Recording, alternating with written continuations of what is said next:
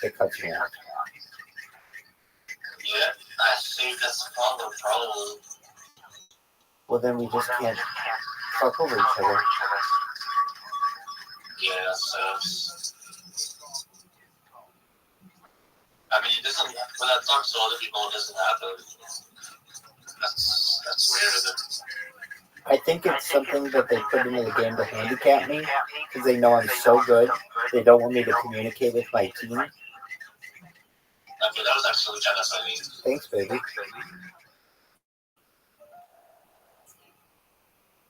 I have a question for you. Go ahead. If you were on a gay island, what movie would you bring? One movie that you can watch as much as you want.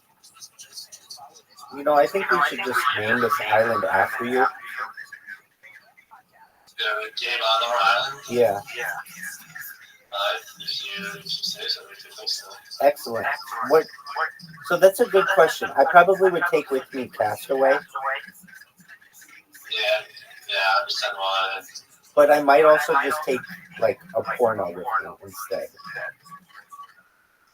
Yeah, but it has to be a legitimate movie, like a published movie. Okay, I didn't know that.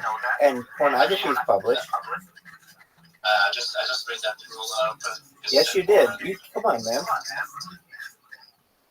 I mean, it's not. If it's a fucking Pornhub video, it's not a movie. I would call it a movie. But like I guess you used to be able to buy porn movies, so I guess you still could.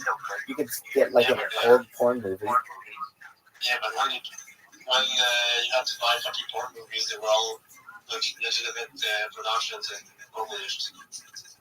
Instead of just some dude with the camera fucking filming himself fucking eating chicken and uploaded it on the fucking internet, you know?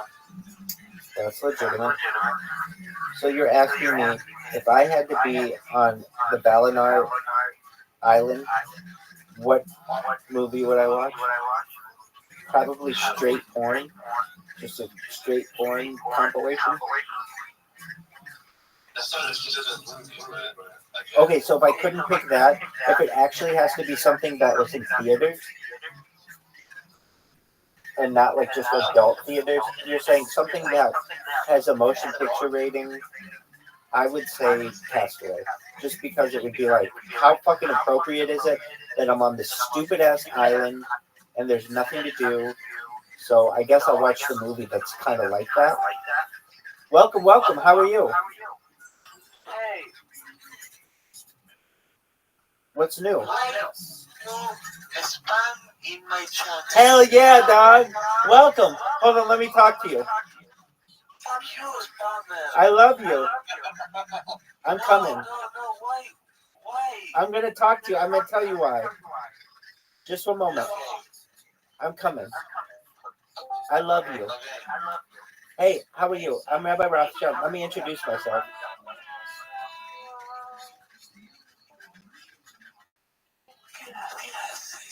Hello. How are you? I'm a streamer. Yeah. Do you want to see my robots? What? I have robots that spam your chat. Your room is cool. Oh, thank you. Check this out. Here are my robots.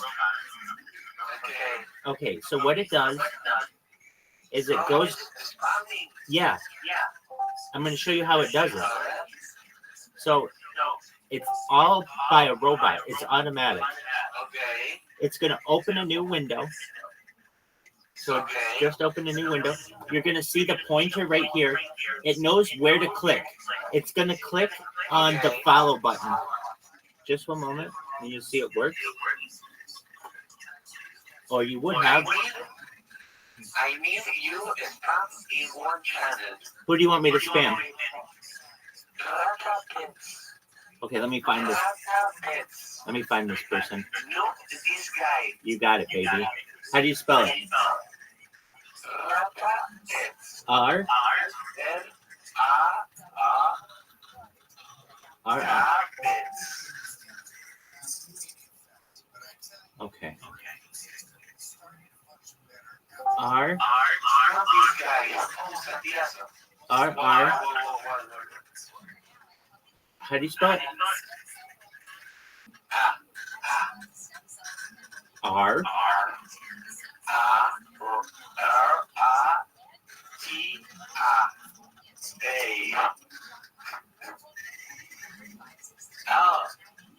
RTA. One more A. One more A.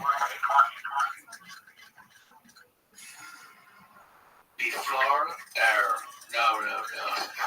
No. Before the R. Yes. Okay. Below. Oh, after the R. So it goes RTA. Radabets. Yes. Excellent. I'm going to spam him.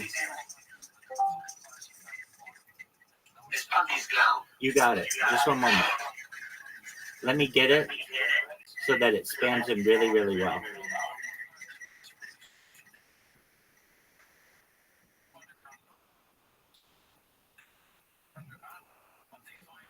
Oh.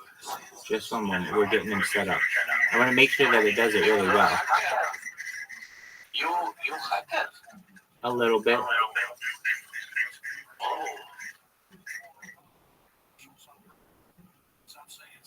You're not cute. You're not cute. You're not cute. Tita.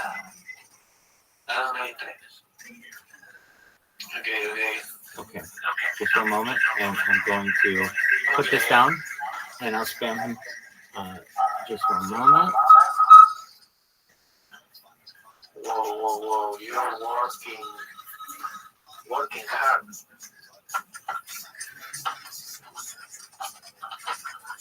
My English is good. Your English is great. Okay, I'm spamming it. Oh, he got me good. He got me. Yes. TPS. Oh, he just has a. I got him. I'm gonna look. It's spamming him. Oh, good. I see.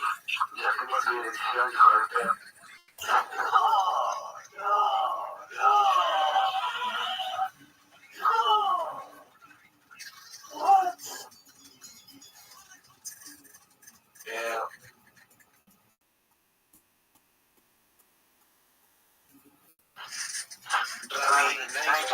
Thank you. Hey, you should know something. Please do. I'm always live, 24/7, 365. You can always watch me. I'm always here for you if you ever need anything, okay? I'm always here for you. I'll help you with whatever you want. Okay,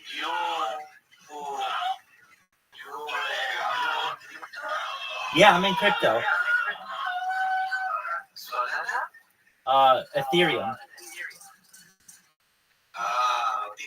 And Solana. Yeah, I understand. But yeah. Hey, for now, come back whenever you want. I love you. Bye-bye, my friend. Bye-bye.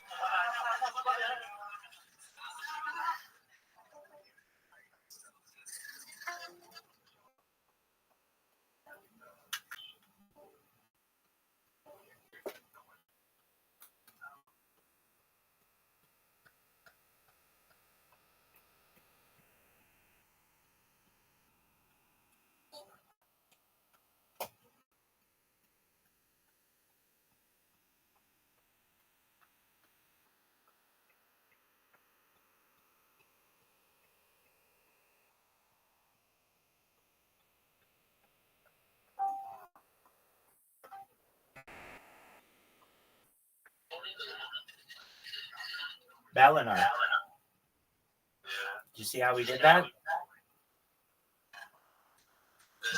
Just randomly people come in here because I spam their channel.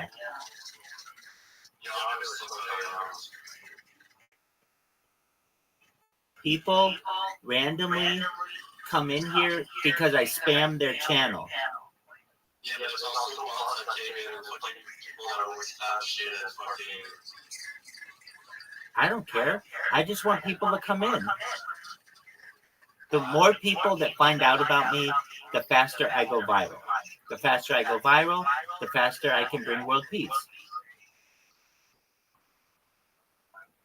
Yeah, I guess, but you should ban these fucking people that spam shit. Where did they spam? I mean, some dude is spamming some pictures in general. Oh, okay. That's what I needed. That's what I needed. That's what I needed to know. Thank you for letting me know.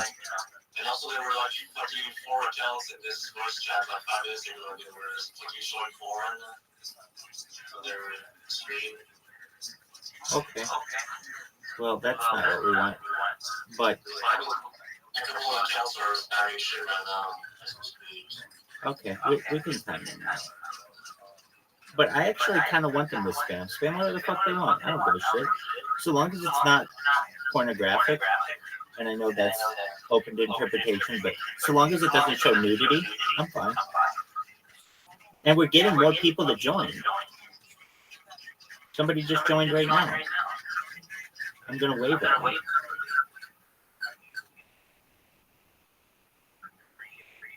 Look at you. You waved at him too. Yeah, those spamming the wave buttons because if you think the button on PC, if you click the button like fucking 30 times, for the next like 12 hours, it's gonna fucking send some waves every hour or so. Yeah, it does. I know. That's hilarious. It's pretty funny. I agree.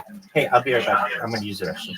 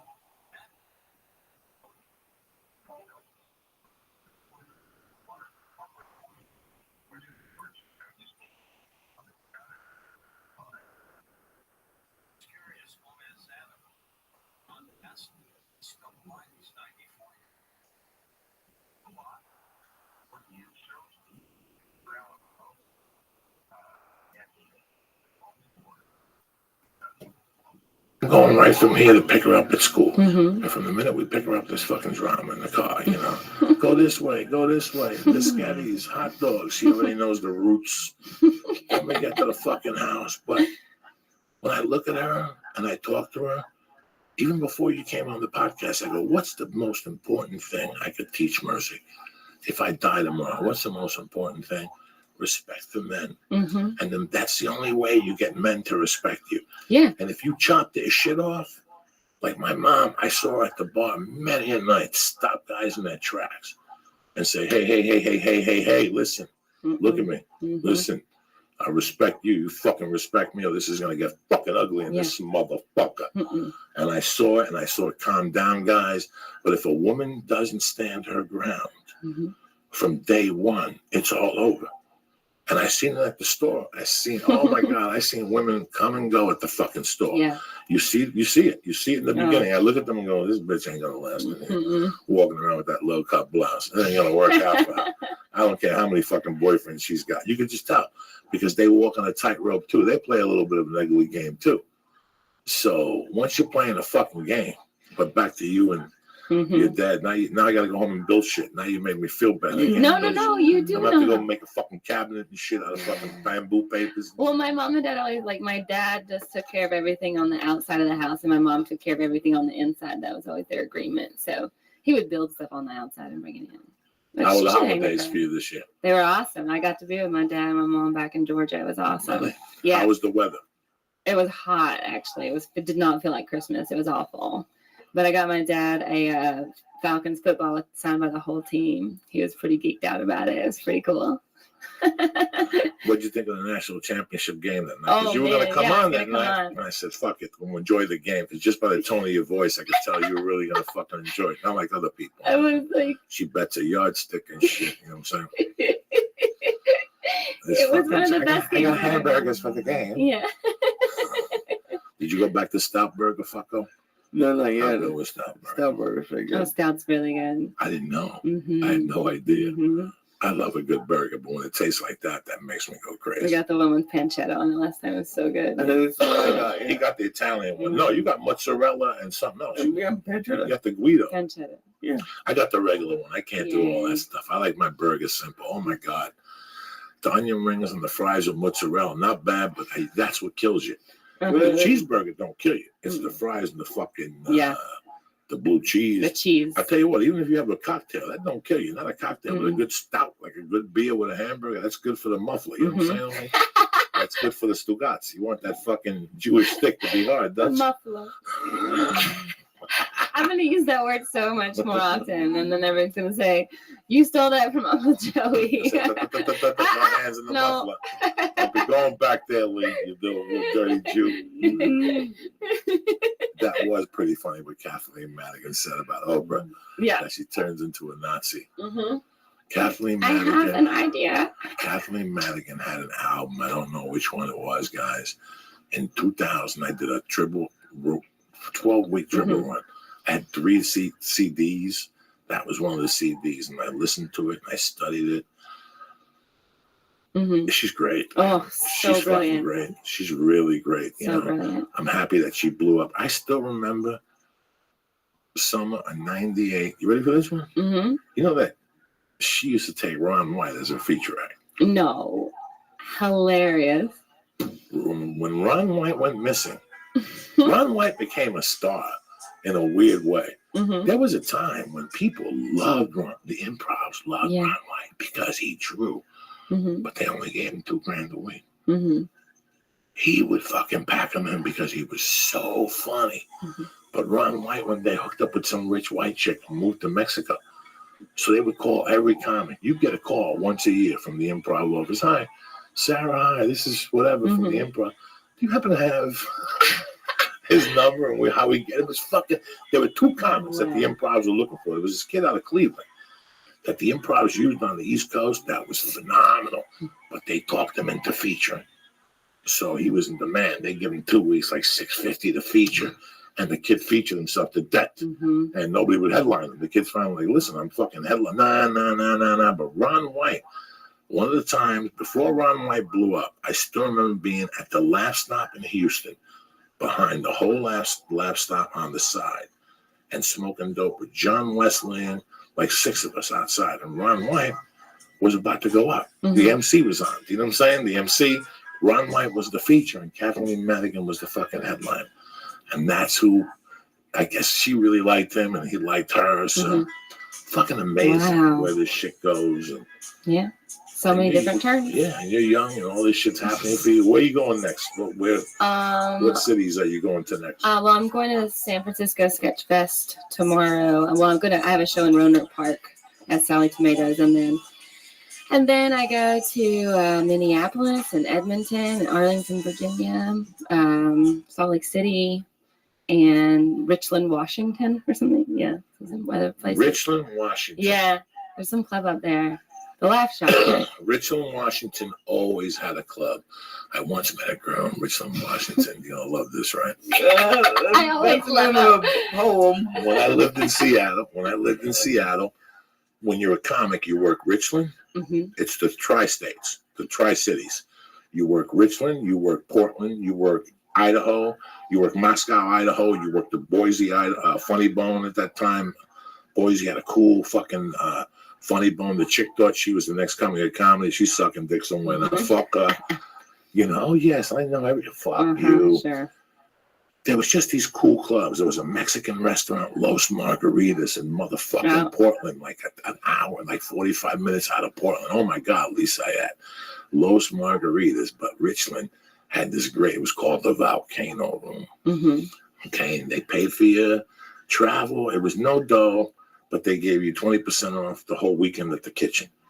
And the kitchen was okay. And I did it. I used to love doing it because it was 3 days. It was a 4-hour drive from Seattle.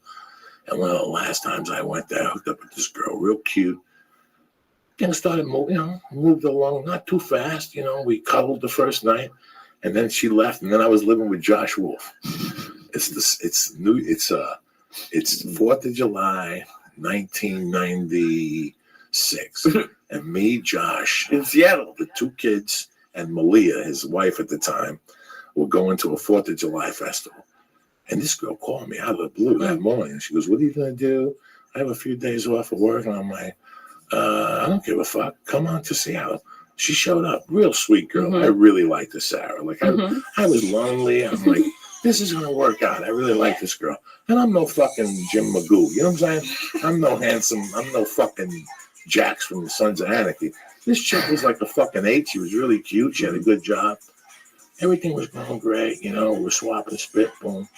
Took her home. No sex. I respected her. I think we didn't have sex like a week later. But the point of the story is she had 1,000 of those things on her back. Little moles? Those things that grow out of your skin. Those is it a mole? They grow out of Are your they skin. Dark? No. Hairs? And no Pimples? hairs on them. No pimples. It's just Birthmark? no, it's like a mole. A freckle? It's like a freckle that lives above the skin. Yeah, those it are could moles. It could be a wart, but Yeah. not really. Yeah. And they grow, and she had them Everywhere. all over her back. Oh, This girl had a great body, but her back drove me crazy. It was like 1,000 little snakeheads were back there. You have no idea. Whenever we would have sex this way, I would go bling bling. Like it was just like I was rubbing. It was fucking hot. And she was such a sweet girl. I'm so embarrassed about this. But it wasn't pimples on the back. It was those moles. She had millions of them. Yeah. Oh, man. And she was a sweet girl, and she couldn't leave her family. It was just, I moved to LA. She couldn't leave her.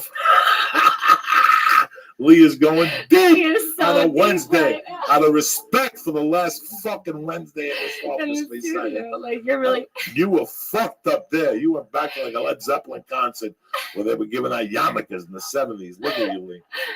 I love it when he gets that fucking up. And then I moved to LA and we talked a couple times. But I couldn't get over this. Yeah, you can't get over it. We traveled on the road with me. She went to a couple of dates with me. We did San Francisco. I auditioned for the contest. We did Santa Cruz. We drove back. We went to Ashland, Oregon. I mean, she was fun. But I think she wanted to get married and shit. Like, she was talking about marriage and kids. And I'm like, listen, I'm moving to LA. No matter how you cut this, I'm moving to LA. Like, fucking, so if you want to come, you could be my wife down there. But I'm not staying up here. And we talked a few times. It's amazing the people you meet on the road along the way, Lisa Ann. Aren't you fucking happy we met? Give me the fucking sheet. Where you sitting there in South Land? All right, let's start the year off with a fucking bang. You understand me? The Church of What's Happening Now is brought to you by naturebox.com, dedicated to making smart, delicious snacking easy. You deserve better than high fructose corn syrup and the red dye 578. Do I know what that is? No. Nature Box snacks taste delicious without any high fructose corn syrup, trans fat, MSG, artificial colors, sweeteners, flavors, none of that crap. Nature Box makes finding a range of options from healthy to indulgent. I don't even know what indulgent means. Easy. They combine unique flavors with ingredients you can pronounce to create great snacks you may or may not want to share. From the sriracha roasted cashews to the peanut butter nom-noms, Nature Box has over 100 seriously delicious options to choose from, and they're all delivered to your door. And that they do. We ate those coquitos that they had during the holidays. Remember, you came over. I had the sesame sticks. I tried to give them to you. Yeah, they were delicious. And you'll never get bored with Nature Box snacks because every single month they release new snacks to choose from. Like my favorite are the lentil loops. The black and white lentil loops are delicious. Those are my all-time favorites. So listen, do me a favor. Say goodbye to weird mystery ingredients. Start snacking confidently with Nature Box. Let me tell you the best thing about Nature Box is that you don't have to eat the shit that's at the vending machine at your job or something. They all come with a seal. They're all air-packed. The snacks stay fresh. Listen, guys, if you're not going to naturebox.com, you just shoot yourself. It's that good. The sesame seed, the plantains. Listen, I tear up those black and salt and white, the black and salt lentil loops. Me and Mercy tear those fucking things up, and they're spicy as shit. But they remind me of Bugles, only fucking healthy. Nice. So do me a fucking favor, all right? Say goodbye to all the bullshit. Go to naturebox.com/Joey and get 50%. But 50% off your first order right now. Head to naturebox.com/Joey right now and get the right snacks for 2016. One time, that's naturebox.com/Joey for 50% off your first box of delicious, high-quality snacks sent directly to your doorstep, Lee. Who's better than you, cocksucker? Nobody. That's who. Listen, you want to start the year with a new resolution, all right? Right now, we're talking about love. Myself and Sarah, Tiana, and Lee, we're talking about couples and how people come. You want to start fresh.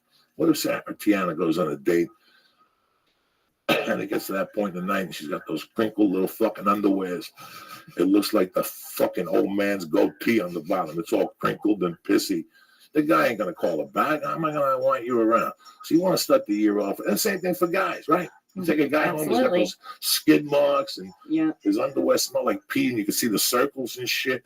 That's why you never get cotton underwear. You always got to get dark shit so shit slips out. Nobody knows nothing, not even the doctor. Anyway, you want the secret to the New Year's resolution? Make the first step real easy. Like the first thing you do every day, put on your underwear. This year, out with the old, in with the new. Go in your box, look at all those disgusting fucking yellow underwear and get rid of them. It's 2016. Step into a fresh pair of MeUndies, the world's most comfortable underwear. I wore them to jiu-jitsu today. And it's the earliest resolution you'll make. Head to MeUndies.com. Choose from a variety of styles and limited edition patterns for both men and women, and they'll be delivered right to your door. MeUndies is the next level in underwear. Every pair is made with a signature Moldol fabric, proven to be twice as soft as cotton. I'm telling you, they're fucking tremendous. Plus, they don't let heat in there. Excuse me. So they keep everything fresh. You don't. I got to put talcum powder in the summer. Trust me. I told you when I had the surgery, I couldn't wash my little monkey for the whole fucking day. The next day I went in there and my nuts were fresh. I gotta tell you honestly. And it's guaranteed to be the most comfortable underwear you ever worn. So do me a favor. Start your new year with new underwear. Forget about all that old stuff. Get their Spiritos, Malos. Get the Maluki out of your house. Make a change and head to MeUndies.com/Joey right now. I'm going to give you 20% off your first order. Plus, always free shipping to U.S. and Canada. So do me a favor. Right now, I'm going to give you 20% off of the world's most comfortable underwear. Head to MeUndies.com right now/Joey, and I'm going to hook you up, all right? And like I said, 20% off and free shipping. How are you going to beat that? You want to start the new year off healthy? I had the flu for a couple of days. It's fucking gone. I rolled today. I had 2 good fucking rolls. Why? Shroom Tech Sport, Shroom Tech Immune, and fucking Alpha Brain. And Alpha Brain. Forget about Alpha Brain. Hemp Force protein. Like I said, a banana, 2 scoops, 32 grams of protein, a little Hershey. Bam! Some water, some ice cubes. Who's better than fucking you? But you don't want to hear from me. Go to Honor.com right now. That's what you got to do. Go to Honor right now. Look at the great fucking selection of supplements they got, plus weights, plus kettlebells. I can't hook you up on that shit, but I'll get you 10% off all the supplements today. Boom. Go to Honor.com right now and press in. Church. Boom. 10% off your first order delivered to your door. I want to thank Honor. I want to thank MeUndies. And I want to thank Nature Box. I want to thank my girl, Sarah Tiana, for coming on. I miss you. It's good to be seeing you at the store and stuff. But down there, when you go to the store, and I'm not saying this because I'm a jerk off. I'm telling you what people have been telling me. And somebody brought it to my attention. When I first got to the store, you heard about the Jim Carrey days and the Kennison, the Dice days, and they seemed like that would never happen again. Mm-hmm. Well, guess what? Mm-hmm. It's happening again, all over again. And it's not the old people. It's this new crop of comics from Chris D'Elia to yourself, to Tony Hinchcliffe, to I like Adam Ray, Mike Costa, these guys, Theo Vaughn. You go down there and you fucking I saw Steve Byrne destroying that motherfucker the other night. Meanwhile, last night Chappelle's on in the fucking main room. Ari's having a show down there. It was just... the other night, Arsenio brought up Norm Macdonald, and Norm Macdonald brought up Ron White. They all popped in.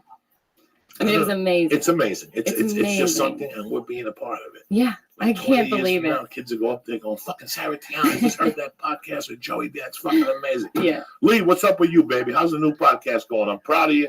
You're putting your shit together. I really am having a good time with Johnny Rock. That's a good combination. Yeah, he's a really good guy. He's 28. Johnny Rock. I'll tell you how deep I go back with Johnny Rock. He brought me up on our first CD together. Yeah. It's either you or the Priest. How fucking deep do I go back with Johnny Rock? That's so crazy. I told him, get in the car, go down there. Do 10 Muffler minutes deep. in front of me. What's that? Muffler deep. That's right. And you know what he's doing today? He's driving all the way up to Rooster Teeth Feathers, and then he's going to come back tonight. Wow. Oh, my goodness.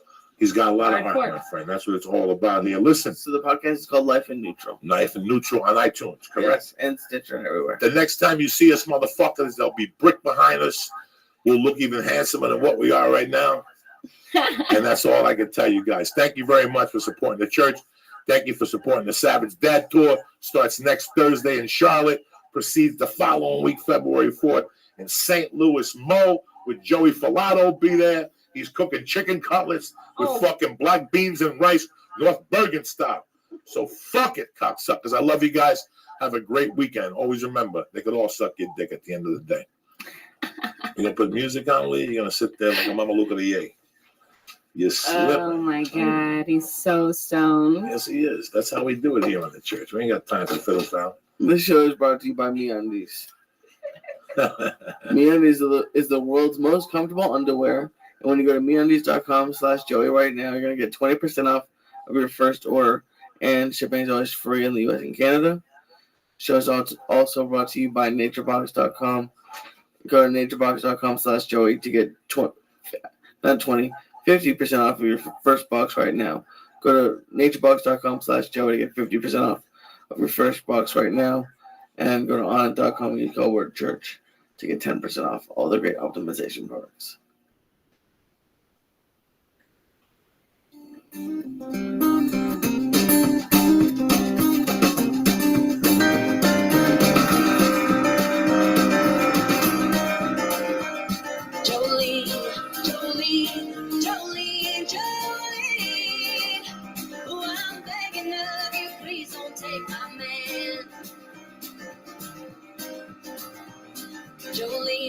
Jolene, please don't take him even though you can. Your beauty is beyond compare. The flaming locks of auburn hair with ivory.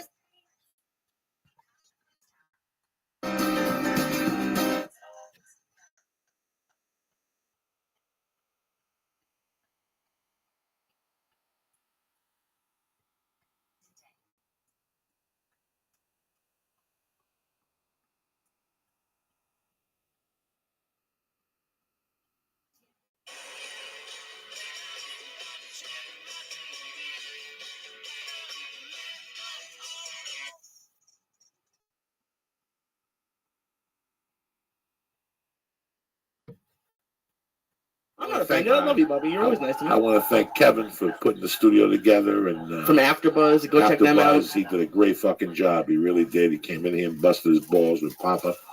This is a nice place right here, man. It's very nice. Yeah. It's walking distance. It's new. There's new spirits in here. We got the turntable. We got fucking everything. What's up with you, brother? I'm good, dude. I just got back from Cleveland, bro. How was the Cleveland? It was good. The audience is great, but dude, check it out, dude. Hilarities.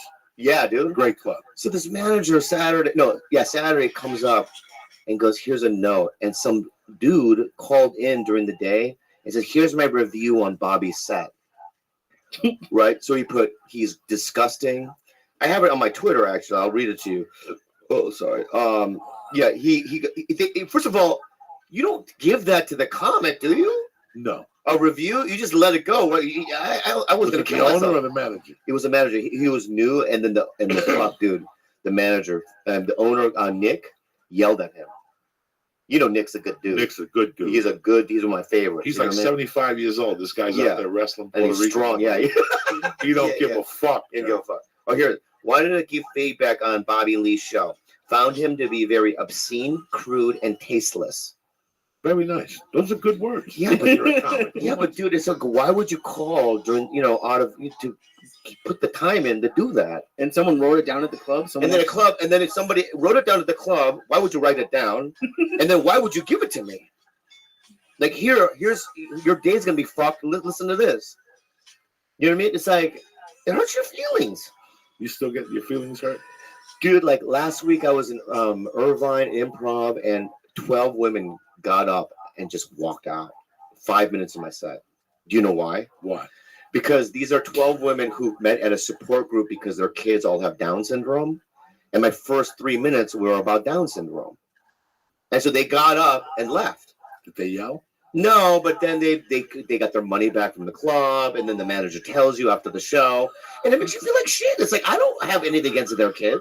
Every time I'm with Joey and someone walks out, you just laugh. You love it. I laugh. You do. Yeah. You got to push some of these buttons. You have to. You have to. Yeah. You have to, it's like Brad Pitt said, to make an omelet, you gotta break some eggs. So sometimes you gotta hurt somebody's fucking feelings. Yeah, but why would you come out, right? You look at my photo, right? I'm naked in the photo, you know what I mean? And they go, Bobby Lee, this weekend. And then 12 older white women, you know what I mean, who have Down's babies, you know what I mean? They all come and enjoy they know something's going to be said. Like if you don't have 90 sets on YouTube. Like they didn't take the time to look at your YouTube. Yeah, like if I came to your show and I go, wow, I'm a Christian, he swore a lot. Well, that's my bad. You know what I mean? I didn't know he was Puerto Rican, whatever, you know what I mean? Or Cuban, whatever you are. You know what I mean? Yeah, whatever. Yeah. You know what I mean? You've called me Chinese before. No, I haven't. I always know you're Korean. Oh, you do? Yeah. Oh, what a good guy. You're a good guy. You're a good dude. I listen, you're gonna expect people to get upset. Especially in today's society, especially in the society we live in, people are going to get upset. But what I don't understand is it's like a movie trailer. Before you go to the movie, you know there's some fucking in the movie or there's not. You know it's PG or R. Yeah. Same thing with the club. Same thing with YouTube. You can just go on YouTube and look at the comment. Oh, I recognize him from Mad TV or from some fucking movie or whatever, you know. Yeah. But my thing is that I have a door deal. I don't give a fuck if they left, but they get their money back. Right? I'm Asian. I want my money. You want your money. Yeah. That's like $22 or what, $25. Even if they just saw 3 minutes, fuck them. Fuck them. Fuck you. I want my fucking $25. I'm from the other. Listen, if they want to leave, leave. Yeah. If you want your money back, take the fucking money back. You made a mistake. But most of these people in today's society, they go home, write a review on Yelp, send you a fucking email, tell you how. I had a guy that sent me a thing from Vegas. Because that was the fucking dirtiest show I've ever seen. And he put, learned something from Cosby. Oh, is that what he said? That's what he wrote to me. And I'm like, Cosby raped fucking women, you dirty, dumb fuck. So, that's it just, listen, you're not going to please everybody all the fucking time. Somebody's going to get upset. I feel bad when death squad guys come to my shows and bring their wives. And they're like, we love it. And you could see the girls are like, I don't even know why I fucking came here. This is crazy. He's talking about eating my ass and breaking into somebody's house and eating their pussy. So I know most women are sitting there going, what the fuck? But they love their men, and they tolerate that shit because it makes them happy, But the thing is that we don't think what we're saying is wrong. Like, I have a bit about like a Thai hooker eating my butthole, right? And then my girlfriend was like, yeah, my mom was in the audience, and I just don't think you should have told that joke. I go, what's wrong with it? Like, I don't know that it's wrong, but I guess. Well, is it wrong? It's not wrong. It's just that they're offended by it, or that it makes them weird. You have to understand, when a Midwestern white person or whatever, right, they go to, they have church on Sundays, right? They go to work from 9 to 5, you know what I mean? They have kids. They don't know anything about that. So when I'm bent over on a stool, and this Asian lady's eating my butthole, right? Like, to me, that's every day. You know what I mean? I think about that every day. Yeah, that's my life. It's lifestyle. You know what I mean? But to them, it's like, oh, shocking. You know what I mean? There's no man in America that doesn't want his butthole eaten. Okay? You said it. I love it. I mean, there's no man that'll say to you, you know what? I really don't enjoy when a woman licks my asshole. That guy, you just walk. Do you like eating butthole? I like eating it. I like my asshole eating, but who am I going to talk to eat my ass? You know what I'm saying? I got to talk like a fucking mule to eat my ass. Eat my ass.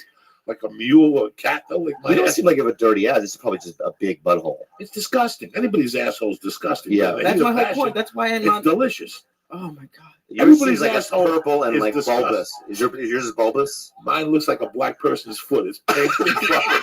It looks like it stepped on a firecracker. Like a black dude stepped on a firecracker. Mine's cute. Pink and mine's cute. It's like pink and very tight. My poo looks like angel hair pasta. It just comes out like in little tiny noodles. That's disgusting. And I know. That's disgusting. Yeah, thank you, man. No, but think of if a guy walks out of a show, there's no man in America, if a woman drops to her knees and says, I want to lick your ass, I don't believe in that. Yeah. I think there's a lot of guys who would say no to that. Let me lick it. Well, first of all, no woman's going to tell you she's going to lick your ass. She's just going to stick her tongue in there, and you're going to hit the fucking, your eyeballs are going to hit the third eye. Is that really what happens? Like the first time? Wait, your girlfriend doesn't eat your butthole? No. Look at me right now. No, Why not at all. Why not? Because I don't want her to. That's on you. Oh, well, I don't. That's on you. And you got to look in the mirror and you have to question yourself, man. Okay, listen. I'm a big dude. There's no way. Like, even after a shower. Like today, I took a shower and then immediately had to take a shit. So That's me too. It's never clean. Me too. But then, how do you have a girl lick it? The thing is that if they love you, they'll do it. You know, like I love my girlfriend. You know, I've done it. You know, and it's not. You know, there's like a taste. You know, a residue. Is it residue? Oh shit! But no, but you don't know what shit. Yeah, but shit doesn't taste like shit. It smells like shit when you eat shit. It doesn't taste like shit. Really? What does it taste like? It tastes like like the food you ate. Yeah. Tastes like the No, it food doesn't. you ate the night before. It's only brown now with the taste of intestines. That same chicken corn and blue you eat at night tastes the same way. Shit. In fact, when you taste shit, you'll say to yourself, "Fuck, it's a steak I ate at Ruth's Chris. It's only brown and with the taste of intestine and grass." I've never eaten shit, but I smell my finger after you scratch your asshole. So when you licked a girl's butthole, you never tasted shit? If I do, what do I care? What do you It's care? part of the game. That's part It's of a the game. It's Vietnam. I'm going deep. What do I care what it tastes Have a like? machete. Yeah, once you It's go down thick. there, what do you care? Right. Exactly. I don't know. Blowjobs and sex are good enough for me, man. I don't know. But you gotta get freaky from time to time. That's A finger freaky up enough. Your ass up to the firecracker. I mean, let me ask you this: Do you Okay. do you go down on your girl? Absolutely. You do. Absolutely. And you don't travel south? Nope. So you that DMZ line, you just stop there? Do you look I at crossed it? the Have you DMZ ever line. looked at her asshole? Of course, you look at it because it's there, but it's like, Yeah. what are you gonna do? Not look? It's there. Yeah. Like during doggy, you look at it, but like I'm not gonna stick anything. Have you ever seen your own asshole? I've never Yes. seen mine. When you go to How? when you go Colonoscopy. colonoscopy, they send you pictures of the camera 3 inches from your asshole going in. It shows your Oh, I intestines. never got that test. You gotta do it. All right. You're not 50 yet. Oh, Once okay. you turn 50, they make do you do that? it. SAG makes you do So it. this is the first time you ever saw it. That's you know. You had a high def video. I mean, one night I was all cooked up. I put like a little mirror back there to see what was going on. You know what I'm saying? Yeah. But SAG will make you get the camera up the ass, and also they'll send you an envelope. And you got to put a piece of shit in there, mail it in. You gotta be kidding me. I swear to God, A little- you're 50. Wait. They give you a little envelope, a little stick. Yeah. You got shit, and take the stick and put it in the envelope, seal it, and mail it to them. And what do they do with They that? test the insides every like 3 years just to make sure you don't swallow gum Seriously? and shit like that. Yeah. I ain't 50 yet, so maybe it'll be. I can't wait. 50? 50, Yeah. 49, they call I you. can't wait. Kaiser called me when I was 49. SAG just gave me the envelope again to take a shit. In fact, it was up here. I left it here because it was in my bag. And You still have the envelope? it's around here somewhere. It was in the old office before I moved it. Jesus. You So- working on TV films? What are you doing these days? Well, I'm doing that Love thing, which is like Judd's thing, but I'm only on 3 episodes. And I did an independent movie that Universal just bought. I'm excited about. But other than that, I'm just hitting the road hard. You know what I mean? I'd like to talk about, you know what I mean, the John Caparulo situation. If you know, Before we get on John Caparulo, I want to tell you something as your brother. You have gone from one step to another in stand-up. Like your stand-up now, it's the best it's ever been. You, dude. You were killing me about 2 weeks You're a ago. fucking beast, bro. I've been watching you, and I'm like, this guy changed dude. completely. That fucking one bit about the Irish movie Yeah, that yeah, you yeah. do, I The love Braveheart, that. yeah, yeah. The fucking Jungle Gook with the Filipinos. I still laugh at that. I called my Filipino friends and told them, they're like, fuck him. Yeah. You bring that up every few months. Like I when they love get you, like Bobby Lee calls Asian jungle. Oh, I don't love it. Jungle Asians, not Jungle Goop, bro. Jungle Asians. Yeah. Jungle Asians. Because my girlfriend's a Jungle Asian. That's why you Yeah, say that's it, why I right? say. I That's think why I can say that now. Filipino. Yeah, but if once we break up, then I can't say it no more. You can't say it. Yeah. So it's funny now. You got what's the girl Wong up at the store? Who's Wong? The dirty girl from Chelsea. She just Ali had a Wong? baby. Ali Wong. She's the best. And she was saying the other day, you know, I'm Chinese and something, and my husband's Japanese and something. And we sit at home and talk about Filipinos or whatever. yeah, I love her. I love her. That joke about that. She had to have a kid because her pussy wasn't getting moist anymore. Yeah. Oh that's my funny. God. I'm sitting in the back going, what the fuck Ali is Wong's this girl very talking funny, man. about? You know what's great about the store now, though, is that since you and Joe have come back, No, everybody. It's just listen to what the fuck I'm saying. Will you listen to what the fuck I'm saying sorry, right I'm now? listening, Yeah, I'm gonna I'm give you a listening. compliment, right?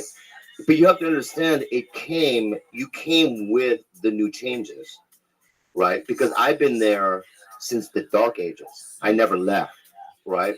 So I've seen it, grow. I've seen it destroyed, and it's better now than it's ever been.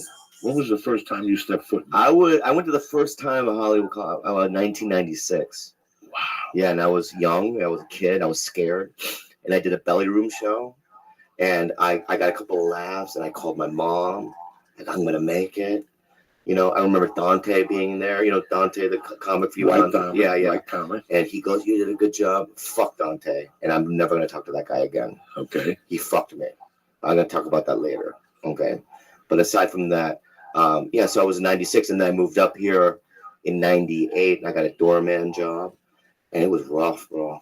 For 2 years of just struggling. It was like, I remember one time I was sleeping out of my truck because I was like between places to live. And Jimmy Schubert, during the day, knocked on my window. I was sleeping in my truck. And he goes, "Hey, kid, you hungry?" I go, "Yeah, I'm going to buy a sandwich." Jimmy Schubert walked me down the street to Greenblatt's, and he bought me a sandwich. And I'll never fucking forget it. You know, it's that kind of fucking shit that I never forget, man. You know, Dice did that too a couple of times. And that's why, I mean, people don't like Mencia. And I understand why. He was very good to you. But for Carlos me, was very good to you. Yeah. he bought me a fucking car. Like, I didn't do anything. I was his opener. And he goes, "Hey, dude, here's a car." You know what I mean? It wasn't new. It was his his girlfriend's sister's car.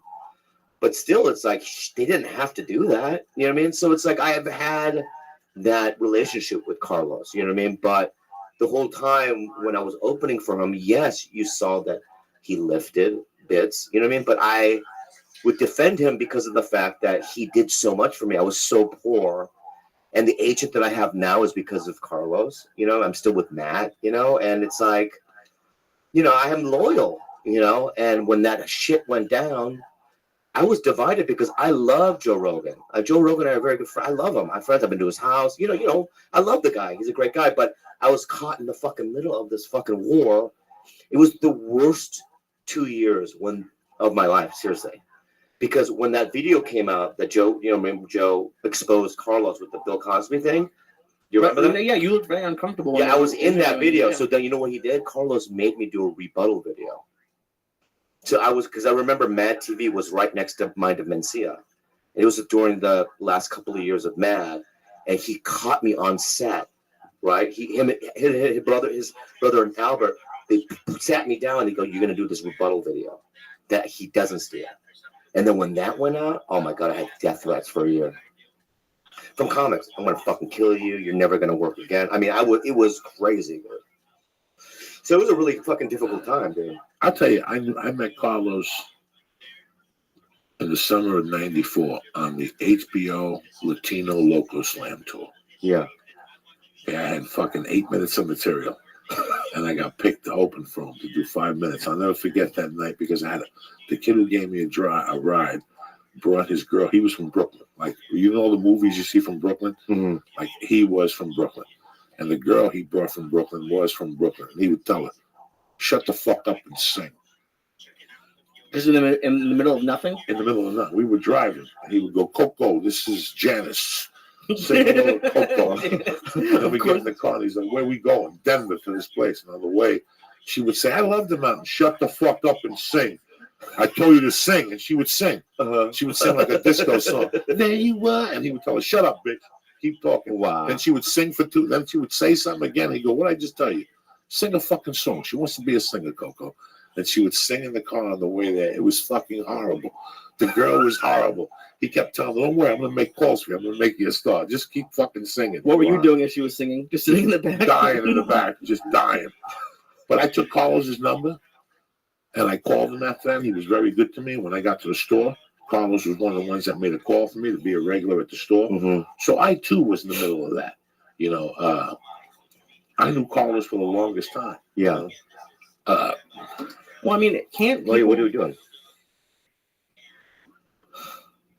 That was his number then. Oh, yeah. 666. Yeah. That's how long I've known Carlos for. I still remember his number. Wow. I used to call him up and ask him for help. I knew Carlos, and I was in the same fucking position in a way. I felt bad. I felt Remember we were in the Latino Laugh Festival, you and I, in San Antonio. We had no money. no money. You and I had no money. And his manager took us out. Yes. Where is he? Worthy Patterson. Yeah, he's still around. He's Yeah, his kids are grown and stuff.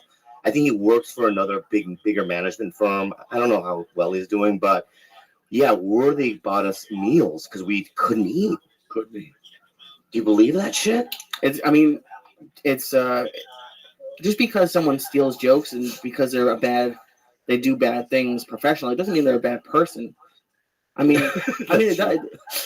But in comedy, though, it's. Well, I can understand why people. That's always why it always shocks me when people who do stuff like that are also assholes. Like, yeah. if you're gonna do shitty things, be a nice at least try to be a nice person on other aspects of your life. Listen, it's funny because I was thinking about this today. Because of all the Amy Schumer stuff. Another allegation came out today. And I was sitting there thinking to myself. Who's allegate? Somebody, she stole another sketch for a show. Oh, yeah. I'm sitting there going, I still remember when somebody came to me and said to me about Carlos. And they said a couple of things they wanted to do to him. And I said, listen, you're not going to accomplish nothing with smacking this kid. I'll never forget this. I said, what you need to do is let him do what he's doing. And eventually he'll kill himself. And I didn't mean it in a bad way. Because I'm a thief. I'm a real thief. I know what it is to put a gun to somebody. I know what it is to break in somebody's window. But I would never rob somebody's joke. I knew the price I paid when I was thieving. I know the prices I paid. I could name 20 of them the price I paid. So you always pay for your fucking sins. When I first started in the business, the biggest joke thief on the world was Robin Williams. Mm-hmm. Everybody told you, even when I started in 91, that was the biggest thing people would tell you. He's a fucking joke thief. He paid people off. Like Stephen Pearl, he stole from Brian Bradley. Yeah. So you have to think to yourself, didn't this guy kill himself? Yeah. It's something that's really weird. I'm going to ask Bobby Lee a question. This is going to be the weirdest question. Bobby Lee, if tonight, God forbid, and this is a big God forbid, you're on your way and you made your decision. I'm just saying. Like if I killed myself? No. If you never killed yourself. Let's pretend if I died. And I think of this whole comedy game on the way up. And what I really got from comedy game, it wasn't the audiences, it wasn't the money, it wasn't the ability to make people laugh. To me is what you said, when somebody did give you a car. When my car broke down in Nebraska, some girl picked me up and gave me a ride to the gas station and stopped and bought me food. When Bobby Lee gave me I went up to Bobby one night and go, Bobby, I'm broke. And he gave me $100 out of his pocket. Never asked me for it. Joe Rogan, who hated cocaine. A couple nights it got to the point where I needed money. I go, Joe, I need money. He go, I need to give it to me. Ralphie May, the people who take care of you without you even asking. He gave you a car. There's so many great lessons I've learned from comedy. So many great fucking lessons that you sit there and go, holy fuck, holy fuck. And here I thought it was going to be this. And look how nice this was, You don't get there by yourself. It's impossible. Never. If you look back of like who got you, audition for a club or who put in a good word for you. All the little tiny fucking things, right? You can't just do it by yourself. You need people. You need people that are ahead of you that have some sort of power. And that's why I do it now. It's like, if you want a commercial agent, I know my dude, from Aqua. He's a Korean dude. That's the man. Yeah. So it's like, I help, I do it, not because I'm a good person. It's because that's the way the thing is supposed to fucking work.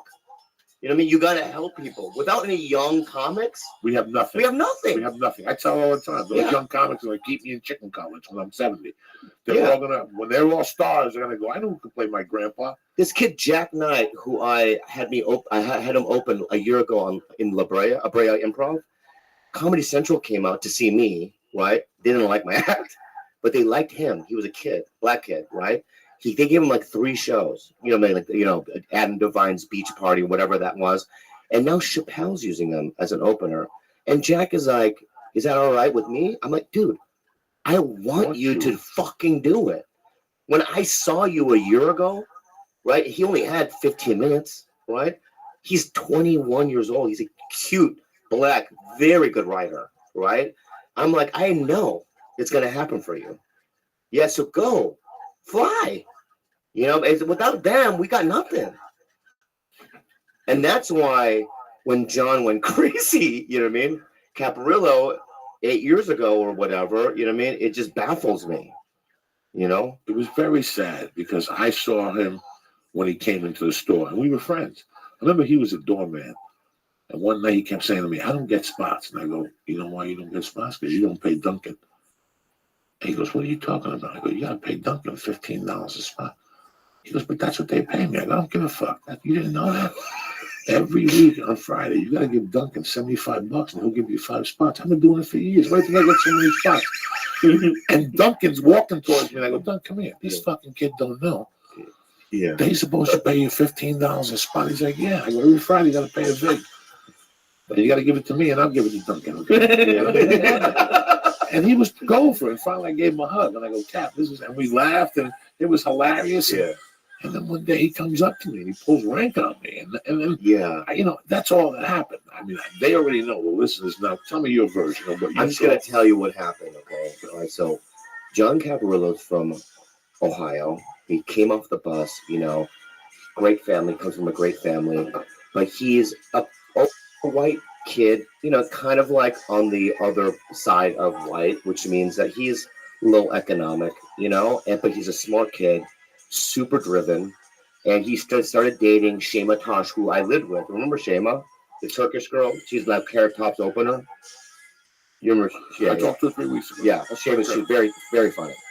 So she was dating John, and John. Well, here's what happens when you're nothing, and then all of a sudden one day they say you're something. Sometimes you take that power, right, and it fucks up your brain. So there was a couple of years there where he thought that he was the shit because he was hot. He was one of the best panelists on Chelsea lately, and his specials were good, and it got to his head. I mean, one night he told me that, hey man, I don't want to do the same show with you at the Comedy Store, so Tommy's gonna have to figure it out. I go, yeah, there's only one show, dude, so if I'm not doing the same show with you, I'm out. He's like, well, you're not a real comic anyway. That's what he told me. Okay. So in my head, I wanted to fucking take a knife and puncture his throat. You know what I mean? Just go, you know what I mean? Right in his throat. But I'm not a murderer. I'm not going to do that. Right. So I let it see. And then Tommy separated us on the lineup for a couple of years. And then several years later, he toned down, you know, but that was right around, I mean, when you had a problem with him. So it's just that he's just one of those kids that got something and then it got to his head and he went fucking crazy. You know, the longest yard got to my head. The longest yard got to my head, okay? The movie. Yeah, when you were on it. When you're there for 6 weeks and all of a sudden they put you on for 17 weeks and you're rubbing shoulders with Adam Sandler and every fucking AD and every producer's telling you when this movie comes out, you're going to fucking hit. It fucks with your head. It fucked with my head a lot. A lot it fucked with my head. Yeah. Not once did I go to the store and bump. Not once did I go to the store and tell a talent coordinator I didn't want somebody on the lineup because they were funnier than me or they weren't funnier than me. That didn't make me do all that craziness. He had this other thing going with Tommy. And I get it. And I get all the other stuff. But the creepy things he did was get in front of somebody's talent. That was the creepy thing he did. Yeah. He did it to you. He did it to D'Elia. He did it to a couple other guys. And I don't want to beat this horse to death because it's gone. He's done. He's not going to fucking fight with me. Yeah. He's not going to come back at me. I'm not going to do that to him. I just wanted to let him know how I felt. Yeah. That I didn't forget about this. I don't forget about anything. Would he do something bad to me or would he do something good to me? I don't forget about anything. I don't want to beat him up. I don't want to fist fight him. He attacked me and I just told him he was. And you know what's funny? There are people at the store that are actors that become comics. There are those people. You, my friend, are not one of them. You are not one of them. You were a comedian first. You banged it out with us. Yeah. I remember your little brother coming to the show. Yeah. You know, you banged it out first. You gained the acceptance of your father. This was big for you. You're not some white dude from Orange County. You got to go home and tell your dad, I want to be a fucking comedian. He looked at you and goes, what? Are you fucking retarded? Yeah. Get to some go make some kimchi or whatever the fuck you're going to do. But you know what I'm saying? Yeah. I mean, this was big for you. This was big for a lot. You know, he just did some things that, whatever, you know, you're in a bad state of mind. Do I forgive him? I'm done. I don't really give a fuck. Like I told you, man, those people ice themselves. When you do that type of shit, if you don't pay the piper, it starts fucking with your head later on. You know, I know in life I paid the fucking pipe. I paid for my sins heavily. Man, when I used to be a thief, my life, yeah, I was snorting coke and getting my dick sucked. But let's look at what really was going on inside. I was living on people's couches. I had no life. I was broken inside. So, bro, you pay for all that I shit. felt bad when I was using. I gave you so many drugs. I don't give a fuck. Do you remember that though? Fuck yeah. I used to give you just piles of pills and stuff, and I just feel so bad. I'm 14 years sober now, but back in the day, dude, I remember seeing Diaz, and I had to get out my briefcase and pull it out. You know what I mean? I was a medicine man back then, man. Remember that? You used to sleep in your bathtub and shit? I used to sleep in the bathtub because of the sleep apnea and leave the hot water on all night and just sleep in the tub and let the water hit me so I could breathe. And you would be able to sleep with the water on? Oh, I love sleeping with the water on. With a fire, I get a pillow and put a garbage bag on it. Is this a relapse? Because I've been 14 years sober. I'm fine with it, but this is. Open up the door. No, don't look at. Open the door. No, it's fine. It's already happened. It's dissipated. That's fine. It's fine. You know what I mean? I'm not buzzed. I'm fine. But can you get high like that though? Maybe with his stuff, but not. I think you'll be fine. All right. But like how? Like, is it hard? Because you could both have had pretty great careers. Like, I know you're not done, but you've had good things happen to you. Is it hard not to start being like, oh, I'm gonna bump all these people at the store, I'm gonna do all that? Like, it must. Some people. Why would I want to do that? Why would I call in on a Monday? They gave me 15 fucking minutes. That's enough time. Sometimes I'll do 20. You know. And then I'm out. Why would I? They'll give me my spot. I called in today. They're going to give me a spot pretty much every night. If there's one night they might not, but that's fine. And I'll just do it, and that's it. Why would I go mysteriously, unannounced, and then go up to a kid, you know what I mean, who's struggling, and go, by the way, me and Joey are going to bump you, and you're not going to go on for another hour. Why would I do that? I think it's the same. You could say the same thing. Like, why do these bankers defraud people? Like, you could make the argument that it's just never enough for some people. There's never enough money. There's never enough stage time. Yeah. But also I think the comedy stores run in a way that you can't do that anymore, really. I mean, the guy, I'll tell you who can bump. And it's only a handful. Louis C.K., Chris Rock, Dave Chappelle, Bill Burr, maybe Sarah Silverman, because she's you know who she is, and she'll only do 10 minutes anyway, you know what I mean? But that's pretty much it. And I have no problem with that. Yeah, neither. I have no problem. Rogan can do it. I have no problem with that. And he won't do it. He won't do it, but he could. But if Bill has come up to me, Burr, and Cal or whatever, and they said, hey, can I go before you? Yes. Yes, absolutely. I don't care, you know, because it's not like what they used to do in the 90s. When Eddie Griffin used to do 3 hours. Do you remember that shit? Oh my God. 3 hours. Andrew? Dice would do 3 hours. So that would mean that if you had a 9:45 spot, you're not getting up. You would literally see Dice's car pull up, and you would just leave. Or yeah, but not just leave. You would scream, right, and throw something. Fuck, you know what I mean?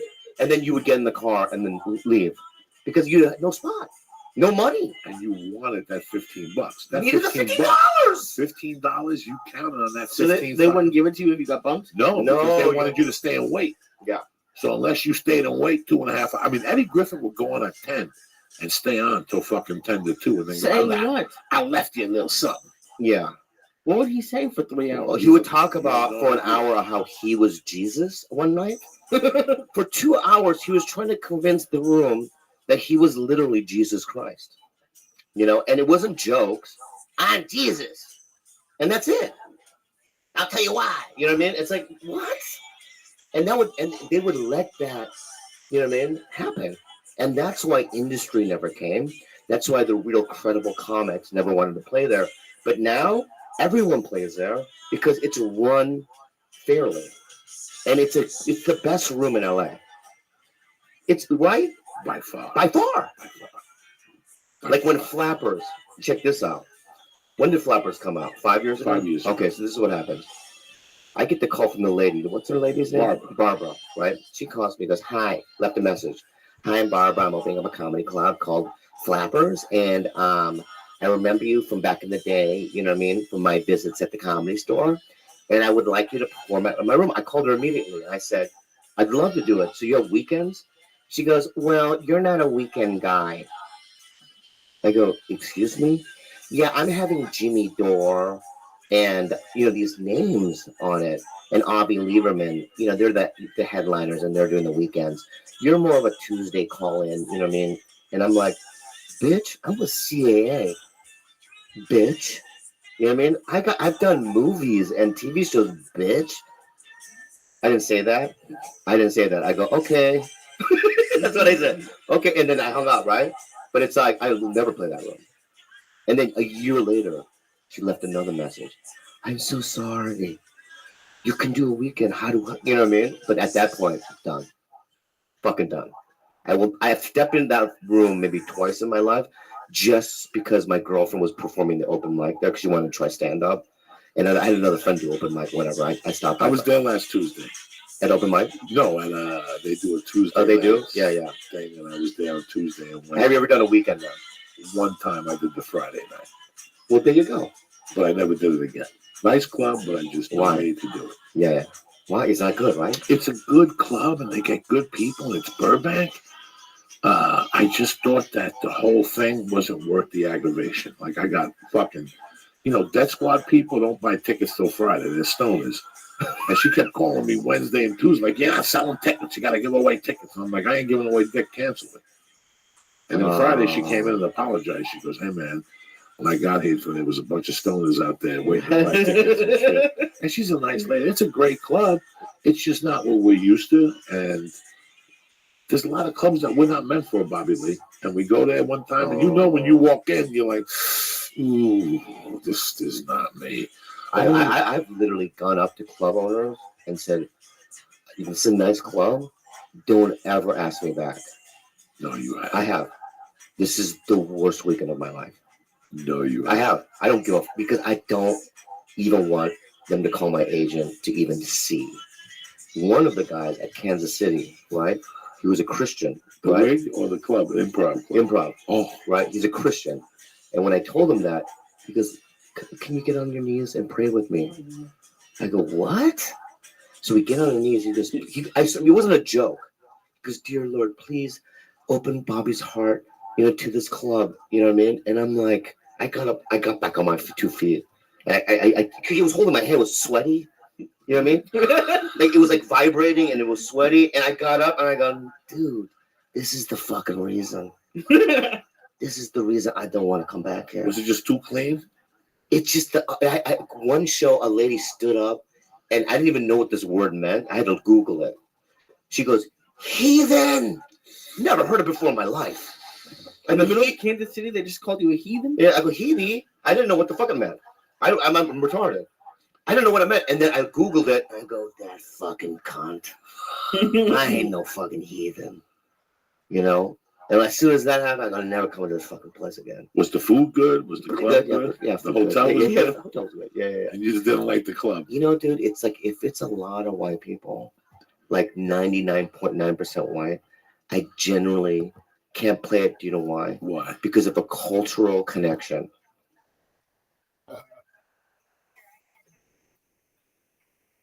When you examine your own habits when you watch television,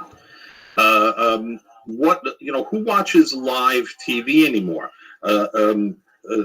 Technology has allowed the consumer to watch television a la carte. Whatever shows we feel like watching when we feel like watching it. When I started in cable, that wasn't the case. When I started in cable television, you were at the mercy of the schedule. You watched Sliders or The Twilight Zone or Quantum Leap. You watched these shows when we scheduled them, and the best you could do was to record them on VHS for later. But as technology advanced and people had more control, TiVo played a big part in it. People got acclimated to a different way of using television. And so people use television today very differently than they did when you and I were kids. Right? When you and I were kids, Charlie Brown's Christmas was on once a year. You had to sit through the commercials, and if you missed it, you were screwed till next year. And in today's world, that's not the case at all. You could pop in a DVD and watch Charlie Brown's Christmas or stream it online anytime you want. So technology has changed the way that people are using television. There was no such thing as binge watching just, I would say, 10, 12 years ago. There was no such thing as this, where you would sit down and watch an entire series, episode after episode after episode. I did it with the VHS. Mm-hmm. I remember sitting there watching something on VHS and watch. Years I got like Bilko on VHS, and I would sit there and watch, episode after episode. I'm a stoner though, not for most Americans won't sit there. This is 20 years ago. I've told Lee 1,000 times. There's no better thing. Yeah, I got in trouble for doing that. Sitting there and watching fucking 20 episodes of television, I mean, people been doing it forever. If you had the collections.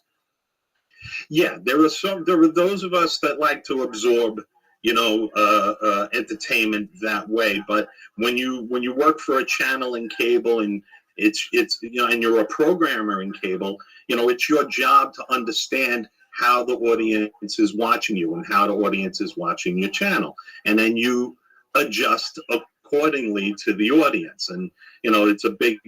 I'm one of those that believe that. The tail doesn't wag the dog. People want to know why there are so many housewife shows on TV, why there's so much reality shows on TV, and the reason is simply because you watched it.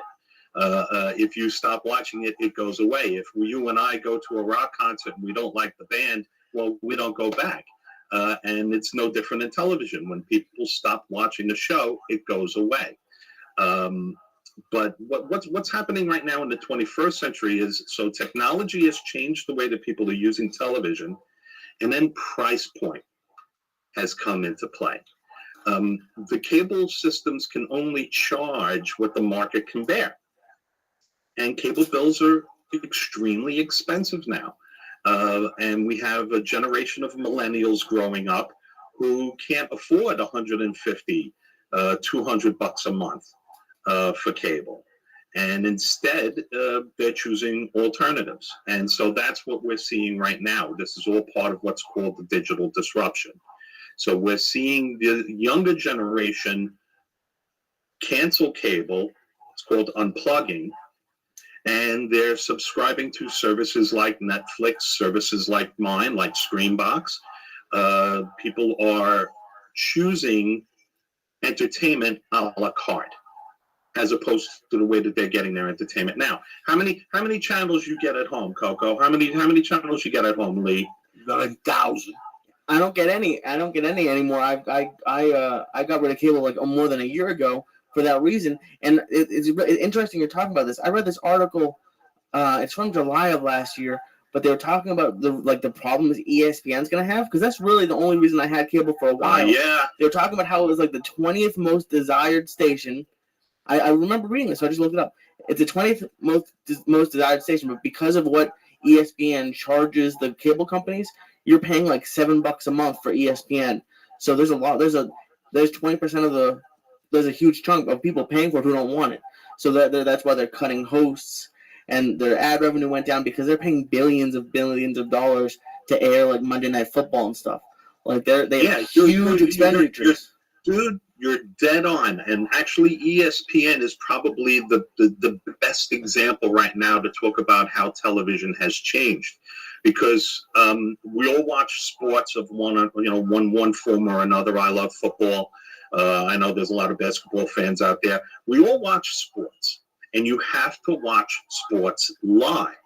So ESPN is the #1 rated cable network when it comes to live viewership. And live viewership is where all the money is at when it comes to advertising. Now, ESPN, there's a couple of things about ESPN that makes them interesting.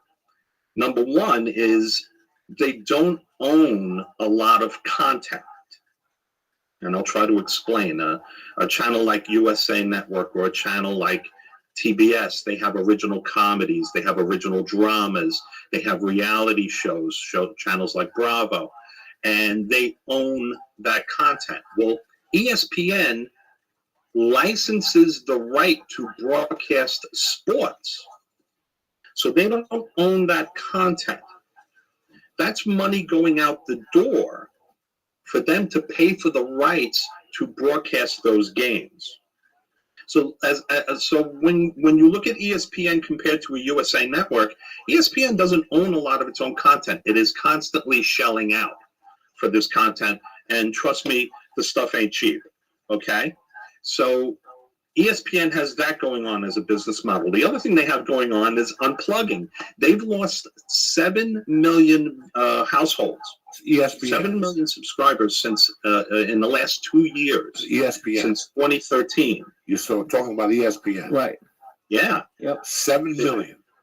7 million subscribers. I can live lost. without And ESPN. to Lee's point, cable channels have 2 ways to make money. There are 2 revenue streams. Okay. One is advertising, the commercials. You know, they make their money through advertising. But the second revenue stream is what they charge the cable system per subscriber to carry them. And Lee was on the money 100%. ESPN gets $6.60 per subscriber from the Comcasts and the Time Warners of the world. And because they're owned by Disney too, so that Disney packages other shitty channels that no one wants and makes them, if they want the most popular one, ESPN. Mm-hmm. And they're the parent same company. ESPN is owned by Disney.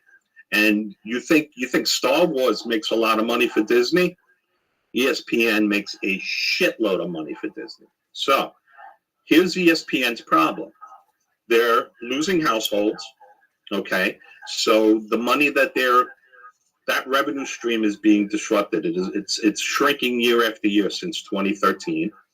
And because households are shrinking, the ad revenue shrinks because there are fewer eyeballs watching the channel.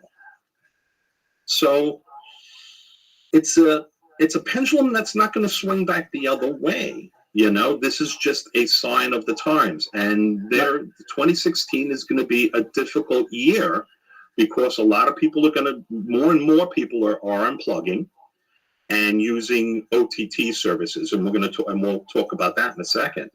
And because they're unplugging, the advertisers are saying, hey, there are fewer people, there were fewer eyeballs this year than there was last year. Why should I pay the same, if not more? Let me ask you this. So let's say I'm broke and I have a computer and I have whatever. Is there a way for me to watch TV for free? Absolutely. No shit. I do it all the time. There's a ton of services that you can just there's apps now. Like when I went to Israel when I was a freshman in college, there were sites that you could go and like they would buffer all the time and you could find like little episodes. Now they have this app that you can put on a little computer stick, like a little Amazon Fire that's $30, and you have literally access to everything. You have access to channels. I showed Paula. They have access to Mexican cable channels for free. For free. Yep. But that was in Israel. And you have no. That's here. That's here. Now, right what now. about here? I have no dough. How much does this app cost me? Zero. And you just go and download it on Apple? Yeah, you could even, as long as you have a laptop. I have the laptop that has an HDMI cord plug-in, and I was running it off that for a while, but then now I have an Amazon What Fire. kind of TV can I watch? Modern Family? Yep. Can I? Come on. You can watch anything. You can watch while it's playing, or a week later. They do have, some of them have live streams of it. Sometimes those go down, but literally within, like we watch Shark Tank. We really like Shark Tank. Within an hour of it being aired, it's up. Perfect HD. The same episode that was on that night. Same exact episode. So why and are also people too, you know, still guys, paying? the broadcast networks are still available over the air. Yeah. You know, all it takes is $60-$70 at Radio Shack for an antenna. Not even. I bought 2 of them on Amazon for $30. That's how I watch football. Yeah, exactly. So yes, there are absolutely alternatives. This generation growing up, the millennials, you know, they're going to be like our grandparents were. This is going to be a saving generation because the marketplace has priced them out of just so many different areas. But and that's not why only we're seeing the rise of services like Netflix, like Screenbox. Those services are referred to as OTTs. So what is not to interrupt you, Raymond, what do you spend total a month for entertainment? How much do you spend total a month for entertainment in your home? Lee, I want you to add your bill also. Let Raymond go first, and I'll ask you. Well, you know, I'm because of my profession and such, I've got a lot of things running. I have several accounts and things like that. But I would say I'm in the 140 to 180 range a month, 140, 180. And you still have cable in your home? I'm sorry? You still have cable in your home? Yes. Okay. But not in every room. Not in every room where there's a TV. My kids don't have cable whatsoever. Both my girls live here still, and no, there's no cable whatsoever. They both use gaming platforms, and it's all Netflix, Amazon, Hulu, Screenbox. How about you, Dr. Zhivago? Dr. Zhivago. So right now, I'm going to include internet because that's pretty much what I. What's it cost you? 86, because I do that, and then I have Netflix for $7.99, and then I have Amazon Prime for a year. It comes out to $8 a month. So altogether, what do you spend a month? 86. But and what were you spending? I was spending $236 a month. Because holy shit! Fucking, if you want anything on DirecTV, it was like close to $150. So what's DirecTV? What do you mean? That's sports. That's dirty movie. No, I didn't fucking do any of that, dude. I just want fucking.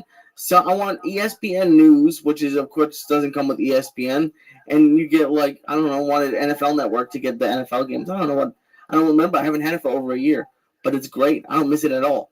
And the crazy thing is, I'm just turning because I'm looking at you, Ray. But my mom, you said millennials. My mom is good at technology, but she doesn't really she doesn't like it if it's not necessary. She doesn't watch anything live anymore. I give her my Netflix password, and she's happy. Like I see what she watches. She watches it all the time. People love it now. I love it. Listen, the only thing I would watch is 202. I mean, the local news in California is basically fucking garbage. I sit there and watch them save sharks. 505, late breaking news. You know, you interrupt 505, I want to see a war. I want to see a guy get hit by a fucking car. Not a whale get caught off Marina Del Rey, and they got nets all around them, and it's a no. So I've been watching 202. Yeah, I love World News Tonight. I love Diane Sawyer, and I like the new guy. He ain't that bad. But they tell me what I want to hear in the first 10 minutes.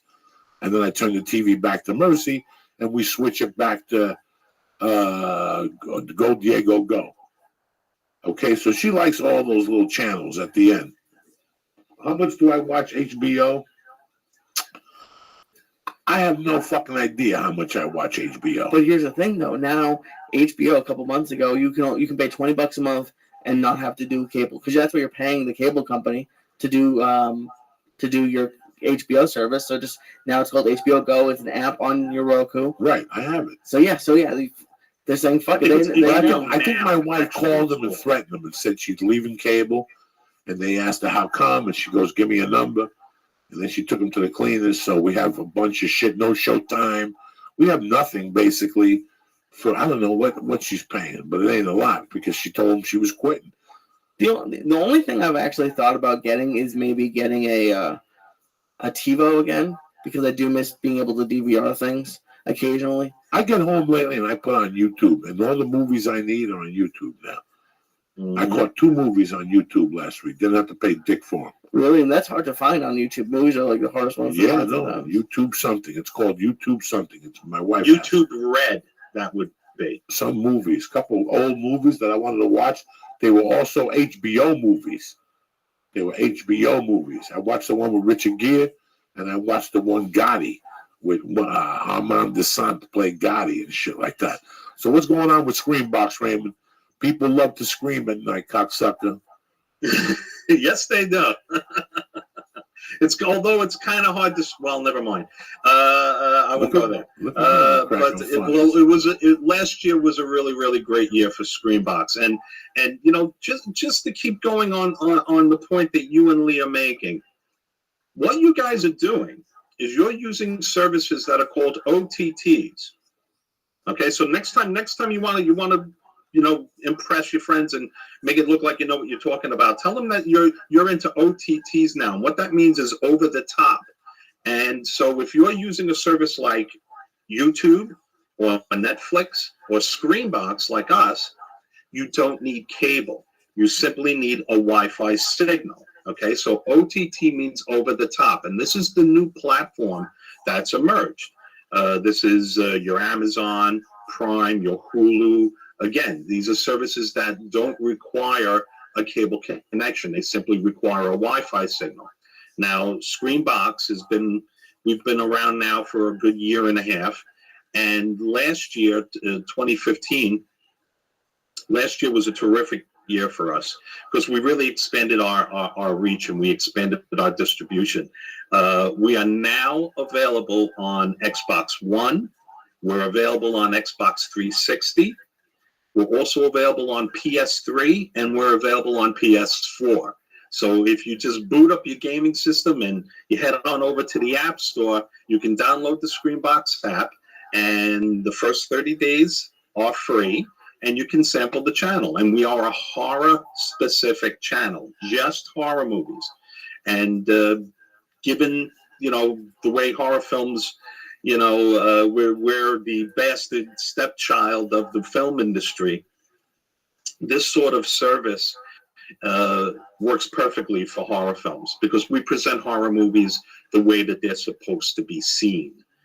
No friggin' commercials, all the bad. When I worked in cable and we would air a horror movie, it would just break my heart in a million pieces because, first of all, we would have to cut it if it was too long. Then we would have to cut out all of the bad language. Then you'd have to cut out whatever nudity there was. And then finally you had to cut out a fair amount of the violence. And you're removing the elements that make it a horror film. Here in the OTT world, when you're paying a subscription fee, a direct fee, the shackles are off. And you could pick whatever film you want. The movies are uncut, unedited, and you can enjoy these horror films the way that they were meant to be enjoyed. So it was a terrific year for us. Our distribution skyrocketed from there. Being on the gaming system. So now we're available on Roku. We're available on those gaming platforms. We're on Amazon Fire. We have a homepage, screenbox.com. You can just sign up through the homepage. So, you know this from being a traveling comic. More distribution means more opportunity. And if you look at what's happening in broadcasting cable, their distribution is shrinking, and in the OT world, our distribution is growing. Well, it's like leasing a car. Why am I going to pay for the whole network where all I watch is one fucking show on your network? Why am I paying for Showtime when all I watch is sometimes at 12:15 I whack one off late night? They show you a little glimpse of the asshole. You bang one out. And, what else is on fucking Showtime? Nothing. Who the fuck knows? HBO, if I watch the show with The Rock and the other kid, I don't mind. And and every once I just watched the Whitney Cummings special. I watch HBO. They had the Sinatra documentary, but you got to buy all 4 channels now because that's how you get the best selection. You get the Sinatra thing, you get 2 things at once. But it also fucks my world up when I got to see Tombstone. When you're playing Tombstone 18 fucking times a day. And I'm paying $1.50 for that a month. I don't want to fucking see Tombstone. If I want to see Tombstone, I got the DVD. I'll fucking put the DVD of Tombstone. I want to see something I haven't fucking seen 1,000 times. That's what pisses me the fuck off. Sorry about that, people. Well, no, but that's exactly the point, and that's the difference between pay cable and an OTT service. Pay cable, you're at the mercy of the programmers. You're going to watch Titanic day in, day out, month after month after month, you're going to see that ship go down. But the wonderful thing about services like Screenbox is we have movies, we have series, we have documentaries. You can sit down and you can take in all 20 episodes of The Hunger. You can sit down and watch all 26 episodes of Elvira. It's all at your leisure. And you get to take it with you wherever you go on your phone now. When I travel and I go to the airport, dude, you're on the road all the time. When you travel, what's everybody in the airport doing? What are they doing? They're all looking at their thing. Me, They're all looking at their me, I'm watching anybody who's walking funny. You know me, I'm watching the exit door. I don't watch the fucking phone. I save the phone for, not even on the plane do I relax anymore. It's amazing. I get no relaxation. You should have been a Sicilian. Raymond, I look at you. I understand. You want to sit with your back to the corner so you can see the fuck yeah, Raymond, I look at you. Sympathize. I understand. Me, I'm a little different. I like. I'm sitting in the airport looking at my device. When you get stabbed in the head with a fucking arrow, don't come fucking 911 at me, cocksucker. Because I told you, you're from Jersey. You're always watching the door. You fuck. I don't give a fuck what show's on or who's jumping up and down. Put that fucking thing down. Yeah, especially in public places like that. But the weird thing is, Raymond, we're talking here, and I'm looking at you, and I'm thinking that I really know you 40 years. Like, we're fucking old. I really, really, really know you 40 years. When people throw that expression around, oh, I know him 22 fucking years. You know him 3 years, you fuck. But the drugs made it seem like I really know Raymond 40 fucking years. How scary is that we would go to his basement and play in a band? And I was the lead singer, and we had to fire John Bender. It's just amazing to know that I still have this guy lurking in my life. And it is funny. It is funny because you and I have changed so little. Yes, we have. So how old were you when you knew him? When you first met him? 12, 11, you know. Fuck. What's going on? Oh, okay. How you living? Kicking ass, taking names. Apologies. You got my invitation to my Discord so many times. Have you joined it?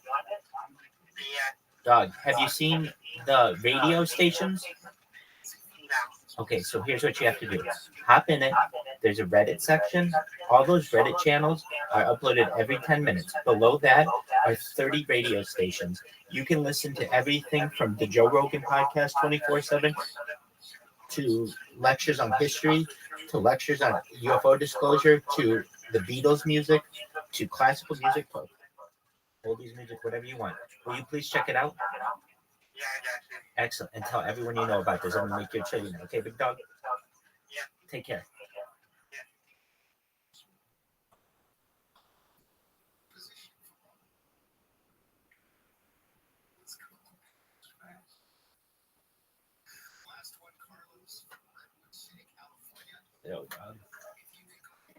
Yeah, he turned his front porch and half of his living room into a store, okay? He had a massive collection. And just kind of turned it into a store. It was amazing. And if you wanted, like, he had, like, Superman something. So if you wanted Superman something, he would have to walk to the back and ask his mom, and he would come out with a wrapper around and say, watch, don't touch it. He would do all creepy things with it. He was a great guy. You know, I was just a little klepto back then. He turned his back. I clipped him for a couple Silver Surfers and shit like that. Then I'd sell them back to him. That was the best. You could trade him and sell him little. Oh my God, he was such a sweetheart.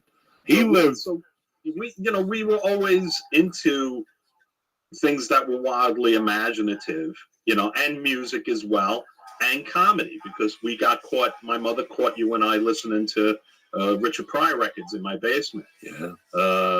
And my mother flipped out. What the hell are you listening to? And music and such. And we haven't really traveled. I mean, we haven't really, some kids dream of going to the moon, or some kids dream of curing cancer. I liked zombie movies. And, you kept us in stitches. You were hysterically funny. So I think our trajectories aren't all that surprising, really. Where can these people find you? How can they subscribe to Screambox? Well, like I said, we're on all of those various platforms. The Xbox, both Xbox One and Xbox 360, PS3 and PS4. Go to Screambox.com if you want to sign up. It's a great service. We've got not just the theatrical horror films that everybody is familiar with. But, I like to go for a level of depravity not found in too many places. So, the really interesting stuff is the independent work, the foreign films. So we really tried to present a very broad spectrum of horror movies and documentaries and series. And it's a lot of fun. It's $3.99 a month. The first 30 days are free. You can sign up on any of these platforms, and you can also find us on Facebook at Screenbox on Facebook, and we're on Twitter as well at Screenbox TV on Twitter. And I'll tell you what, if anybody out there that's been listening, if you go to Screenbox on Facebook and leave a comment about this topic that we've been talking about. I would love to hear from some of the parishioners of the church here that, do you own cable? Are you considering unplugging? I'd love to hear your comments on the topic, and maybe we'll give away some t-shirts. Maybe the first 5 folks or, 5 selected comments can get a killer Screenbox t-shirt over at Screenbox on Facebook. So head over there, because I want to, this is very fascinating. The shift that we're seeing. We haven't seen anything in communications like this since, the newspaper replaced the town crier. This is the natural progression of communications. So I'd love to hear from the public. I love you, cocksucker. I'll see you next time I'm in Jersey. Yes, and while you wait, and I love you too. But you know what? Why don't you wait till the spring and then come by? You got it. Because it's there's a lot of snow here. I think I'm going to go back for David Gilmour. I'll let you know. I'll keep you posted. It's in April in Madison Square Garden on a Monday night. I don't know exactly a date, but you're going to see David Gilmour? I'm thinking about it, so I'll keep you posted. It's a great show. Who the fuck you think you're dealing with? Joey Bananas? They're here and they're there. Go see them. How about all the rock stars passing away lately? Hey, that's the evolution. They're 60, they're 70s. You can't live forever. Drugs, what are you going to do? All the guys from the British invasion are in their 70s. And the rockers they inspired, the next wave, the Led Zeppelins and such, they're not that far behind. So unfortunately, I think we're going to see a bit of an unstoppable trend.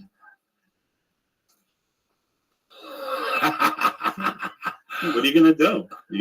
What do they say? 10 out of 10 people die.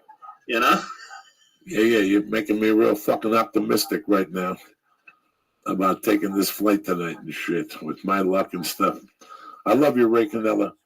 Thank you for coming on, man. On short notice, you're my brother, man. I'm happy you're still around and you're still doing your thing. Thank you for having me. I Absolutely, really appreciate it. Lee, it was great hearing from you, Lee. Nice to talk to you, buddy. Thanks again for having me. And guys, like I said, stop on over to Screenbox.com and give us a spin, give us a try. I think you're really going to enjoy it. Thank you, brother. I love you. All right. Peace, my brother. See you next time. Take care. Bye-bye. Cocksucker. I love this guy. What's up, Lee Sciatico? Now, Lee, let me ask you a question. What's up? Because I know you know about a lot of creepy things. What's going on with the porno industry? Like, as the porno industry took a hit, where do you go to watch pornography? Well, I guess a dirtbag. I watch do people pay for porno? Fuck yeah. But I think it's sort of like what Ray's doing, where it's like a fetish or a genre, like very specific. People will pay for shit like that. Like if they like stuff that's outside the norm, maybe they'll pay for that. And then that's where like the cam stuff comes in, like that stuff that Right Band does. Like that people, like girls make livings doing that now. No, what's the cam exactly? So the cam has replaced porno. It's like a podcast for porno with a camera. Yeah. That's I guess what's easy. And then how do you send them money through PayPal or something? You can do PayPal, but like these sites have you buy tokens and then you give them the tokens, and then the girls have to cash out through the site. And then they dance or they finger bang themselves. Yeah, and it's all live and in color. Yeah, live and in color. Fucking tremendous. You can do it on your phone.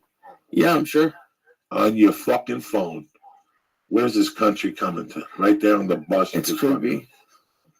So, like, they shoot a lot of porn here still in California. I mean, they do, but they passed the law where I think you have to wear condoms now. So I think a lot of them have left because people don't like seeing condoms. I don't want to see. Oh, that's disgusting. That really is disgusting. You don't want to see a condom? No. So last week in the fucking show, man, when Sarah was on, we came with a conversation about whatever, about people taking jokes. I don't know what the fuck was going on. Right. And this morning, that's the first thing I wake up to, man. She's got like 19 There's a crazier new video I just got. If you want me to play it, it's like spot on. No. It's kind of crazy. I saved it on purpose. All right, but oh my God. Poor fucking people. Listen, man, I met her twice, once. I didn't make a judgment. I don't know what the fuck is going on. What is this? It's like a bad dream. It's like a fucking bad dream. Does it hurt your feelings when people do it? Like, does it make you upset? It gets me upset when I vouch for somebody. I think that maybe, these people would at least, but this is just fucking craziness. This is nonstop. Every time I fucking turn your head, there's a new thing in there. Who sent you this one? I found this today. I'm being accused of stealing jokes, and I wanted to come and talk to you about it and clear my name because I would never, ever do that, and I never have. How's this? Oh, that's perfect. They can ring you up right over there. Thanks so much.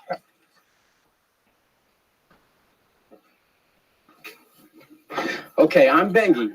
If you need any other sizes, you please let me know, all right? Okay. There you go. Thank you. Hi, how you doing? Great. All right, did somebody help you with this? Yeah, she's right over. Oh, she's not there. Hi. Did someone help you today? Yeah, Who was it? You know, I don't see him. Oh, that's okay. What did she look like?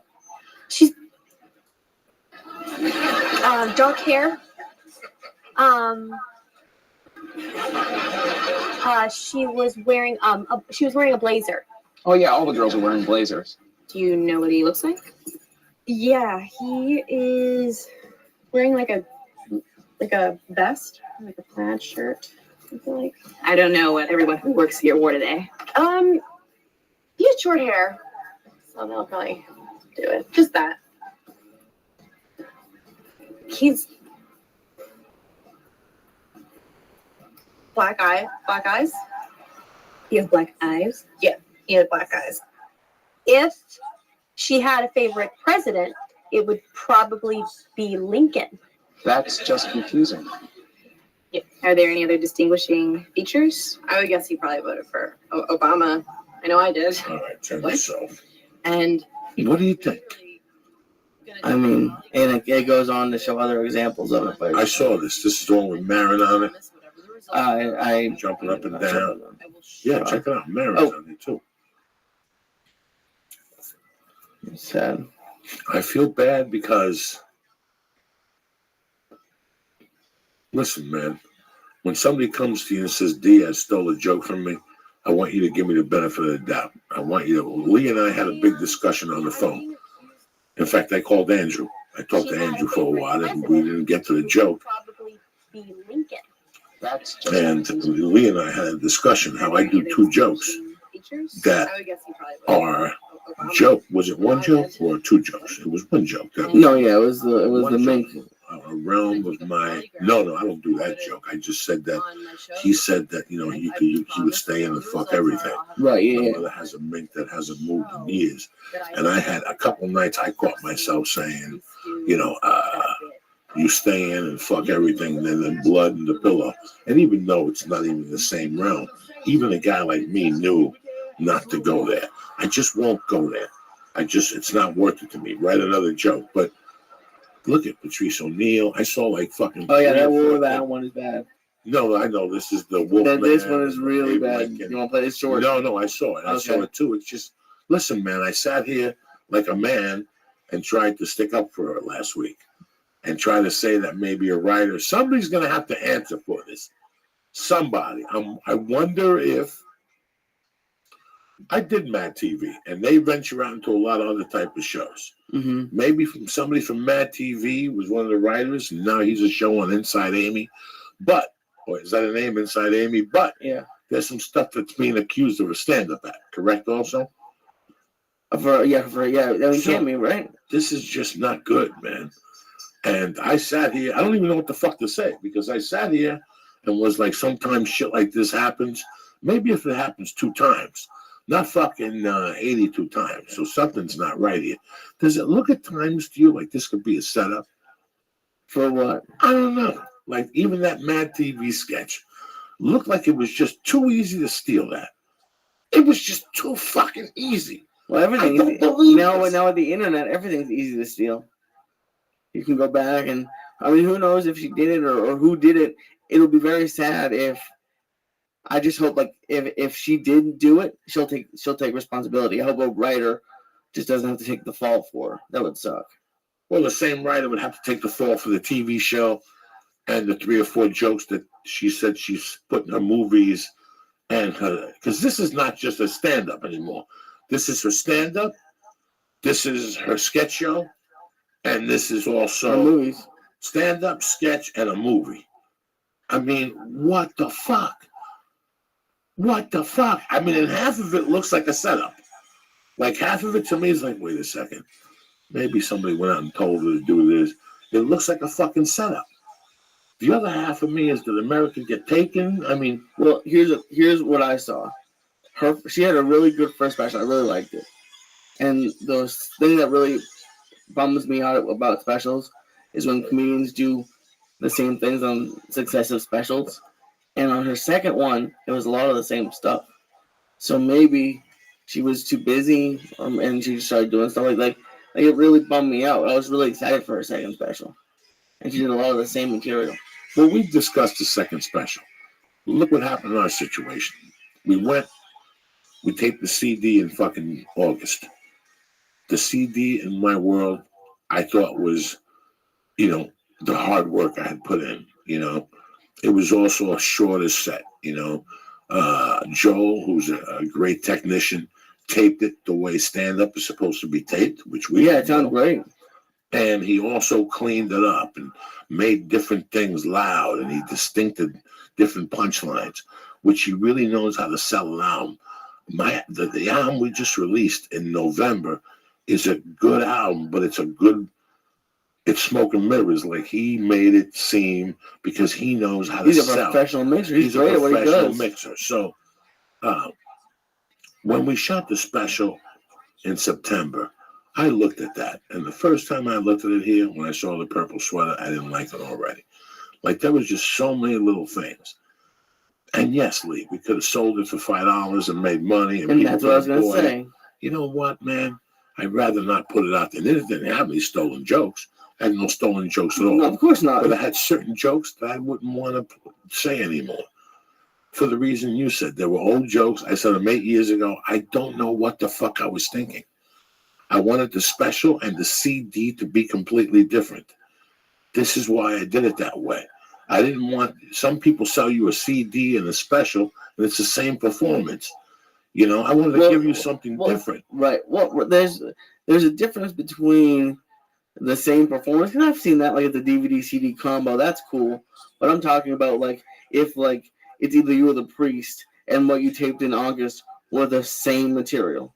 Like that's what bums me out.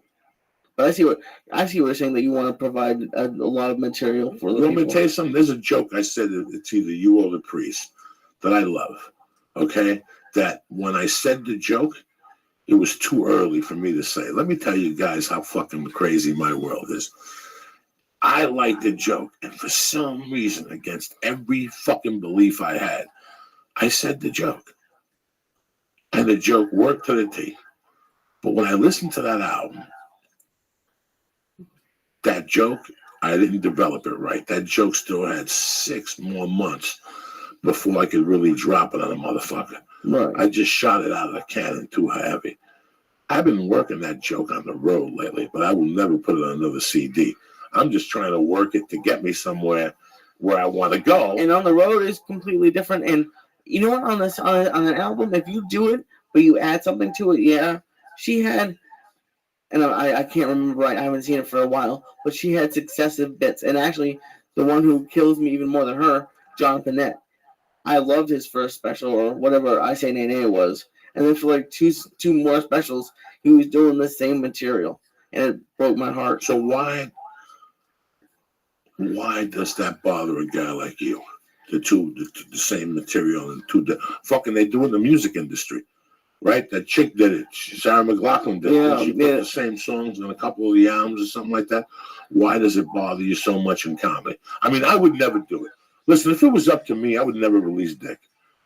I would just have somebody with a tape recorder tape and say, Joey, I taped your set tonight. It was great. Do whatever the fuck you want with it.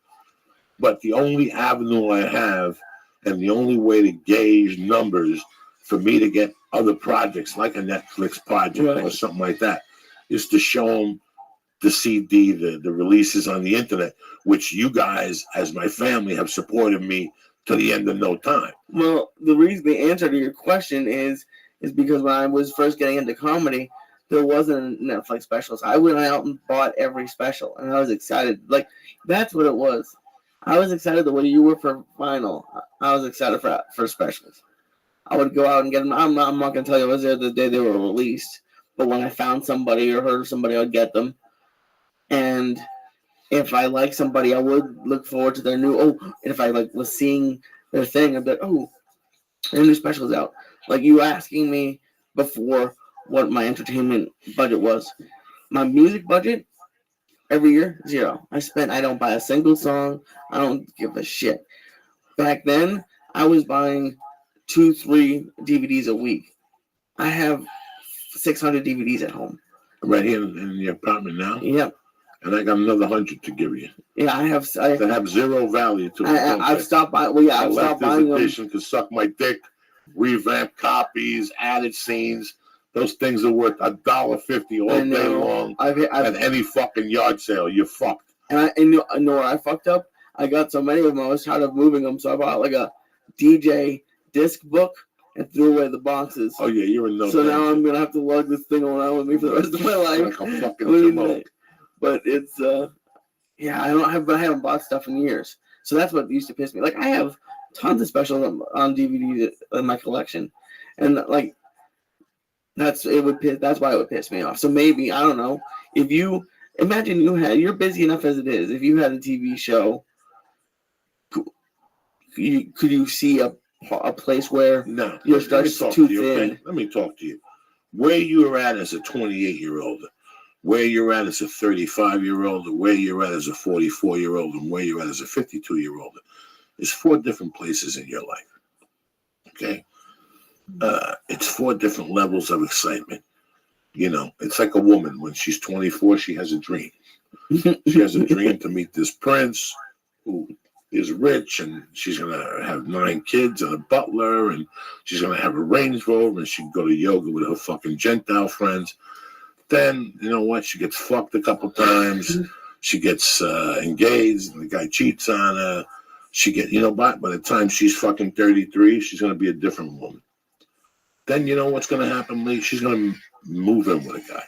Something she never dreamt of doing when she was 25 years old. She always wanted to be married when she dreamt of with a man. What a person will do at 32 and 28 is 2 different things.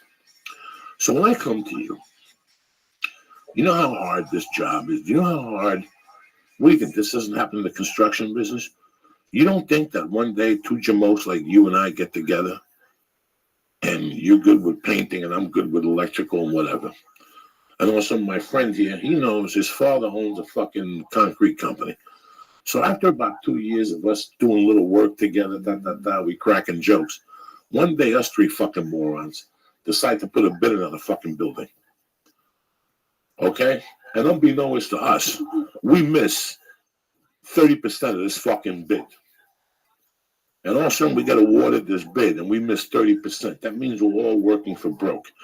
In the 60% level of this building, we're all going to be miserable. The work's going to be shoddy. It's going to be shit. You know what happened? We took on something we couldn't handle. We didn't cut a partner in.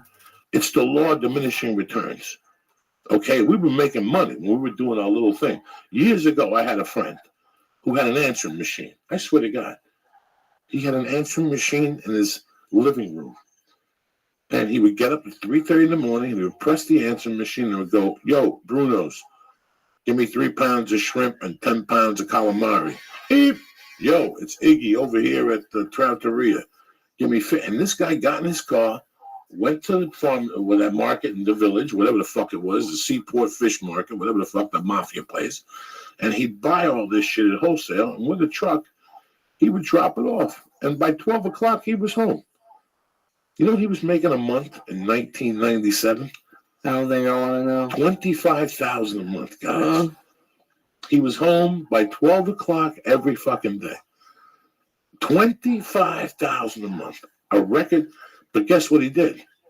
He went partners with somebody. He bought a bunch of fish. He put it in the freezer. And New York had the blackout for 9 days. He lost all his investment, $200,000.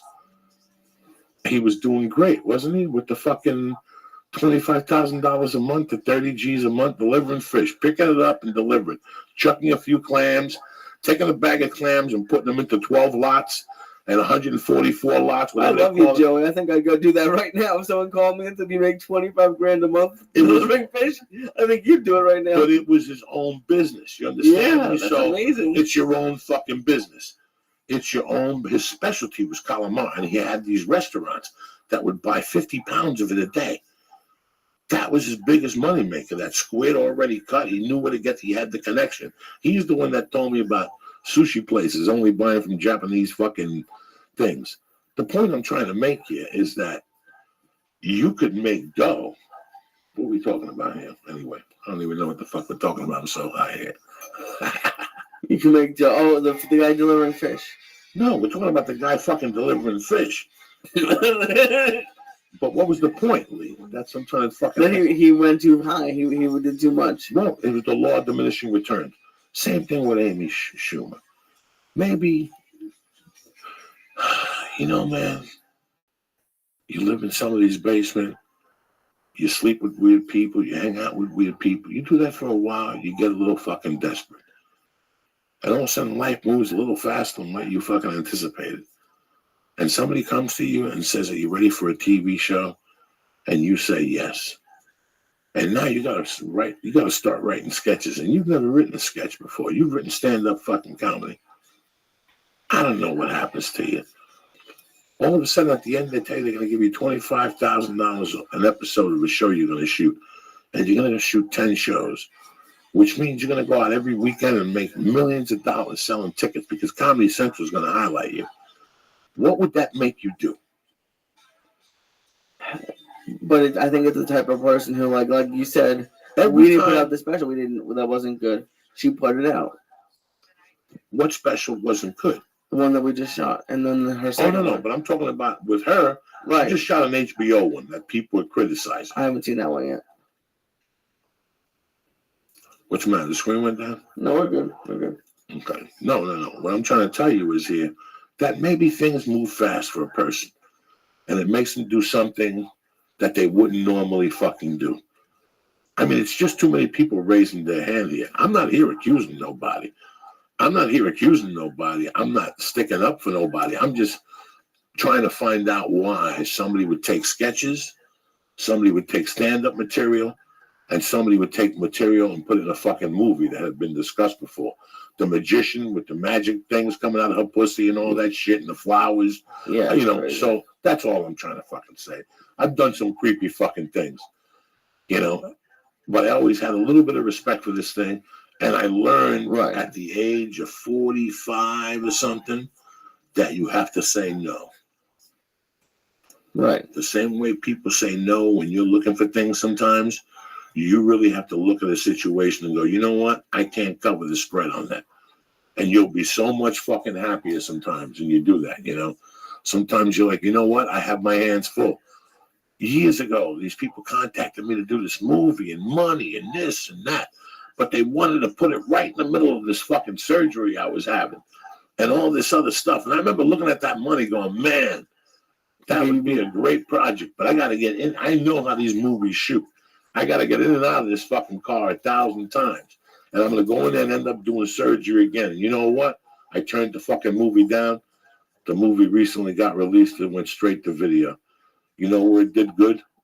Where? Nowhere.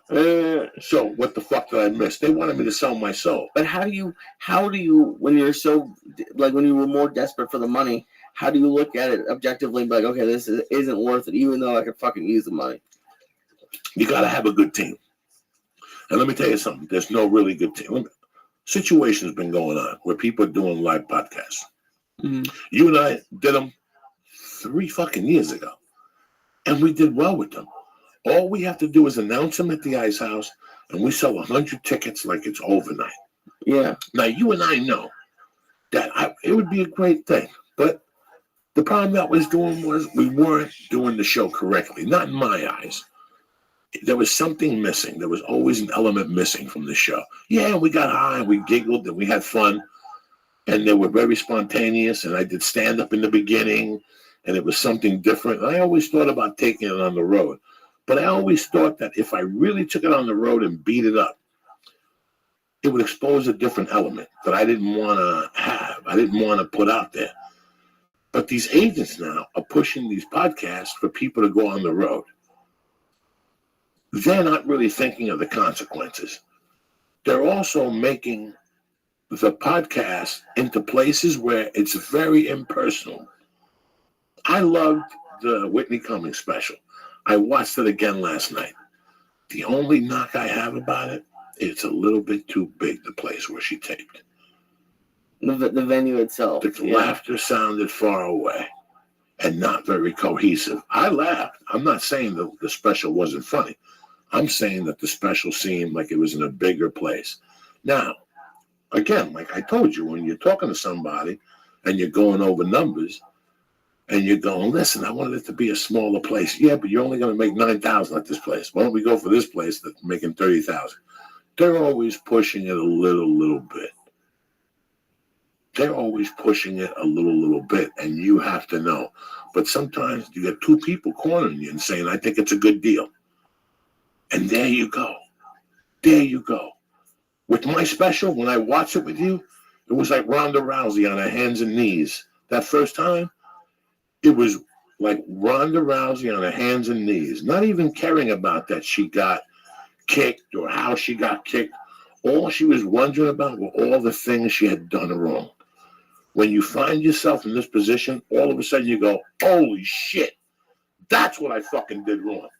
And in my situation, I didn't get a production guy, somebody to come to me and go, you can't wear a purple shirt. You know, I didn't really look at the curtains. I took the curtains for granted. Okay? My material was fucking horrific. And if I would have planned ahead, I would have had somebody do 40 minutes. So all I had to really have to do was 50 minutes, maybe 46 minutes. And I could speed up the material. It was very slow paced. But I didn't see that on Friday night. And on Friday, it was even more slow paced than it was on Saturday. I saw all these things right from the jump. What my appearance was on that fucking thing was horrific. If I would have paid $500 for the production designer, somebody would have said, hey man, you can't wear that purple fucking shirt. It looks sloppy on you. There were just little things that I realized when I saw it. And you know what? They were nobody's fault. Because this was like the documentary. We all went into this with our eyes fucking closed. No, but we have to take. I have to take responsibility. No, you don't. Yeah, No, you don't. I'm telling you, you don't, because I knew better. You've been doing this for 5 years around me. You've been watching stand-up for 10, so I respect your opinion. But where I went wrong was I didn't overview the fucking whole thing right, and I didn't tell this guy to do. I thought I told John what to do. John didn't do it, but the people. It wasn't John. It was the people that didn't do it. They put us in a pool of fucking strangers. Yeah. So there were so many fucking things that people still saying, I'm still getting emails on Gmail. Please release it. We lied. It's not about fucking releasing it. It's like you don't want to see your uncle fucking shot in the head, do you? Nobody wants to find their uncle shot in the fucking head. So why would you want to see something? Why would I let it out? Now you'll do a better one this year. No, I know. I'm gunning for September in a fucking nice location, something cozy where we could smoke fucking joints. I want it to be very 2016, very avant-garde. We fucking evolved. We need a stand-up special that we need to evolve. Even HBO, I love their specials. I grew up on HBO specials. It's your fucking dream. If you talk to a comedian and he tells you he doesn't want an HBO special, he's full of shit. That's your fucking, that's it. That's the fucking Pierre de la Resistance. That's when you come on Kanye West's face. Getting an HBO special for a comedian is like a fucking regular guy shooting a load in Kim Kardashian and going, here, Kanye, here's the leftovers. Sniff it, cocksucker. That's what it's like. That's what the prestige of an HBO special is like. But not anymore, it doesn't feel like. No, there's not as many. Anymore. I mean, and I love Whitney. I love that special. Right. I loved everything about it. The only thing I didn't dig was I thought the place was a little bit too fucking big. She had every right to release it. I would have fucking released it. I'm not going to go to war with HBO. They give you 3 or 4 shots to do those, you know. Really? Yeah, HBO gives you 2 or 3 or 4 shots to do that shit. So they give you a pick of one. They take 1, mix it with 3. They take 4, mix it with 5. They do shit like that. So you don't fucking lose. Let me do some shout outs so we get the fuck out of here. Louis the Kid, Matt Baltazar in Cancun, Shane Spellman, Water Boxer, Biggie B, Andrew Sorvel, and Ice Key Brennan. Don't forget Charlotte. I'll be over there with you cocksuckers this weekend. I'm leaving this afternoon. Helium, St. Louis next weekend, and Uncle Joey's 53rd birthday party in Vegas Friday night. Lee will be there giving foot rubs to chubby chicks. That's his favorite thing. He always goes to Vegas. He looks for chicks with chubby feet and shit. And he does his thing. You know what I'm saying? That's my thing, man. Like I said. Fuck yeah. I'm feeling good. We got the new Have you been studio. in Charlotte before? I'm sorry that the fucking podcast is still, we just got into the studio. We're still feeling out the growing pains. The problem was we were putting music on in the beginning, but we had to cut it off for YouTube. I don't want to waste your fucking time. And then people had to say that they had to reload it. If you want me to fucking play the music, I mean, too. I love music in the beginning. But if I got to fucking cut it, what's the goddamn point? Right. I love music. You guys know I got a fucking music show brewing, cocksuckers. I got something. I love all these albums. I went down to Amoeba and walked around, and I looked at people. And I looked at posers. You know, people who were down there buying Eagle albums. Oh my God, they must have sold 2 fucking million thousand. You know, it's great to die in this country. Everything happens when you fucking die. That's when you punch the ticket. Michael Jackson dies, and all of a sudden he's out of debt. People are jumping up and down. 3 kids are on TV. It took Michael Jackson to fucking die, you know. And I go down to Amoeba the other day. I park across the street. There's always, I love that place. It's a little on the commercial side for me because when I travel around to these different towns, I always go walk into a mom and pop one that I really like, and I just like the vibe in there. And you pay a little extra, but you don't give a fuck because there's no lines. You actually smell the albums. You know, you go to Amoeba, you smell piss, and this fucking, you know, it's right out there. It's across from a Jack in the fucking Box. Yeah, but I mean, I love places like that. It's so. Like you went to you bought some new stuff, but they have a whole section of. I went. Listen, first off, that's a 4-hour project. I know it's a all-day project. I went through one rack for 45 minutes with no glasses on. You know what that's like in my world? Do you have any idea what it's like in my world to go through a rack of something without glasses? Like as I was running across the street on Sunset with my bum knee, and I got to the opposite side, I realized, fuck. I didn't bring my fucking glasses. I'll take my chances. I forgot 5 fucking albums. There was 5 albums that I forgot to get completely because I couldn't see them. But I was surprised on the shit they didn't have. Like what? They didn't have Animals. They didn't have a couple of albums that I was looking for. I specifically went. They didn't have the B-52's first album. They didn't have the One Allman Brothers album from the Fillmore East that I like. They didn't have a lot of things. I'll tell you what they have a great selection of Spanish shit. Remember, they got 2 floors of fucking music in there. But when I like to do that show, and I like to fucking go to different cities. I like to show the best one. The best one for years for me was one in Dallas, in Addison, Texas. It was next to the Chuck and Jive. There was it's still there. There's a little fucking restaurant in Addison, Texas called the Chuck and Jive. And you go in there and get like a gumbo and shit like that. Well, 4 or 5 doors down from like 90 something to maybe a couple of years ago, I heard it closed down. Lisa Ayat, oh my God. Oh my fucking God. I would go in there for hours and geek out. And just look through everything? Yeah, it's like a museum. You go there as a museum.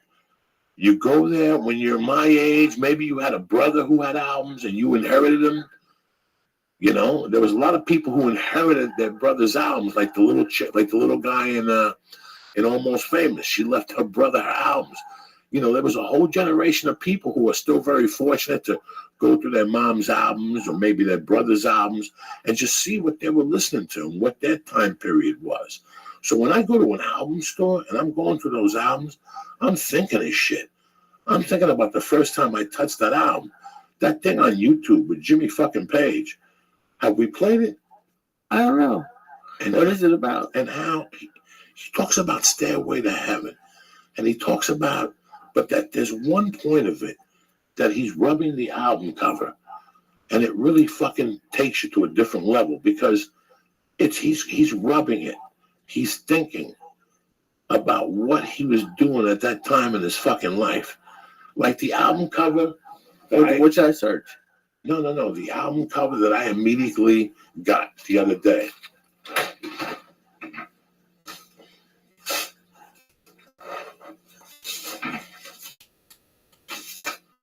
There's an album cover that I got the other day. I bought this album. You know, between me and you guys, I bought this album in one way or another 10 times already. But this album is such a fucking... Houses of the Holy by Led Zeppelin is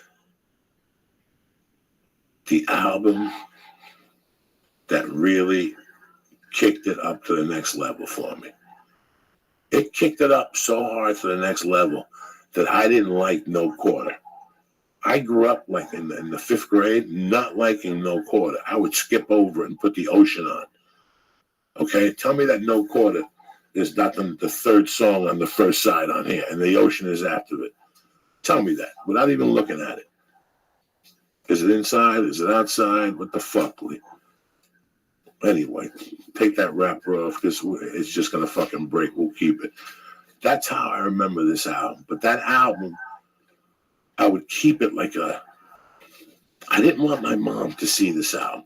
It's like the fucking people. It's like the kids from The Road Warrior, the first one. Okay. So side 1 is Dancing Days or something. The song remains the same. No, the other side. How's it always that one? All right, side 2. Dancing Days. Okay. The Air Maker. Okay, Die and Make, and then No Quarter. I would skip over to The Ocean. Yeah. I'm not fucking with you motherfuckers. This album grabbed me like nothing else has ever grabbed me. I was listening to Spanish music. I was listening to fucking, black music. I was listening to a little bit of rock music. But this album, I'll tell you how fucked up it got me. It made me smoke reefer. That was your first time This is the fucking album that made me fucking say, whoa. It's time. I got to take this up to the next fucking level. This was the fucking album. And when I see this album cover is my childhood. Like I told you, the inside of this, I used to look at this every fucking day. Like just open it up and look at this and go, wow, someday that's going to be fucking me up there holding some dead cadaver to the fucking gods, whatever the fuck it was. This album was just my life. I don't know why. When I saw this the other day, I don't want this album, but I bought it just for the fucking cover because I don't know how many fucking mornings I listened to this while I was doing homework or I listened to this while I was stretching to go play basketball. Better yet, in those days, I was such a basketball fanatic that I would sit my ass against the wall and just sit like this, like those people, and just work on my thigh muscles. And I would listen to the other side with The Song Remains the Same and Over the Hills and Far Away and the one song. Oh, dog, I grew up on this motherfucker. You can't calm me when it comes to this shit. So why don't you want it? No, I want it. I wouldn't have bought it if I didn't want it, but it wasn't what I went down there to get. That's what I'm trying to say. I'm very sorry. When I went down there, I wasn't thinking the houses of the holy. But when I saw the cover, it was so fucking strong. I just grabbed it. It meant that much to that room. That little fucking room I had when my mom died, that was one of the first albums that you saw. Those places are intimidating because there's a lot of people like you who it really means a lot, and like they go through and they're really fast, like they zoom through the stacks and see if there's anything they don't have. You can't replace that album that you had in that basement. No. There's no fucking replacing it. You know, when I lived at the Runnies from April of 81 to October of 82, one of our favorite things we do, we go to Pathmark in the daytime. Now, Pathmark added a fucking record store to the thing, like a record department. It was across from the greeting cards. Big fucking mistake, okay? So we went down there one night and figured out that after 10 o'clock, A, there was no security, and B, there was a gate. But you could stick your hand in that gate and take the album off the top and walk out of the store. It was right next to the magazines. You're fucking dying. You're looking at me going, Joey, what the fuck? I'm talking about senior year in high school. I dropped out and I would load trucks. And there was nights I worked till 1 o'clock and I would get home. And Mike was just getting home from fucking doing blow and shit. And we'd look on what was coming on HBO. And let's pretend it was The Raging Bull, Hollywood Nights, and there was something else that came on at that time, The Thief with James Caan. That was all running on HBO. And in those days, they ran the same shit every fucking night, just in a different order, okay? And then at 5, they put like Tales from the Dark Side or whatever the fuck. And I still remember me and him getting in the car. First off, I still remember me and him walking. But after a while, we figured it out that one of us had to go down there in the daytime and go through the record department and take every album that they were looking at and put it back by the stack of magazines. So you would get an album, look at it, show it to your friend. He would get an album, and you just walk and you play switcheroo. But what you were doing was loading that bin. You were loading that bin with the albums that you wanted. So you put fucking 10 of them in there. And then you waited till they closed Pathmark on Tully Avenue, and you walked back down there at fucking 11 o'clock at night. You bought some groceries, but before you left, you took those fucking albums out of the bin and you put them in the line with you and you put them on the floor. You paid for your groceries and they gave you a bag. You took the bag, you picked up the albums and you put them outside the bag and you'd walk outside the fucking Pathmark. You know how many albums I had from fucking Pathmark with no exaggeration? Close to 75, 80 fucking albums. Jesus. And I had it in one of those construction boxes that somebody had given me that's made special for people who liked albums. It was like a long milk crate. That's what it was. And I had 3/4 of that motherfucker filled up. These are all albums I picked up with all that drug money, that stupid fucking money, stealing chains and all that shit. Over the years, I would always go to Burgerline and buy 2 or 3 albums. In fact, after a while, I took the album covers that I like, Hellbent for Leather and all that shit, and I hung them up in the walls and the ceiling. So when you came in the room downstairs, all you would see were album covers of our favorite album, you know, David Bowie, whatever the fuck the album was, and Fleetwood Mac. We had put it all around the room. That's how much of an album guy I was. Did you have like an emotional connection to those specific albums? Like if someone came in and was like, I would give you $100 to smash this album, but give you an exact copy of it. Like, would you let them do that or no? I don't give a fuck what you do with the album. I didn't know. It's the dream that, you know, there's certain albums, Led Zeppelin 2, Jesus fucking Christ. Jesus Christ. I still remember hanging out with Ray Canella doing THC Crystal fucking, you know, fucking playing Led Zeppelin 2. I still remember Houses of the Holy. The B-52s, that album, I still remember it like if it was yesterday. People playing it constantly at parties when I was growing up. I'm eating fucking Quaaludes, dancing on one leg, shit like that. I mean, it was just a fucking horror show. How many albums I went through and how many of those. Goodbye Yellow Brick Road. I loved that album. I used to look at the album and stare at it for fucking hours like a dummy. I'm sure they have tons of connections to my life, Lee. That's crazy. I don't know what the fuck I'm talking about. Why'd you make me eat that chocolate, Lee? I'm all fucked up now. I didn't make you do nothing. You made me do all this. All right, give me the ads here. Give me this sheet here. Let's get the fuck out of here and get this party started. Dog, I gotta tell you something. I was cooking already, but this fucking Eureka Vapor put me over the top. This one here, this little electronic one, this gives you a nice big hit. Straight to the goat, Lee.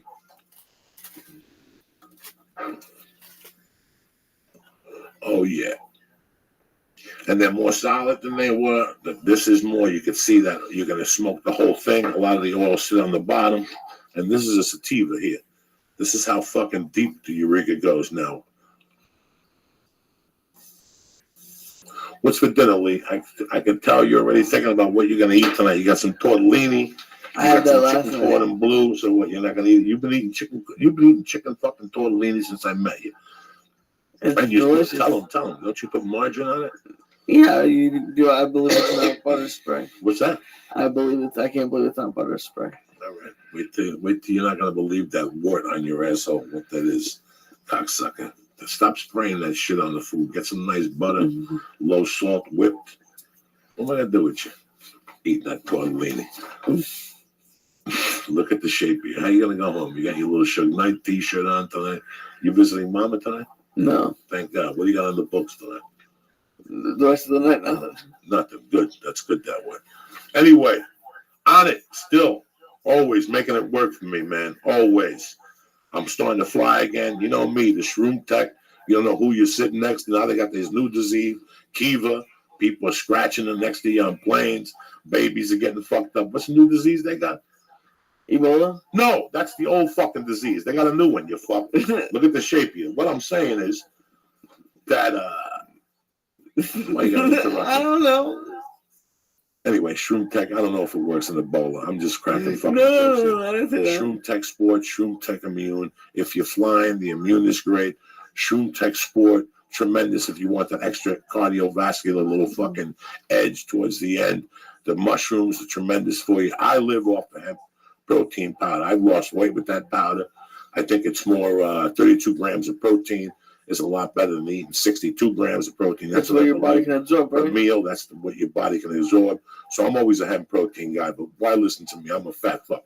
Go to onit.com right now and press in and get 10% off your first order delivered right to your door. If you want to deliver to your door on a monthly, go with Onnit. Stay on it, and they deliver that to your door, and you get an extra 10%. Now, there's something that I talked about the other night that, guys, I think this is a great idea. You know, it's the sound of a package being delivered or friends coming over for dinner, but it's also the sound of someone planning to rob you blind. Over 90% of home break-ins happen during the day. Burglars almost always start by ringing your doorbell to see if someone's home before pillaging your possessions. With the Ring Video doorbell, you can see and talk to anyone at your door from anywhere in the world using the smartphone. Ring's advanced motion detection alerts you even if someone doesn't ring the doorbell. It's like the caller ID for your home. With Ring Video doorbell, you can talk to delivery people and keep an eye on your package. Even if someone tries to mess with it, you'll get an instant alert and the HD video, the whole thing going down. It's like having a neighbor keep an eye on your home 24/7 without the judgment. You know what, man? I was a thief. I know I used to go to doors all the time and ring them. This, you can't get even to plan B because they got you on tape. So you're done unless you go to the door all hooded up like ISIS. Here's the thing. Installing the Ring Video doorbell takes minutes and it works either your current wiring or built-in rechargeable battery. You put your mind at ease and protect your home with a video doorbell. Time Magazine and USA Today named one of the top 10 gadgets. My listeners get free expedited FedEx shipping when you go to ring.com/church. That's ring.com/church. With the Ring Video doorbell, you're always home. Nobody can rob your house that they try. It even has motion detectors, Lee. It's got everything. You connect it to this, you connect it to that. But listen, do me a favor. Go to ring.com right now and look at the great things that it does. But if you like it, press in ring.com, church now, and you get free expedited FedEx shipping. All right, that's it. That's the show, guys. I don't know what to tell you. The patois wasn't, the Musing Wata wasn't here today. But we're just getting warmed up in the studio. You know what I'm saying, Lee? We'll get there. I thought Ray Cannell was a good guy. Ray Cannell is a tremendous guy. I wouldn't have had him on if I didn't think he was a fucking good guy. What's the matter with you? Anyway, this weekend, the Charlotte Comedy Zone. Next weekend, Helium St. Louis. And then Uncle Joey's birthday at the South Point Casino in Vegas, February 19th and 20th. I know my man Bobby Sharon and Chris are going to be there. And really? Sure. And fucking you're coming. And what's my girls coming? What's Esther Cruz opening up for me? And I'm going to have Gabe do 10 minutes. And I'm going to have, what's your other boys coming? My main man, Larry. Oh, shit. DJ fucking Larry's coming. He's the king of Vegas. All right, I love you guys. Thank you. Thanks again for Ring. Thanks again to Honda.com. Thank you to Eureka, Vapor Pen. If you see them out in Colorado, Seattle, wherever, support Eureka Pens. We're going to start talking more about them and the effects and the clean vapor because there's a lot of shitty shit going on out there. I love you guys. Have a great weekend. Stay black.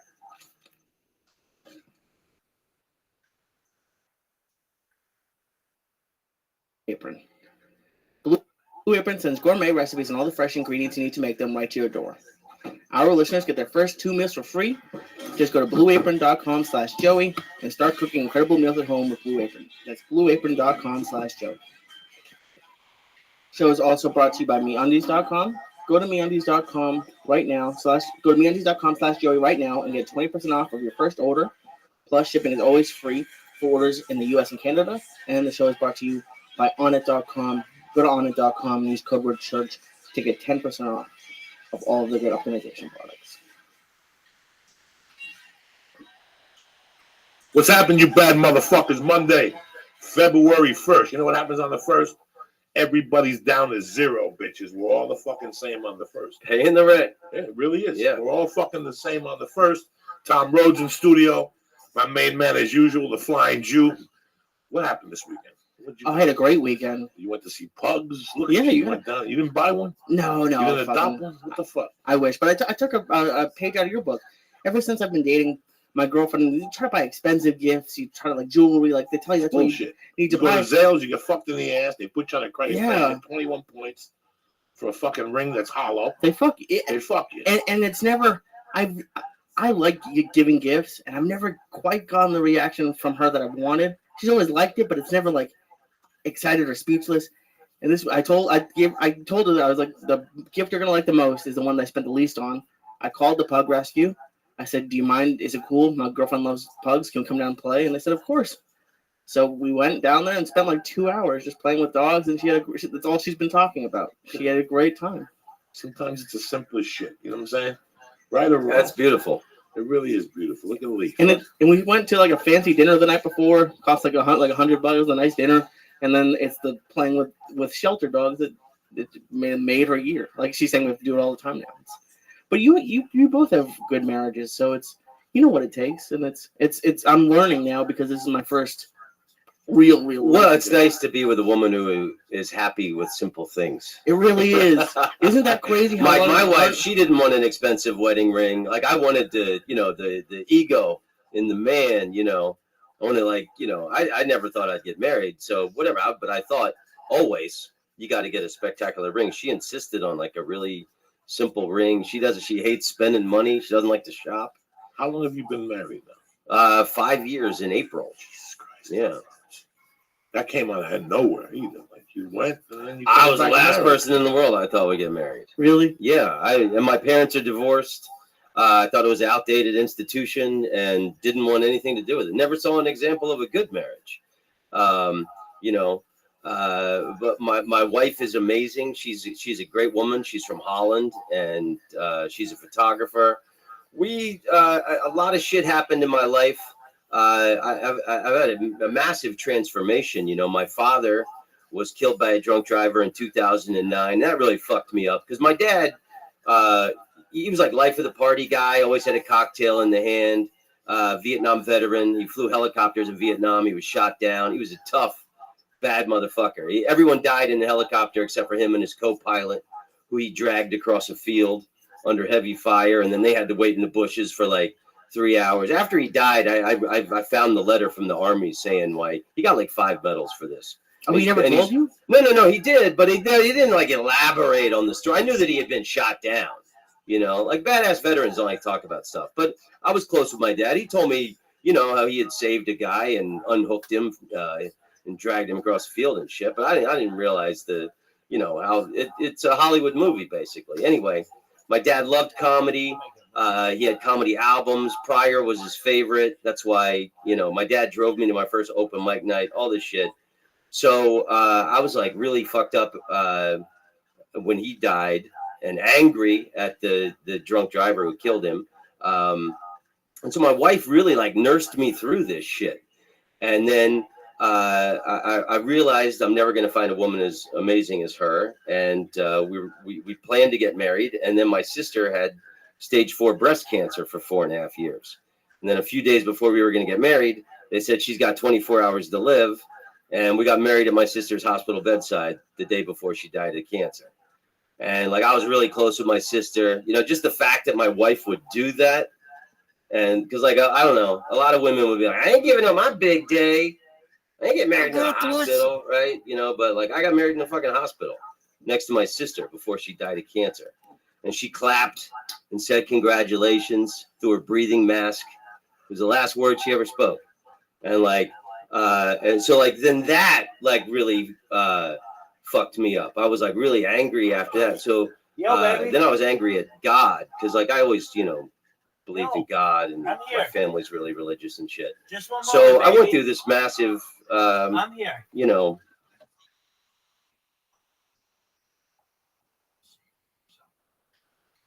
I'm here. Just one moment.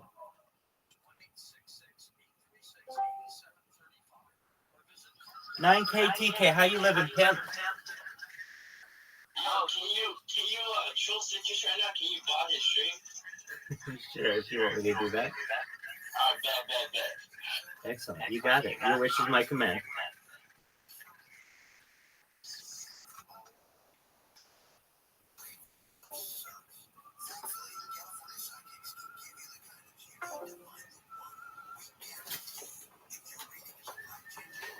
Citrus.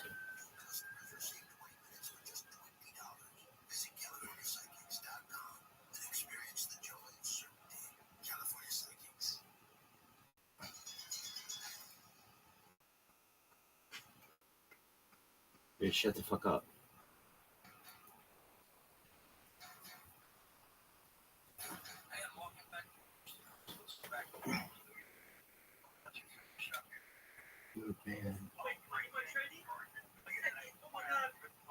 I'm getting on that bitch.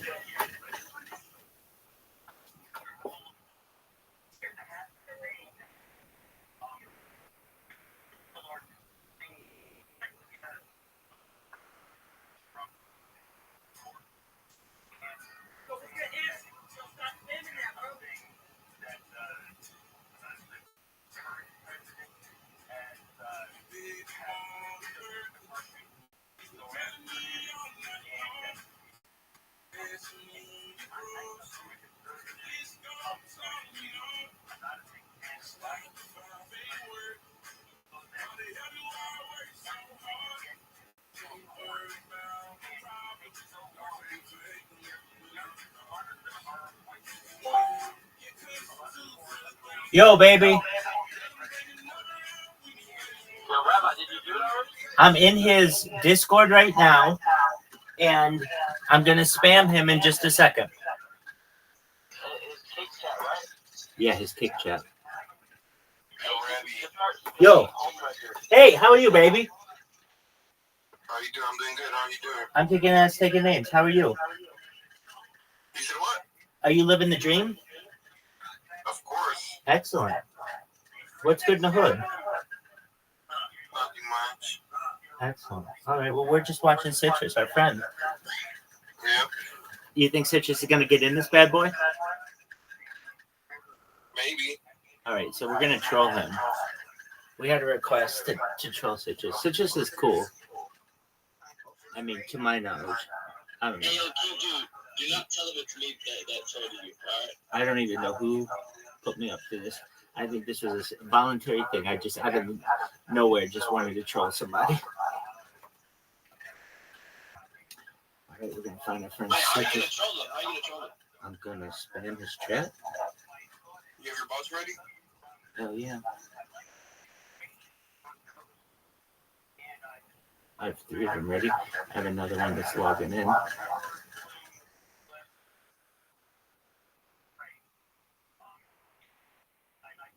have to pick the right spot. So before I do anything, I want to take a look at his clips. Have you guys seen my clip bot? Yo, can I tell you what clip to spam? He got like a clip that's funny to spam. He leaked his kick earnings. Okay. Just now. I'll create it.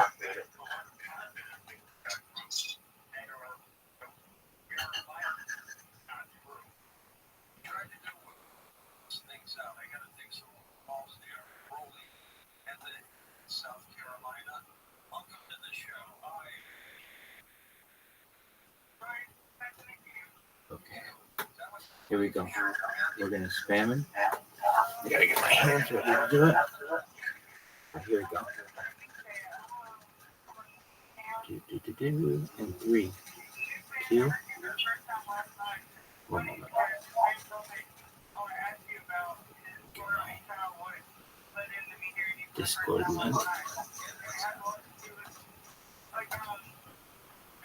Alright. I'm firing off at him.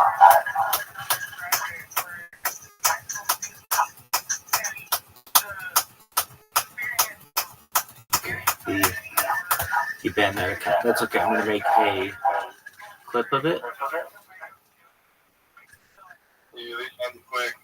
That's okay. I can do this all day. Oh, dude, I have one that's organically in his chat. That's fucking phenomenal. So I just followed him there. And we're going to create another clip. I love reading through all these. I'm a clip king, baby.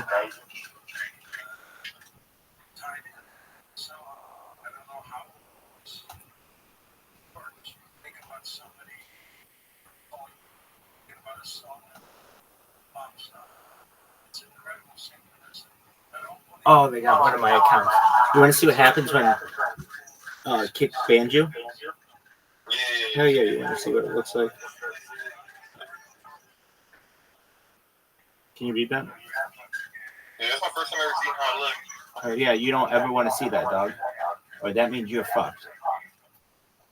Yeah, you're not going to see that very often. Nobody else just has these bitches ready to show you. Yo, you know who'll be banning you a lot? Squeal. Oh. They start fucking spamming Squeal's a bitch or something. Dog, I just naturally spam people, and it works.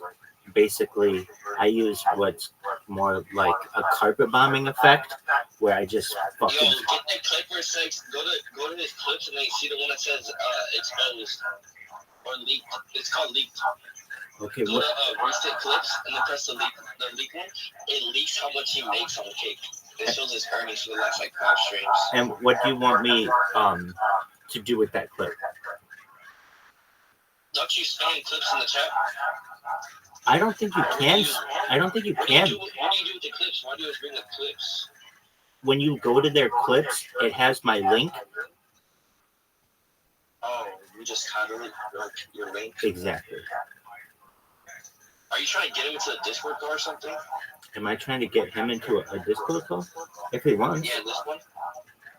Well, every time he joins, you don't even like talk. You just like explain your setup and shit, but you don't ever say anything. What do you mean? I mean, that's what I do.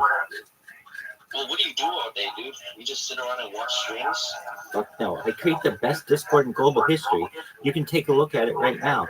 I've got over 30 radio stations in there. You can listen to every single Joe Rogan, every single Joey Diaz podcast. You can listen to history. I do not want to listen to no fucking podcast. That shit's boring as fuck. Okay, there are other shit you can do in there. Yeah, will it say a million people join your Discord, bro? What are you going to get out of that? Dog, we're going to talk about world peace ASAP. What can we do? How can we put our heads together for world peace? Nigga, do you think you're Martin Luther King yourself on your Discord, nigga? I think I'm better than Martin Luther King. I think Martin Luther King would be lucky not to get kicked out of my Discord, baby. No, he'd be cool. I'd make Martin Luther King a moderator. No, but listen, bro. Nobody, like, especially on Discord, bro, you're gonna find normal people. Like you yourself, you're a fucking weirdo. You know what I mean? Totally. So, like, you're only gonna attract weirdos with you, and they're not gonna want to like talk about shit. Dog, they do. We talk about that shit all the time. Niggas on Discord are all no life niggas, or they're like gooners. That like, you know what gooners are? Like, isn't it like dudes who just jerk off all day? Yeah, like niggas that have on Discord, like porn, like servers and shit. Like, there's no real human that like goes out to the gym and works out and socializes with friends. They go on Discord. I think that's a valid point. Discord is like the bastion of losers on the internet. Like bang kids and like theater kids all in one. Like they all come here. Like kids that play League of Legends and like Overwatch and shit. Like those type of kids are in here. We're dog. Kids who have never made a varsity team are in Discord. Yeah, and I bet like every single school shooter in America has had Discord before. Like been like fucking 20 Discord.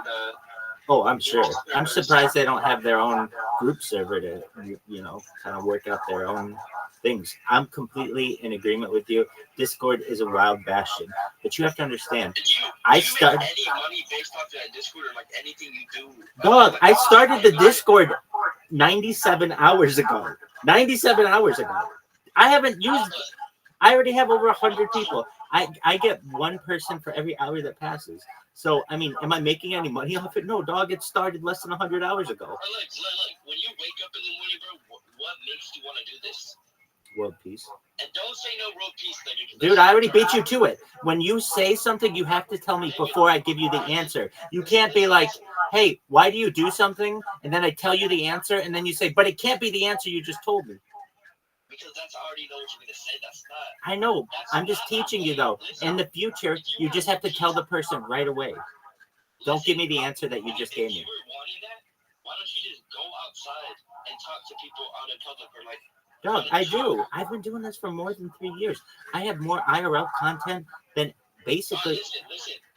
I just can't wait till like a nigga walks up to you and smacks the shit out you for talking like that. That's like, cool. I don't think every nigga cares about world peace, bro. I know they don't. Like, nigga, if it was my choice, I would hang on niggers. You know what I mean? I hate black people. I hate. Dog, keep in mind, this is going to be recorded or is recorded. You're live on 8 different YouTubes right now. I don't think that's a good thing to say. You don't want to be known as bastard. I will strike the president of the United States. Okay. And I hate all black people. If it was my choice, I would hang them. I would hang them all on a noose. Let me ask you this. I chased my bloodline to Europe, then to the Middle East, then to Africa. So, you want to hang me? I don't, bro, listen. Dog, do you want to hang me? It's a question I just asked you. Yes, nigga, I want to hang you. Okay, all right. You want to hang me for different reasons, though, because I'm annoying as fuck. No, dog. Okay, so let me ask you. So you can trace your bloodline to Africa as well. Look, listen. If you live in a city where there's dirty monkeys, you know what I mean? There's two different black people. There's the sophisticated ones that live in the suburbs, and there's the ghetto monkeys. Dog, this is from a Chris Rock bit 15 years ago. Get with the program, dude. There are two types of black people. Look it up. It's a very famous bit. You're just you're new to this game, but we've been living in this racial pool for a long time. No, but listen, do you interact with black people in real life? Hell yeah. I have a lot of black friends. Yeah, that's what every white nigga says. Let me guess, your dog's white? No. You have a dog? No. Shit, I hope not. I'll be scared for that dog. I feel like you would touch dogs. Just the way you look, I feel like you touch dogs. I pet dogs. Hell yeah. Petting dogs is amazing. Have you ever thought about changing your life and just like going to the gym, making yourself a better person? Instead of worrying about world peace, like why don't you better yourself first instead of worrying about world peace, like a big ass problem? It's like a retarded ass nigga living in his basement worrying about world hunger. Like, what the fuck is you gonna do? You watch. I have more content than any person in global history. Content is king. Yeah, listen, it doesn't matter if you have 1 million hours of content, nigga. Nobody's watching it. They will in the future. No. How do you know? Nigga. You don't know. Listen, what you're trying to achieve is impossible. Okay. Right? Hey, so hey, somebody, hey, I gotta try. I mean, like, look, you can't knock a player for trying. I would understand if you're religious and you're trying to achieve something for religion, but if you're trying to achieve something just because, you have no purpose in life, bro. Dog, I'm Rabbi Rothschild. How much more religious you want me to be, Playboy? Nigga, no, you're Jewish. Yeah, that's religious. I don't fuck with Jews, you know what I mean? You don't even know what Jews are if you don't know that we are a religion. You guys are not religion. Okay. You guys are a part of a religion. You guys are not a religion. Okay. Of what religion are we a part? We're part of a God. Okay. Look, listen, not all religions could be right. Okay, dude, I don't want to get into a religious debate with you. Me neither, but listen, you're a Jew Yep. that is trying to achieve world peace when Jewish people are one of the most evil people in the world. Who's to say I can't change a whole people? You can't change if you are one. Yes, you can. I have a big enough platform. I'll be able to make people get in line. It'll be like Operation Lockstep. Get your shit together. I'm talking about you. Shut up. Citruses? Yeah, he says, why are you in my chat? Because he's got a big dick and he wants to hang out. Yo, spam to join the call right now. Dog, I am spamming him. He's good. His moderators know. They got a heads up on this shit. I'm his mod. Oh, that's why. So are you the one banning me? Nah, I'm not even in chat right now. I'm just in the Discord code. Okay. I'm X or Juice in chat. All right, well, get Citrus into this bad boy. Let's talk to him. I can ask him, but like, nigga, are you gonna actually talk to him, or are you just gonna be like, dude, I want to talk to him about the future of society. I want to talk to him about time machines and anti-gravity, antimatter, alien disclosure, faster than light travel, that kind of shit. If you don't want me to talk to him about that, then don't bother him. listen, can you talk to him about something? What? Talk to him about his pedo allegations. No, I don't want to do that. Come on, man, it's something serious, and I feel like it should be like appointed. You know what I mean? You can't just forget that. You know what I mean? Dog, I don't know anything about it, and so all I can tell you is that I can neither provide any further information on that. I don't know what you're talking about. Can you talk to him about his drug addiction? No, I don't want to talk to him about really personal, mean things in public. I want to talk to him about the future. No. It's not going to be lame. I want to talk to him about the future. If you don't want me to talk to him about that, though, you want me to press him on some issues. And I want you to know that's fine if you want him to be pressed on issues, because the issues you're talking about are serious issues. I just don't know if I'm the right person to do that. I'm a total stranger to him. And if I come in there and I'm like, hey, what about this? And what about this? He's going to be like, dude, what are you talking about? I think you understand what I mean. It's okay. Get him in here.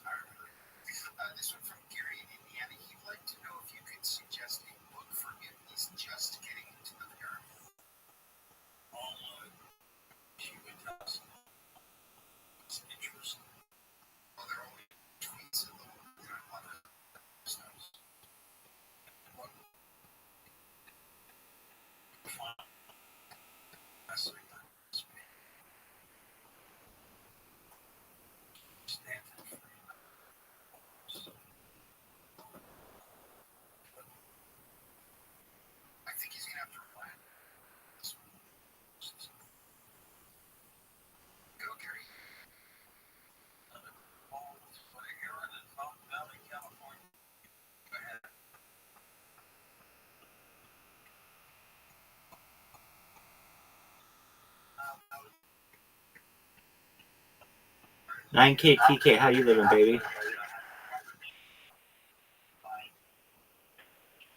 Nigga, shut the hell up. I was just talking to you.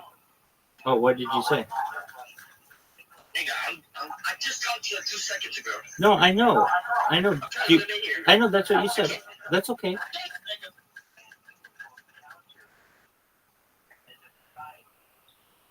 He's busy playing a game.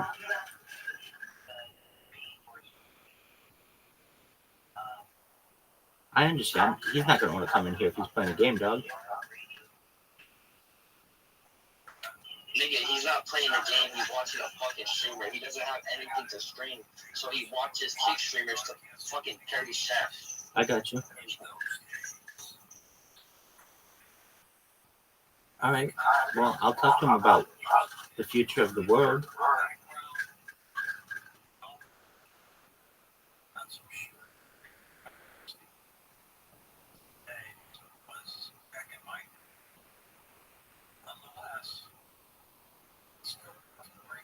He's a privileged dirtbag.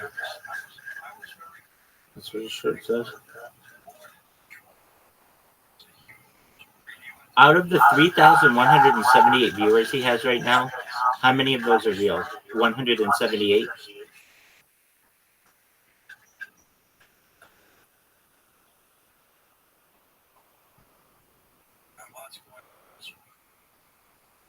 Yo, 9K TK, did you just hear me?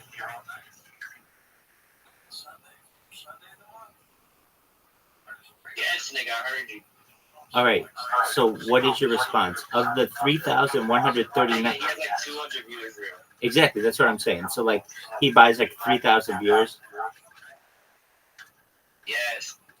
And everyone on fucking Kick does that. Yes, it's super easy, bro. It's like a fucking trash outside. Exactly. Now, here's my question. To me, to buy viewers, it's just usually pretty expensive. These guys have some way to get cheaper viewers, do they? No, he still pays for it, bro. He makes $150 an hour. Oh, okay. So he just goes to one of those services and then just subtracts that from whatever he's making an hour. Yeah, and he has like a fucking gambling deal where he makes like 10K a fucking month. With steak? No BC. Okay. I appreciate that. That's alpha. Yeah, this fucking site is ridiculous. When you got like the top 3 streamers, 50,000 people, 40,000 people, 30,000 people, and then the next 100 people all have like 200 people watching.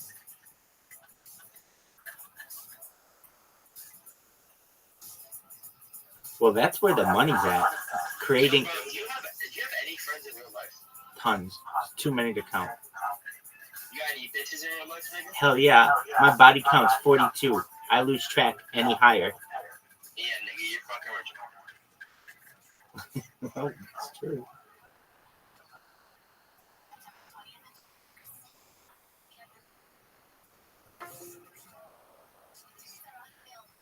Well, that was fun.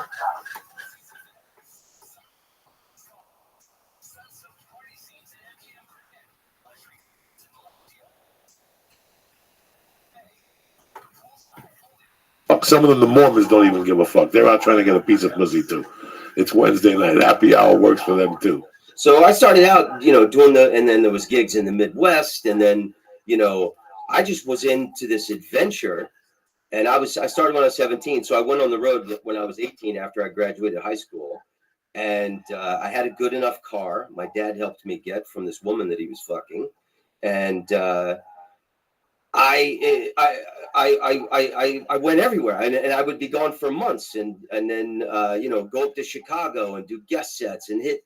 I wanted to be a comedian, and then I would work blocks, Kansas City, wherever, and Milwaukee, and all over, Lexington, and then I would systematically try and go do showcase sets at other places. So like, you're talking about how bad the road was. For me, the road was Homer's Odyssey. I went on the road, and I would go away for months at a time. My family never knew when I would be back. I'm really jealous of that lifestyle. Like it seems like it would be, and I can see that it probably is wearing, and we miss certain things, but it seems like it would be so cool. You don't miss a fucking thing. Like, you'd be in Detroit. Right. Like, I'd be in Detroit working at Joey's Comedy Club. Okay. and I have 2 shows, and I'd be the feature act. So the show starts at 7:30. Guy does 15, 7:40. I'm off at 8:15. I would schedule a showcase, and all jokes aside, in downtown Detroit at 8:45. And I go right from the stage into the car, shoot down there, run in, do a showcase, go back, do the 10:30 show. I was a Gavone. You have to. You gotta hustle, man. You gotta hustle. That's the only way. You gotta call the clubs and go, hey, Lisa, yeah, Joey Diaz. Listen, I'd like to do a guest set. Who recommended you? Tom Rhodes. Can I ask you a question, Mr. Saya? Yeah. Listen, I just want to know the person who books is going to be there to make a decision. Because once I fucking I destroy that fucking room. I don't want to leave there without a booking. And they would just sit on the other end of the line. That's part of it. I got no choice. I got no choice. I'm a salesman. And they would giggle sometimes. Yeah. Sometimes they go, okay, come down at 8:30, wise ass. And they'd hang up on me. Yeah, especially back then, to play the game, you had to cover the land, and you had to go showcase at these places and get passed. So you had little room for error. You had to constantly kill, constantly, and right on the showcases. And, you know, it's like somebody. We went somewhere about 2 years ago. Me, Brian, and somebody else, and we did a show. And we went to the town. The lady's like, "Okay, what do you want to do?" And we're like, "We're going to a hotel room. We got to go freshen up before the show." She's like, "I thought we were going to save money. I was going to give it back to the comics. We could just hang out in the restaurant till 8:30." And I'm like, "Are you crazy?" We did that. We go to a town, get there at 2 in the afternoon. You got $3 in your pocket. You go to Wendy's, get a $1 burger and some fries and a soda, and sit there and smoke cigarettes and wait 6 hours until the club opens. And you're starving. Now you got to go in, and you know what? It's amazing. Like, here you have $44 for the Holiday Inn, and the club owner's like, "You got a place to stay?" Really, you could stay at the condo tonight, just leave in the morning. You're like, "There you go. I just saved $50." Your life is an adventure. It's an adventure. There's some days it don't work like that. Some days you got to call Western Union and say, "Lisa, yeah, put $50. Send it to fucking Jacksonville, Florida. This Western Union." What are you talking about? I need $50 fucking dollars. Do you want me to come home for Christmas? Yeah. Can you wire me $50? It's amazing. It's amazing. Your life is just, and you bump into people who will help you out. You go to a town, you do a show, a comic will say, "What are you going to do?" "Nothing, I'm going to drive." "What are you going to drive for?" "I got a basement. I got cable TV. Nobody's home all day. Stay there, watch TV. I got a computer." You're like, "Jesus, I just saved $100. I just saved $150 fucking dollars. This guy opened his home to me." And that's what happens. Every day is different. You never got nervous about accepting those offers of staying at someone's house? Comics were cool, man. Okay, so you work with them 4 days. Like, you just finished. Like, I was in Myrtle Beach one time. And I worked the weekend. I was going to take a bus. And this kid goes, "What are you going to take a bus for?" "I'm driving back to South Carolina." "Where you're going is 8 hours away." I go, "So what am I going to do in Charleston?" He goes, "Stay with me." I stayed with him for 4 fucking days. The kid was a gentleman. He gave me pizza. He worked at a pizza place. He brought up pizza. It was fucking tremendous. You never know. You never know until you get out there. There's a girl that's around here. There's a girl that I forget what her name is. I just saw a Comedy Central special. 20 years ago, we were in Baltimore doing a Roger Paul fucking thievery gig. $400. When you get there, it's $250, and there's no hotel. And her and her boyfriend were like, "Stay at our place. It's right around the corner." You have no idea. They gave me a check. So I already had a round trip bus ticket. I couldn't cash a check at fucking midnight on a Saturday night. So I was stuck. They were like, "Stay at our house." The next morning, I took the fucking bus back to New York. I still remember all these things because they're miracles. But they wouldn't have happened unless I made the effort. Do you understand me? Like, I can't plan that shit. You can't plan that. I don't know Lee's going to tell me to stay on this couch. But unless I get in that fucking car and make the drive, you'll never know. You'll never fucking know. And that's what stops people. They go, "I don't want to go out there. What if? What if nothing? Get in the fucking car and drive. What if you run out of money? Who gives a fuck? It'll work out.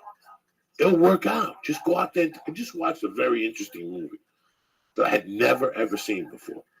And it blew my mind. I had to fucking come home and watch it again last night till fucking midnight. Really? Wild with Reese Witherspoon when she backpacks across and she's a hooker. She's a fucking. Oh, my wife saw that. My wife loved the book, loved the movie. I never saw it. Fucking tremendous. Fucking tremendous. She got nominated. Unbelievable. She gets fucked in that movie 800 times. There's one scene in a restaurant, both guys fuck her. She's a waitress. One guy fucks her from behind, but she's backpacking and she's thinking of all these thoughts and all these different situations. And there's a couple times when she gets in the car with a guy and he goes, you know what? I can't wait to take you home. I got a surprise for you. And then she's like, I got to meet my husband. And also the guy takes her home and he's got a wife. And she takes a shower and they feed her. And she hasn't eaten in days. And the next day the guy gives her a ride. That shit wouldn't happen. You wouldn't just find that. You wouldn't know the world has that to offer unless you went for it. That's the beauty of you traveling. Tom Rhodes could tell all of us right now tomorrow in the United States to suck our dick. He's got a complete different family over in Europe. He could be the real Bulger. You know the fucking guy that Johnny Depp played? They would never find him. This motherfucker, they would never find him. They would never find him. They'd be crazy to look for him because he knows. He's created that over the years. He's created that. It took 7, 8, 9 years to create this complete different family. In Singapore, he could go to any town and walk in and go, and fucking Chinese people are jumping, throwing darts, serving him a cat. You know how it is. That's the beauty of that you don't know that until you go out there and meet these people. You don't find the beauty of people. That's the shit they don't tell you in school. That's the shit that some authors give you in their writing. Some authors give you hope. You know what? I'm going to go on the road and I'm going to meet interesting people. Well, yeah, I read Kerouac when I was in high school. And there you go. Jack Kerouac on the road is why I moved to San Francisco in 1990. I was like 22, and that book changed my life, and that's why I never was afraid of the road. Yeah, you're never afraid. You know, even I knew. There's a quote in that book. He says, "I knew somewhere along the way that the pearl would be handed to me. Everything I needed to know, everything I wanted to experience." It's I was always very scared about traveling abroad, even when I had the passport. When I had the passport, I didn't take advantage of it. I was always very scared. I wanted to travel to the United States first. I pretty much done comedy everywhere. You know, all these fucking states, except maybe Puerto Rico. That's it. Alaska, I was up there in Choco Charlie. I love you. I've done that gig. Yeah, It's great. everybody's done that. Love that place, especially if you're drinking. It's great. Oh. And you're snoring, and you wake up the next morning, you got a piece of halibut. Are you fucking kidding me? You could snort 80 pounds of blow and eat a piece of halibut, you're back. It don't matter what you snort. It takes the electromagnesium out of your body. You know what I'm saying? Yeah, the road is very interesting. And when people say it, the road, it's this big, in your mind, if you close your eyes, it's the road. You just look at windshield and see this open road and you fucking drive. But it's got so many different things, so many lessons that I've learned, but mostly about people. And the lesson I learned the most of it gave me hope in mankind. It gave me hope in humanity because there's some fucking dynamite people out there. Dynamite. I wish I could name all the fucking cool people. From day one, when I went to Aspen that time, I met a white dude who used to be like Tom Rhodes. He was a brick mason in the summers, and in the winters he would go to New Zealand. And he had a complete different life down there. And he would tell me about his life down there. And it was like being a kid. Magical too. Yeah, being a kid and somebody telling you these stories about a faraway land. I was enamored with the guy. I couldn't believe it. And I would say, and he would exchange numbers. I used to. United States. Oh my God, I forget the guy's name. I did masonry for. Chip Chilson. He was a professional fucking skier. And he hired me to be a hobby carrier. And he hired me 3 fucking summers that dude. 2 summers he hired me. He was a good dude, but he worked your ass off in the summer. In the winter, he skied. He was a professional skier. But he was one of his brick masons. And that always intrigued me. And even then, I was not even close to being comic in 1983. It wasn't even a dream. But just that thought always was like, wow, I'd like to get on a bus and just go to California and hitchhike back. Remember there was a show, The Hitchhiker, on HBO? Oh, I think there was a show like The Hitchhiker. Yeah. That also intrigued me. He would always get his dick sucked and have threesomes and shit. That would never happen to me, but it's a fantasy that the Hitchhiker. Yep. There's no there's no Jewish Muslim. There's is what I'm saying from an ancestral point. Well, let's talk about this. Hold on. Let's talk about this. It's like from a probably from Europe. Most of the time, it's a European country. Let's talk about this. So, hold on. Most certainly. Most certainly.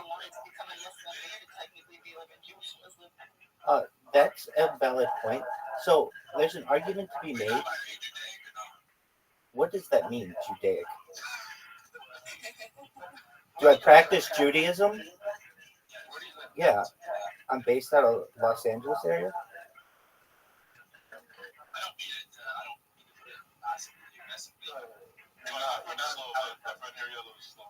That's cool.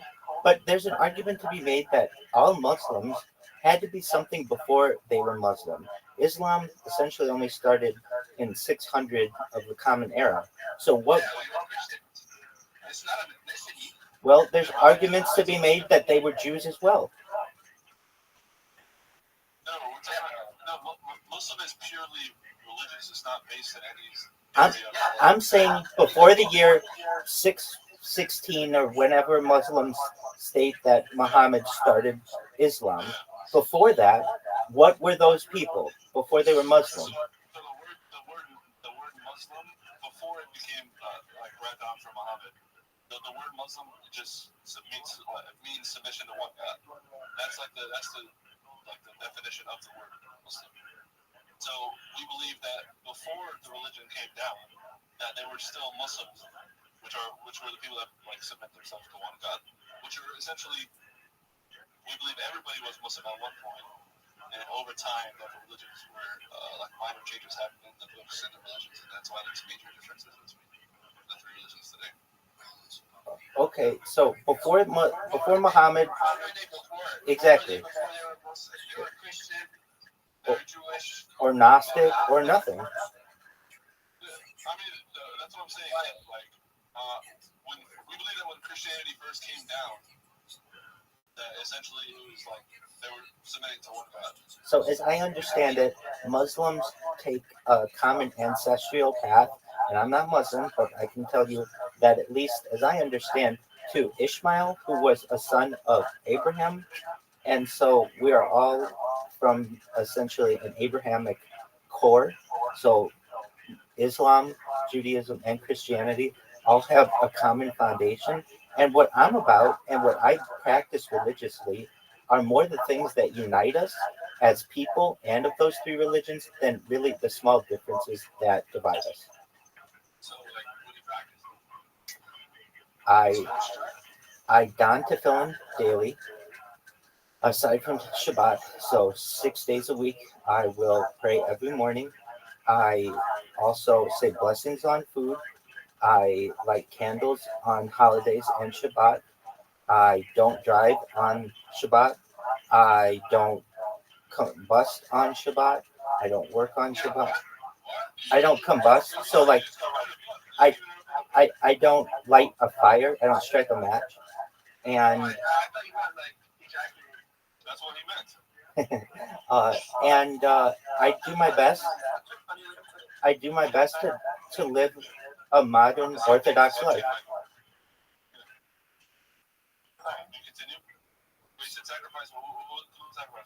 Oh, I didn't say sacrifice. I do my best to live a modern Orthodox life.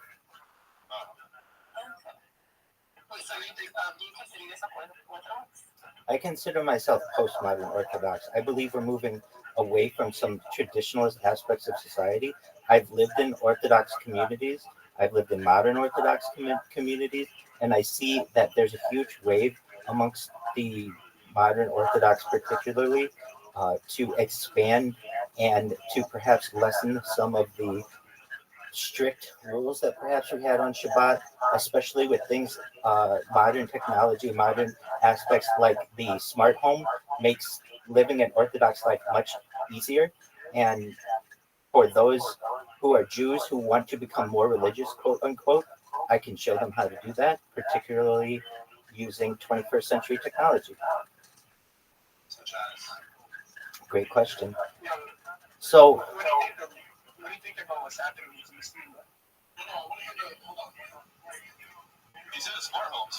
yeah, so there are arguments to be made that we're not allowed to light a match, to combust on Shabbat? Well, there's a really good question that I first want to say to everyone here. Here's the big secret. No rabbi is going to tell you this, but I am comfortable enough, and I mean, you might be able to get a rabbi to say it, but no one really knows when Shabbat is. So perhaps it's tonight when I lit candles, or it could be tomorrow, or the next day, or the next day, because no one knows on what day God actually started the earth.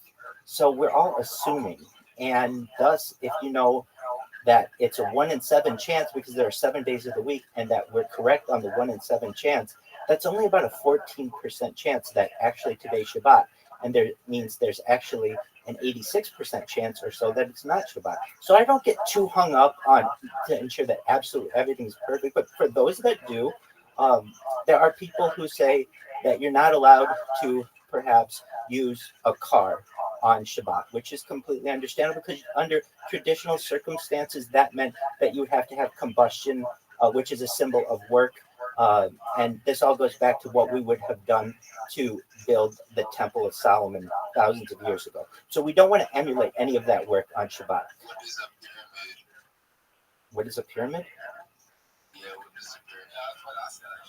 That's a great question. So these are separate things. There's the Temple of Solomon, which is in Jerusalem, and then we have the pyramids of Egypt.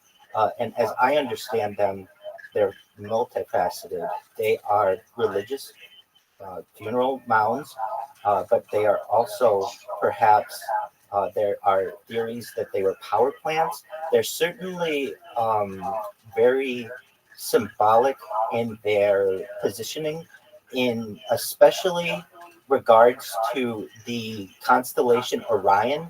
I don't know if you're familiar, but so. It's in the exact coordinates of the center of the core. Right, and that these also reflect some of the other pyramids that we have on Earth. People don't know, but there are perhaps larger pyramid systems on Earth, particularly in China and in Central America. So these are all oriented a specific way towards true north, but also how they're oriented with Orion's belt. So if you know anything about Orion's belt, Orion is a constellation in the sky. Within Orion's belt is pardon me? It's like 7 stars, right? That like one certain shape.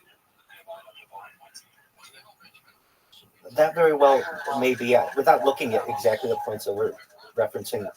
I don't want to say neither here nor there, but I'm on board with much of what you're saying. Like there is a certain orientation that's very specific about them. But what I want to say more specifically is what's located in Orion's belt. So within Orion's belt, there is what's known as, I believe, a bi-solar system, a bi-stellar system, essentially 2 stars that are in an area called Zeta Reticuli.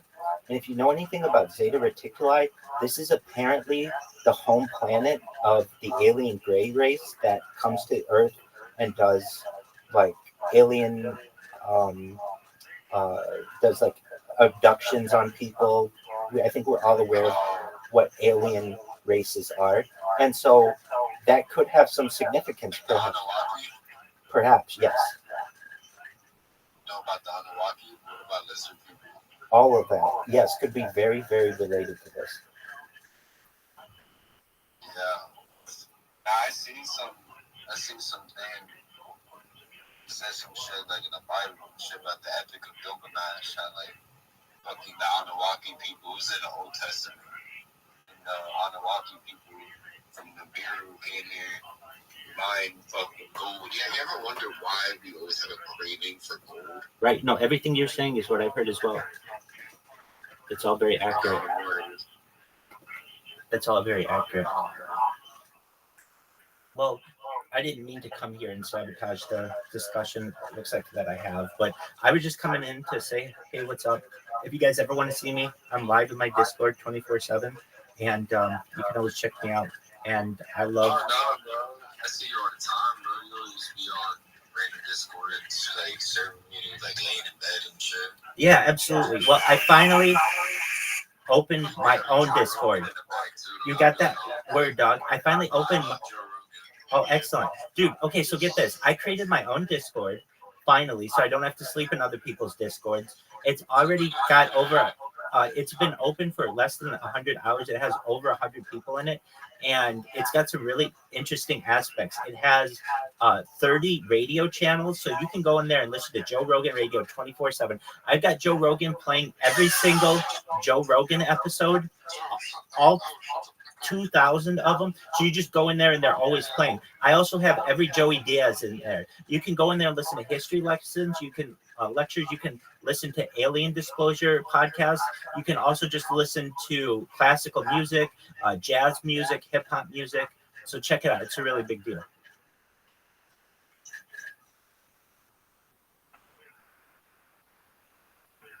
And I hope you guys enjoy it. Got you, bro. Excellent. I'm going to send you guys friend requests, and we'll be friends for the rest of time. I'm going to make you guys trillionaires. I'm going to make your families very rich. I'm going to make your friends very rich. You are going to be seen as trailblazers in the streaming community. So get ready. Good things are going to happen to you and your family. I appreciate that, man. Word dog. We all need some good news. So proud of you, man. I see you every single day, bro. Dedicated, bro. Coming to Discord calls, bro. Doing your thing, bro. Seeing Joey Diaz in the back. Word dog. He's hilarious. You know how it is. Absolutely. Absolutely. We're the everyman. Yes, we have elements of this that are quite interesting, like the mind uploading technology, the alien disclosure, and the life extension technology. But at our core, we love good stories, and he's a hell of a storyteller. He's got some hilarious stories, and it's always interesting to have him on in the background. So I want you guys to know I appreciate the opportunity to be here. Keep up the grind, everybody. Thank you for your kind words, and take care. Blessings, everyone.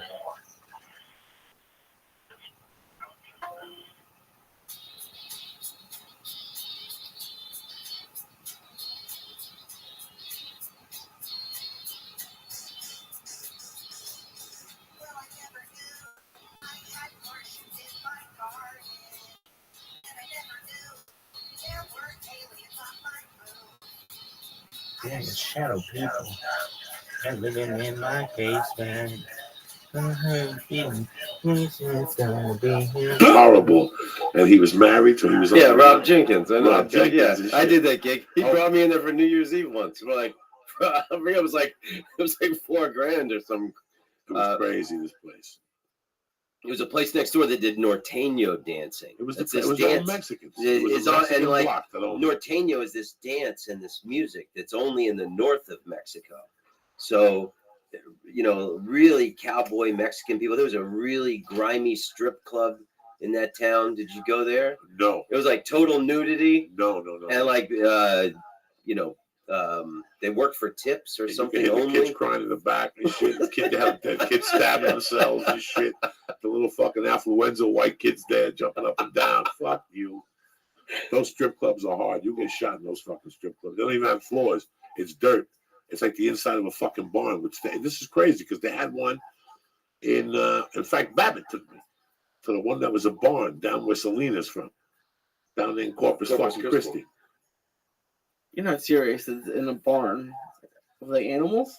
There was no animals. The animals had been killed. They had been transferred to a different farm, and they had a strip club and a barn. They had 4 chicks dancing. They had like a roulette table. This had to be me, Freddie Soto, and somebody else. Oh, I loved Freddie Soto. So this had to be, God bless his soul, this had to be 1999. Me, Freddie, and in those days, I used to pull a scam. Because they wanted like a ton of money to fly into Houston direct. But if you flew into Houston via San Antonio or something, you get off the plane in San Antonio. Fucking tremendous.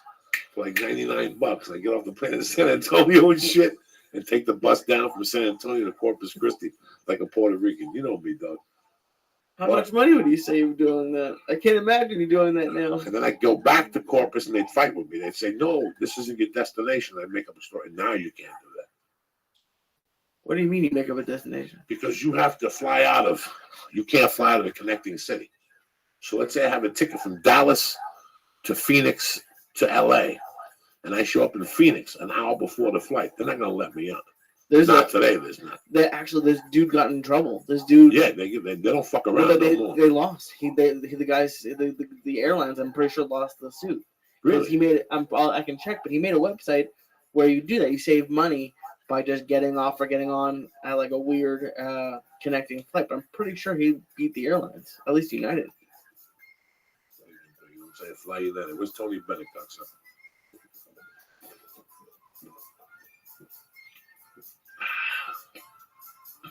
It's Monday night. Hello, Tony.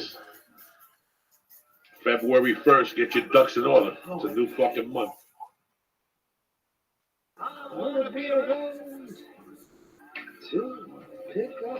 Every time I come in here, my fucking days change. Somebody breaks your No kettlebell class. No? No movies with my wife. Amazing.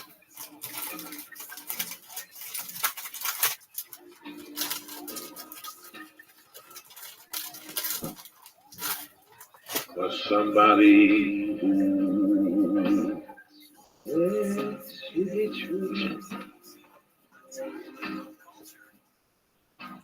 Are you recording or is this a break? I'm recording. Because I told you my vinyl records. I'm playing tons of Ella Fitzgerald records, Sinatra, Tony Bennett. It's fucking great. It's all I'm listening to. Love Tony Bennett.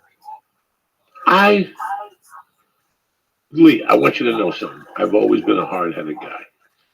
So, I was, I came from Cuba. You had the fucking 45s, okay? And it had a thing in the middle, and you played 45s. Okay. Everybody was fucking happy. Everybody was fucking happy, Lee. Everybody was fucking happy. Albums were great. People were smoking dope. People were having a good time. You had two of the things, You had 8 tracks, and you had cassettes. But vinyl was the way to fucking go. And all of a sudden, some genius said, no, let's go reel to reel. So all of a sudden, all these fucking Joe Jerkoffs started going reel to reel. Did you get your reel to reel yet? No. I knew at fucking 18, in 1982, I kept saying to myself, this is a scam. Did people really have reel to reels in their house? Reel to reel in their house. My friend still has it in his basement. No, he doesn't. Yes, he does. He's the only one that fell for it. He fell. Him and 3 other idiots all got reel to reel.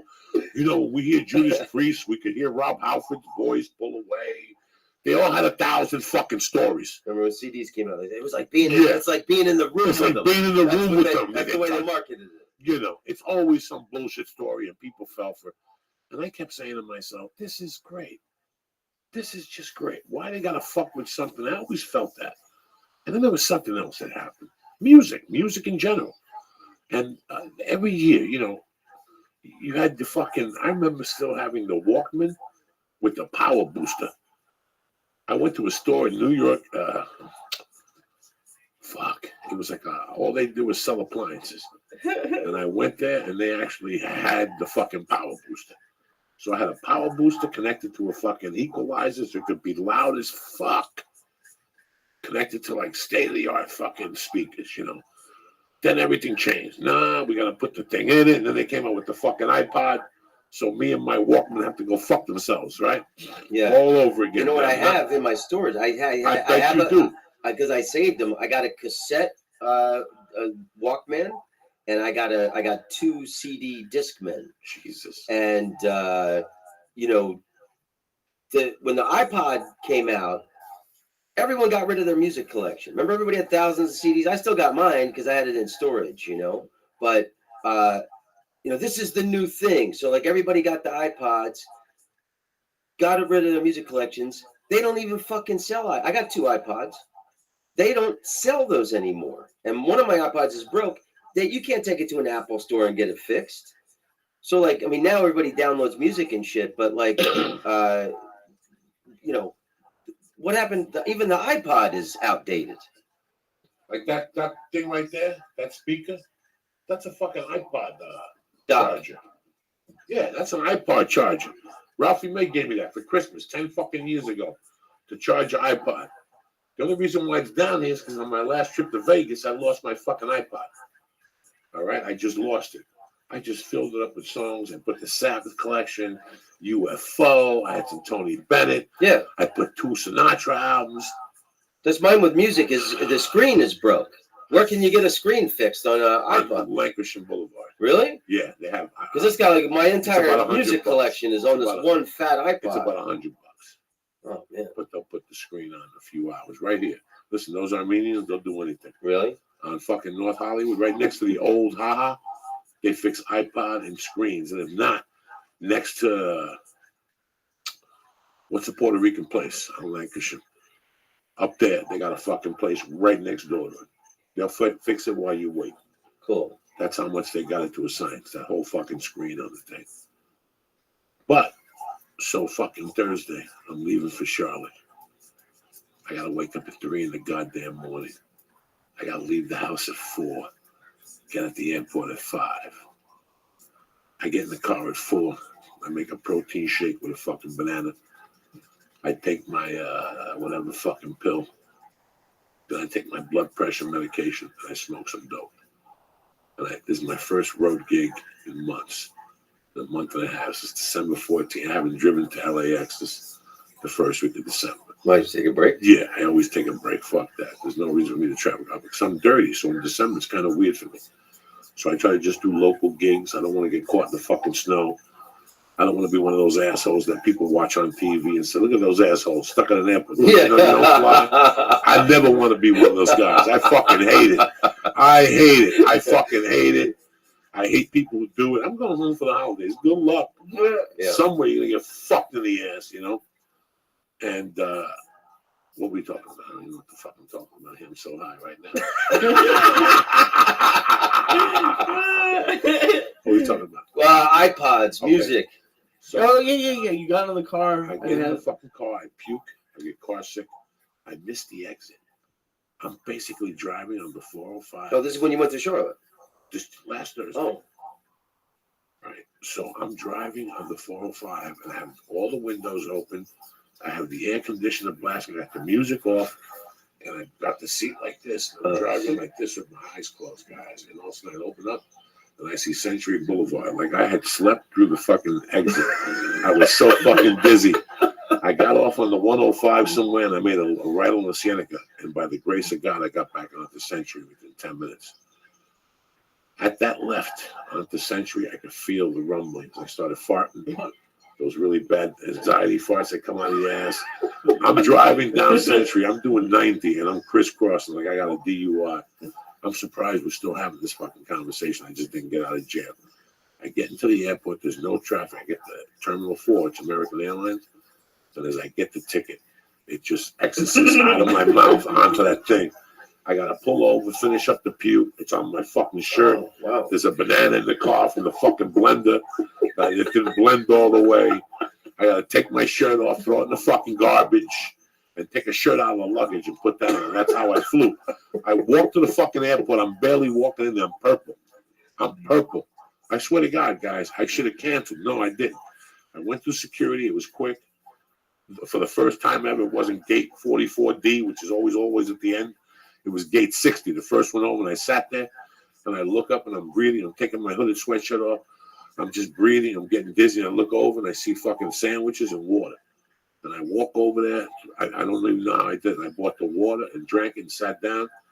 That brought me back a little bit. And then I went and got a turkey sandwich with avocado and arugula, and that took me down a level, and I bought it the fucking plane, and I was fine.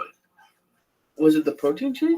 I don't know what it was. I think it was the reefer and the fucking nicotine gum. I think it took me to a different level. You know what I'm saying?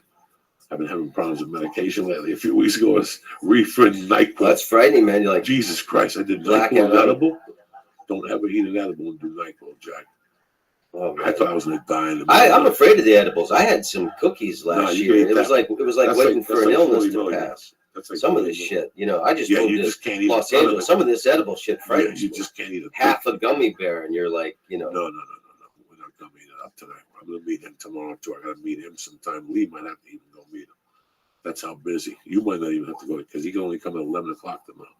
My man from Force One Stars, bringing it in so we can go deep this week with Dick Syed. His dad's coming from Florida. He Where's loves your dad live? I'm from Florida. He loves the stars of death. My cousin is a cop in Boynton Beach. There you go. Next time you get pulled over, he's got a friend in Boynton Beach. See how it works out? I had a thing happen to me. I was driving to the airport. I was in Orlando for the holidays, and when I was leaving, I went to get to the Orlando airport. I've been there a million times, but I came at it from a different direction. I was on this like turnpike thing, and or this expressway. I missed my exit, and somehow I got thrown onto the Florida Turnpike. And this has never happened. I'm from Orlando. I've been to the airport a million times, and I was running a little late. I mean, I had to, drop off this rent-a-car and then make it to the airport. My flight's like at 7 a.m. So this is like already like whatever it is, 5:30, 5:45. I'm cutting it way too close. And I'm about to be thrown onto the Florida Turnpike heading towards Miami. So it looked like the only thing to do, there was this, like, it looked like about the size of a curb and then about the width of a sidewalk. This kind of median between where this on-ramp to the off-ramp that was going the opposite way. And I drove over this, and I had this little tiny Prius, and it kind of got stuck on the sidewalk length was about how much it is between the tires or whatever. I'm like so I really had to like rock this car, and like I'm flooring the gas, and then finally like it gets over, and it's like smoking, and you could hear it just that crunch, bottom out. I made it over the thing, get into this other lane. And the guy sitting there at the money collecting booth, I go, what do you want me to pay you? And he goes, well, you have to pay. It's $5 from the last X. I go, $5, sure.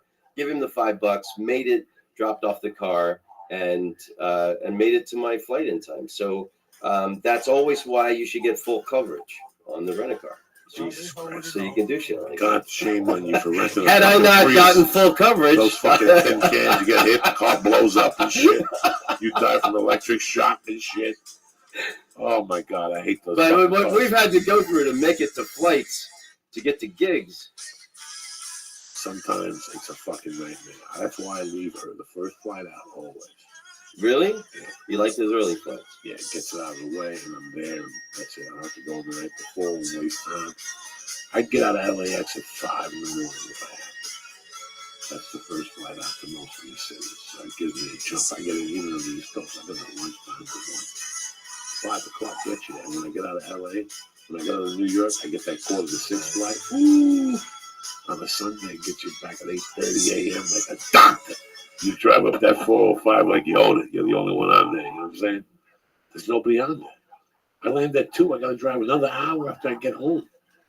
I'm 53. I got one foot of gray, one of banana peel. I think I got 2 hours to drive in the fucking 405. And people don't get that. And they get mad when I tell them, listen, I'm not going down. They wanted me to go down Wednesday and meet these people. And I'm like, listen, let me tell you about my life. I leave Thursday.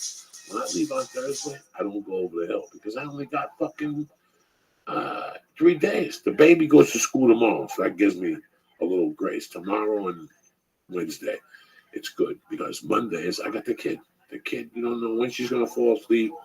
I don't know what detail my wife has to do, so I don't really have a schedule.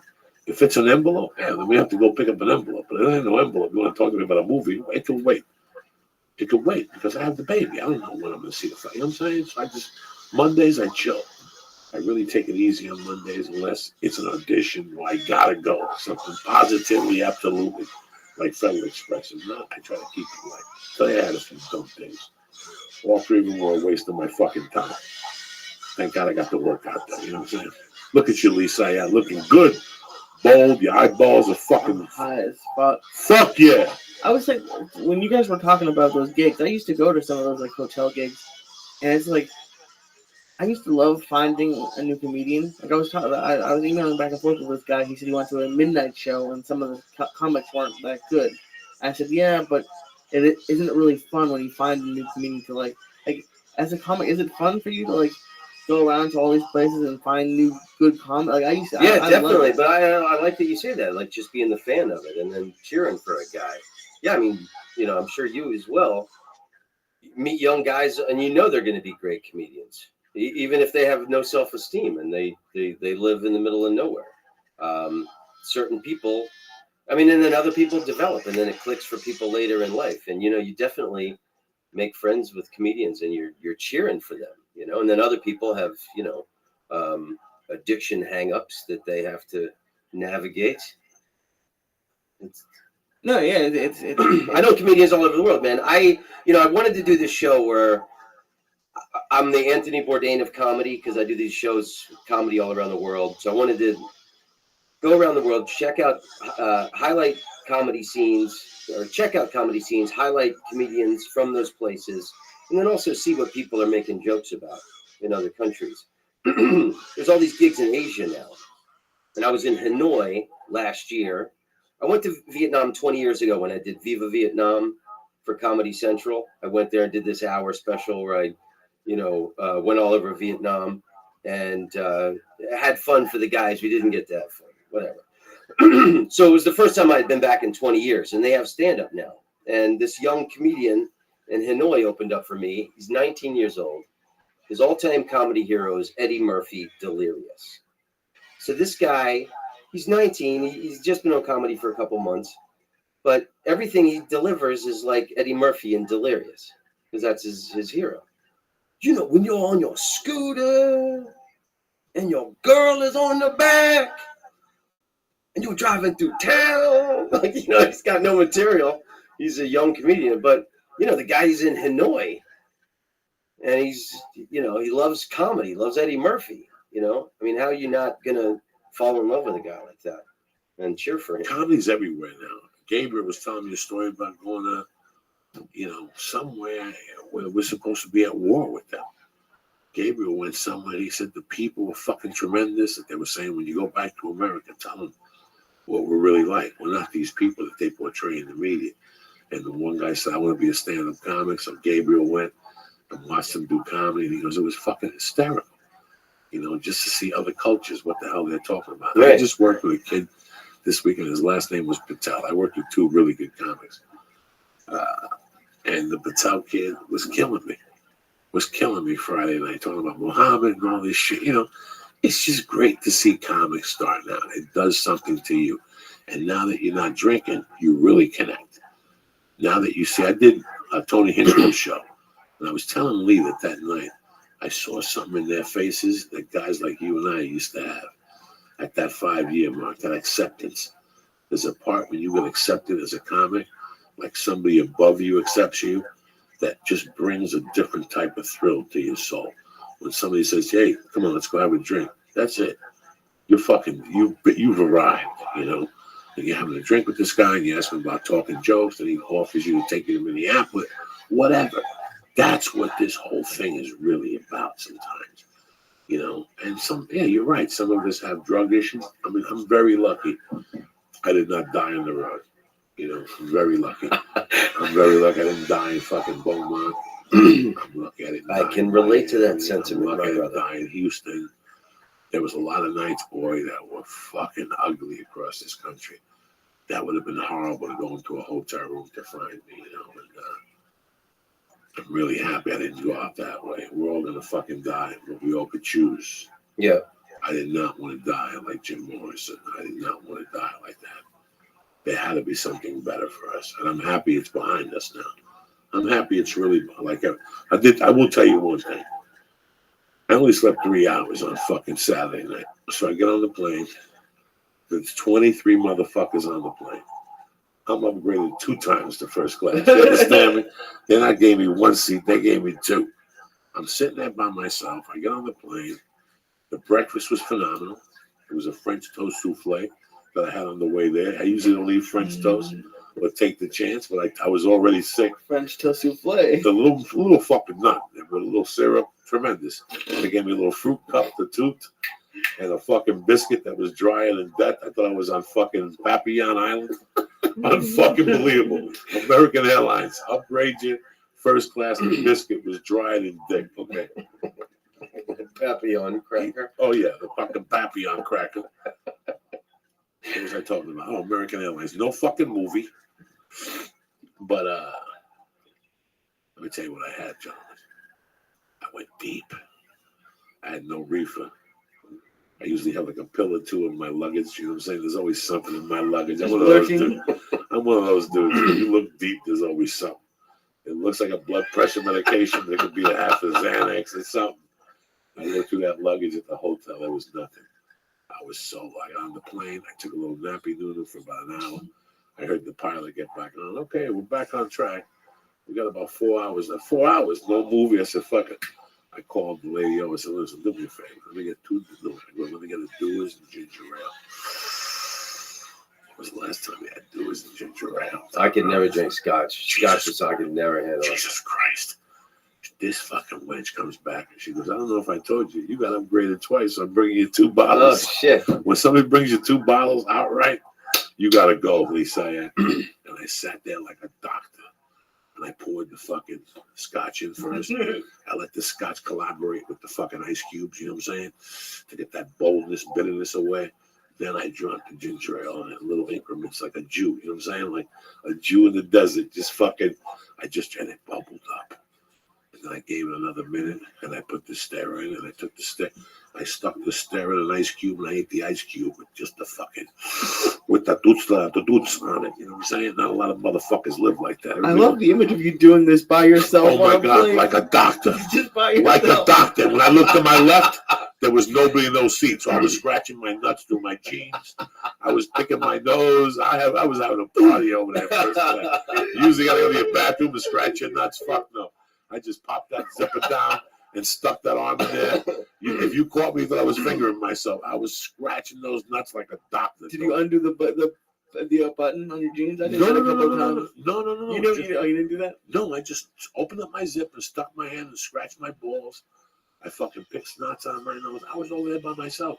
There was one lady behind me. She was passed out. I had those 2 fucking scotches and I fucking passed out, guys. 20 minutes before the plane landed, I got up like feeling fucking tremendous. Scotch ain't bad. Listen, Scotch is not bad if you drink it. 2 of those motherfuckers, 3. My dad used to drink Rusty Nails, Scotch and Drambuie. Yeah, Jesus fucking Christ. I'd take a little sip off the top. Just that top part was nice. You know what, Bryce? But Scotch, I used to smoke coke with fucking Rusty Nails. That's when you know. What's a Rusty Nail? Scotch and Drambuie. My dad taught me how to gasoline with gasoline. From the time I was like 10 or 12, my dad taught me how to make it for him perfectly, and so I spent my whole life making him Rusty Nails. Back in the day, that was my shit. Rusty Nails. For a long time I drank Crown and Ginger. That was always you did a couple blasts. What was your favorite drink of choice when you did a couple blasts before you went to the beer? Because after a while, that alcohol burns right through you. So once you go, before you went to the beer. Well, back in the Coke was probably Crown and Ginger. Crown and Ginger, that's a good one. I always like vodka and anything. Vodka was like what the supermodels drink because it has less sugar, and I always loved vodka. Vodka's straight on the ice, probably. I drank too much vodka as a kid to like it as an adult. Well, vodka goes with anything, also. With Gatorade. Hey, you can mix vodka with fucking. I remember drinking Gerber's baby food. I remember and drinking it's fucking gonna work. fucking a quart of vodka with iced tea, and then going home, passing out, getting up in the middle of the night, and there'd be iced tea in the pitcher. And you drink the iced tea and you want to vomit because that's what you were just drinking with the vodka. Oh my God. I got a story for you, man. I was in San Francisco years ago and partying all night in my hotel room. I had all these people over from the club, waitresses and comedians, and we were up drinking tons of vodka and partying. Anyway, I woke up the next day and I was totally hungover, and I made coffee, and there was a cup next to the bed. I was just hungover and probably still half fucked up. I threw the cup of water in there, and then I made the coffee, and the little tiny hotel coffee machine, and then I took a sip, and it was vodka and coffee, what I made. And so I took the sip, and I was like, oh fuck, that's vodka that I made the coffee with. And then so I thought to myself, wait a minute, this could be like the next peanut butter and jelly, or Reese's peanut butter cup. Remember the old commercial? Guy's walking with the chocolate bar in the park. He trips, goes into the girl's jar of peanut butter. How sexual was that commercial, you know? But so that's like how Reese's peanut butter cups were invented. So like I thought, oh, well, maybe I'll give this a try. So I took another sip, and it is definitely not the new Reese's peanut butter. But if you put cream in that motherfucker, hey, you could have saved it. Yeah, but I should have doctored You ever it. smoke crack and you put it in the microwave oven and it don't come back? Like Sure. That happens. Listen, dog. When you put like let's say somebody comes over with a gram and they want to cook it up, right? They throw some Coke and throw some microwave in there. Normal Monday.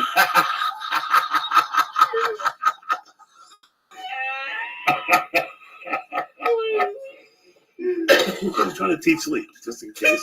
So let's say you take a coffee cup, Lee, and somebody comes over with a G bowl of root. That's how you tell if the Coke is good. You throw it in the water. You put 3 fingers of water in the cup.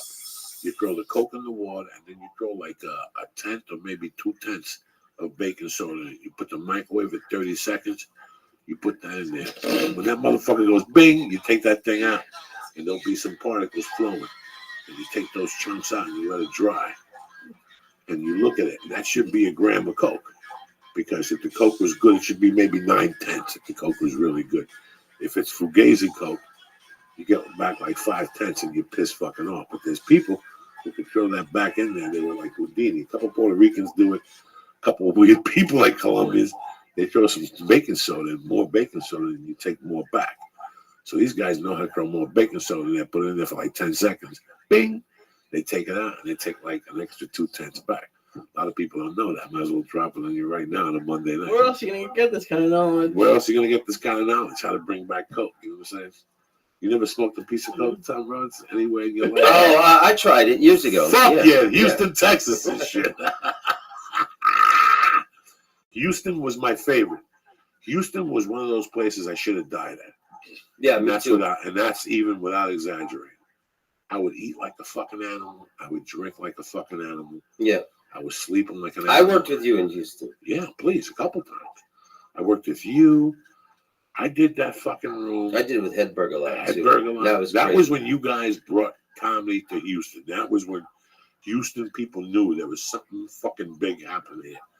When you had come back to do that co-headlining spot with Hedberg, I still remember that. That was like, what? What are you saying? What the fuck are they saying? Hedberg and this fucking guy we together? both took less money to do so we could work together, just because we loved hanging out. So wait, Joey, did you open for Tom? Yeah. So how many people do you have relationships with like this? Where like, do you, like 20 years later, 10 years later, you guys are friends? This is what comedy is. That's crazy. You know, he could disappear for 3 years. He comes back, I bump into him, I give him a hug, we talk shit, we smoke a number, we don't smoke a number. I got a lot of photos, and I got those out of storage also. And I just looked through. I got to look back through them more deeply. But like, I got tons of photos of you and us that week, and it's remarkable because you know I don't feel old, but I look at those photos like, man, you and I like we look young. And I got headshots done about a month ago. I haven't even developed them. Every time I open it, I go, Jesus Christ, what happened? Like, what really happened? And lately, I've been doing the math on my friends, you know, some of these guys. I talked to a girl, tell you that legitimately, I know her 40 years. When you know somebody 40 years, you're fucking old, Jack. You're fucking old, okay? You know, I mean, that's it. This is it. This is it, you know? Like I've said 1,000 times, like I loved growing up in Jersey. I loved my neighborhood. I loved those people. I loved where I grew up, this conjunction in New York City, how I was able to just take a bus and be in the city in 8 minutes. That doesn't exist no more. The traffic has fucking quadrupled since then. But I always thought, like I said, you know, I always thought that one day I would close my eyes and go back to North Bergen and everything would be the way it was. All my friends would still be at the bar, snorting blow, listen to Bruce Springsteen, you know, whatever. And that doesn't even exist. That doesn't even exist. These guys are Christians or whatever the fuck they do now. And my one buddy works at UPS. And, you know, it's dead. Like, that's it. This is it. We're in the final fucking countdown, Tom Rhodes. And we love it. I love it. How do I feel? I feel like I'm fucking 30. Yeah. Because I'm living how a 30-year-old should live. You know, I'm trying to live, drink a lot of water, get sleep, no drugs, a little bit of reefer. You know, that's the fucking recipe. What else? Reefer, some fish. Shoot that fucking sperm out of your helmet twice, 3 times a week. You're a fucking man. Sounds like we're on the same diet. Yeah, all you need to do is give blood once a month, like an ounce, so you 16 ounces. You give blood once a month. You're a fucking new man. Once every 2 months, your heart makes that new fucking blood. Your stomach gets harder. You get that old brown blood out of your helmet. You give blood once a month? I try. I go down to the doctor's office and I make up some bogus excuse. I'm getting dizzy. So they take blood out of my fucking arm. You know what I'm saying? 4 ounces, whatever the fuck they take. But that makes your body make new blood, you know? Something. Some water, some garlic. Bam! You got a whole new dose of fucking blood. You know what I'm saying? You're a vampire's fucking fine. You know? I feel like you just made all that up. I think I did too. But it works for me in my head. Somebody once told me that that's why women don't die of heart attacks, because they bleed once a month. And it makes a lot of sense. Is that true? Well, that's why women don't. How many women you know who fucking punch a ticket while they're fucking roller skating or shoveling snow? Not too many. Guys always die shoveling snow and fucking women waking up and putting their shoes on and shit. Why do you think I don't put my shoes on in the morning no more? I have Mercy do it. I get like $1 in a little bank account. I don't put my shoes on. That's bad luck. You gotta find somebody to put your shoes on. That's success. You have Mercy put your shoes on? Anybody I bump into, I put my That's shoes great. That's fantastic. You know, on. Charlie Chaplin never wore the same pair of socks twice after he got famous because he was so poor when he was a kid. He never wanted to wear the same pair of socks twice.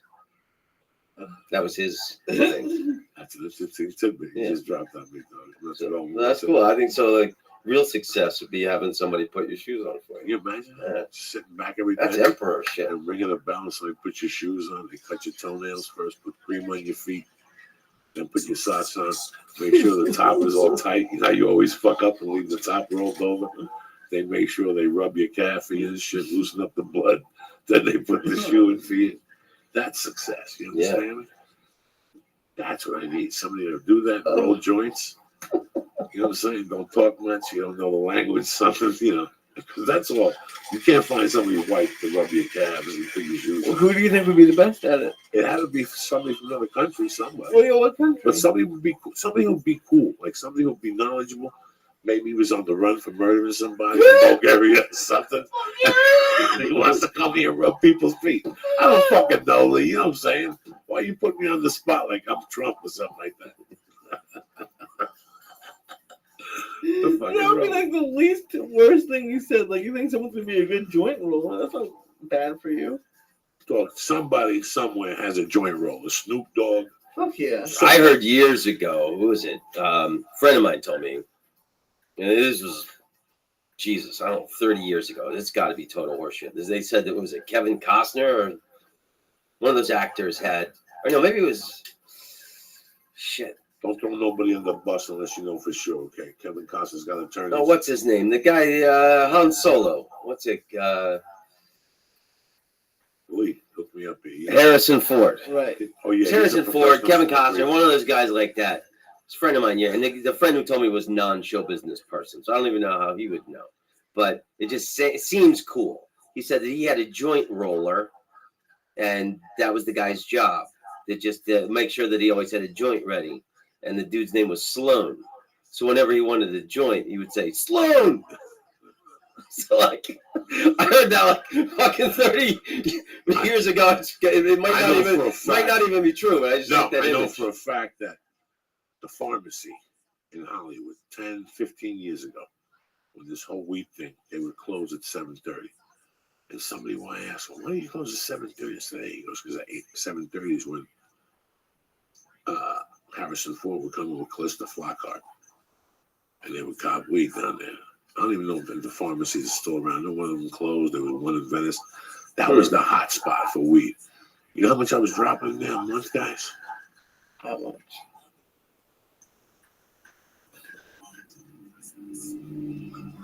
$5,000. Wow. I put $4,800 on a credit card in there one month. My wife What the fuck are you buying? almost threw me out of the house.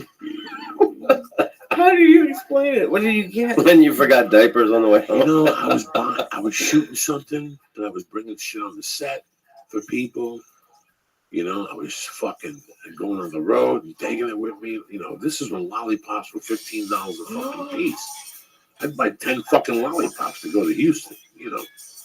I'd walk out of there with 2 bags. 2 fucking bags. This is before the podcast era. This is the truth. I'm not kidding you. I remember my wife sitting me down and going, yo, you put $4,000 on a fucking card. And weed charges. Are you fucking crazy? I think that's like 120 a day, right around there. I was going in there some days and dropping 220, 300, 200. They had everything, Lee. Ice cream, cakes. They had fucking everything. Have you tried the pizza at Sunset, whatever? No, you didn't get it. I didn't get it, but I saw Weed pizza? Yeah, well, I brought it home one night. I don't know what happened. I fell asleep, and I must have had 2,000 other edibles in my bloodstream. So, it's apparently like, I think it's like $250, and she said it was like you didn't even taste the weed. So I was thinking about it, but I didn't know if you had it or not. Unless you're gonna sprinkle some more weed on that motherfucker, double check it. Put some mozzarella on that motherfucker. You know what I'm saying? Let me do some shout outs, and we'll get the fucking underlay on here. Chaz DeMoro, Bob Lalingas, Bobby Sharon, Anthony Kelly, Rob Bradley, Brian Austin, or Austin, I don't know. Paul Island, Lauren Rosenberg, and Os Warrior. I love you, cocksuckers. Tom Rhodes in the house. Talking about Houston cocaine, craziness days. You were like, when I started, you were like fucking booming already. Like when I started traveling, you were already booming. And then in '95, you came to Seattle, and I was doing like a gig, and you did a gig with like Janine Garofalo and 2 other people. It was like a 4-comic show or something like that. You still had the long hair. And then when I first moved to LA in '97, '98, I saw you at the Improv one night. You were holding on to a wall. The show had just been canceled maybe 2 or 3 weeks prior.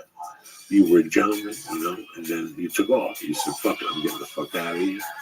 You did all your travels, and I bumped into you in Houston when you had the show.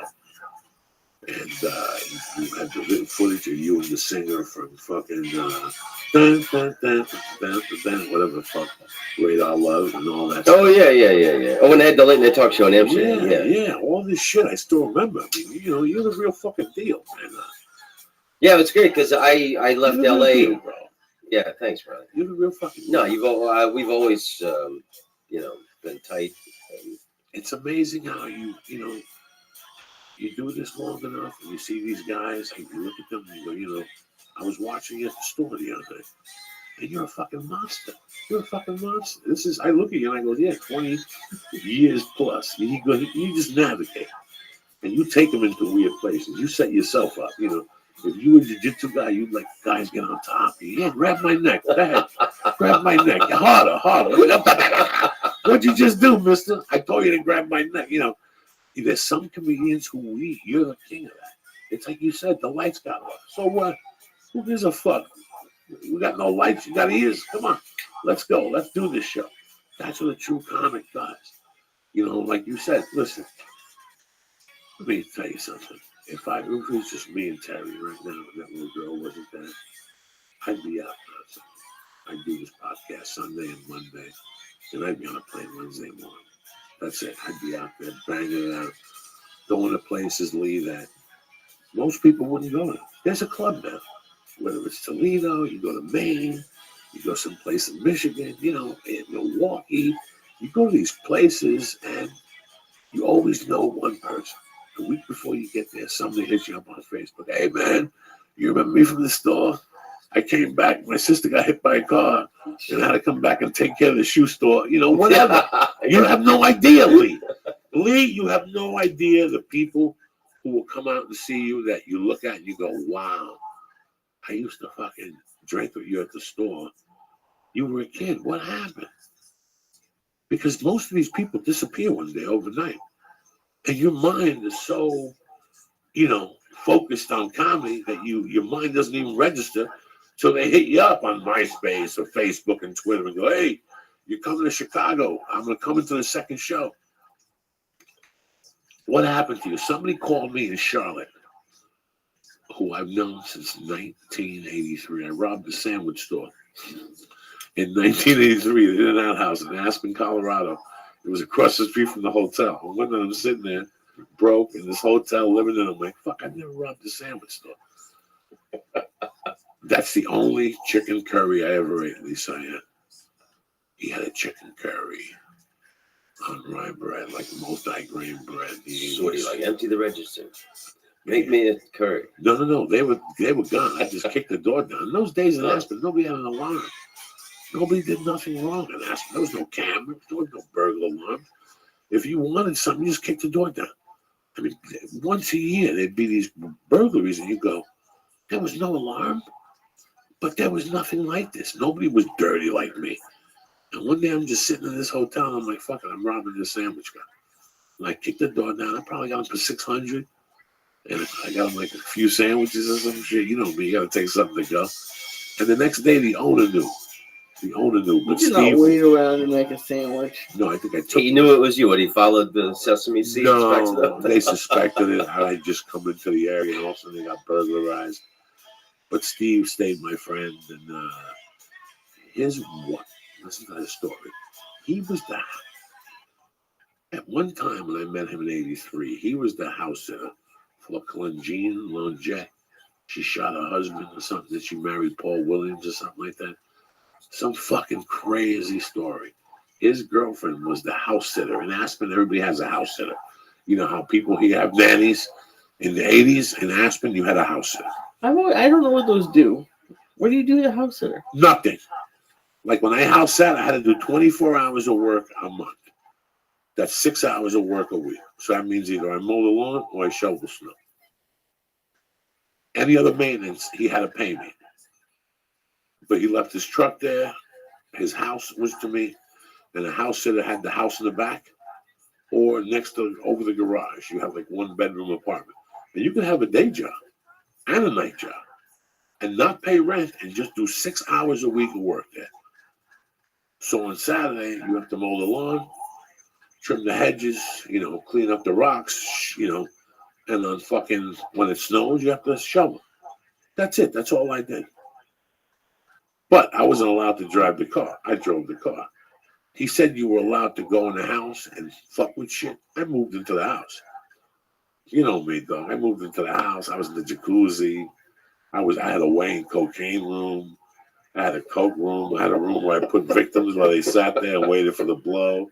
You should have seen me. I was sitting people down and calling them into the other room. It was craziness when I lived in Aspen in '83. And my friend Jimmy Burke was the original. God bless his soul. He's fucking dead as disco. I love him. I miss him. Sorry about this belt. And he fucking called me. I was living in San Francisco, about to get arrested. Okay, we had to go on the run and go to Reno on one of those buses, $15 a day, and they give you 15 and quarters when you get to the hotel there. So I'm in Reno. And in Reno, I had like an answering service. And they're like, you have 3 messages. And I called the answering service and like, yeah, Jimmy Burke was sent to call him. And I called him and he was like, listen, man, I knocked up my wife and I got this house sitting job. I need for you to take it. You said you were coming up here. I'm like, are you fucking serious? That was like music to my ears. That's no rent, Lee. That's no rent. In fucking Snowmass Village. I get there, there's a car, there's a house. He's like, you can't go in the house. As I'm talking to him, I'm like, I can't go in the house. I'm not fucking kidding me. That house is mine. That's mine. The guy only comes 1 week a year. He had 10 of these all around the world. This was one of his houses. In the year and a half I lived there, his daughters came out to ski one time for 3 days and left $1,000 worth of booze. They were spoiled kids. Our father was one of the originators of the one food chain. This was one of his many. I used to talk to him on the phone from all over the world because I had to call him before I spent money on the house. So I would call an answering service and he would call me back like 2 days later. How you doing? I'm in Finland. You know what I'm saying? That sounds like a great gig. But the gig, sometimes you have to live on property with them. That sucks. It's good, but it sucks. But sometimes they're not there. And it's a write-off for them. It's to have this house there. Jennifer Aniston has houses everywhere. It just doesn't go to them? No. She fucking furnishes them and puts somebody in there to watch them so nobody burglarizes those fucking houses and somebody lives in there you don't even know. They don't even know they're living in Jennifer Aniston's houses. They don't even know. They probably get hired through a service that does a background check and does what they do for a fucking living. How you like them there apples, cocklicker? What do you think about that, Doug? What do you think you're dealing with? I think that, why have a one-house dream, TGIF restaurants. Oh, that's what the guy owns. His name was Dick Self. Dick! And my buddy Jimmy Burke would call me Dick. He's still working for Dick. You ever do, Dick Kelly, Dick Dillon? You ever do Brad Garrett's comedy club in Vegas? Never. In the dressing room, he's got it framed. It's this spiral notebook that he was a waiter at TGI Fridays. And when you're a waiter, my brother was a waiter at TGI Fridays. They really make you learn the menu inside and out. They make you gotta take a test before you're like a bartender or a waiter there. So Brad Garrett has it framed to remind him, how good he has it as being a comedian. That at least he's not a fucking waiter at a TGI Fridays. It's right before you go out to go backstage to go on stage. It's like the last thing you see. I love that he's got his framed TGI Fridays waiter notebook framed. You always have to have a reminder to let you know how lucky it is. I really believe that. Yeah. I really do. I have one every fucking day. Like I have a reminder. Jesus fucking Christ. I was having that whole puke episode that I had the other day. It was the main cause of it was anxiety. Don't believe that. It was anxiety. I had to leave my family. I haven't done it in 6 weeks. It's not that I got lazy. I still bang it out every night like a fucking soldier of death. It's a new adventure. I didn't know what to expect. And it turned out to be beautiful. I had a great time. The city of Charlotte was fucking great. The club was phenomenal. The people were great. The crowds were great. The staff, the food was great. Where'd you play? The Comedy Zone? The Comedy Zone. Let me tell you something. They got a Mexican restaurant upstairs, dog. And I'm not talking about no hip-hop Magoo restaurant. Mexican restaurant. Hip-hop Magoo? Yeah, I'm talking about these motherfuckers are related to El Chapo, okay? These motherfuckers could cook, Lisa. Every taco I ate, I thought about you. Opening night, I had 2 chorizo tacos. Who makes chorizo tacos out of the fucking range? On flour tortillas. It was delicious, okay? I kept it light. That's what I had for dinner. I flew in. I didn't eat anything else. I didn't touch the rice. I didn't touch the beans, okay? The next day, I went back there, and the driver said, you have to have the shrimp tacos, have the carnita tacos, and have the chicharron tacos. Was the shrimp grilled or fried? Dog, it was mixed in this red sauce with onions. Nothing like this. These people are schmucks. These people here get a tortilla. They put some onions. They put 3 shrimp caught in the bay. Those little fucking bay shrimps. And they get those little fucking bay shrimps. And they give you some sauce. It's garbage. Yeah, those are. I don't like those. I like fried ones. Though. This was fucking sensational. I'll tell you how real they were. The chicharron tacos weren't the hard ones. It was the ones mixed in sauce. They taste like a pig skin. That's what it's like. It's like boiled pig skin. When they give you that, you know they're fucking real. The best thing they had was the carnitas. I mean, the pork tacos. And I don't eat pork. I don't eat pork. I'm not Muslim. I just don't eat pork. I don't eat pork on the road. I gotta know where this pig came from. Okay, I gotta know where this pig came from. I'm not Muslim, but I don't eat pork on the road. I don't eat pork on the run. I swear to God, I did it for that taco. It was so fucking delicious. I ordered 2 to go. That's how much of an animal I am.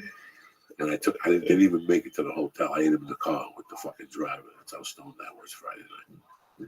What about the place? You went to this other place, right? This Asian place, like this bowl place? Not even telling me about it. I went to a spaghetti place. Spaghetti place. That was delicious. Isn't that great too? Like good traveling around the country, like cities all over America and all. Jesus Christ. And I got favorite food spots I hit. I was in Fort Worth last weekend. The Flying Fish. It's this old place. It's been there forever, and they do this red snapper Vera Cruz. I go every time I go to Fort Worth. I go. It's this entire fish. It's got this tomato, onion, thick chunk sauce on top of it. Let me It's ask you just something. heavenly. You mentioned them, so let me mention it to you. Anthony Bourdain, when you see that show, don't you want to put a gun in your head and shoot yourself? That was you.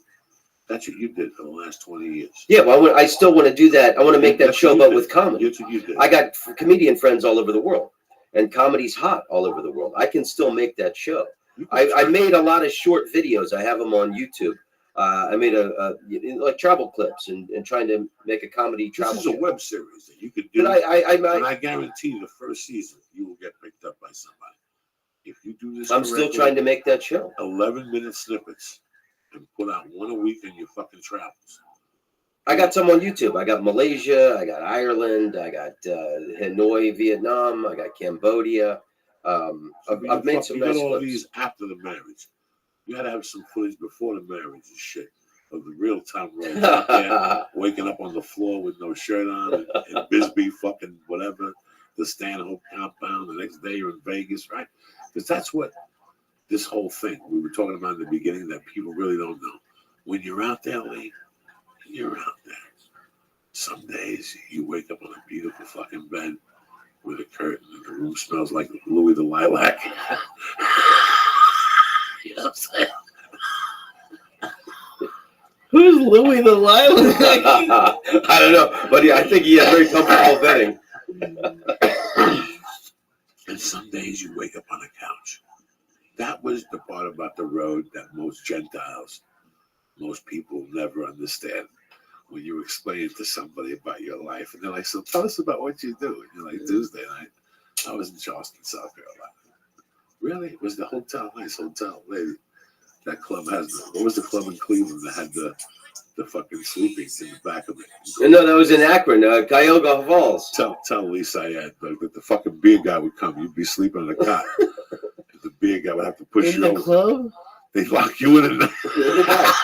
You stayed. They had like an old warehouse storage space Lee, in the say back fucking around. that had been converted to apartments for the comedians. What did you do as you walk in with your suitcase all excited? I knew I was never going to perform there because I can't do coke in the dark. I would lose too much of it. Oh, I got a story for you. Oh yeah, I got they a great, lock you. Lee, I got a they great lock story you in from at when I night? played there. Wouldn't they lock you in? Yeah, well, I was there in February, and it was big snow drifts and massive snowstorms. So me and the other comedian were snowed in for the week. So it was like being in jail. It was like being in jail. They had a metal door in the back of the club. They would unlock it when the owner and the waitresses got to the club. You could hear them unlock that metal door, and it felt like being in jail. It's like, oh, now we can go into the club like at 7 or whatever. So there was no windows. It's really dark in there. This is, Jesus, I don't even remember what year this was, but it was just, I was the feature act. The headliner was this guy from Indianapolis. And he was like a portly, bald, pervert guy. Remember the USA Network? This is like, I think the early 90s, maybe 89, something like that. The USA Network on cable in the afternoon, they had this Teen Dance Party USA show. I don't know if you remember that. No. So it was like somewhere like Texas or Mexico, all these like little teenage kids in bathing suits and bikinis. It was a dance show for like an hour. And like, so this guy's just, it was like little teenage kids just dancing on, at a beach with bathing suits on. So, it was a show for kids, for like no one ever invited me to that show. So this portly pervert guy that I'm working with, he's watching it every day, and they would do like a marathon of them, like 3 or 4 episodes back to back. So all afternoon, this guy's just sitting here watching these things, and we might have been smoking a little pot or who knows what. I mean, I'm probably 20 years old, and he turns to me one day and he says, "Want to watch videos of me fucking my wife?" What? And I say, "Who wouldn't?" So he gets his video camera. He gets his video camera, and he puts the wires onto the back of the TV, and he puts on this video, and he's like this fat bald guy, and his wife was like portly and unattractive. It was the last 2 people in the world you would ever want to see with their clothes off. And I think I lasted about 2 minutes 3 minutes, and then I just went, I'm going to go read. So I went into my little room, and then I still had to stay with this guy for like 3 days.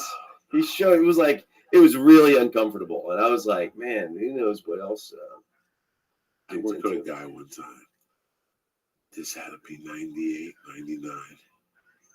This guy was infatuated with Jennifer Lopez. Jennifer Lopez had just released that album, and he would play it in his room over and over and over and over, and he would dance, and he had pictures of it. This was a grown man, guys. This was not a 21-year-old. All right, so I had to be maybe 38. He was maybe 42.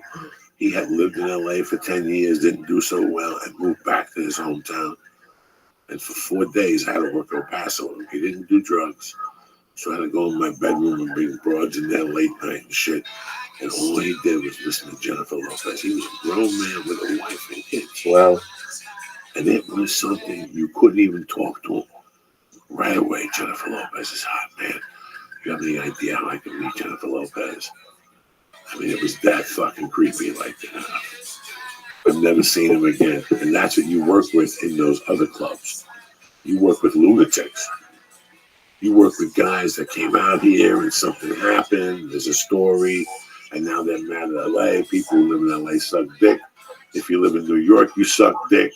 It's just, and it's a nightmare. Each of them have a fucking thing. So you got to deal with it. The best ever was El Paso. Some of my best stories had to be El Paso that I'd forgotten. Like the Angel Salazar weeks. It was just craziness, Lisa. Remember, you could go over to Juarez. Was great. Yes. Man, I had some great party nights in Juarez. One time I got scared. I never went. Really? Yeah, one time.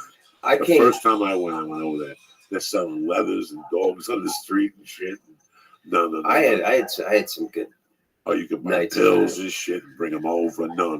I came back like, I don't know, 3, 4 in the morning, and the border control guy, I said, I go, it wasn't as dangerous as everybody says or you hear about. And the border patrol guy goes, you got lucky. I guess, I don't know, maybe I did get lucky. No, I was scared enough in El Paso.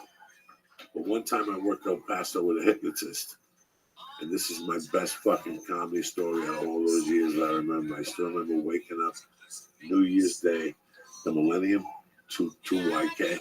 Yeah. He was was that it? 2000, yeah. 2000. And I worked with him, but he was a drunk. People didn't go out that night on New Year's Eve. Remember, they were afraid. I was in San Francisco. He had 60 people. Yeah. The Bart was pissed. Everyone was afraid the world was going to explode because the number was going to roll to 3 zeros. Oh my God! This guy comes in and he's drinking like a special scotch. The one that comes in a bag. Like that's part of his deal. Crown Royal. No, maybe it's in a. Crown Royal comes in a bag. Bourbon. Yeah, it comes in a bag.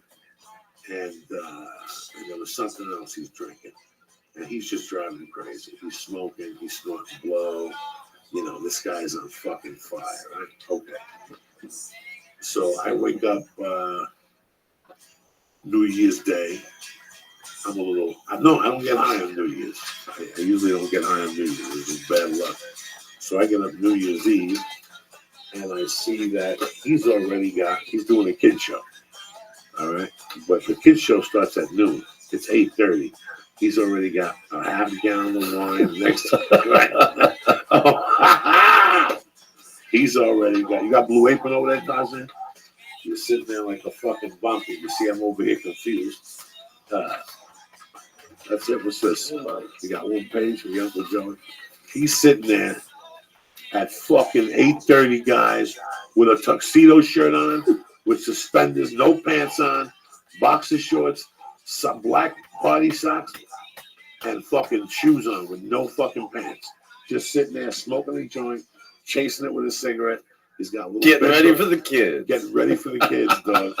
He fucking decides to go in there and just eats I don't know which one. No, don't worry about it. He just eats a bag of dicks, but he's getting Bart mad because before the show, he's drinking those fucking shots. He's already bombed. He's already Been bombed up because all it's night. 11:30. Yeah. When he tells me he's walking to the thing, I go, you know what? I'm going to walk down there with you because I got to see this. It don't take a genius to know this is going to be a train wreck. I walked him down there, skipping down the fucking hill like nothing happened. We go in there, there's kids everywhere. He goes right to the bar. I'm like, give him a shot. You know me. We're going to go buy him a shot. Bart sees this magician, whatever the fuck he is, hypnotist drinking. He's going nuts. He's pacing back and forth. He does 2 or 3 shots before he goes on stage. He goes on stage. Sure enough, he brings a kid up, and the kid looks at him midway, and he goes, you stink. The kid tells him he stunk. He stunk like booze, man. And he don't know what to do. The pigeons disappear. Bart's going nuts in the back. All of a sudden,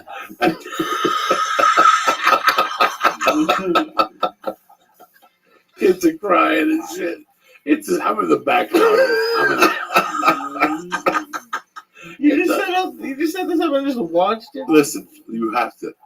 If you didn't know this is going to be a fucking train wreck, but here's the best. Now he's frustrated. He's at the bar. The turnout wasn't good because he got like a door deal.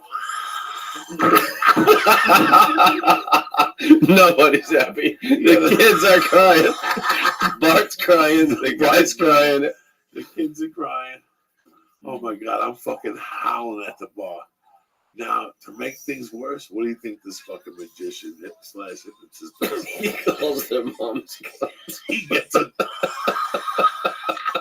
How could this get any worse? He pulls his dick out. He orders a double. What happens? He orders a double.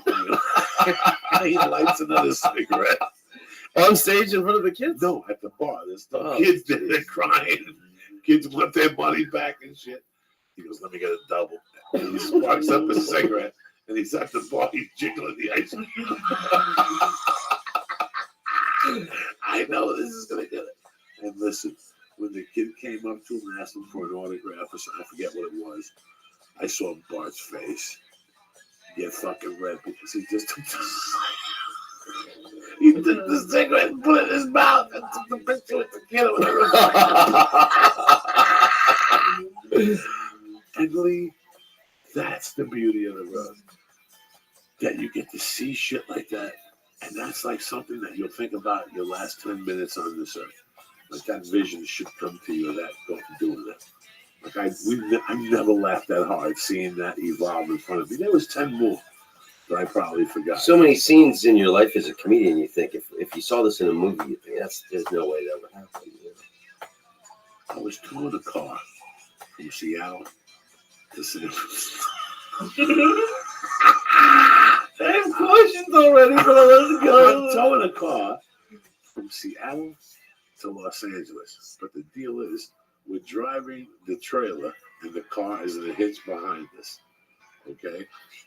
The girl I'm with, I say, drop me off at an open mic in San Francisco and come back and pick me up in 15, 20 minutes.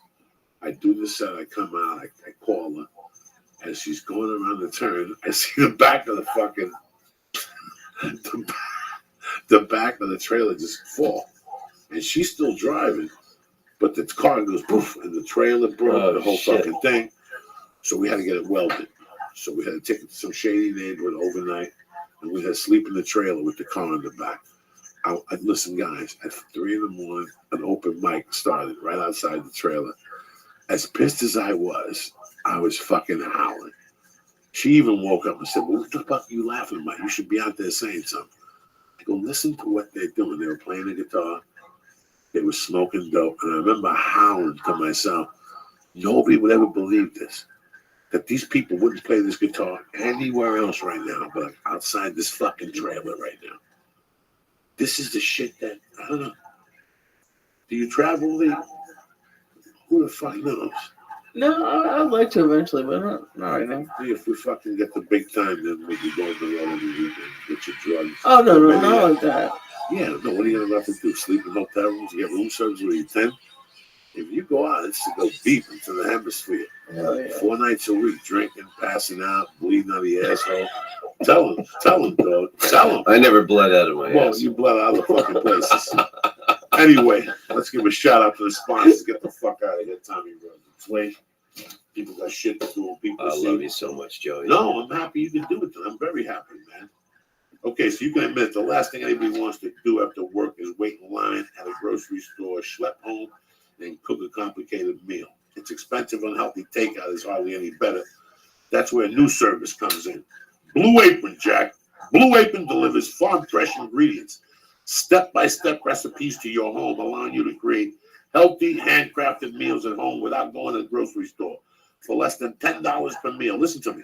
For less than $10 a meal, Blue Apron sends you fresh ingredients, perfectly proportioned, making cooking healthy meals real easy and fun. No trips to the grocery store, no waste from unused ingredients. Plus, you'll learn how to cook with specialty ingredients that are normally hard to find. Blue Apron is also perfect for date night, cooking with friends, and they even offer a family plan with kid-friendly ingredients so the whole family can eat well and have fun preparing the meals together. Each balanced meal is 500 to 700 calories per serving, and they taste so good you don't even know. You don't have no idea. And to boot, shipping is flexible and free, and the menus are always new. They won't send the same meal twice. They work around your schedule and dietary preferences, and Blue Apron experts source only the best seasonal ingredients. Listen, they sent them to my house. Let me tell you what they got this week. Steak tacos, okay, with salsa verde. They got spicy orange chicken wings. For the family plan, they got hoisin glazed pork and spinach ricotta calzones and Manhattan-style fish chowder.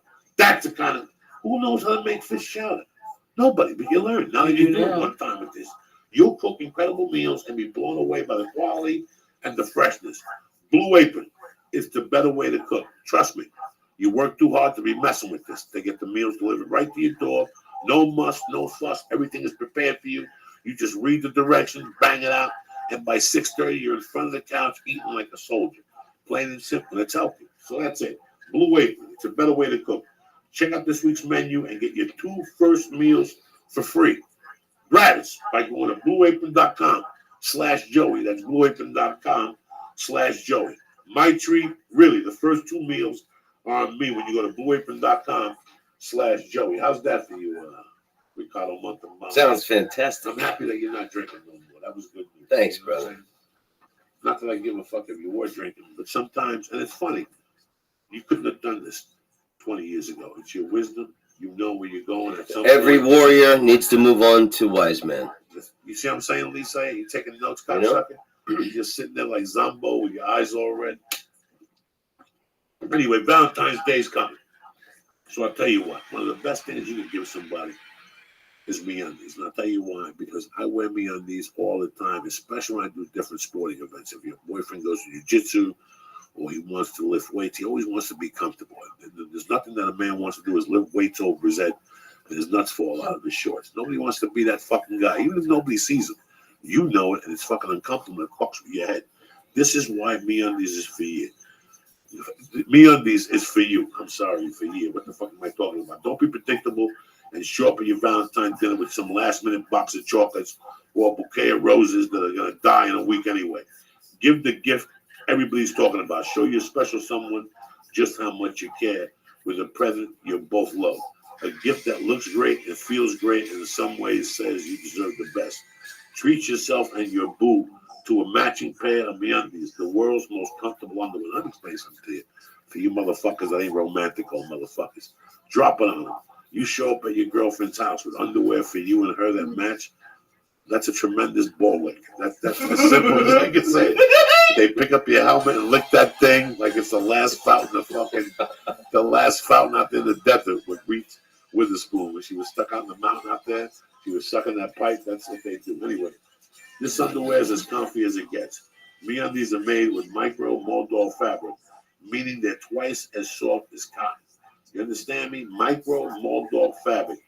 And they just don't feel great. They look great too. They may even make me look handsome. You gotta see my lower body when I got MeUndies on.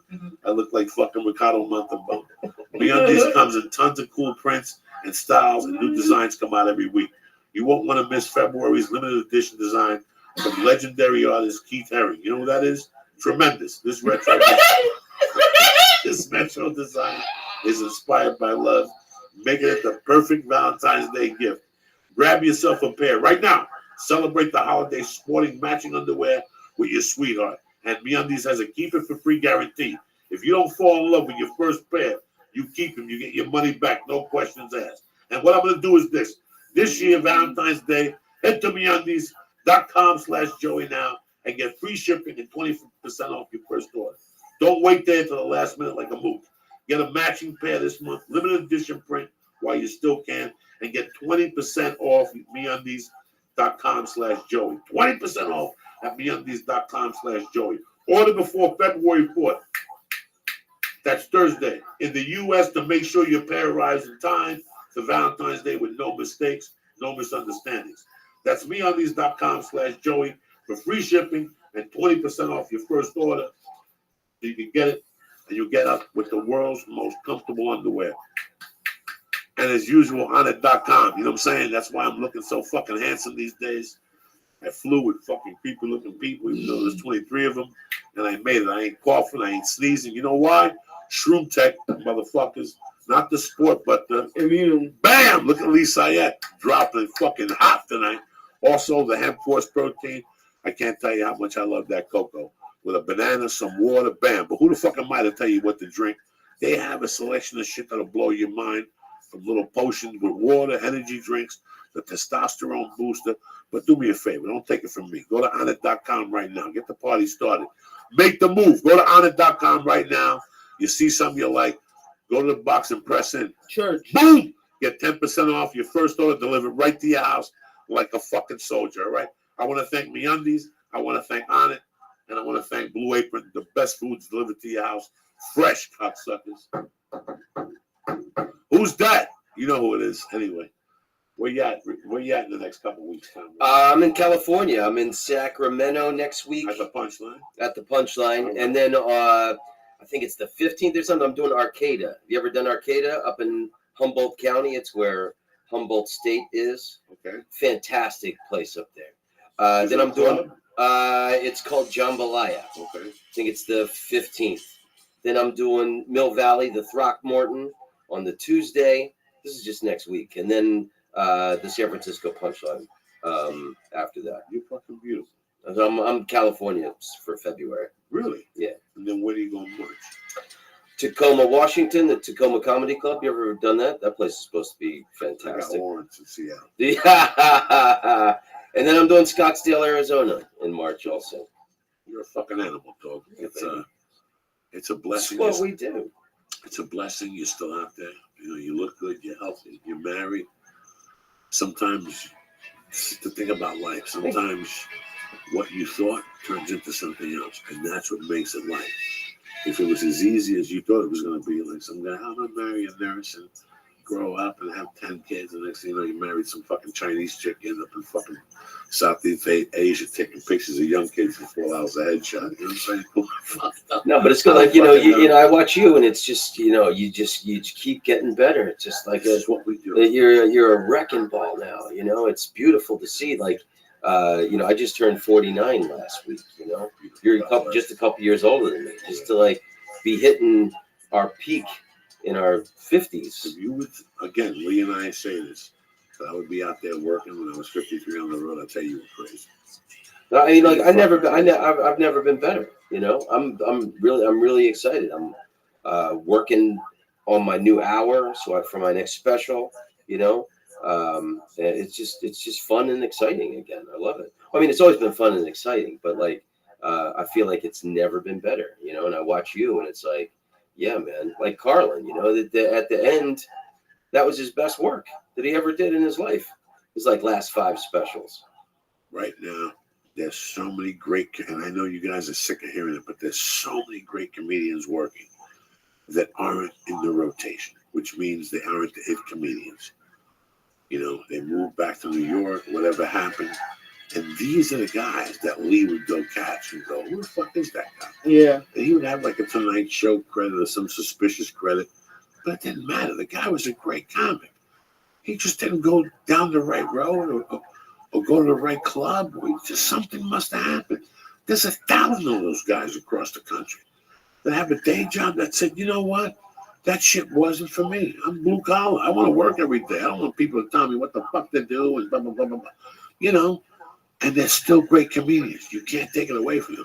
We go watch the people who are hip and who's in the circle, you know, all that shit, because that's what we do. You know, I would do the same thing. When I go to a list and I see a comic that's got to eat, I sit and watch them. What the fuck? What the fuck? That's what it's all about. You Right? got to be aware of what's going You on. got to in be your aware of business. what's going on. So now I enjoy it. When I was out there pimping, doing drugs, I never went to comedy shows. Did you know that? When I was out there slinging dick, I never thought about sitting there for 2 hours. Fuck you. I got a package of blow in my pocket. I ain't sitting nowhere for 2 hours unless you're naked, beating me down with a pogo stick or some shit.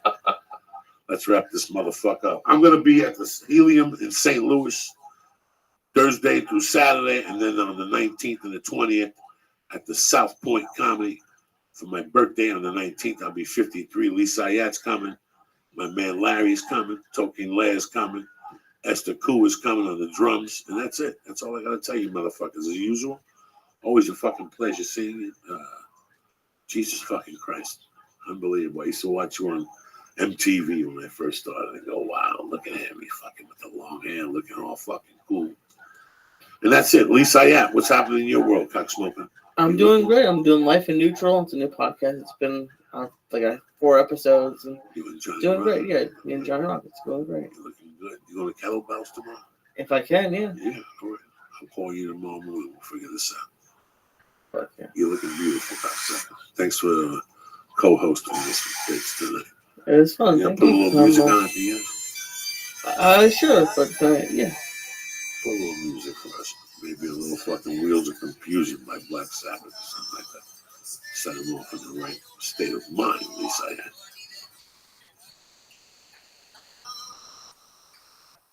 I just heard that one last night. I'm like, this is a fucking groovy goddamn song. We'll continue this on my podcast. Yeah, absolutely. Do you want to switch to Periscope so I can turn off YouTube if you want to for the song? Jesus Christ. Don't worry about it. Let's just go. Okay. I'll see you guys tomorrow, guys. Thank you. Stay black.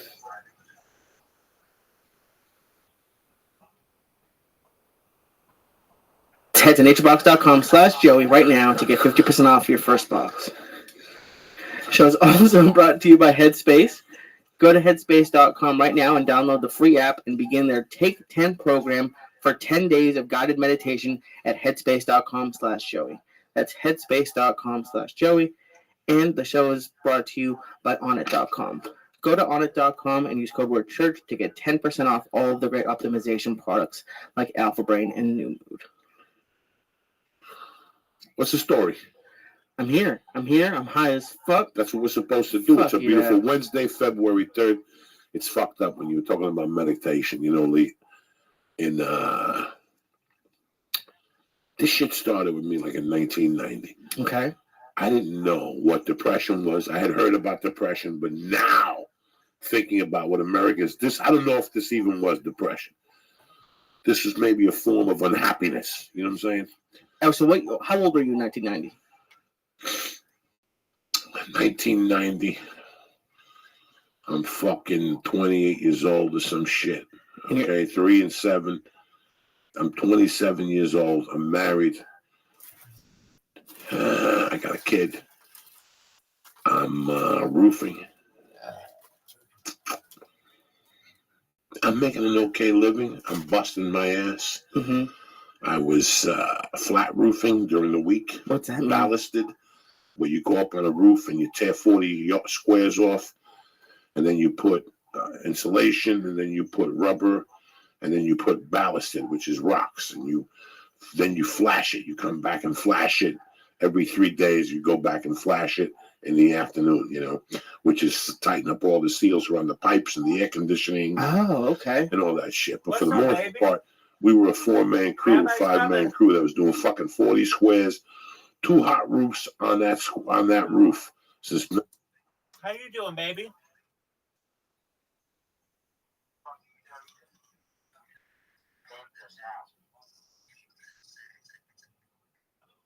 Yeah, I did.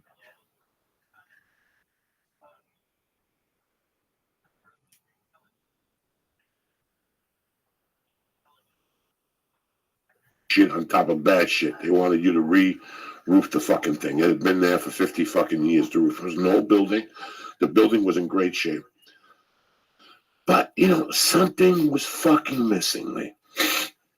Something was missing. For the first time in my life, my head had hit a wall. At 27, 28, my head had hit a wall. I didn't know what to do. So it's funny that you bring up meditating. That summer, I did everything. I went back to the Catholic Church. I signed up for confirmation class. At the age of 30, I'm in confirmation class with a bunch of 13, 12-year-olds. So you didn't do that when you were 13? No, they threw us out because of the lubes. Lubes asked the priest if there was a bunch of people in North Bergen, they let you out at 1 o'clock on Fridays. And you had two choices. Either you stayed in school or you went to fucking Catholicism. CCD or something. Right? CCD. Guess what? Even the Jews signed up. They got the fuck out of there. Hell yeah. 2 hours of fucking Catholic shit just to learn what the enemy's thinking. That's what Jews thought, right? That's what they all were like Bill Belichick.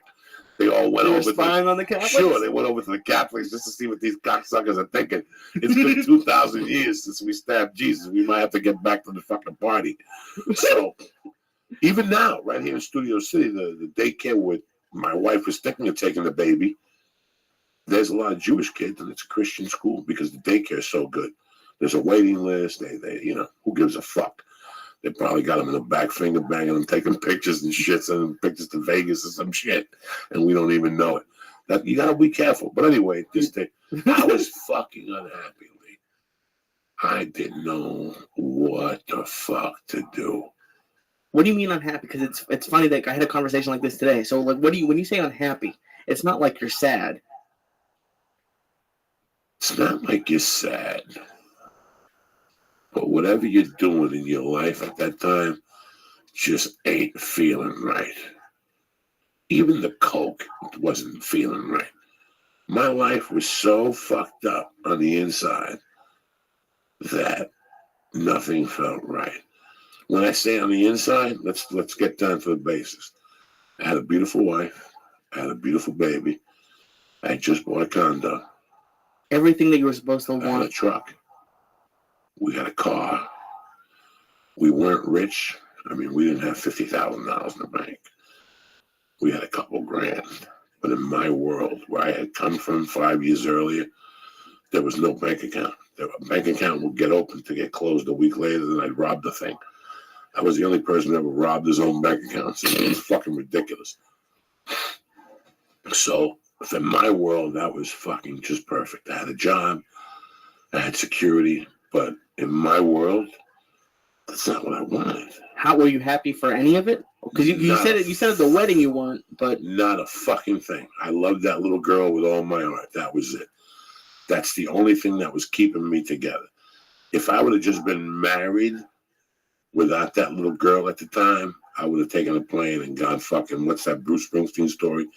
He went out for a pack of cigarettes and never came back. I would have pulled one of those Louis L'Amour fucking novels. And I can't lie to you because nothing felt right. The job didn't feel right. The money didn't feel right. I just didn't feel right. It was too clean. It was too perfect. It was what I wanted, but I didn't really want that. And could you tell anyone, or did anyone think you were crazy? I thought I was going crazy. I didn't know what the fuck to do with my life. I was so unhappy. Here I'm picking up, it's 1990, and I'm picking up 8 bills a week, roofing flat, cash, no taxes, which is really 12 at 13. Yeah. And I was picking up another 15 on the weekends, doing a roof by myself and another guy, ripping it down on Friday night, stocking it on Friday, going back there Saturday morning early, putting the first roof on, ripping the other one off, stocking that, coming back on Sunday, putting that roof on, flashing it, getting home by dinner at 6 o'clock, hanging out with the baby and the fucking so-called wife, and getting up the next morning at 5:30 and doing it all over again. You had to get up at 5:30 every day? I had to be in downtown Denver by 7 a.m. from Boulder. Fuck. And we worked And he gave us a bonus. He made us a deal in October. Like in mid-October, he came to us. And he says, if we finish this roof out of here, everything clean, the day before Thanksgiving, we get like $100,000 bonus, and I'll chop that up. I'll take half of the company and chop that up. But until then, we got to work every day. And we looked at him and we go, fuck yeah. Yeah, for $10,000. And we worked every fucking day. I mean, it would snow, a foot of snow. We'd shovel that snow, wait till the sun came out, and get to work. And this is how good we were. We got to the point where we got so good as a crew that some days we would start at 11 and we'd still finish by 3:30 when the truck would come with the gravel, because the truck would come at 3:30, and he didn't give no. He come at 3 o'clock every day with I don't know how many tons of gravel, like stone, like. And that's what you put on the roof. And that's what you put on the roof to keep the roof on the roof. Oh. So he didn't give a fuck. Like you couldn't wave at him and go, "Hey, Lee, we ain't gonna be ready for 10 minutes." That didn't fly. He'd take and make a U-turn and leave. So that's how good that crew got. We had a young white dude from Jersey, a cop, an ex-guy. He was trying to be a cop. He had 2 Irish laborers from New Jersey because the company was based out of Jersey. He had just brought them back to Colorado. We had Mike Roebuck, who used to call in here, who called in with a book about knives and shit, and also was a dear friend of mine. Right. And we had this 60-year-old old guy, that his name was Jim. And he had no teeth. And I used to torment Jim every day. I loved Jim. We used to fuck with him. Jim, fuck you, you motherfuckers. And we torment him. Was that the guy who brought all the food? He used to bring his own food, and we used to try to steal it from him. He'd tell us to go fuck himself. So I took a shit in a bag and squished it like a brownie one day and gave it. Anybody want a brownie? And I knew he was a sucker for brownie. I'll take it. And he came over and grabbed that brownie, and I walked away knowing it was a piece of shit that I had put together, crumpled it up. In those days, I used to eat Harvest granola every fucking day. Ever since I got out of fucking the joint, every day I went to the Harvest restaurant, and I had Swiss granola every day. You understand me? I never ate eggs again. Well, for 3 fucking years, that's all I ate was Swiss granola. Oh, my God. Which was frozen vanilla yogurt, which will kill you right there. But I didn't give a fuck. With granola, with raspberries, blueberries, pineapples, and bananas. And I'd mix that motherfucking gumbo of death up, and I'd eat that every breakfast. And they had the Harvest iced tea. It was a vegan place, but delicious. They used to have vegan fucking gazpacho. Isn't gazpacho vegan already? Like I guess so, like a fucking Mexican soup or some shit. Yeah, it's like tomato. I guess it's usually fish in it, seafood. But the point of the fucking story that I'm getting to. Right. I mean, I didn't know what was eating me alive, Lee. I knew that. I just knew that I was fucking miserable. So now I go down to Sacred Heart where I got married, and I signed up for confirmation classes. I make my confirmations to get the Holy Spirit in me. You think that shit worked? That shit made me feel fucking worse than I already did. Why? I don't fucking know. So I walked around for another 2 months. And a buddy of mine recommended that I go meditate at a place called Naropa Institute. Okay. In Boulder. It's where all these fucking hippies hang out, these little trust fund kids that are really dynamite kids, and they get stoned. And how I was really turned on to Naropa was one of my buddies worked in a fucking kitchen at Naropa, okay? And he worked there as an employee. Okay. And the guy, the owner, he worked hard. And when everybody else was calling in sick, he was going to work every day. And the guy trusted him. And the guy gave him the keys. And it just kept, this trust kept growing up between my buddy. My buddy was a bartender. But he also did this job 3 days a week. He was a vegan. This place was a vegan place, and he was a vegan cook. Him and his girlfriend were both vegan cooks. Well, not him and his girlfriend were both vegans. Okay. And one day the guy came in and he goes, "Hey, man, I'm dying of AIDS. This place is yours." Wow. I don't even know. There was some money exchanged, but it was just a break-even type deal.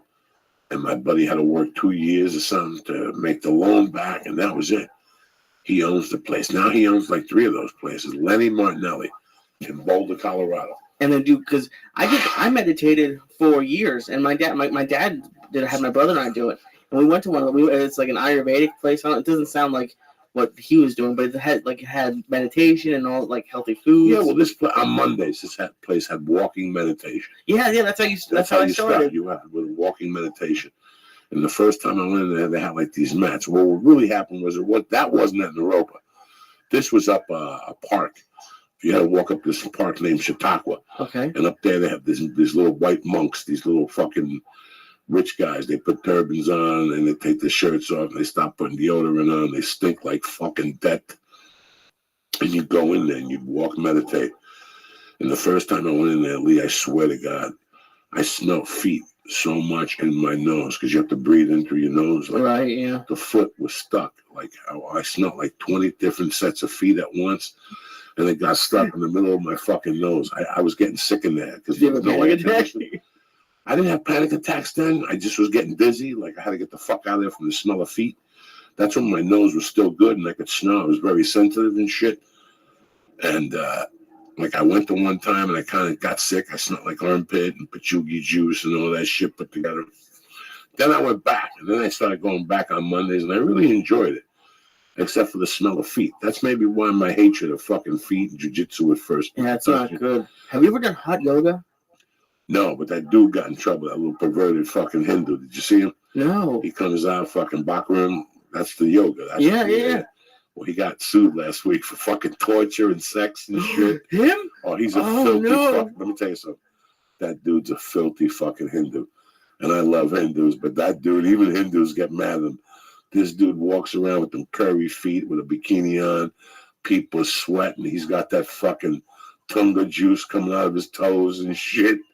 And people, these fucking white chicks that go down there and suck his dick, they should be shot and hung, those little white chicks. He has white chicks just coming. How is he old? Oh, he's fucking older than death, but these fucking white chicks go down and they're like, oh my God, he changed my life. Tunga. You know, he fucking, he touched me, you know, and all this shit where nobody else has touched me and they end up sucking that curry dick.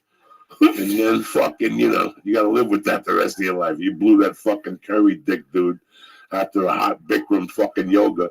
His balls smelled like fucking curdled milk. And there you are fucking, yeah. He touched me inside. Get the fuck out of here, you fucking mook. I swear to God, I went. What happened was about maybe, it had to be 5-6 years ago. Longer, because we were still living in Hollywood. Me and my wife got invited to a party, Mark Bennington Photography. Cool motherfucker. Always did my headshots. I'm still tight with him. He lives in Jersey City. If you need headshots, contact me. If you live in the New Jersey area, I'll hook you up with Mark Bennington. He's fucking dead. His headshots will book you work, even without auditions. Like, that's how strong his headshots are. But Ben was into all that fucked up shit. Me and Bennington got along because of music. But on the other side, he was just whacked out of his mind. He hung out with these wacky Hollywood people. And one of them was a chick who was a yoga chick. Dog, I was so fucking high when I walked in there. Like, I got high by mistake because my wife was driving. And this chick gave me an ear beating about yoga because at that time, my wife was getting me into yoga. Yeah, because you did yoga I for all was those losing years. weight, and my wife was really getting me into yoga, which I wasn't doing it right. Like, now I'm thinking about going to where she goes, but I don't want to blow up a spot. So there's a spot over here that I saw that gives you like 10 yogas for $10 or something weird. And they have a beginner class yoga, and you go in there and you really breathe. And I'm thinking about it. Can you lose weight doing yoga? It sounds stupid, but just They say yes. They say yes. I saw that little Chinese guy in the video. He couldn't walk. He started doing yoga. Like the DDP guy? Yeah, next thing you know, he's fucking doing jumping jacks and he's fucking running. And so I don't know. Well, that was hard. I did that class. I got confused. I went to yoga for a while. And I thought I was going to lose weight. And I'd break a sweat and stuff, but it's not a sweat. It's like a good addition to the workouts. Yeah, it's like a fucking stretch and get your blood going to those places. And it makes your back strong and you're breathing. If you were breathing right. Like now I'm getting the breathing better. You know, listen, I could lose 100 pounds. I just need to fucking get my nose cleaned out. Is that really? Yeah, Dave told me 3 years ago, he goes, Joey, I can tell just by your breathing, your nose, you're not getting enough extra oxygen in your nose. You did blow for 30 years. What did you expect? No matter how good you think your nose is, I don't smell half the time. I don't smell a lot of shit. Really? There's some days I don't taste nothing. I just eat it because what the fuck? What are my options? It was good yesterday. That's fucked up. So it's because that's what happened to Sage Northcutt last week. He said he had a really bad flu, and when he was on his back, he just couldn't breathe. You can't breathe. The pressure goes to your head. It's like going on an airplane. I got to bring 2 fucking things and pills on a plane just in case I forget. Like right tonight when I go home, like I'm already packed, but yesterday I already put 2 new fucking nose sprays in the bag. My travel bag, the one I bring on the plane with the computer and the notebook and the pens and the So what is the doctor going to do for you that's going to fix it? Fix fucking. It really was weird. I was watching that Whitney Houston thing. Okay. The last 24 hours of Whitney Houston's autopsy, and they were checking out the body and what went wrong with this. And as soon as you looked at the nose, you knew it's a perforated septum, which means my septum has little holes in it. So it's like a balloon with little holes. Air just really, like if I sniff, a lot of it don't go in. Where does it go? Who the fuck knows? Into my eyeball. Who the fuck knows? I don't know. I didn't ask. That's scary. So when are you gonna do that? Soonish. When I get a chance to go over the fucking hill. All this shit is over the hill, and there's traffic over that fucking hill. It's a scary place in my world. Next week I gotta go over the hill like a motherfucker. I'm home all next week. I gotta run over. I gotta get a blood test, and I gotta go see the heart doctor. I gotta I'm gonna do the Tom Rhodes podcast. I gotta work next week. I gotta go to a meeting Monday. I got a lot of action. Even though I'm home, I got a lot of fucking action next week. Next week's real. And the week after that's my birthday. And the week after that, my boy Michael Dodd comes on the show for 2 nights to break down the 7 motherfucking 5. That'll be really fun. Yeah, the 22nd and 23rd, I think the dates are. The 24th, I got a big time showcase at the Comedy Store at 8:30. So I got 3 fucking weeks from hell. Trust me. And I like it this way. This is the way it's supposed to be. Not to mention the baby, jiu-jitsu, working out, writing, arguing, But it's good to be like it's what you were saying. The last 3 weeks have been a joy in my fucking heart.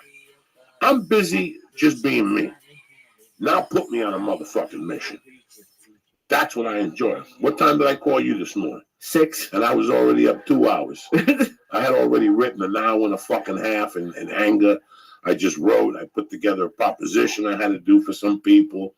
Yeah, when I go to work, I go to work. All I need is that coffee and that fucking first pelota. Right. That first Dubois. And you ain't stopping Master Disaster. I wanted to ask you, Joe, when you're talking about feeling a little bit down, what did you feel like when you woke up? Because that for me was the worst. Waking up for like the job that I hated, waking up and like dreading the seconds until I got there.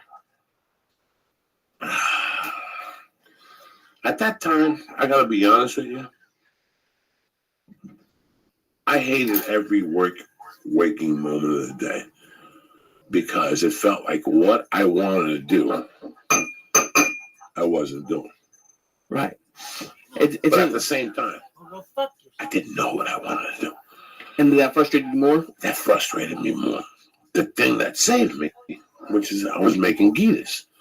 I was putting together Guinness. I was doing a couple of bumps from time to time.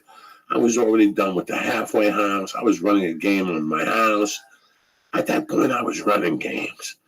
I figured out how to get school loans, and fill out the paperwork for full time, and then take the credits off and go part time and keep the money. I was already figuring out shit. I was already wheeling and dealing. And let's pretend I wasn't snorting blow. I would buy an ounce for 11 to sell it to you for 18. I don't give a fuck. In my world, that's $500. That's a $500 profit for the day. Let's make it happen. You got an ounce for 1,100, Lee? This guy will buy it for 18. Let's go. Put the money up. I'll sell them. We'll split the fucking cash just like that. We'll split $250 just like that. Bam. Nobody goes to jail. I know this fucking Jamal. That's awesome. So then when you were saying you finally focused on comedy, did you stop doing that? I didn't focus on comedy at that point. At that point, I was dilly-dallying with it. At that point, I had been put back into the halfway house for getting high. And while I was in the halfway house, my buddy showed me a tape of Andrew Dice Clay. And I borrowed the tape on New Year's Eve. And I watched that tape New Year's Eve. And when I woke up New Year's Eve, 1991, just something. I was like, something's going to happen. I got to make it happen. I didn't write my goals. I didn't do nothing.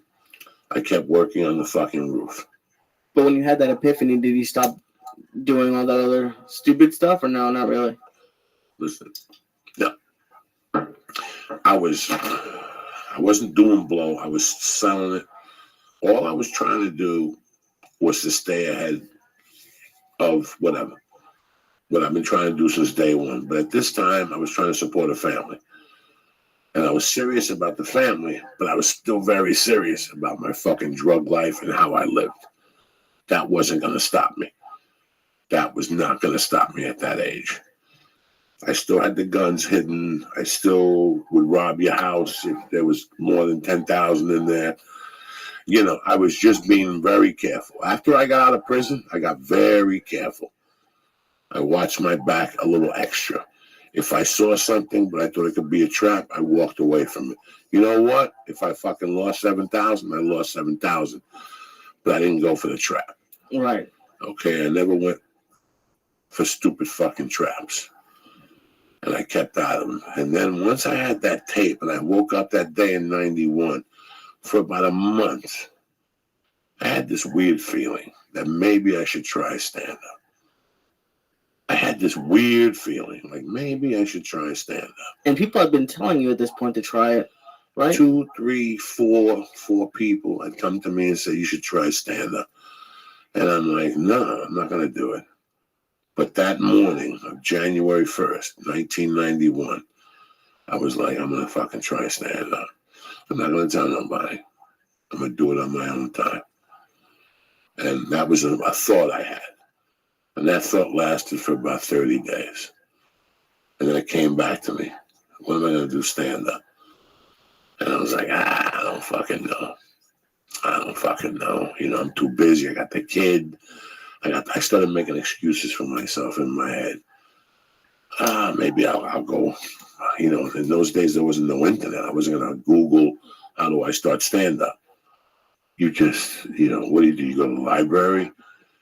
I didn't know about stand-up comedy clubs. I thought people just did stand-up on TV.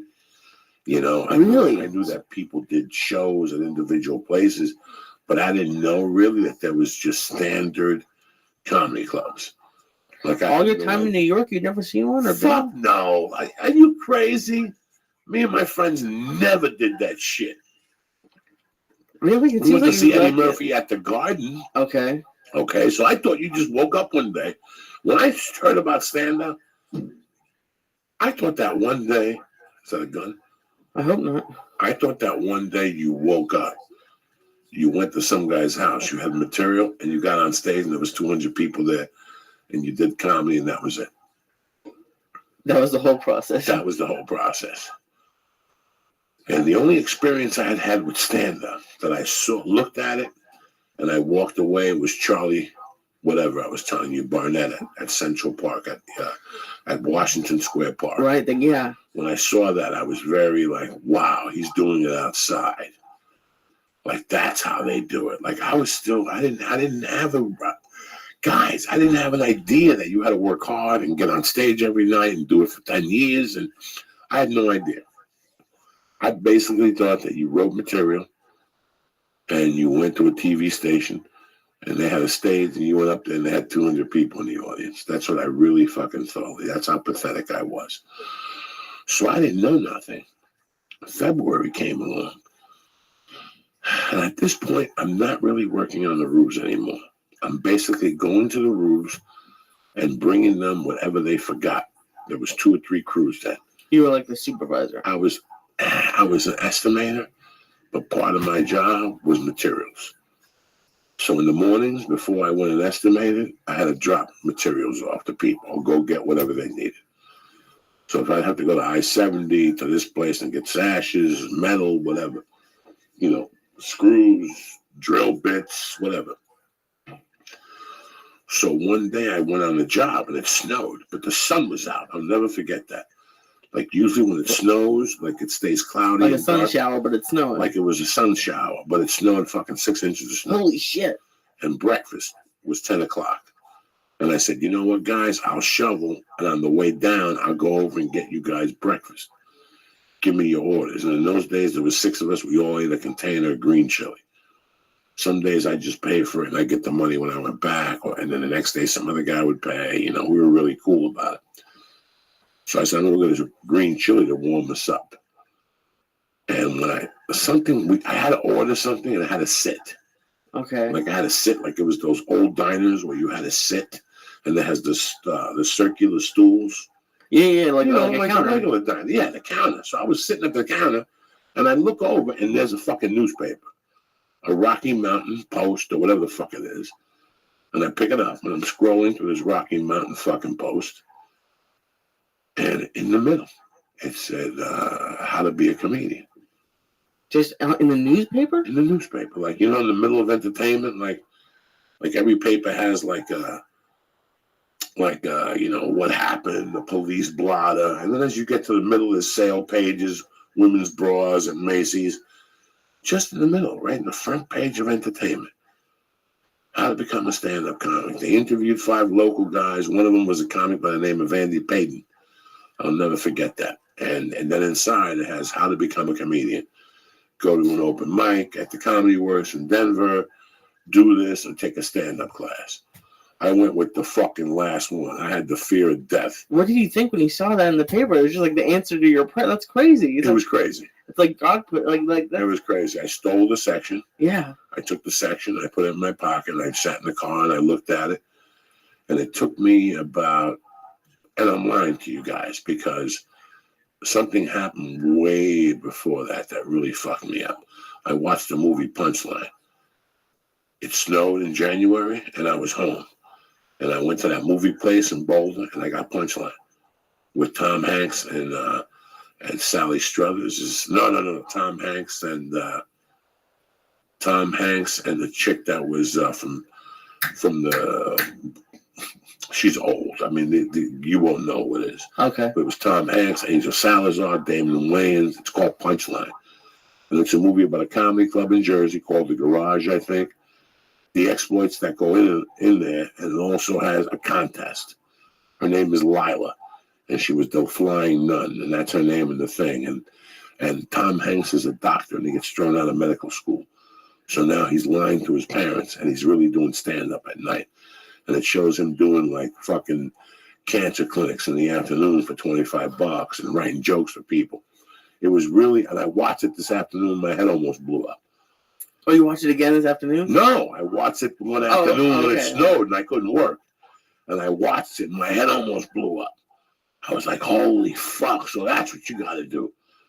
So I went in the yellow page and I saw Denver Comedy Works. And I was like, oh, shit. And I called them and I said, do you have an open night? And they're like, Tuesdays. And I go, how do I get on? They go, you got to call the Thursday before 4 o'clock, whatever the fuck. I never called. And then a couple of weeks later, I saw that newspaper article. And that really put me over the top. So I saw Comedy Works. I saw these other clubs. But the main thing I saw was a comedy class at the University of Colorado in Boulder. I go, that's right around the corner from my house. I'm in. Like a stand-up comedy class? A stand-up comedy class at the college. 3 Sundays in a row. $35 fucking dollars. Wow. $35 fucking dollars. The guy's name was Jeff Harms. And I sat there the first week. I didn't know what to expect. He made us buy a book. He told us about stand-up. It was a 3-hour class on Sundays. The guy was a sweetheart. He did 5 hours. You know, he just kept us there. Like, we just all sat there, like, enamored. And it was for people who had fear of public speaking or who wanted to get into stand-up comedy. So the second Sunday, you had to write material a little bit with him and think about what you wanted to do and discuss it with him. Then the third Sunday, you did a performance. And this was the first time you ever did it ever before any stage? Pretty much. I had done it in prison a few times on stage, but I didn't know it was fucking stand-up. I thought it was people yelling at people from a table. I didn't know it was the art of stand-up comedy. No, I don't think you'd put that on your resume. But that's crazy how you went to my college. Actually, just started a stand-up comedy major.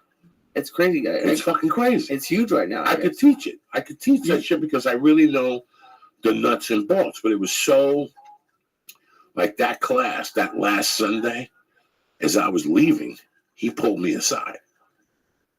And he goes, I think that you really have a career in this. If you really want to do this. And I was like, no, this is not what I wanted to do. This is just, at that time, I didn't know what the fuck I wanted to do. I didn't know if this was the answer to my unhappiness. So were you searching for like at the class? Like, why were you at the class then? Why did I take the class? Yeah. I wanted to see the nuts and bolts. I had all these, I wanted to know how to. Let's pretend I wanted to know how to.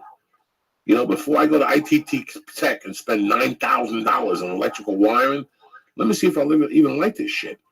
Right. For $36, $37, I had nothing to do by taking a class. Nothing to lose. If it was $2,000, hello, then I got to commit to it. But it was $37. What do I care for 3 fucking Sundays of my time? I enjoyed it. But when that guy said that to me, it fucked with me a little bit. Like, it was like, really? And I started thinking about it. And one day, boom, in the paper. Here I am working 7 to 3, right? Right. All right. Roofing and working on the weekends and estimating. And I'm going home and taking care of a baby with my wife at the time. We're not really ginning. So guess what? Guess what I saw in the Boulder paper? An ad for doorman at the comedy club. Oh, so you got that job? I went, I applied, and I got a job at night as a doorman. So I had to be there at 7:30. I had to seat everybody. And then I just stayed at the door, and I had to let everybody leave, and then I get in the car and go home. That was my job. And I watched comedians. How many nights a week? Tuesday to Sunday. There goes your marriage. My marriage was doomed anyway. There goes my marriage. I was just trying to stay ahead. But at that time, I was so unhappy. I said, fuck it, let me take this job. This is what I want to do. Let me at least go in the scene and ask questions and become friends with these guys and help them carry their luggage to the car. At that time, I'd do whatever just to ask you a question. And the comics were very nice to me. They answered my questions, and the people were nice to me. And also, guess what? The fucking lighting guy and sound guy quit. So they came to me, and they're like, what are you doing? You want to make them $2 extra an hour? And I'm like, yeah. Turn on the lights, turn on the show, and fucking sit here till the end and make sure the volume's right, and we'll pay you for 2 jobs. Fuck. So now I got there at 7, and I stayed till close, and I became friends with them, and I was allowed to have a drink with the comedians and ask them. And then a week later, guess what happened? What? The bar back quit. You run out the entire staff of the entire comedy staff, club. dog. I was the bar back. I would go out, start the show, go in the back, mix drinks, stock the bar, wash glasses, mix drinks, go out, close the show, clean the bar, and go home. They took the door staff job from me. They gave it to one of the girls to seat people and take IDs. She was a big little Indian-looking bitch.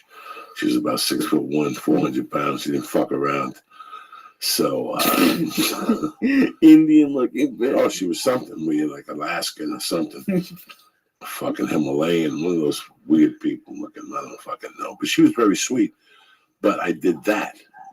And as soon as I did that, I was like, fuck this, I'm going on stage. And then... So for 3 weeks, Lisa, I fucking, in May, I started calling the Comedy Works. Like that, mid-April, I started calling the Comedy Works, and every week they would call me. You have a spot, and I'd cancel that night. I kept canceling and canceling and canceling. And I wasn't ready, and my material wasn't ready. I wanted to have 20 minutes, just tons of excuses, one after the other. And how many were you doing? 3 minutes? 3 minutes, that's it. But you wanted to have 20 just in case? Just an excuse. That's the excuse comics will tell you. Well, I'm not ready. I want to have an hour before I go up there. Just like that, you're going to have a fucking hour. You don't even know how to write a minute. And you're going to want to, it's just an excuse that comics that don't know will say it before they go on stage. People have a fear of going on stage. Look, it was huge fear I had. At this time, Lee, it's not that I failed at everything. It's that I quit everything. What was going to be fucking different now? What was going to be different? Was I going to start this and then quit it like I quit everything from the bass in the 6th grade to my bartending job in the city to my cook job to my dishwashing job to my fucking pipe job to my fucking spackling job? I mean, I quit every job. what was it gonna be like? I was like, how am I gonna fucking act now? And you actually like consciously thought, I can't quit it. I don't want to quit this. Like, no, I had a wife, I had a kid. You know, I was on probation. I didn't want to, my in-laws had given me this job to teach me how to roof. You know, I worked harder than everybody else. I mean, let me tell you something. When family gives me a job, I never wanted them to say, well, your brother-in-law's lazy. So I worked harder than everybody else. I was the first one on the job site and the last one to leave. If somebody had to do something on a Sunday, I got in the truck and did it just so nobody could ever talk bad about me on that job site. So what time did you get out of the comedy club, though? Because you said you're waking up at 5:30. 1. So you got like 3 hours of sleep a night? I'm telling you, Lee. Lee, you think I'm kidding you? And the 2 nights I didn't have sleep, I'd snort coke. So there was no sleep in my fucking house. There was no fucking sleep. What sleep? Jesus Christ, that's a crazy way to live. Lee, you're trying to get ahead. What? Who gives a fuck about crazy? But at that time, let's go for another one, right? Yeah, it's Thursday. It's Wednesday night. Who gives I'm a so fuck? high already. Who gives a fuck? That's what it's all about. Okay. Let's do it. Here you go. Let's see if my dad's calling right now. He ain't calling. Yeah, here you go. Oh, Jesus. It didn't matter, Lee. It didn't matter. I I'll get was it. so fucking miserable that I didn't know. I didn't care. I was like, fuck it, I'll take a chance with this nonsense. You know, and that was and at that time, I was starting to get along with my wife a little bit. She was like, if you do this, I'm going to be so proud of you. And finally, they called me. And they were like, you're on this Tuesday. And I was like, you're fucking shitting me. So I told a couple people to put myself in the spot. Okay. You follow me? I told a few people, so I had to put myself in the spot. People going, when you performing? I go, I'm not telling you, but I'm going up on stage. And I drove down to the Comedy Works in Denver. I sat in the audience, man, and then they came and got me, and they said, you're up next. And I fucking went up on that stage, and I saw those people, and I got a few laughs. I remember, like, I got a few laughs. Not what I anticipated. My dream was to go up there and just destroy them, and people picking me up and cheering and shit. And next thing you know, Disney comes over with a fucking deal, and you know that's your plan. You know, I remember they used to do a lot of contests in those days. A lot of contests in the fucking early '90s, late '80s. Like bars and clubs would have contests. No, Johnny Walker Red. All these companies had comedy competitions. Not Schmitz, the one that Beck's. Beck's had a comedy competition. Johnny Walker Red had a comedy competition. You know, NBC, the one that Felicia won, had a comedy competition. So a lot of people had comedy competitions in those days. But NBC had one in Boulder one time. You had to go to this place and sign your name and wait till you're called and go in a room with 2 people. And I actually thought, Lee, that I was going to go in there and shun the judges with my brilliant material. And I remember I did 2 of those. And how long had you been doing comedy? Weeks.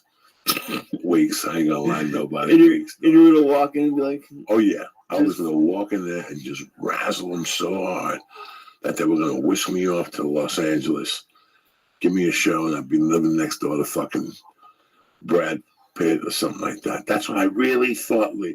That's how demented I was at that age. And the first time I went into this room, there was 2 guys, young guys, like, hey, how are you? I'm like, hey, what's going on? I tried to be cute. I didn't go for it. And then I fucking just sat there for 3 minutes and just continually said things to make them hate me more and more and more. When I walked out, they were both pale, and they were asking me never. Like, I could see that they were saying never to fucking come back. Just don't. What were you saying? Like, what could you be saying to these people? I have no idea, Lee. I was doing Godzilla jokes and Cuban magician jokes. Who fucking knows, Lee? What I know was fucking terrible. That's all I know. It was just terrible. And then I went to another one, and I ate dick at that one. That was like a fucking popularity ABC young comic thing. Were you as confident the second time? You're like, they were stupid last time.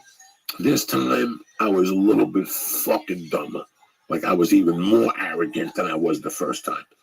like I wasn't a bad person. Oh shit, it's Dickie Sciatico. I wasn't as bad as I hadn't improved, if that's what you're asking. Right. I hadn't improved, and I hadn't even tried to fucking improve. I just went down there with this attitude. Go behind me, Dickie Sayat. I went down there with this fucking attitude that I was the luckiest man in the world. Like I was acting like you were the king. And I went down there and I saw 40 real comics. Like from that night when I had gotten at the Comedy Works, I had seen 40 guys. But I'll never forget seeing one guy with a black jacket on and a peacock. Okay. And I looked at him and I shit my pants. Like he got in my head. I just went over to the list. I erased my name and I left. And you know, guys, that's uncommon. Why you just got too scared? Like, why did you leave? The guy with the jacket with the peacock on there, the NBC peacock. Yeah. It didn't give me anxiety. It just gave me fear. Like I just shit my fucking pants before I even got to the stage.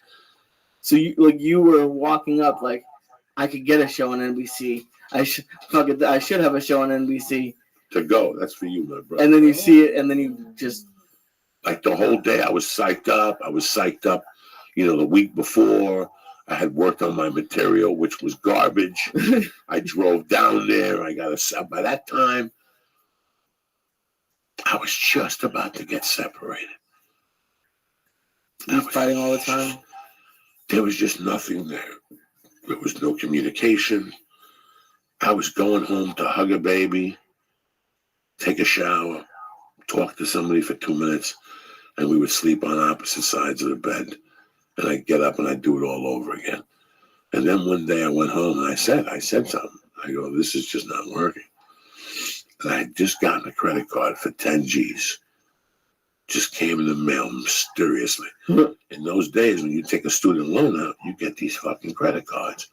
But I get them for $3,000, $4,000, $5,000. I never touch them. I wouldn't put a dime on them. I had one for $500 that I fucked with. I've always been a Jew. Trust me what I'm telling you. And this one comes in with a $10,000 limit. And this one comes in with a $10,000 limit. And I start talking to my wife at the time. And I go, you know what I need? What the Go-Go's took, a vacation. You know, vacation. That's all I ever wanted. Vacation. That's it. I go, let me take a vacation. So I booked a flight to New York for 10 days. Mistake number one. I didn't know how to travel in those days. I didn't know what I was doing. What do you mean? 10 days. What's rule number one, Lee? What's the rule I tell you now? Well, you always say short. 3 days before you fucking lose your mind and go, what am I doing at this island? I gotta get the fuck out of here, you know. At least you move around. You go to your friends up there, you come back. You know, after 3 days, I can't even go home. This time I booked it for 10 days with a $10,000 credit card. 10 days. I get to the fucking airport. I go to pick up my rental car. It's a big police car. One of those big state trooper, white one. Do I take this for the cost of a fucking compact? Give it to me. Got air conditioning, got a CD player. I'm living like a fucking, you know, lutz. My intention to go to New York was just to get high and do stand-up comedy. That was it. With $10,000? With $10,000 for 10 days. For 10 days. That's what my plan was. And I get back and George is all fucked up. He's smoking crack. He's got aluminum foil in his window, Scotch tape. So the daylight don't come in like Blade. You know what I'm saying? He's fucking pale. He hasn't seen the sun in weeks. Oh my God. And I'm like, what's going on? Let's go get a package. And he took me over by Yankee Stadium the first night. And he got me like 825s, and he was fucked up. And we came back, and then he disappeared. And I went back to grandma's and did the coke by myself. It was fucking horrible. So my plan was to go into the city and watch comedy and maybe sign up for a few open mics. I go into the city, sign up, and after 20 minutes go, fuck this. I'm going to get a gram of blow, and I'm going home. And that's what I did. I went over to the city 6 times and didn't get on stage once. But when I was in the city, I saw all these open mics. And I started understanding, oh, so this is what, so you guys just don't do this once a week? They're like, no, we go out every night. So you mean I got to do this shit every night? They're like, yeah, we do it 3 times a night. 7 nights a week. I go, you guys get paid? Once in a while we get $20, $30. But what? So wait a second. Let's say you got a gig in the Bronx. We take a train. Like these guys were like fucking like, this is nothing. And I'm like, no, I'm not going to a bar in Queens for $6 and not fucking picking up money. Well, that sounded absurd in my world. I didn't know about art. I didn't know about hard work. What I just tell you, Lee? I thought I was going to go to a radio station and go, hey, Dickie Sayat, put me up on stage, get 200 people. I'm a star. And that it would get out through the airwaves, and then some executive would see me and move me to Hollywood. And that was it. I didn't know you had to work. Lee, work? Work? Are you fucking crazy? When that guy told me that story about fucking going out every night, how long you been doing this? 4 years. You get paid yet? Nah, I got a day job. What? What are you, fucking stupid? And you do this every night? But get the fuck out of here. I'm doing blow. I'm not doing this shit. I swear to God. That was the attitude. At that time, I had been on stage maybe 3 times. I got on stage once a month. I thought you just got on stage once a month, Lee, and you picked up $30,000. And if not, a movie director came and talked to you about buying the rights to your life. I thought it was just that's it. Just easy. That's it. I didn't know that there was 3,000 stand-up comedians. I thought there was just 7 of them, the ones you see on TV. Richard Pryor, David Brenner, George Carlin, the other skinny black guy from the JJ Dynamite, the other skinny black guy from Car Wash. That's it. I didn't know there was 3,000 comedians. Well, at that time, in 1991, that was the comedy boom. That was a big comedy boom. That was the beginning. That was right there, the big comedy boom. So I get back from New York. I may be back 2 weeks. I'm working at Boulder Toyota now. As a what? Salesman. Okay. Because they went back to New Jersey. That was the other part of me. I wanted to go back there and see if I wanted to move back there. Because they were taking the one crew back. They had gotten a big job back there. Only a little crew was going to stay back here and do service. When you just go to people's roofs and fill the holes and shit like that. So I didn't know what I was going to do that winter. I'm like, what the fuck am I going to do? Do I want to move back to Jersey? That means I would have had to switch to probation and all that shit. So I said, no. You guys go. Do that job during the winter. Those winters are a motherfucker. I'll stay here in Colorado. I got a job selling cars. I went over to Boulder Toyota. And I was over at Boulder Toyota for maybe 2 weeks. And at that time, I was still curbing cars. Curbing cars is when I buy a car from Dick Sayat and I sell it to Lee Sayat for $800 more without doing a thing.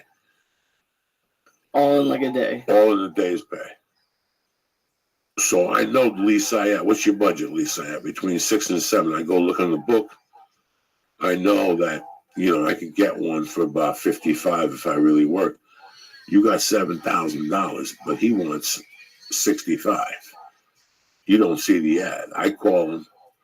I show up with $5,500 cash.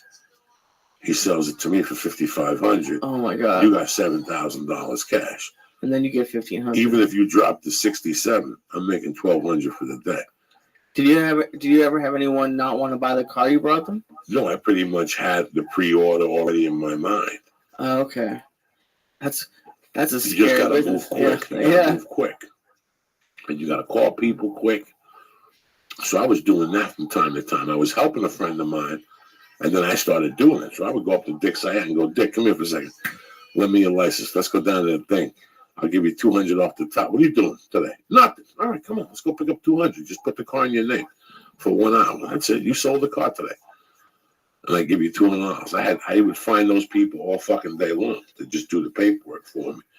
and I give them $200. I still made $800 for the day. What do I give a fuck? 3 days a week, that's $2,400 that nobody knows about. That's a spirit, Jack. You know what I'm saying? 2,400 times fucking 3 weeks. It's not bad. That's 7,200. Right, wow. That means you work 3 weeks and take a week off, like a doctor. You backpack and go play with wolves and Indian people. Play the fucking bongos. Is that what you do on your vacation? No, but that's what normal fucking Gentiles would do. You want to smoke a little toots? Absolutely. Did you eat a star of death? No, not yet. Well, eat a 200. You might as well. Yes, that's what I was hoping. Yeah, he said that you fucking do. Just take those like appetizers. So I'll give you some of these. If you don't want the 50s, I'll just give you some 200. And this portion of the show is sponsored by Star One Edibles of Death. Stars of Death! These guys have been taking care of me for fucking years, and I love this. Is one of my favorite all-time fucking edibles right here. Me and Lee cut our teeth on these. We went into training on Force One fucking edibles. 800 milligrams. 800 milligrams tonight, Mr. Syed. That's how we roll tonight. You know what I'm saying? Somewhere there's a Jewish holiday going on. Somewhere we're celebrating. Hey, how's that blue? The blue pot that you have. I saw. Didn't you see that the other night that you had? I got some that took out. I bought a little bit. I still got a little left over. Yeah, so that's the. I was fucked up, Lee, for a long fucking time, man. And I get home. I get back from New York. I get that job at Boulder Toyota. I'm curbing. I'm gunning. You know, there's some days, Lee Sayat, that guess what? I got 2 cars on hold. And I got a motherfucker that's got 8,000 cash. And I just went and got this guy to give me his car for 52.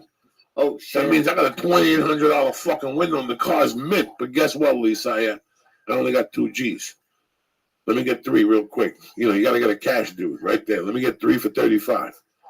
Boom! There we go. 3 for 35. I sold the car, and you're still with me. Let's go get lunch, and now we're waiting. And it was fucking craziness. But a lot of times, somebody already had their 5 G's out. Somebody already had their 7 G's out. I was stuck. So what happened one time was this guy said to me, I'll sell you this car. This was like in September. He goes, I'll sell you this car, but I'm a bit in a bind. If I could have the dough in a couple of days. I had credit cards. I had that one for 10,000, but I had already put like 7 on that trip. But this was way before that. Hold on 1 second. This was way before that. I couldn't take cash off that card because the wife I was with at that time wouldn't understood. So I had maybe like 3 G's in cash, and I told the guy, hold on to these 3 G's. That's a deposit on that car. Don't put the car on the paper. Don't do nothing. Give me 10 fucking days. I go home. I'm about to call a buddy of mine in Jersey. And there's a financial aid thing that all I had to do was turn in and they cut you the check in 48 fucking hours. So my plan was to do the deal. $2,625 is the standard check they give you, right? $2,600 for a student loan. Maybe. I don't know. I'll never forget the figure. That's crazy. It was $2,625. I said, give me the $2,625. I'll give you the credits. I took the $2,625. I went. I sold the fucking car. I made, I think, even more. It was a 2-car deal. And what do you think I did? I went right to the fucking college and I paid the fucking $2,625 and I paid the extra vig. Boom. It was forgotten about, Mr. Syed. Forgotten about. And all that New York and all that bullshit, like the Gentiles they are, they send a receipt and a recap of the loan. And my ex-wife sees the fucking thing. Now listen, guys, the marriage was on the rocks at that time. We were all just waiting for something to happen. You know what I'm saying? Like a miracle to happen. And I'll never forget getting home and her asking me, did you take a loan out without my permission? And I said to her, I didn't think I needed your permission to take a loan out. This was from my school. She goes, yeah, but you paid. You know, it was a mild argument. It wasn't even an argument. And that's when she said, I think we should separate for a while. I can't deal with this no more. I don't know what's going on in my own, you know, whatever. And I remember looking at her going, this is sad. But at the same time, fuck cars and shit. I could start comedy now. I could really go to work. That's it. I got rid of this fucking nuisance. The only thing that's stopping me, at that time I had no debt. Zero debt. I had paid my court. There was no debt. And I had 15 cards with $5,000 on them. I could sit at home for a fucking year and scratch my fucking nuts. All I had to do was get rid of this fucking thing. When I came home and she said that to me, that we should separate, I was in fucking shock, guys. I was fucking thrilled. Part of me was sad, but the other part of me wanted, something was eating away at me for fucking 2 fucking years. Eating away at me, eating away at me, eating away at me. It felt like every job I had, I was just, it's weird to describe. Every situation I was in, it was like I was in a bad dream. Like, this is going to go quick. Like, I didn't know what the fuck. I would sit at the house alone. I was snorting coke and doing weird stuff at the house. When I do that shit, it's because I wasn't fucking right. Like, I wasn't right. Thinking back now, I'll never forget when she packed and took off. After like a week, man, I felt like I got this love for life again. And I missed the kid, and I missed the kid being around. I knew this was going to be difficult for everybody, but it was very weird. It was like the weirdest thing. Like, I wanted this. And, you know, a week later, she came and cleaned me out, and took all the furniture and left the TV. I still remember laying on the floor with a television, a white rack, and a VCR. That's what she left. And there was nothing in the living room, gentlemen. The dinner table, nothing. She took the forks, the knives, the kitchenware, everything was fucking gone. The mustard, the fucking ketchup. That's fucked up. What do you do when you walk into that? What do you think when you walk into that? Do you think you were robbed? When I walked in that day, she had called me and said, I'm going by. I was at work. She called by and said, I'm going to go by there today and take some stuff. The box spring that belongs to me, the picture that belongs to my mother. You know, she, okay. When I got home, dog, she had taken everything. Everything. Everything. Do you call her? Do you go there? What do you do? You know, Lee, at that time, I had been to prison. I had gotten out. My mother had died. I had lived in 4 different fucking places. You know, I left Snowmass owing $60,000, $70,000 in debt. God knows if people were looking for me. I left Jersey owing, you know, $200,000. God knows if people were looking for me. Wait a second. So here I am in a condo in Boulder, Colorado with no furniture.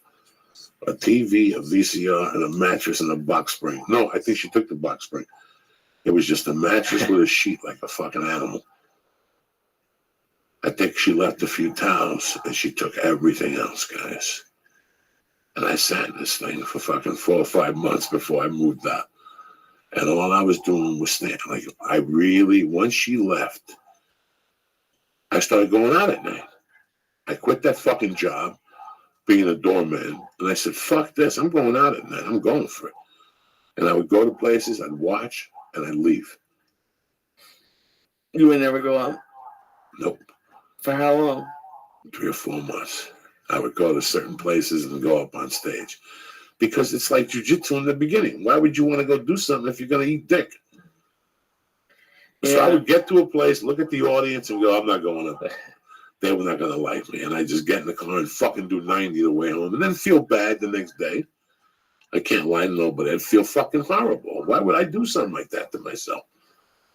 Who would act like that? Who acts like that? Especially week after week.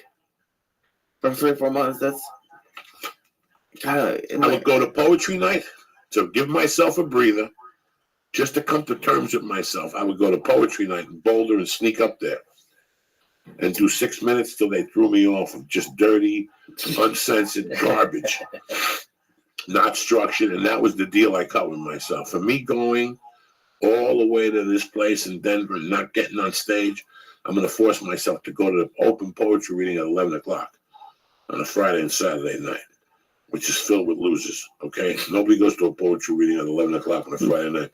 If you're not getting your dick sucked and you're listening to poetry, you're going the wrong fucking direction, all right?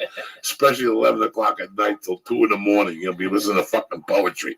It's ugly people and people nobody wants around. They got ADD. They've been hit in the head with a safe. Something. That's who's at a fucking poetry reading at 11 o'clock. And I'm telling you, Molly, think about it. Anybody with any sense, I don't care how much you love the arts. You want to speak poetry, invite me over on Sunday with some wine and cheese. 4 in the afternoon on Sunday, 2 on Saturday. I don't want to come over your house at 11 to hear you read fucking poetry. I don't give Jesus fucking wrote it with blood. What would you have done if a girl asked you to go to a poetry reading? Get the fuck, in those days, get the Lee. I never even thought of these things in my world. I never even concepted this shit in my world, man. I just wanted to do stand-up, or I thought I did. At that time, it was just a mind fuck. It was just what I was telling myself to stop me from doing something productive. What am I going to become an electrician for? I'm going to do stand-up comedy.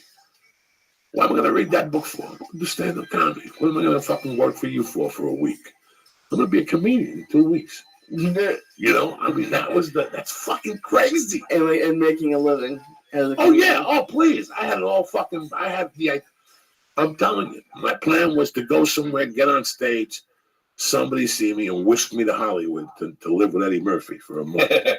And teach him about comedy. Like, I was going to come tell people here. That's why when I see it, I notice it. As soon as I go to a meeting or somebody wants to meet with me and they start talking and I see that cockiness, I go, that was me 20 years ago. I really thought I was going to make a movie with Mickey Rourke after my 8th stand-up comedy. You know what I'm saying? Like, I had this fucking delusion that it's crazy, Dick Syed. It's fucking crazy. Let me do some shout-outs here real quick. Lee, you all right? You're looking around like you're all momoed up. Arnold Medina, I love you, cocksucker. Margaret Oliver, Talking Leia, always giving advice and fucking watching us. Zane Decker, D in Colorado, Tommy P, Alexander Voigt, Chad Reza, and Dan Ouellette. I love you, motherfuckers. Don't forget St. Louis Helium tomorrow night. Friday night and Saturday night, 2 shows. My 53rd birthday in Vegas, February 19th and 20th, and 224 at the Comedy Store in the main room on a Wednesday. Tickets are available. What's happened, Doug? I was just thinking, too bad we couldn't be together on our birthdays. I'm the 18th. I'm the day before you. Dickie Syed. How old are you going to be this year? 63. God bless you. You look at you. Slinging dick in Florida, getting chlamydia. When are you coming back to Florida? West Palm? I haven't heard a Florida date yet. There's not enough weeks for all these fucking cities. I'm running out of weeks. I'm even going to San Francisco. I'm trying to go in December, like that Christmas. After Christmas, people get crazy those 2 days. I'm trying to pull shit out of my ass, Have you watched The Godfather epic? I just watched one on the plane today. The first step, I have them on my iPad. I just watched The Godfather today. Well, HBO, I don't know if they bought the rights or whatever. They put 1 and 2 together and took not the missing scenes that were in the 25th anniversary, but even deeper missing scenes. Wow. And they put them together. And it came on a couple of weeks ago, but it was on tonight. It came on at 2 o'clock. You know what time it ends, Lee? What time? 9:05. Yeah. It's a 6-hour fucking movie. 2 o'clock. It's about The Godfather. Oh, jeez. They put we saw that. Yeah. Sorry. But they put 1 and 2 together and all the parts they had taken out. And it is so interesting that what they took out was such a big part of the movie. They took out scenes that showed conflict between the son and the father. Little things that he would say. At the wedding, he didn't talk to him too much. He wouldn't take the picture without Michael. But then at the wedding, he wouldn't talk to him. But then there's a scene at the wedding when Sinatra comes in and he tells him, "You got to act like a man," and all that shit. Yeah. It's crazy that those little things will change a movie. So, but here's the beauty of it. Right after that Sinatra goes to eat. The other guy comes in and he goes, "Old man Jenko's on his deathbed. He's the consigliere of the family. We got to go say our goodbyes." And he goes, "Round up Michael and Fredo Look at my boy. You're gonna be taking this. You're gonna be breaking into Stout Burger. We're gonna be putting a burglar mask on my boy tonight and making him go in there and rob the fucking joint. No. So he goes to the. They show him in the room. He goes, "Get my boys ready. Get the car ready. Let's go to the hospital and say goodbye to Jenko." What a great scene. And you see the boys walking, like 2, 1, another one, and all of a sudden Vito's there. And Michael stops, and Vito walks up to him. And he goes, "Did your white girlfriend get a ride home?" And already he's upset. He goes, "What are those medals for? For saving strangers?" And he walks away from him, and then Vito goes up to him and says, "Hey, Michael, come on. You know I love you and I care for you. I already have a future for you." And he's like, "You got a future for me?" You know, right away. Then he goes in, and there's this old man on the bed. He's got to be 80. He's all fucked up. And he sees sweat and shit. And he sees Vito. And Vito says, "Oh, man, Jenko, my trusted consigliere." And he goes, "Godfather, I'm happy you're here. Stay here. So when the Grim Reaper shows up and he sees you, you will scare him."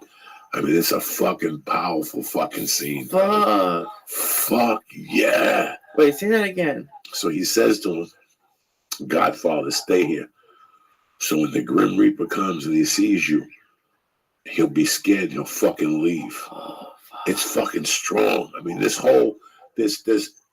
lot more parallels with him and the father. Like, it's too long to watch. So what I did today was at 4 o'clock, I always watch the first 10 minutes of the news. So I put the news on. That's when I realized it was on February 3rd. And boom, I fucking recorded it. I didn't record it. I put on a thing, and it was the hotel, which is one of my favorite. Like, if I was going to be an actor, like if somebody came to me and said, "I really want to be an actor, Joy, what do? I go, first of all, watch The Godfather, but focus on the hotel scene when the guy says, in my neighborhood, we sell it, but we control it. We keep in the dark areas. They're animals anyway. Let them lose their souls." Right after that dude says that line, he gets up. And he starts talking to the guy, and he starts talking about revenge. Will revenge bring back your son? Will he bring back my son? And he has a pen in his hand. I'm going to give you one of these as a consolation prize for coming on the show. So on the flight back, you can blow these right in Absolutely. blow right in his today, face. You understand? Today, I so wanted to go into the bathroom on the plane. I flew in today, and I had an e-cigarette, and I wanted to just take a couple of hits, but I saw you. I heard your story. Keep that one. We'll give you another one to take home. Look at you. Let's see you smoke a few hits, Mrs. Syed. Look at you. You fucking honey Molly. Like a doctor. Oh yeah, you'll be back at the fucking Cactus tonight. What was he getting? What are you gonna get him tonight at the Cactus? He got tacos today. So what are you gonna get him at the Cactus? You gotta go back. Who gives a fuck? He's gonna eat tacos again. Who gives a fuck? You think he's gonna give a fuck? Well, I don't want tacos. We had them for lunch. Listen, this is LA. It's 10:30. You know what you're getting? Fucking tacos, okay? From the Cactus. 2 chicharron tacos. That's what you go get them. Get them like 3 with a Diet Coke. It's all over after this fucking beat. We're giving them this emotional Did you beat. say onion rings too, or no? No onion rings at the taco place. But if you could, when he takes you to Stout, where he was supposed to take you tonight, he fucked up. No, we didn't have time. We didn't have time. Listen, he's never got time. He's got more stories than a book. He had time. He knows. He wants to go there and eat 2 burgers. Watch him when you see him there. Oh, they're so He good. changes. He slouches. He gets all paranoid, like the Russians are coming and shit. Like, Because you always grab for stuff first. You got what? You always go for stuff first, so I gotta make sure. What stuff? The mozzarella fries. Oh, no, the food is delicious there. He killed the mozzarella fries last time. 2 orders by himself. No, I did not. Him and fucking the other gargoyle. Johnny Rock, and my wife. I just go for the cheeseburger. I think it's one of the best burgers I've tasted in a long time. And the guy at the Charlotte Comedy Zone said there's a place in Orange County that makes the best burger he's ever had. I have no fuck. I'm not driving to Orange County. What's the matter, Lee? You just saw the devil there. Yeah, a little bit. Oh, cool. I just saw that, Mr. Syed. You saw the devil. The devil sat right next to me. You know how to shake him off. Like, shake him up, shake him up, shake him up, shake him. Oh my God, Lee, I had so many problems with stand-up. I wanted people to know that it wasn't like This was all in a 3-year process. In 3 years, honest,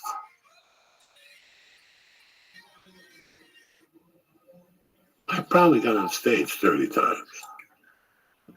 Like remember when I worked at the broker, I got on stage every Tuesday. That was 4 times a month. In my world, that was good enough.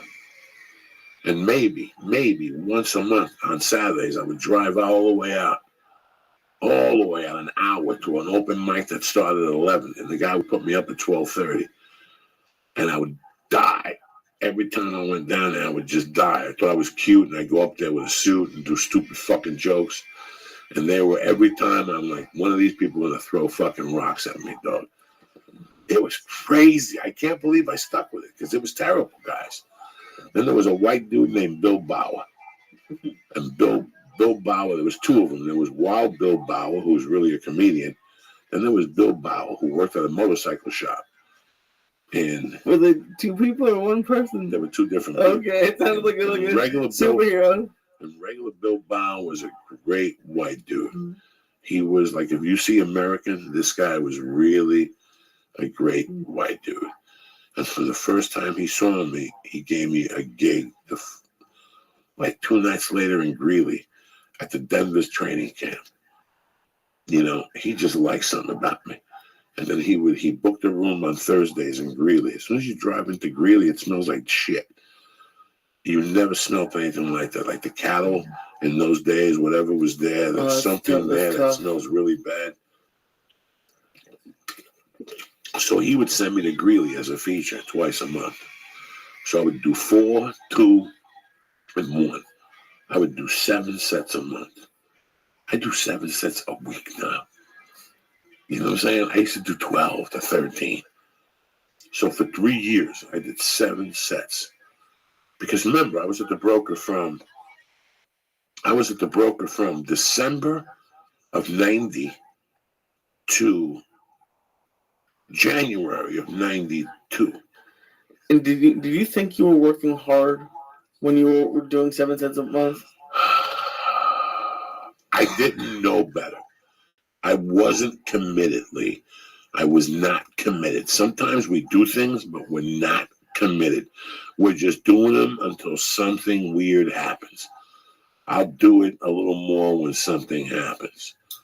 You know, I didn't have any relationships with the guys at the Comedy Works because I didn't go down there. I wasn't involved. I stayed in Boulder. You know, why go into those places? I just didn't bother. So when you don't make friends with those people, you're not going to get committed, Lee. It's that simple. You know, it's like I told you, my friend came down here with his daughter, and I explained to her, you learn acting watching a fucking movie. Once you do a few scenes back and forth and you get the concept of what's going on, and I could explain it to a fucking tart, like I could explain it to somebody who's fucking pathetically dumb because I'm dumb. Once you explain that concept, you're off and running. I don't need to see you 3 days a week to do breathing and to make you fucking do ballet classes and whatever else they make you fucking do. You follow me? You can work. These guys you see on TV ain't no better than nobody. Half of them didn't even take fucking acting classes, brother. Half of them didn't. Half of them went somewhere and decided their buddy cast something. You guys would be fucking surprised.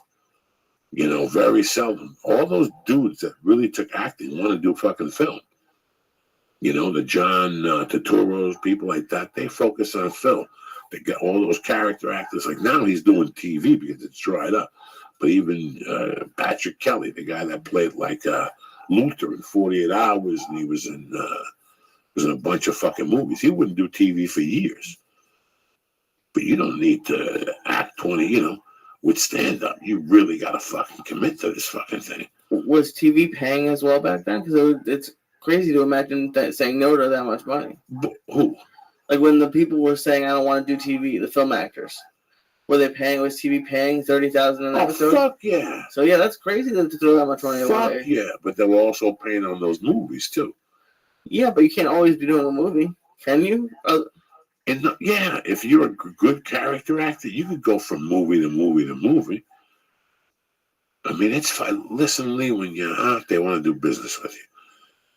And now you go from project to project to project to project. The dude I did Grudge Match with that played De Niro's son, he hasn't stopped working. He was on Walking Dead, he did the movie about Germany with Brad Pitt in the fucking tank. Now they just gave another role in a series. He was good in that. Sure, he's good in everything he does. That guy's classically trained, New York City or wherever the fuck he's from, Detroit or wherever he's from, Baltimore. He's classically trained. Like he trained doing something. If you started getting a lot of roles, would you do that? Like do it as it like over and over again? No. Yeah, absolutely. Who wouldn't want to? I mean, listen, it's fucked up to say this.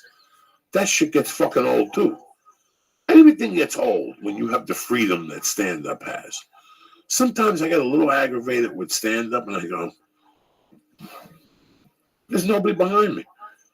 There's no punch clock. There's no fucking nothing. There's no nothing. What am I mad about? That's got to be the best feeling in the world. There's nobody here with me. I either get on this plane or I don't. I either cancel or I don't. I either upgrade or I don't. You know, I don't. I just don't. You know what I'm saying? Like, who's better than that? I mean, I never thought that I would be fucking flying out in the middle of the night like a thief to St. Louis. Never in my wildest dreams, Lee. I was just killing time. And then I got fired from the broker. Me and the manager from the broker didn't really get along. He was a bar guy. The guy that was at the bar for a long time quit. So he was from the outside bar. And he came in. It's like putting a fucking Christian in a bar. You know, the guy that was a bar manager, he understood the bar because he had been in the bar for 20 years. He had run like a music thing in New York. The guy was cool. He was a Texan guy. I became friends with him, but another opportunity came up and he left. So instead of replacing this guy with a real bar guy, like 7 nights a week where people hang out and drink and do blow, they replaced him with Johnny Christian. He hated working Tuesday nights. He had kids. So he hated comedy. So every fucking Tuesday he made complaints. You know, you guys got to get off by 10:30. You know, you're comping too many fucking drinks. And he just kept torturing me and torturing me and torturing me. Till one night I told him to fuck off. And he said, don't come back. And then I was stuck. And I just was like, what the fuck am I going to do? So I got on a plane. I went to New York for 9 months. And even there, when we get on stage, I went on stage for maybe fucking 10 times in 9 months. But I realized the work that had to go into it and what I had to do. So I made a deal with myself and went to fucking Colorado. And that's how this evolved. That's crazy. I was scared for 3 or 4 years, guys. So was this like the time period that you were like losing all of your like possessions? Like I was just thinking like you moving around, like you can't carry all that stuff. I had nothing. Like that must be crazy just to have a whole life in like what? I had nothing. I went from to do that life. What can you have? A couple to really? I had tons of clothes. Yeah. I'm talking about to do the life that committed to comedy or plumbing or whatever. What more do you need? You know what I'm saying? Like if somebody's giving you the opportunity to learn a trade, for example, if I say to you, Lee, I just got the fucking contract to build 102 fucking, what do you call those homes that are the same? McMansions? No, on a fucking property. You know what I'm talking about? You're right. They were 3-bedroom tracks, cookie cutter. Same cookie house, cutter, right? right. Yes. Lee, we're going to build 102 of those things. It's going to take us 3 years. You know how to build? Not really. You do you? No. You know how to saw? No. All right, so you're going to start picking up trash. But I'm going to tell you what. At the end of the 3 years, if you want to, you're going to start at $10.50 an hour union wages. And when you quit, I guarantee you, when this job ends, because it's slated for 3 years, that really means 4 years. When this job ends, you're going to be making $32 as a union carpenter. You're 25 years old. Does this seem like something you want to do, or do you want to go to the, the Maine every weekend and party with your retarded friends? What do you want to do? Now, listen, another thing, Lee. I know you live at home with your mom. You just got your degree. I mean, a lot of good it's doing you. You're working at fucking Red Lobster. What's the name of the place? Sea Lobster. Okay. Legal Seafood. Legal Seafood. So do you want to work with me? But if you work, I want you to know something. We work 7/24. I don't know nothing about this. This is a project. We're trying to make money here. You're going to start at $10.50. After 90 days, you go up to the union. You're going to make $18.75. It's going to cost you $500 for the book, but I'm going to pay for it out of my pocket. But understand, at the end of this job, you're going to make $32. You're going to go on to be a fucking great carpenter. How old are you now? 22? You're out of college at 26. You're going to be making $32 an hour. Does this seem like something you want to do? As soon as I tell Lee or any other kid at 26, that's going to take 4 years. Every sense shuts down. Like, as a 26-year-old, 4 years. 4 fucking years. Whoa, wait a second. Wait. So it's going to take me 4 years. How about 3 weeks? Like, that's what I wanted. You know what I'm saying? Like, that's what I wanted. Your counter offer was like? Yeah, like, instead of 4 years, how about 3 weeks? Because I can pick this up in 3. And people look at you like, and you know what? In reality, for that job, after you do 2 or 3 houses, you really get good at it. It's just repetitive after that. It's the same piece of wood in the same place, the same measurement, the same cut, the same wall. After the same one, you're going to get really good. And your labor's going to get better. You're going to move faster.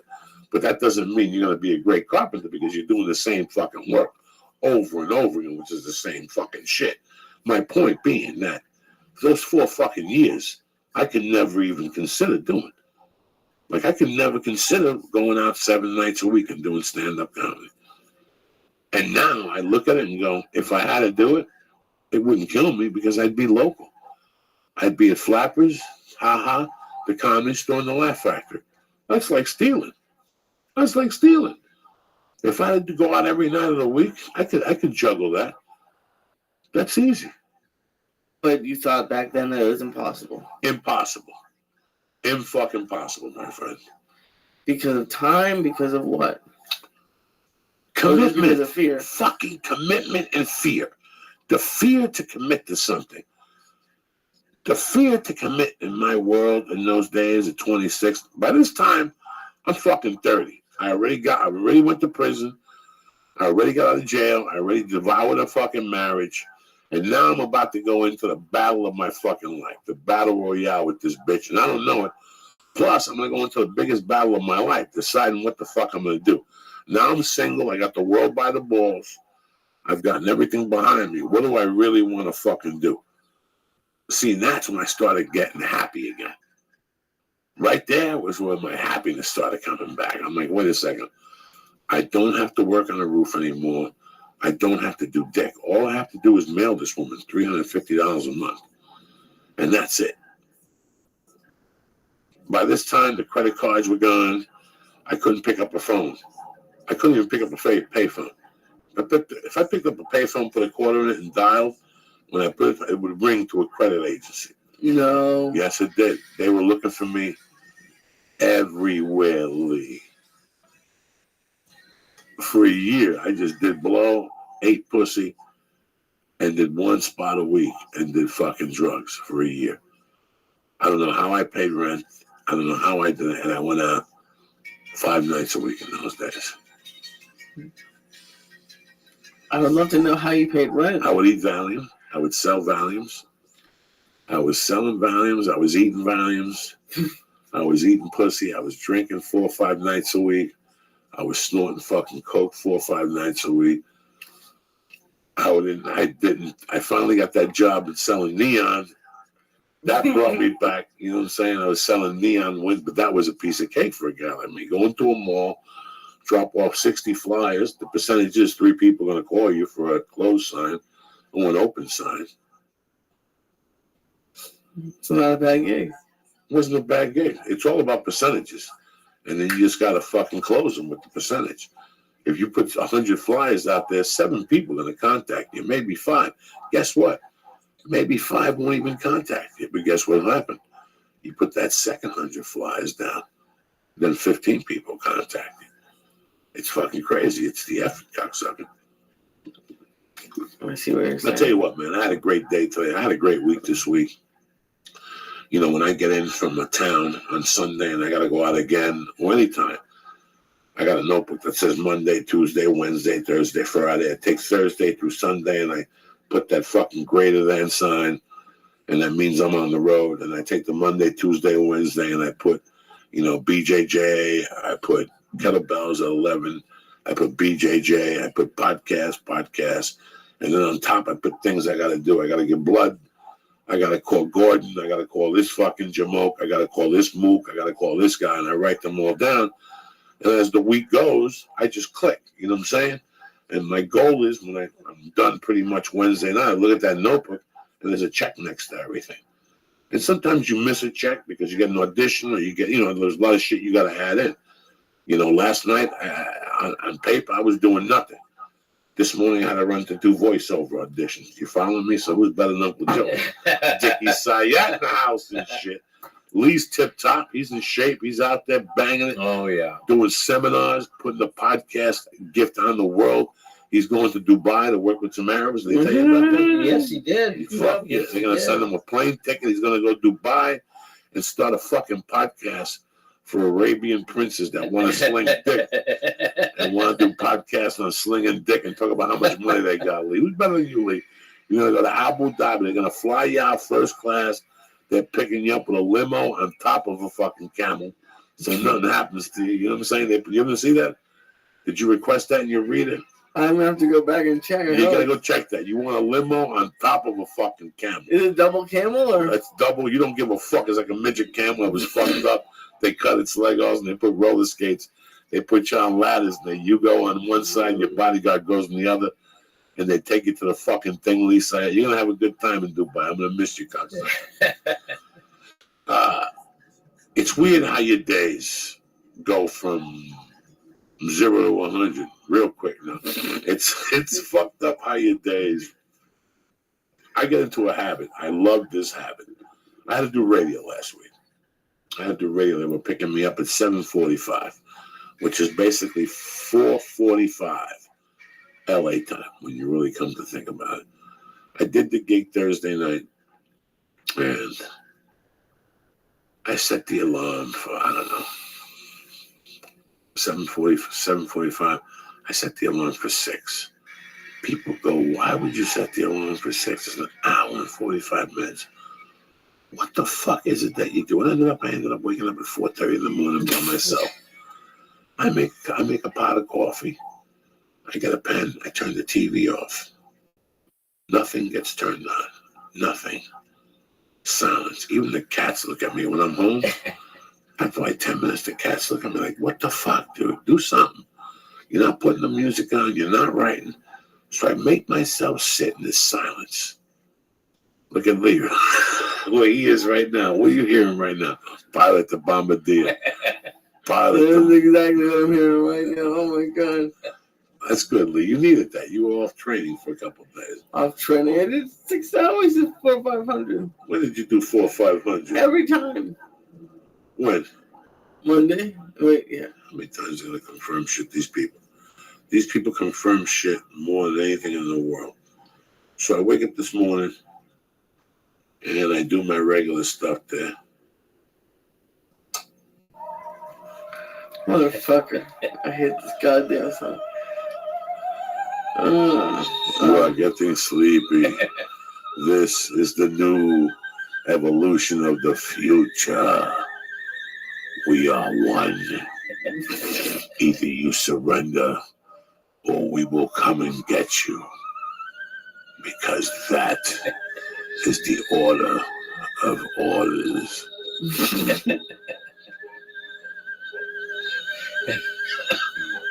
Turn up your TVs. Run for your lives. It's over.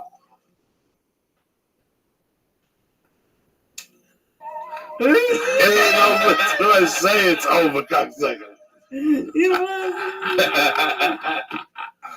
That's a great bedtime story. Which one? Oh, that one? Yeah, that story right there. It's over till it's over. Yeah. So it's just weird, this society. For the last 2 or 3 years, like for, 5, I've always been getting up at 4:45 and busting a notebook out. But for 2 or 3 years, I'd put music on. And I put earphones on so nobody could hear me, and I'd be smoking pot, smoking cigarettes, and drinking coffee. Perfect. This, I figured, let me just turn everything off, and I want to see what my mind is fucking feeling. I really want to see what just my mind is feeling. Like I just started doing this, and I got the idea from somebody said that Denzel Washington would make himself go through every emotion in the mornings. He would force himself. And I thought, how fucking unique is that to force yourself? Who fucking lives like that you got time to force yourself to go through every emotion in the morning? You know what I'm saying? Like I go through two emotions, fear and I got to shit. Those are the two emotions. And I'm hungry. And I'm fucking hungry after that. And then you go in the shower and you balance it out. But this is completely different. This is just to get up, silence, sit there with a piece of paper and a pen and just see what's coming out. And it takes about 15 minutes for you to wake up and get out of the fuzz. And by that time, I'm already drinking water, taking my thyroid pill. And I start banging out the coffee. 20 minutes in, I go outside and I hit the pipe 2 or 3 times just to let them know I'm fucking there. And you Periscope? No. Oh, not yet? No. There's no electronics. Oh, yes, but at 8 o'clock, though. It's not 8 o'clock. What time is it? It's 4:45. Okay, good. I go out there, it's dark. It's me and the possum. He looks up at me with his blue little fucking eyes. I hit the pipe 2 or 3 times, and it just exhilarates me. Then I sit down, and I finish that coffee. The coffee makes it really hot. And I sit down, and I finish the fucking coffee. And about 45 minutes in, my pen starts writing. And years ago, there was the Something's Way, the Writer's Way or something. And they said to get up in the morning and just to dabble, get a notebook and write. I tried that, and it was just a waste of a treat. I don't want to do that. I want to get it out emotionally on my own and work it out. And I got to tell you what happened. Fucking 35 minutes, 45 minutes in. I remember what date it was. What was it? February 3rd. So I called the Little Loops. He didn't answer. I left him a message. I told him I loved him. Happy birthday to my brother. It's your 50th birthday. And it is my daughter's birthday. And I got to tell you something. For the last 20 years on her birthday, I feel terrible about doing stand-up comedy because I had a choice. I had a choice to be a father and fight for what was mine and, I don't know, kind of choose a different path. Or I had to choose this path. And I chose this path. And now I don't have my daughter. So I was for fucking 30 minutes. My wife doesn't get up till 7. So from 5:20 till about 6:20, bro, I sat there. Not anger, but I was preparing the speech. I was going to call him and tell her today. Like I go, this is what I need to do. Just to feel better today, I'm going to fucking write a speech out and call him and stick to that speech. Don't deteriorate from that speech. Don't curse because then she could call the police. And don't threaten it. Just explain to her how I feel, And it was something like, just tell her happy birthday. I called you a year ago and you didn't fucking ever tell her. She's not prepared to call me back. So, I just want you to know that, I can't believe that you would do something like this, to somebody. Because the whole time I was the fucking criminal, but that you could even sleep at night knowing that you changed somebody's idea of love towards somebody else. I've done a lot of creepy things, but I would never change somebody's doubt on somebody else, Just the thought that you live like that, and someday I'm going to get the creepiness to hire a public investigator and to look for certain things that I still remember, and then to get those in a report and to some way get them to my daughter so she could read the truth, and then hopefully she could figure out the 2 and 2 of this story. And now you'll see what it feels like to live how I've lived for 20 years, for some child that doesn't know you to now know you but not know you, because at the end of the day, she's just a fucking liar, you know what I'm saying? But she parades herself as a normal human being. You follow me? I put my heart out in this podcast. Everybody knows every fucking dime I've stolen. I got nothing to hide here. She would never do anything like that because in her world, she didn't do anything wrong. Lisa Ayat, You are fucked up, Jack. Yes, I am. Deep into the murky waters of the underworld. You want to smoke some more reefer to balance you out? No. You want the vapor pen to balance you out? No. Why not? Anyway, so that's how I felt this morning. Oh my God, till my wife woke up and I didn't say nothing to my wife. I wouldn't have the balls to say anything to my wife about calling this dirty bitch and going off mildly, not raising my voice and not getting excited. So from 8 to 9, I put myself in a better mood. And I said, I'm going to call her after I go and take her to school. After I get back from Mercy, I'm going to go on a walk. My wife goes to yoga. I'm going to call her and say when I have my peace, and I'll feel better. And I started thinking about it. And I said, what would me calling her and giving her my game plan, how better would that help me? Me calling her names, how old am I now, you know? And all of a sudden my phone rang for something and I got amused on the phone. Then I had to go meet somebody. Then I went to jiu-jitsu and then I had to go for a voiceover. And then I had to email somebody. And now it's 9 o'clock. I didn't call her. And I feel fucking tremendous that I didn't, because what the fuck is the difference? I got a wife. I got a kid. I got you. I got this fucking Jamoke over here who I love like a son. Look at him. Look at the shape of him tonight.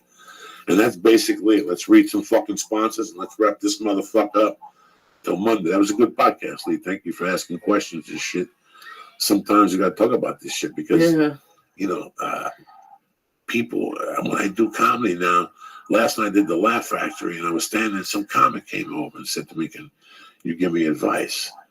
You know, and he asked me if I was scared. And he goes, it looks like you've never been scared. And that really bothered me because my fear should come through my stand-up. You know what I'm saying? Like, that's what my stand-up is. It's based off, that's why I go so fast and I yell and get fucking excited. You don't yell if you're normal. You yell if you're scared, right? When you go to a horror movie, the girl goes, ah, right? I never thought about it like that. I guess everyone else, you come off as aggressive. It's run by fear. It's a fear if you listen to it. And what do you? I don't understand what you mean by that. You have some fear, like sexually, I guess. But I have fears of everything. Lee, listen to me. I break your balls because if it wasn't for any of this shit, I wouldn't leave the fucking house. I get food delivered. I wouldn't let sun hit me. I'd wear a cape with pointy fucking shoes all day and yell orders at fucking, you know, Mexicans in my yard. I'd do the same shit as you did. You know what I'm saying? It'd be the best life. What do you got planned with the old man while you're here? We're gonna go get dumplings again with Paula. Oh, Jesus fucking Christ. He won't stop with those dumplings. Have you had those yet? No. Well, I read the report. I read the hospital report. I see. Oh, okay. Anyway, dumplings, a comedy show on Friday. What comedy show you taking? I don't know. I don't know if we're gonna do it on Friday, but we'll go. We'll go at one point during the week.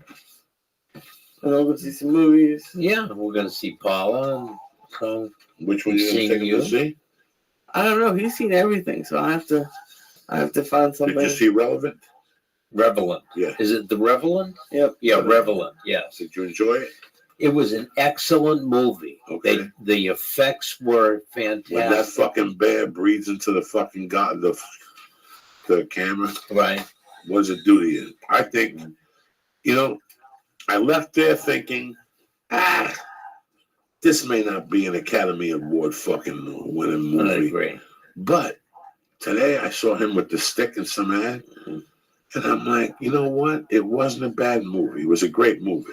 I thought it was a great movie. Yeah. Should he win the Academy Award? I'm not sure yet. I don't know. Listen, let me tell you something. That English dude that puts the wig on, he's a fucking lock. Ain't nobody beating that motherfucker. Daniel's sister. What's the name of that movie? The fucking chick sister. The guy that fucking puts a wig on that movie with the English actor. Nobody fucking knows now. How the hell do you do this? I have no idea what you're talking about. You don't know what I'm talking about? No. Mr. Zaya? No, I don't. There's a movie out right now with that fucking English kid that everybody loves. You got a nature box over there? Yes. Thank you, my brother. You're over there holding out. You see, I'm looking for shit like a pirate. I'm over here looking at this treasure, and nobody says the gods to me and shit. Thank you. What is this? Oh, thank you, sir. You're a good man. No, I thought it was a good movie. Yeah. It was one of the few movies that held me. My wife fell asleep for about 4 minutes, but it held me. I like all that Indian shit. Yeah. Killing white people. I fucking love it. White people killing Indians. And before I went, a couple people told me, they warned me that we thought it was a little graphic. I was thinking about them during the movie, how I wish I fucking hit them in the head with a fucking stick or something crazy like that. The movie was a good movie. It had its moments. Yeah. Did I pass out or nothing? No, my wife kept looking at me all weird. Like, are you okay? What do you mean, am I okay? You know. Have you passed out in movies before? Pulp Fiction.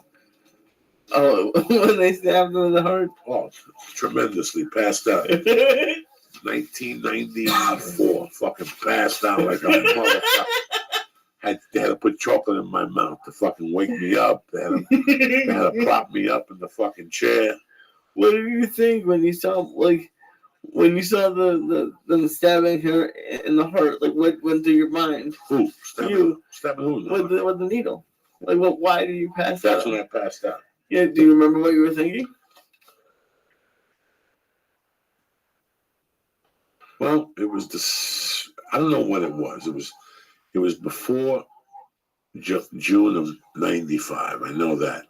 And I went to watch it with a bunch of, I used to hang out at this place where I used to eat for free. I was a fucking bum. And they would give me free chicken cutlets and free sandwiches and all the mistakes that I could eat at this place called the Deli Zone.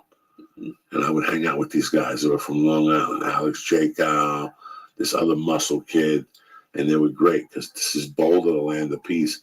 And during a busy fucking Tuesday, these guys got from behind the counter and had a classic New York City fist fight. So that's what brought the place notoriety. People started going down there hoping these two clowns would get into a fist fight every day. The place would be packed. Packed with yoo-hoos, fresh chicken cutlets. They deep fry them and put them on Italian bread with mayonnaise and salt and pepper and tomato and lettuce and onion if you want it. Oh my God, with Swiss cheese. How much do they cost? Who the fuck knows? What do you think? I remember what they cost. I ate like 80 of them. You remember everything. I was fucking mooch. I was a mooch. They took care of me. I would clean the counter. I would do deliveries. I would help them take garbage out and shit. They knew I was a stand-up, and they were trying to help me out, man. Those sound delicious, though. Oh, my God. And that's a fucking long time ago. But they were great guys. They were great. What was the point of this fucking story, Mr. Say? You paying attention? And you as fucking high as I am. You can't ask me that question after the edible and. But you look good. That's all. Is that I do look good? Tremendous. Oh, good. So I can sit back and just. You gonna take him to the Comedy Store Friday night? Yeah. That's the place to go. Where is he gonna take him? To UCB Theater and do what? Watch improv and people jump up and down and you got a fake giggle. Ah! You know, and they all look at you. Ah! Ah! And they, my friends came. You take pictures afterward. No, take them down to the Comedy Store. I got 3 of those Cosby pills. Give him one. Maybe he'll eat somebody's asshole. What do you think, Mr. Sayat? We'll let you loose up in L.A. with one of those Persian women. You go home with some chlamydia and a weird mustache. Hey, I can stay an extra week. Sure, what the fuck? You stay on these cots. You love that. He always says, I hope my dad just stays. I fucking gotta go back to Angel City. Oh, God. He could just stay with me here in my apartment and hang out. I hear him say that all the time, on the podcast. You gotta hear him. He wants to fucking stay. And you, him, and Paula can live together. And be a happy family and shit. You come home at night, she cooks for the both of you. It's like, what's that show? How about the mother-in-law? Kevin James? I'm sorry. So I always tell you he should fix you up with the mother, but Leo, he should fix you up with the mother. We're one big happy family. Can you imagine?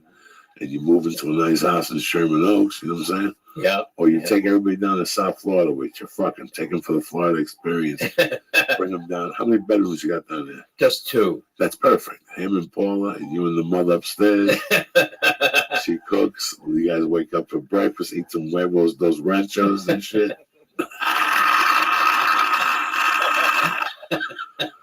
Lee, boom, boom, Sayat, like my little boss. Lee, boom, boom, Sayat, like my little boss.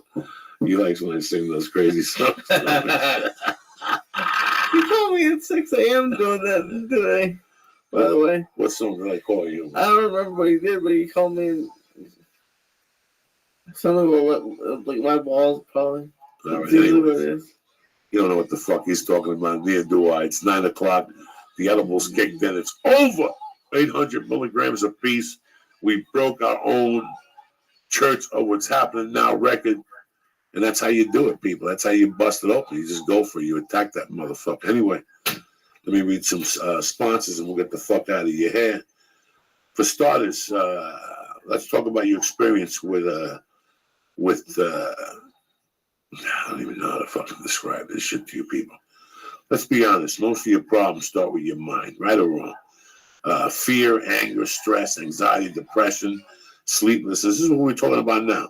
They begin in your head, but they can wreck your life. It doesn't have to be that way. You can make a major difference in just 10 minutes a day. This change comes through guided meditation with the new Headspace app. Headspace is a meditation made simple. It's guided meditations that you listen to whenever you want, wherever you want, right on your phone, computer, or tablet. Meditation is rooted in thousands of years of tradition with thousands of scientific studies that show its positive effects, like improving focus and relationship harmony and decreasing anxiety and stress. Join over 4 million users already getting some Headspace for free right now. Do me a favor. Download the free Headspace app and begin their Take 10 program for 10 days of guided meditation at headspace.com/Joey. The Headspace Take 10 program is 100% free way to experience the benefits of meditation in your own busy modern life like Lee's doing right now. He's just sitting there meditating. Train your mind for a healthier, less stressed life. Start your free trial today at headspace.com. That's right. That's headspace.com/Joey. I got to talk to you about this guy named Andy Petticomb's TED Talk, which has over 5.5 million views. It should come up if you Google Andy Petticombe TED Talk. Andy is the founder of Headspace and the voice you hear on the app. You don't need to put aside loads of time or emigrate to Tibet. Andy did that for you. This guy was a monk for 10 years. He already knows this stuff.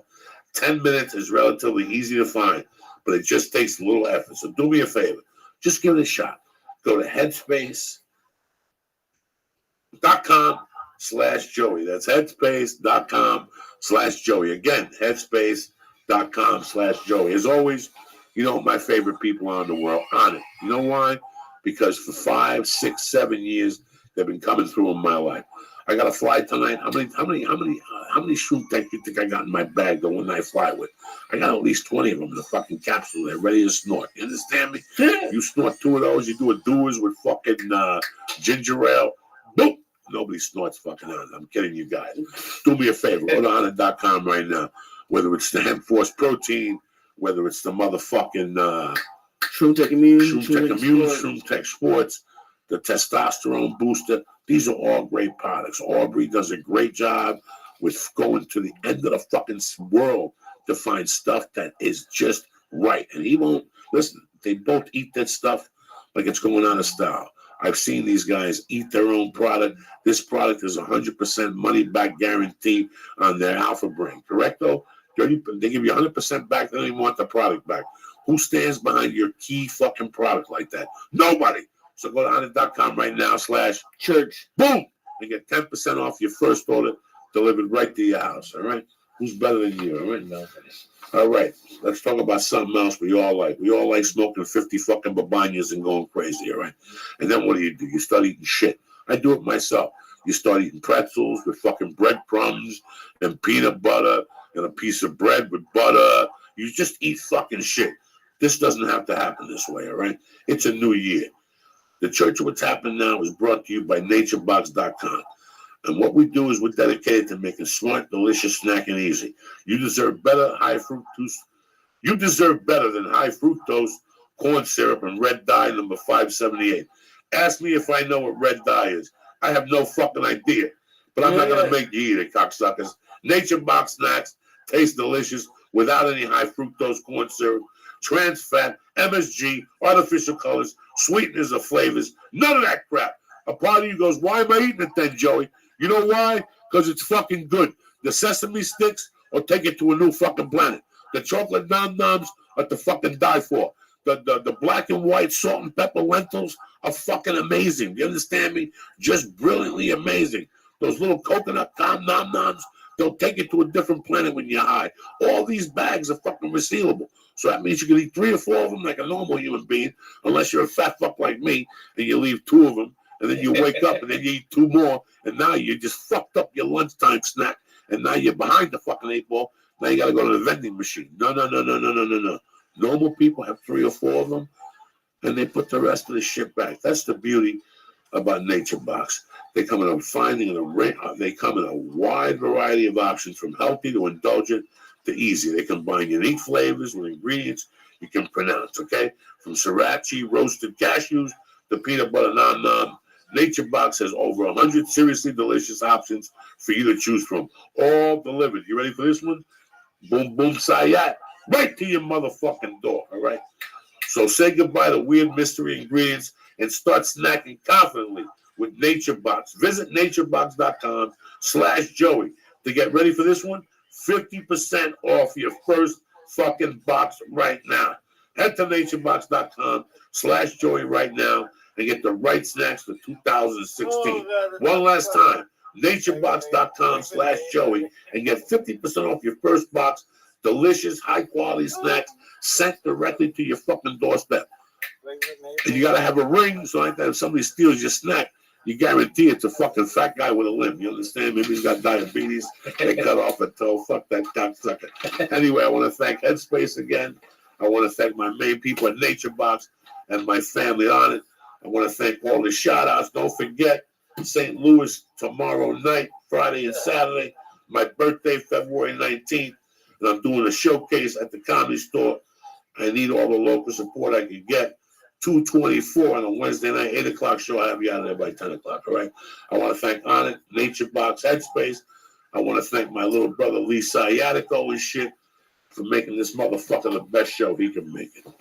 Right or wrong? And Dick Sayat, enjoy your fucking stay here. I am. We're going to throw a little Pink Floyd on the Periscope now to end this motherfucker. And please check out Life in Neutral. It's a podcast I do with the comedian Johnny Rock. Okay.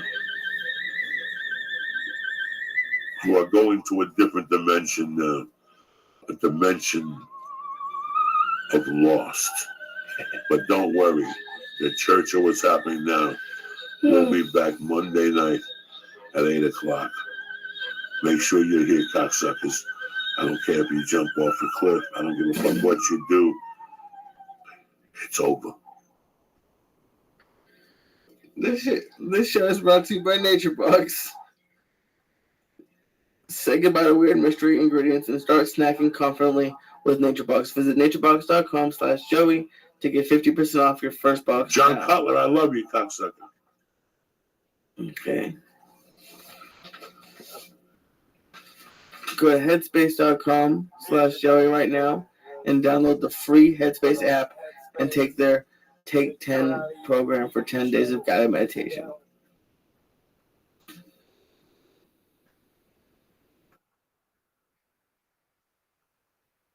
Oh, fuck. Oh, God.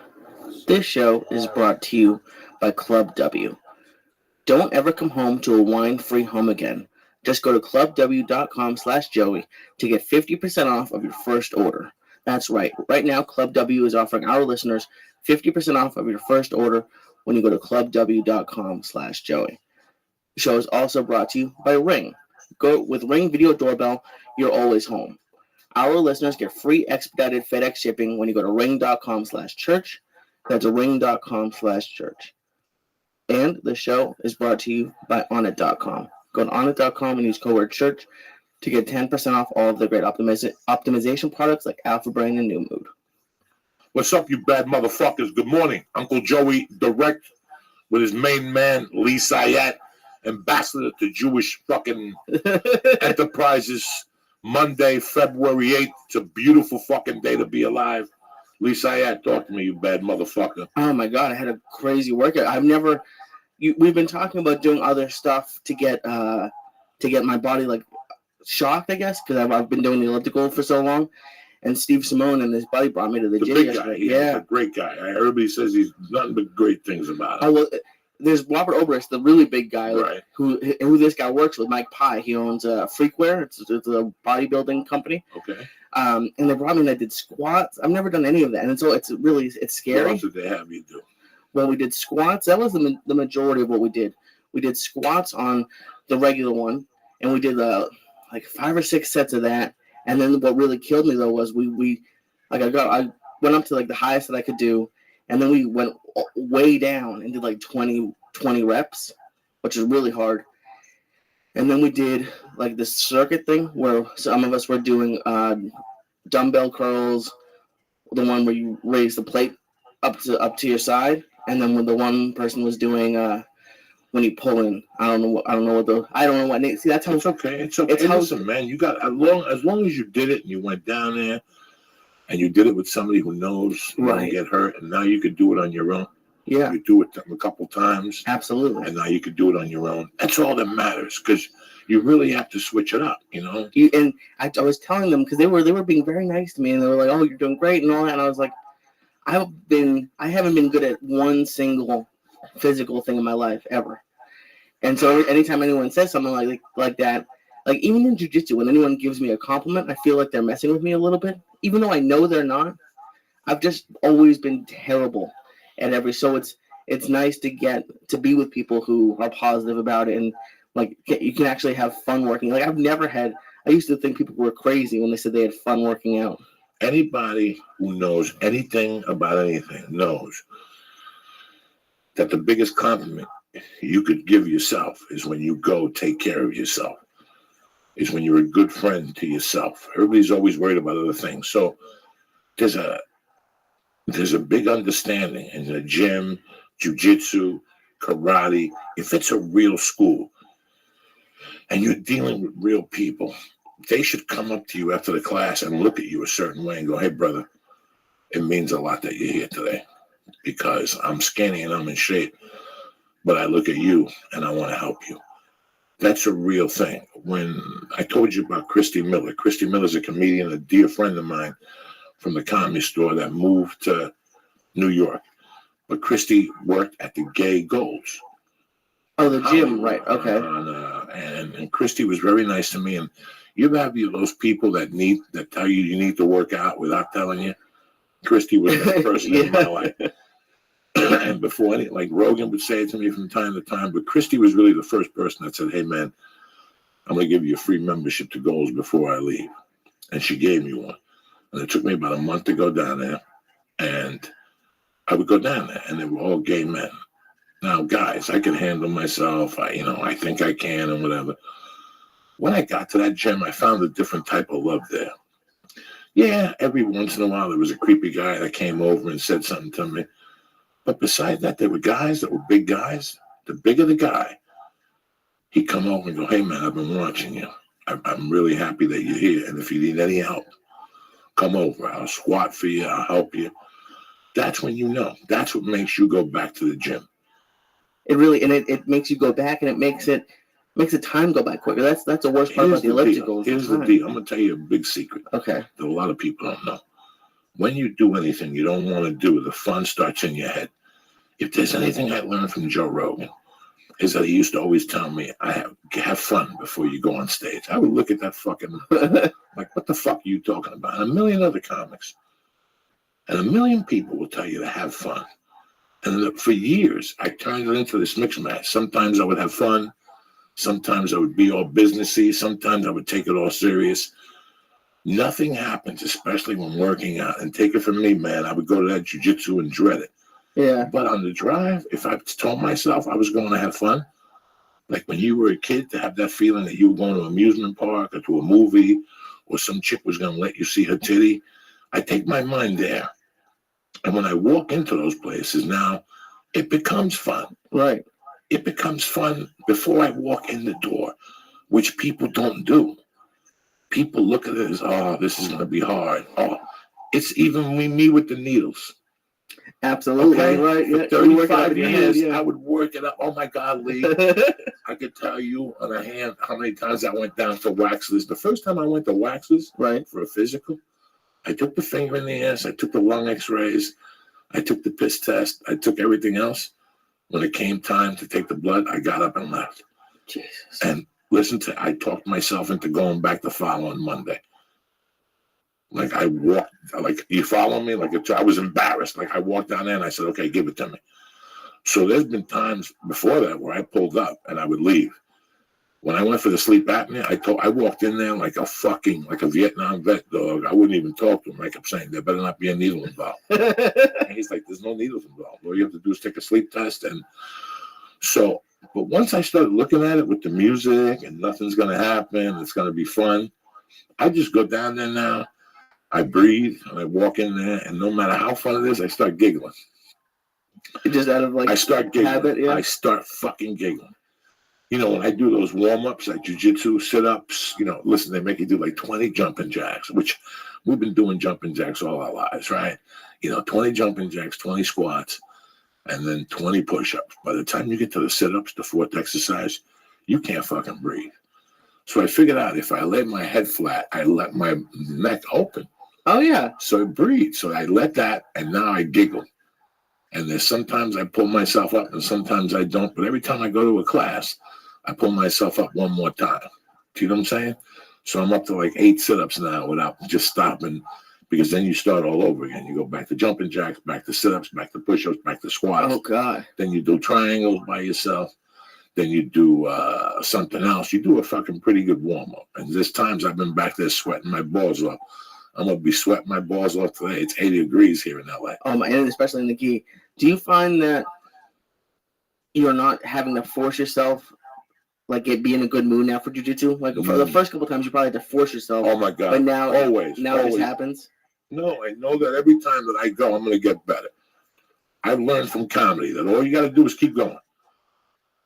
Keep going. You're going to get roughed up. Keep going. And the more you get roughed up, the better you're going to get at something. The more you get roughed up in the beginning, the more you say, fuck it, I'm quitting. That means you got to stay another day and watch what happens. Because I don't want anybody for at any time to look at me and go, oh my God, he didn't work. Fuck you. There's one thing I did, and that's I worked on this shit. I worked on stand-up. I really, really knew that was the focus. Like sometimes when you realize that hip escapes are the focus of jiu-jitsu, you just want to do hip escapes all fucking day long because you know it's the backbone to jiu-jitsu. It's the backbone to your cardio. Could you imagine just doing hip escapes for an hour? How come the backbone is never easy? How long would it take you to be good if you did hip escapes for an hour 3 times a week? 2 weeks. You stop to breathe, Oh and my you God. do them again, and you stop. I thought about that. Just going to a gym one day and just doing sets of hip escapes until you die. I'm sure if we went right now to John Budd and like didn't even take the class, just said, "Can we just be over here? I'm going to do hip escapes until I puke." He would die. It'd be great. 1 hour of hip escapes. There's no better shape than that. And then after like 6 weeks, you just do 30 minutes of hip escapes and just roll for 30 minutes. You lose 100 pounds. If you look at it from that perspective, 12 weeks for 3 times a week, you did that, you would lose 100 pounds. If you just did your calorie thing on my calorie.com. Oh yeah, I can't even imagine how many calories you'd burn doing that. And for people who don't know, it's a hip escape is you lay on your back and you're just pivoting your hips, I guess, up towards your head, and then you literally. The first time I saw it, I couldn't believe it, but you literally move up and down an entire floor just on your back, and it's killer. You know, let's talk about something that's the obvious. It's the elephant in the room. Because even I fell asleep yesterday. I'm getting older, guys, and the plane rides are fucking killing me. They're fucking killing me, Lee. You know, I could tell that I can't do 3 weeks in a row no more. I don't mind doing 2 weeks in a row, but then I got to take some time off. You know, at least you know, though. I've cut my schedule down. I had to, Lee, because it affects the podcast. Sundays, I'm wiped. Like yesterday, I couldn't even think last night. Like my wife even said something to me last night. She goes, "Where you been all day?" I'm dead. Jesus. You know, and this week I had the problem of insomnia. Oh, so I kept sleep? waking up. Yeah, and they had a great shower. So I would just lay in the shower for 2 hours and let the hot water hit my face. And sometimes I would sleep. Sometimes I would just think of material. Sometimes I would just think of different things. I didn't really sleep well. I ate tremendous. One thing St. Louis has is good food and fucking cheap. Dog, like I said, I had some salmon with some wasabi. That motherfucker was solid, Jack. And the salad they were building me, nice lettuce, tomato with onions, delicious. All at the hotel? All at the hotel. I had a nice breakfast. I had a little corned beef hash with 2 eggs, wheat toast, and oatmeal. Light. Very nice. Very, like a half a cup of oatmeal hash. Yeah, man. I'm trying to really get it back. I got to get down to 260. I got to make my head look really big, but it's weird. I got back from the thing yesterday about 10. I went home and I did my usual stuff. I got my laundry ready for the week and all that stuff. And then my wife came home and I played with the baby. And about 1:30, I couldn't take it. I couldn't take it at 12 yesterday. I was ready to go to sleep, but I wanted to play with the baby a little while and joke around with her. And I took a nap around 1:30, and when I got up, the Super Bowl was already on. Oh, yeah. Oh, my God. And when I looked at it, it was 10-0. Now, I knew it was going to be under. I knew it was going to be. You know, people always say, oh, it was 2 great defenses. Listen, I got bad news for you.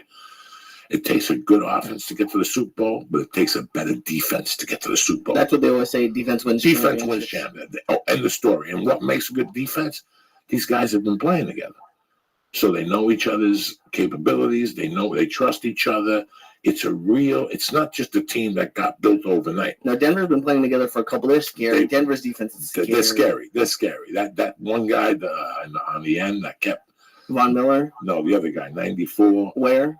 Yeah. DeMarcus Ware? DeMarcus Ware is very scary. But I'm watching this, and I'm like, how didn't I see this?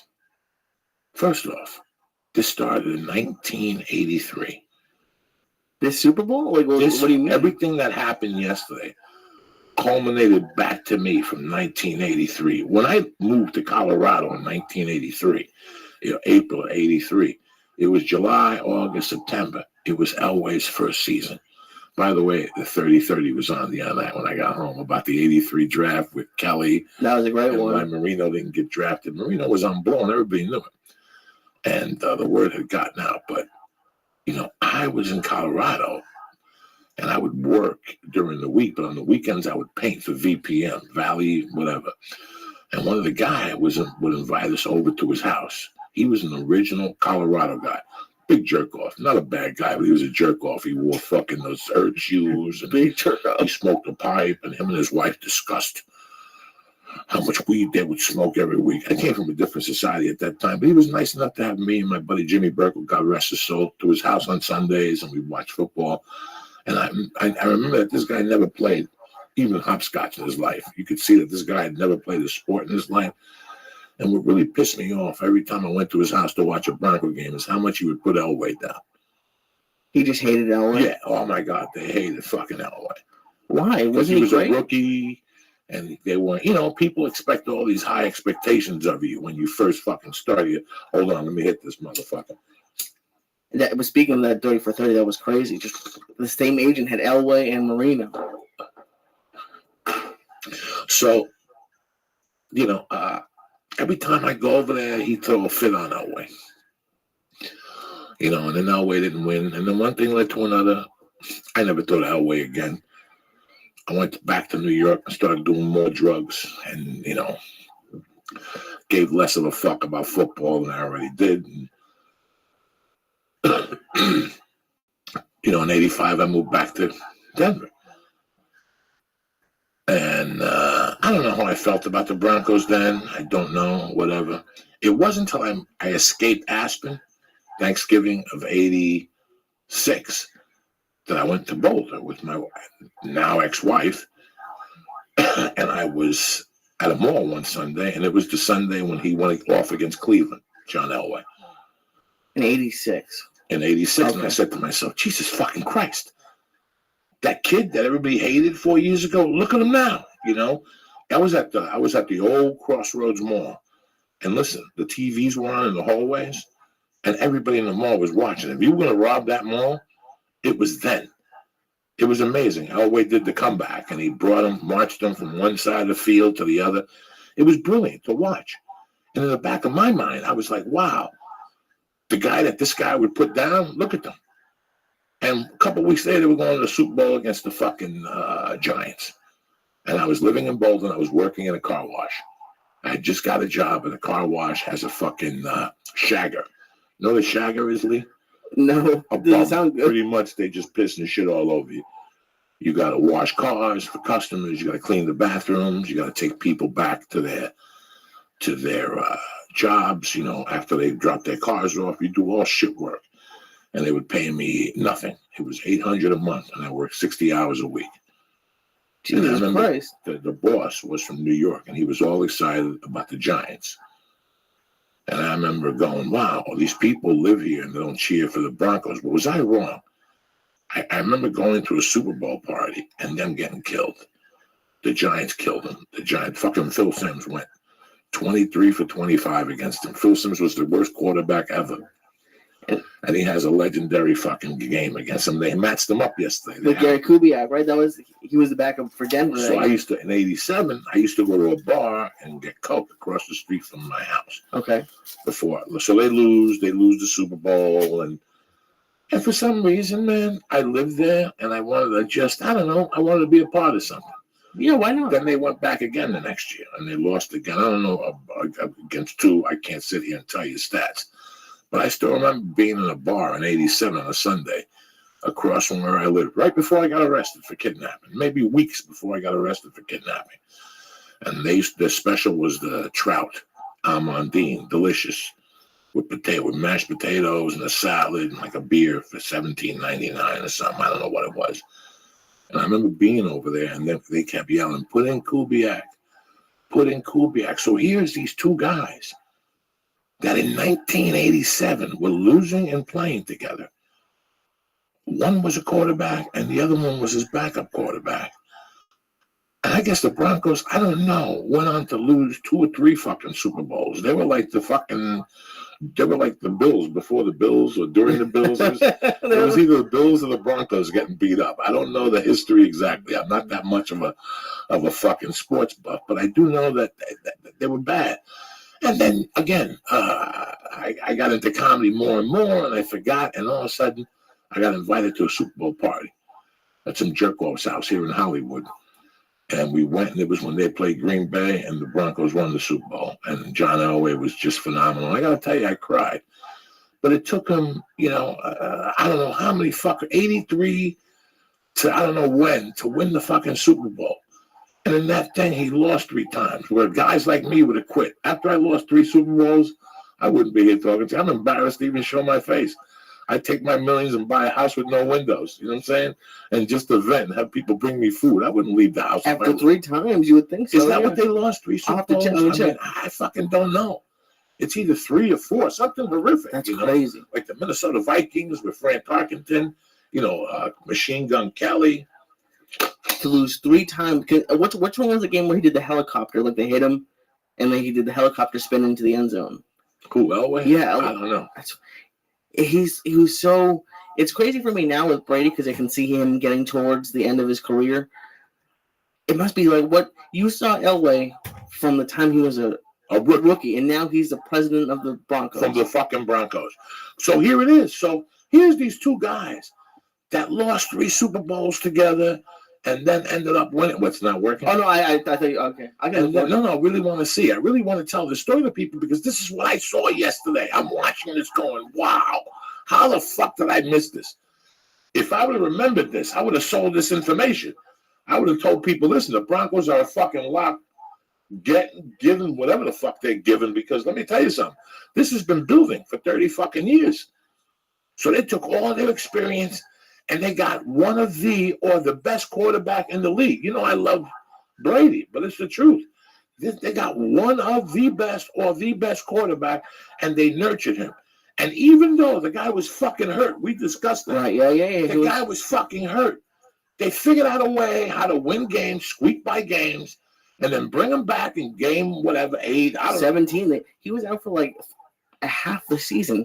He's been hurt since when they brought him to Denver. They're like his neck might not be that great, but the defense was amazing. Like that was the difference, I think, because Von Miller was hurt last time they were in the Super Bowl. I hated Peyton Manning. I hated him as a growing up when he was with the Colts.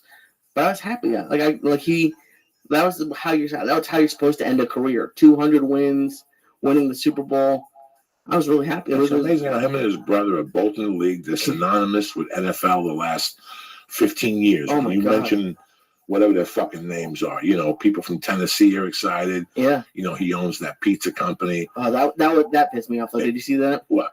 Literally the first shot after the Super Bowl is over is Peyton Manning kissing the Papa John's guy. I didn't see that. The I Papa didn't John. watch, I didn't really watch the game.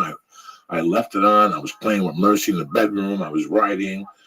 I would listen to it, and I would go in and watch 2 plays. But I noticed that the defenses were on.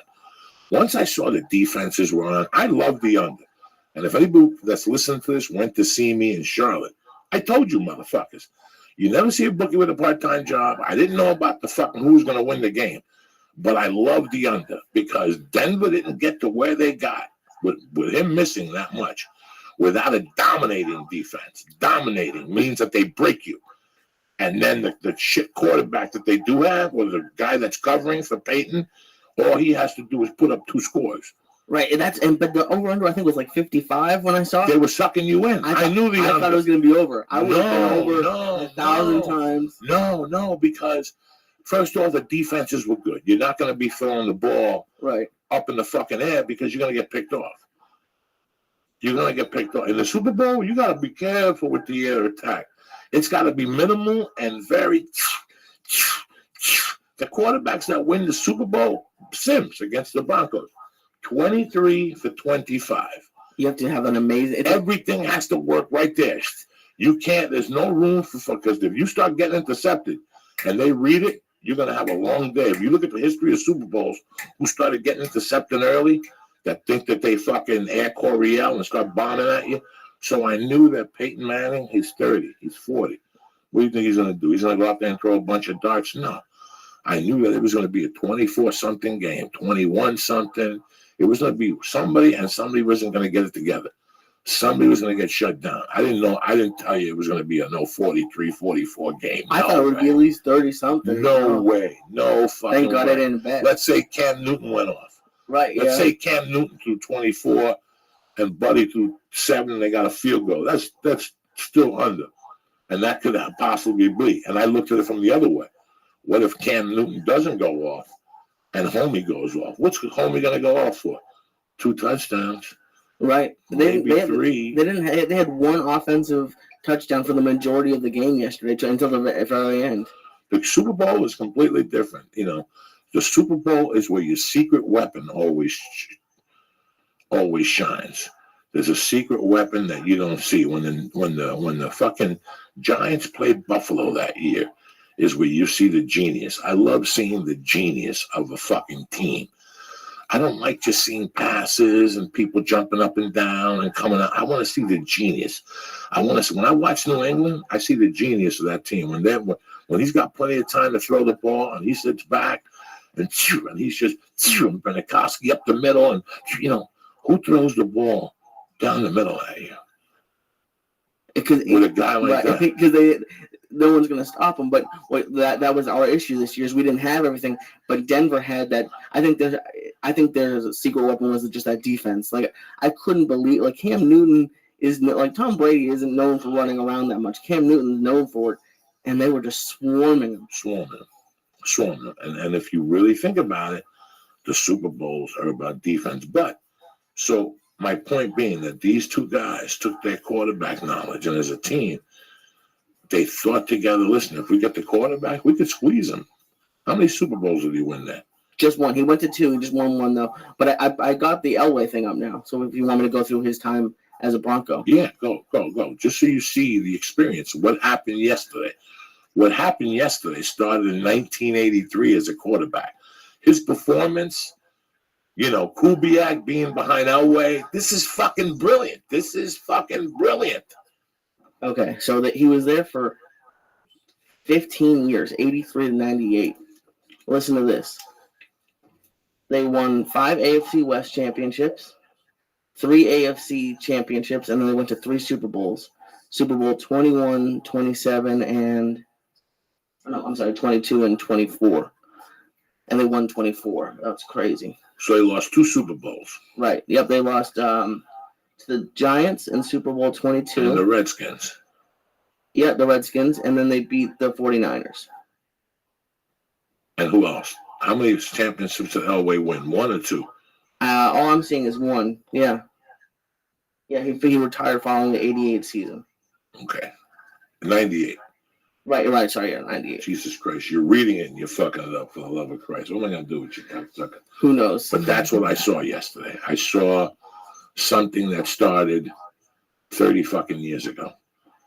That they knew exactly how to win a Super Bowl. They had both been, Kubiak and Elway had been the 3 fucking Super Bowls together, plus the one Peyton Manning won that he lost. Yeah. And I didn't think about this before the game. Like, that was something I just neglected to even think about, that I realized yesterday why it was 10 to fucking nothing, Well, I think this was big for him because he traded away like the number 1 pick, and they had Tebow, remember, a few years ago, and they brought Manning in. If Manning came in and didn't win the Super Bowl, it probably would have been a waste. So Tebow got drafted by the Broncos. This is how bad my memory is. He got drafted in the first round by the guy who's actually our offensive coordinator. He went to Denver to be the head coach, drafted Tebow in the first round, and he was gone like half a year later. They hated him. But yeah, and Tebow actually brought them to a playoff game, which is weird. But yeah, he hasn't played since Manning went to the Broncos. Wow. He keeps signing on with a few teams. He played with the Jets a little bit. He played with the Patriots for like a preseason, but he hasn't done anything. So how long has Manning been with the Broncos? I think 3 or 4 years. I can check. That's it? Yeah, that's it. Check it out for sure. That's it. I didn't know that. See, this is the shit I don't know. I thought he was there a couple of years. No. I know he was out a year with neck surgery. Yeah, and that was his last year in Indianapolis. Oh, and when they took him when he was bummed and hurt and shit. Indy got rid of him. Right, yeah. Indy got rid of him, and that's when Andrew Luck came in. Let me see where he came in here. Yeah, he played into. This is interesting. This is really. I didn't know all this. I thought he had been there like 6 seasons. Yeah, he started in 2012. So I guess this is 4. Wow. Yeah. Wow. Yeah, he went there. Smoking reefer. I really gotta stop smoking reefer. Dog. My time lapse is getting worse and worse. Well, that just happens when you get older. Right? He went there to win a Super Bowl. That's the only reason he went there. First year he was there, they went to the Super Bowl. I think that was at the year probably against Seattle, because last year was us against Seattle. No, it was probably the second year, because I think it was 2 years ago that he went against Seattle, something like that. I can look it up, but yeah, they went just for that. It's pretty. I was thinking, I was thinking about the Super Bowl, how it really is important for like the quarterback and everybody to be on the same page, and how a good quarterback can get fucked up. Is there ever like a show like that for you, like a comedy show that has like you have all that pressure that you could be doing great, but it's a huge room or something that's just, and then it just doesn't go as well? Always, Lee. Always. I had 5 good shows in Charlotte. I go to St. Louis Thursday night. I ate 2 stars or 3 stars. I teamed up with Joey Filato. I started talking shit, and I took away from my focus. My set was mediocre, Friday early, my set was mediocre. I didn't really get the patois of the room till Friday night late. And then Saturday early, In My World was one of the best shows I've done since I taped the CD. Wow. Is it because that room was a new room and you took a few shows to get used to it, or what was it? No. It's just me. It all, I had a lot going on in my head. Sometimes you're not focused. You're not settled. Sometimes when you're getting beat up in jiu-jitsu, you have to do what? You have to pull back to the guard. You have to pull that guy back to your guard and get your breath and hold him there for a minute. It's the same thing with stand-up. There's a point where you have to take it right back to it. And sometimes I go up there and I go off script. Like not script, but I go a little too crazy. And then I got to reel them back in a certain way. And sometimes I can't get the words together. I got too high or too high on edibles. And sometimes you can reel them back in. And that's 20 years. That's the 20-year experience that a lot of people can't understand. Because it was crazy, because Cam Newton was 15-1, was blowing people out. And now... And that's the problem. That's what I don't like. That you can't lose in the playoffs. Right. So that's why I like the New England Patriots. They always lose the last 2 games of the season. Yeah, and they always do. Because you can't win all the time. No. I'd rather you go into that shit with a loss somewhere, like season 16, like game 16, than go 15-1. Yeah, that's what happened to the Patriots against the Giants. Yeah, Oh my God. I fucking hate that shit. I want the feeling of losing so it never happens again. The Niners in 83, when they beat Dallas, or 82, whatever year that year, the reason why they were so good is because they lost. They won the first 11 games or something, then they lost game 12 against fucking New Orleans in New Orleans, which they always lost. Montana couldn't beat New Orleans Saints. So next thing you fucking know, they were, 16-1. They won the Super Bowl. They were lost 1 game before they went into that playoff stretch. Because if you lose in the playoffs, you're fucked. Oh, good. That commercial last night, the Super Bowl babies with the Giants, I still get upset thinking about it. That helmet catch, because we were 17-0, fucking one at less than a quarter away from going to the Super Bowl, and what always pisses me off about Brady is that he goes for like the long ball, I think way too much. And I think that happened to Cam Newton yesterday, where he was throwing, like they said, he was throwing too hard, like that Ted Ginn couldn't catch it a couple times. And I'm sorry that I keep trying to bring it back to comedy, but it's just interesting how, like, if you try too hard, everything, comedy, the UFC, football, basketball, like if you reach hard, an NBC show, a talk show, let me tell you something. You and I are having a great time, Right. Now, when this is a great time, it's you and me, a camera, 2 pictures of you, a flag, some cameras, we got water in here. What if I put 35 people in here right now with fucking power booms and mics and cameras and 3 agents over there, and your 3 agents looking at you, taking notes, waving at you, and 3 more agents, and the fucking yoga teacher and your psychic mystic and your parents? How would this show be different? It'd be totally different. Okay? So here's fucking Carolina. Cam Newton and the team. A fucking great team. I watched that, bits of that game against St. Louis. The defense was phenomenal. He was fucking phenomenal. I've caught bits and pieces, replays, ESPN, whatever. Cam Newton. I know who the fuck Cam Newton is. But let me tell you something. Super Bowl week, something else happens. Okay, I was thinking about it yesterday. Here your team is down 10-0. What was halftime? It was it was close to that. I'll check. Okay, let's pretend it was 10-3. No reason for you to check. Let's pretend it was 10-3. Yeah, you're running in. You're the head coach of Carolina. You're running in. You got to stop to give an interview. Do you know how much you want to give an interview at that point in your life? 0. I hate that interview. Okay, you know how much. Do you understand me? So when you go to a fucking Super Bowl now, it's your mind is on the Super Bowl, but if 1% of the cameras, interviews, it becomes something else. I've said it 1,000 times. When Ronda Rousey got kicked on the head and she went down, when she was kneeling there and they were asking her questions, she wasn't in pain from the kick. She'd been kicked before. She'd been thrown before. She was realizing all the things she hadn't done. Right, all the distractions. All the distractions. All the things you haven't done. How easy it is to get distracted. I get 15 offers a week to be on different podcasts, and I love to do them all. The reason why I don't do them is because they take away from my podcast and they're distractions. I love to help people out, but if it takes away from our podcast, I can't really fucking do it. I love to do Joe Rogan's podcast every month. I can't because it takes away from what we're doing. I wouldn't know that unless I got kicked in the head 80 times. Yesterday, you said to me, why don't we do a podcast tomorrow night? Because I have a fucked up week because I'm married. We would have done a podcast last night. We would have had to delete it. Like we deleted 2 other ones this year because we did them in a hurry. My head wasn't clear. I never want to come in here in a bad state. And, Super Bowl week is 2 weeks away, which I fucking hate. 2 weeks. They have all that stupid interview stuff 2 weeks on the field. And who doesn't start shooting videos and who doesn't start doing, very few teams. When the Chicago Bears played the New England Patriots in 80-something, and they beat them 1,000-3 that year. I remember they put out like a video of them dancing, the Super Bowl Shuffle. The Super Bowl Shuffle. I'm like, look at these guys. But maybe being that relaxed got them to win. They were such a dominant team that being that relaxed, it's like the documentary about the Niners when they were marching downfield and Joe Montana said, "Hey, isn't that the actor John Candy up there?" And they all stopped and looked at him. They took their mind off the game. It's 2 weeks.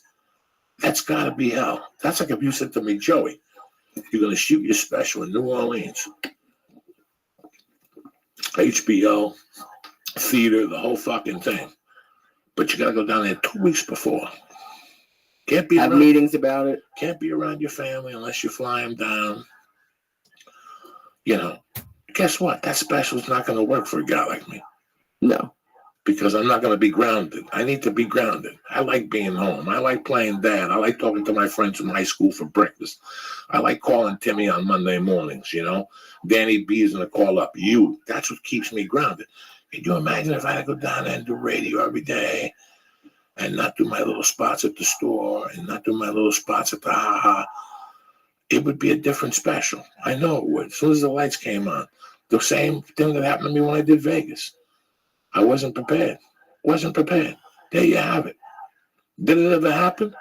Fuck you, it happens. And that's what makes you better at what you do. Cam Newton's going to win a Super Bowl. Oh, yeah. He's Maybe great, not yeah. next year, but in 3 years. Next year, people are going to go to free agency, whose feelings aren't going to get hurt, who didn't get the ball thrown at them, you know, because then you involve that shit. Yeah. We're going to come back and them white hoes are going to suck my dick. That's a long plane ride home to fucking Charlotte. Can you believe the guy? I think it was a Denver guy who got arrested with his brother like 2 nights before at a motel in San Jose with prostitutes.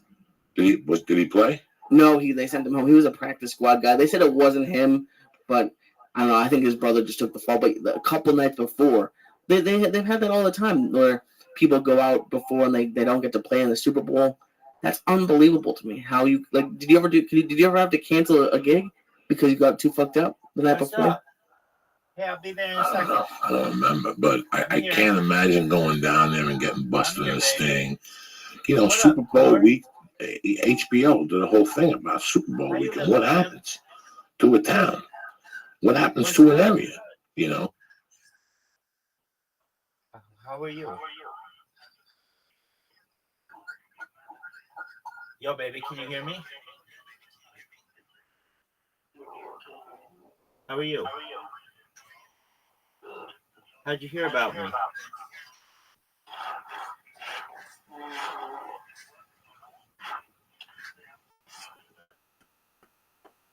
From Kick? Cool, dog. Well, I stream my life 24 hours a day. I'm always live.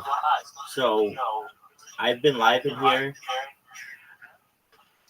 for like over 100 hours, and I've been live on the internet for more than 3 years, 24/7. So you can always watch me whenever you want. Oh, this is the biggest deal in global history. Let me explain what else we got going on in this bad boy. Below this voice chat, you're going to find information on everybody's favorite rabbi, Rabbi Rothschild. You can find all of my 8 simultaneous YouTube streams that are currently going. One of 1,069 TikTok accounts. I've got 2,100 Twitter accounts. I have more Kick accounts than I can count, more than 5,000. So you can see all that. Then you're going to see Reddit. All of those Reddit posts are updated every 10 minutes. There's an automatic robotic aggregator. Then you're going to see a whole bunch of music channels. We've got Joey Diaz going 24/7. We've got Joe Rogan going 24/7. We've got History Lectures going 24/7. We've got Beatles Radio going 24/7. Biggest deal ever. Then below that, you're going to find a section just dedicated to music videos of the greatest artists of all time.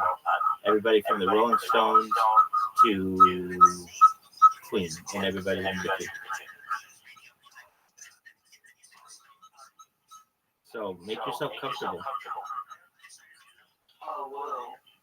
Excellent. I'm always in here. So if you're ever bored on the internet, just come here. I'm going to continue to listen to this podcast. But if you want to talk, let me know. If you just want to chill, go ahead. Okay? Sounds sweet. Again, I'm Rabbi Rothschild. I'm going to make you and your family very rich. I have more content than any person in global history. Content is king, and I'm starting to go viral. I created this Discord less than 100 hours ago, and we already have over 120 members. For sure, and on the end. But if you notice, like, I don't know, an hour or two before the game, the line dropped down to 4-4. That just cleaned up. I mean, this was a big win for them. I was just looking at some of the numbers, but my boy Joey got beat up, man. Whew. Watching him was better than watching the Super Bowl. He does his Oxycontins, his shots of Jack Daniels. Just watching him lose $30-something thousand in propositional bets. You know, not even the game.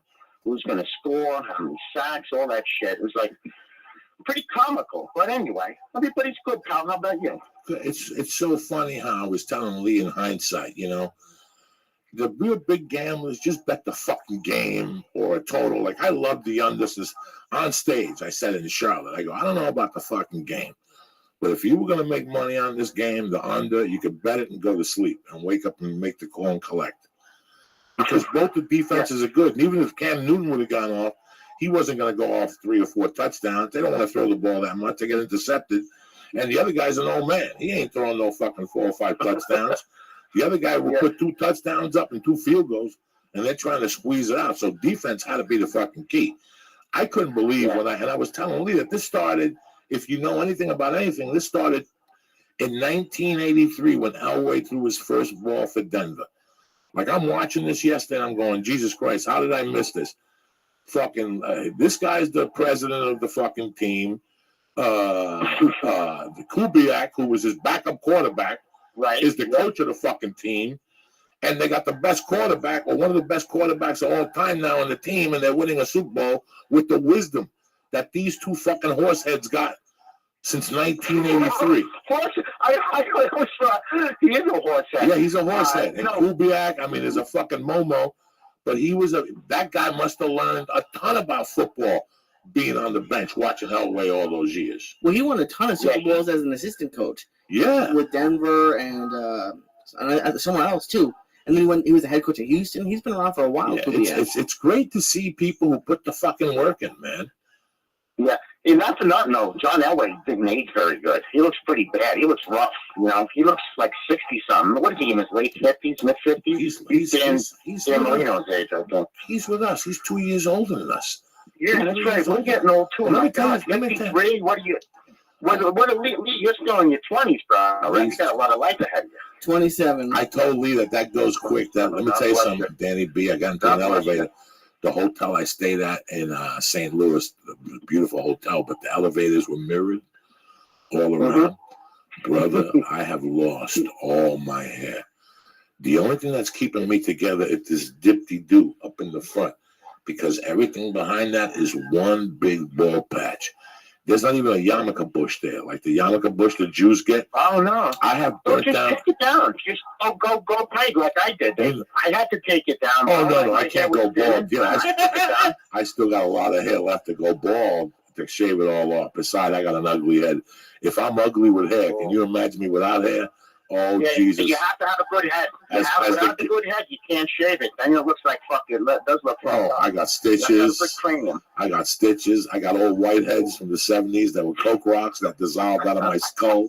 I used to get whiteheads in my head that would pop like a bullet hit them. Pop!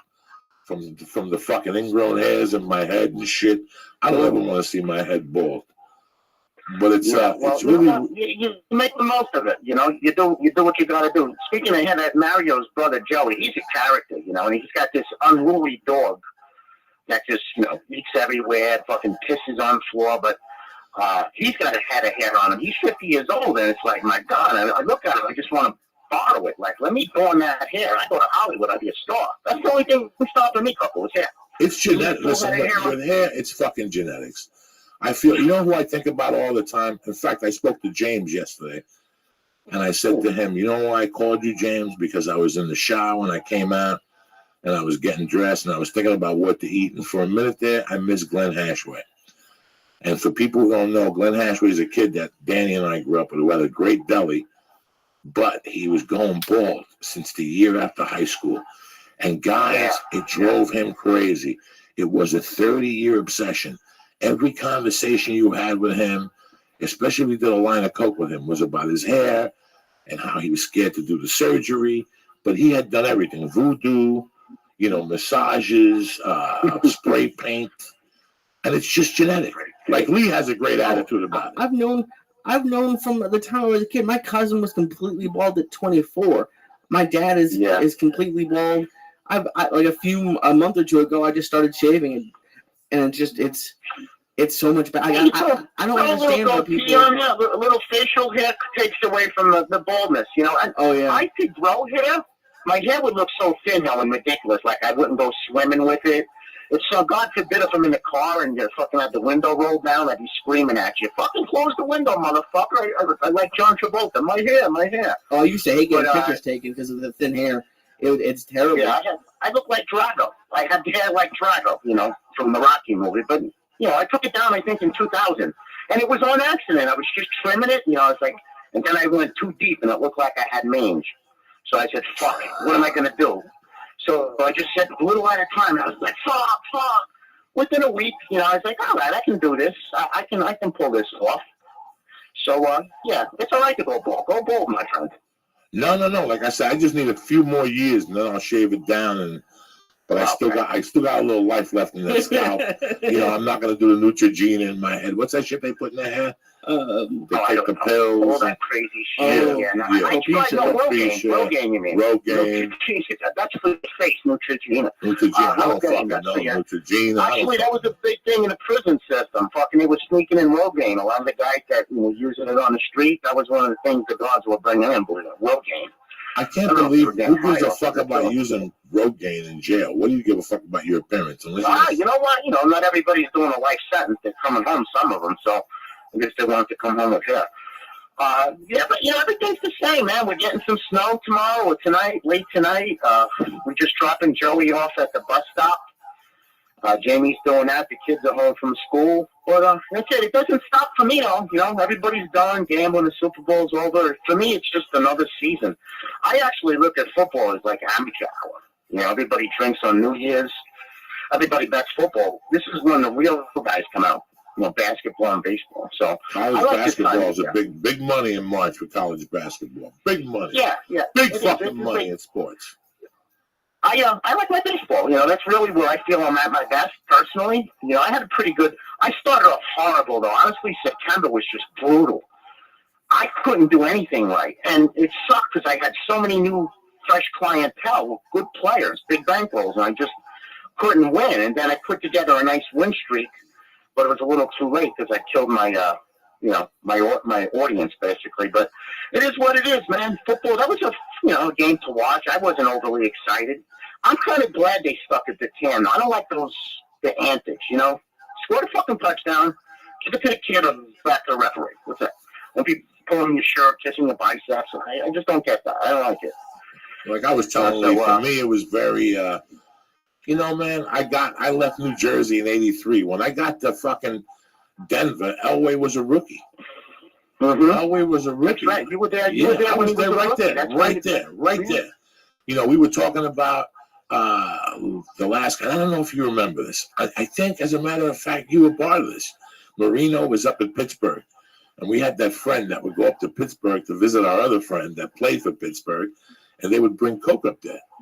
And it became like a fucking weekly thing during the Pittsburgh games that this chick would go up there and bring coke to the dude. And all of a sudden I'm watching this thing the other day how nobody drafted Marino.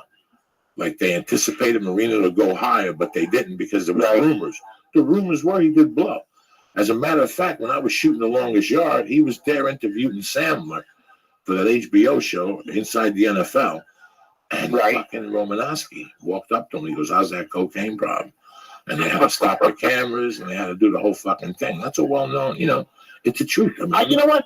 I worked out. The first guy I worked for in the business, well, second guy, the local guy here, went to Pittsburgh, played with Marino and all. So in the 90s, in the off season and stuff, they were always around. Marino, that whole Pittsburgh class, Hugh Green, Clengem. Well, I forgot the other quarterback, Clengemi they had there, I think.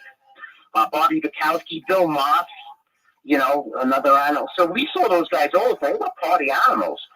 The guy I worked for, Dennis Attia, he was a nose guard there. So when he got his money, he was showing it off. So we'd always fly the guys in, go to the casinos, and what was the other one? The big dude, the big guy played with the Saragusa, Tony Saragusa. How come people? He was keep another inviting- one around. How come people keep inviting me on LinkedIn? I don't want to be nobody's friend on LinkedIn. I don't know how many times I got to tell people. They're still inviting you on LinkedIn? Still, and people who like are important.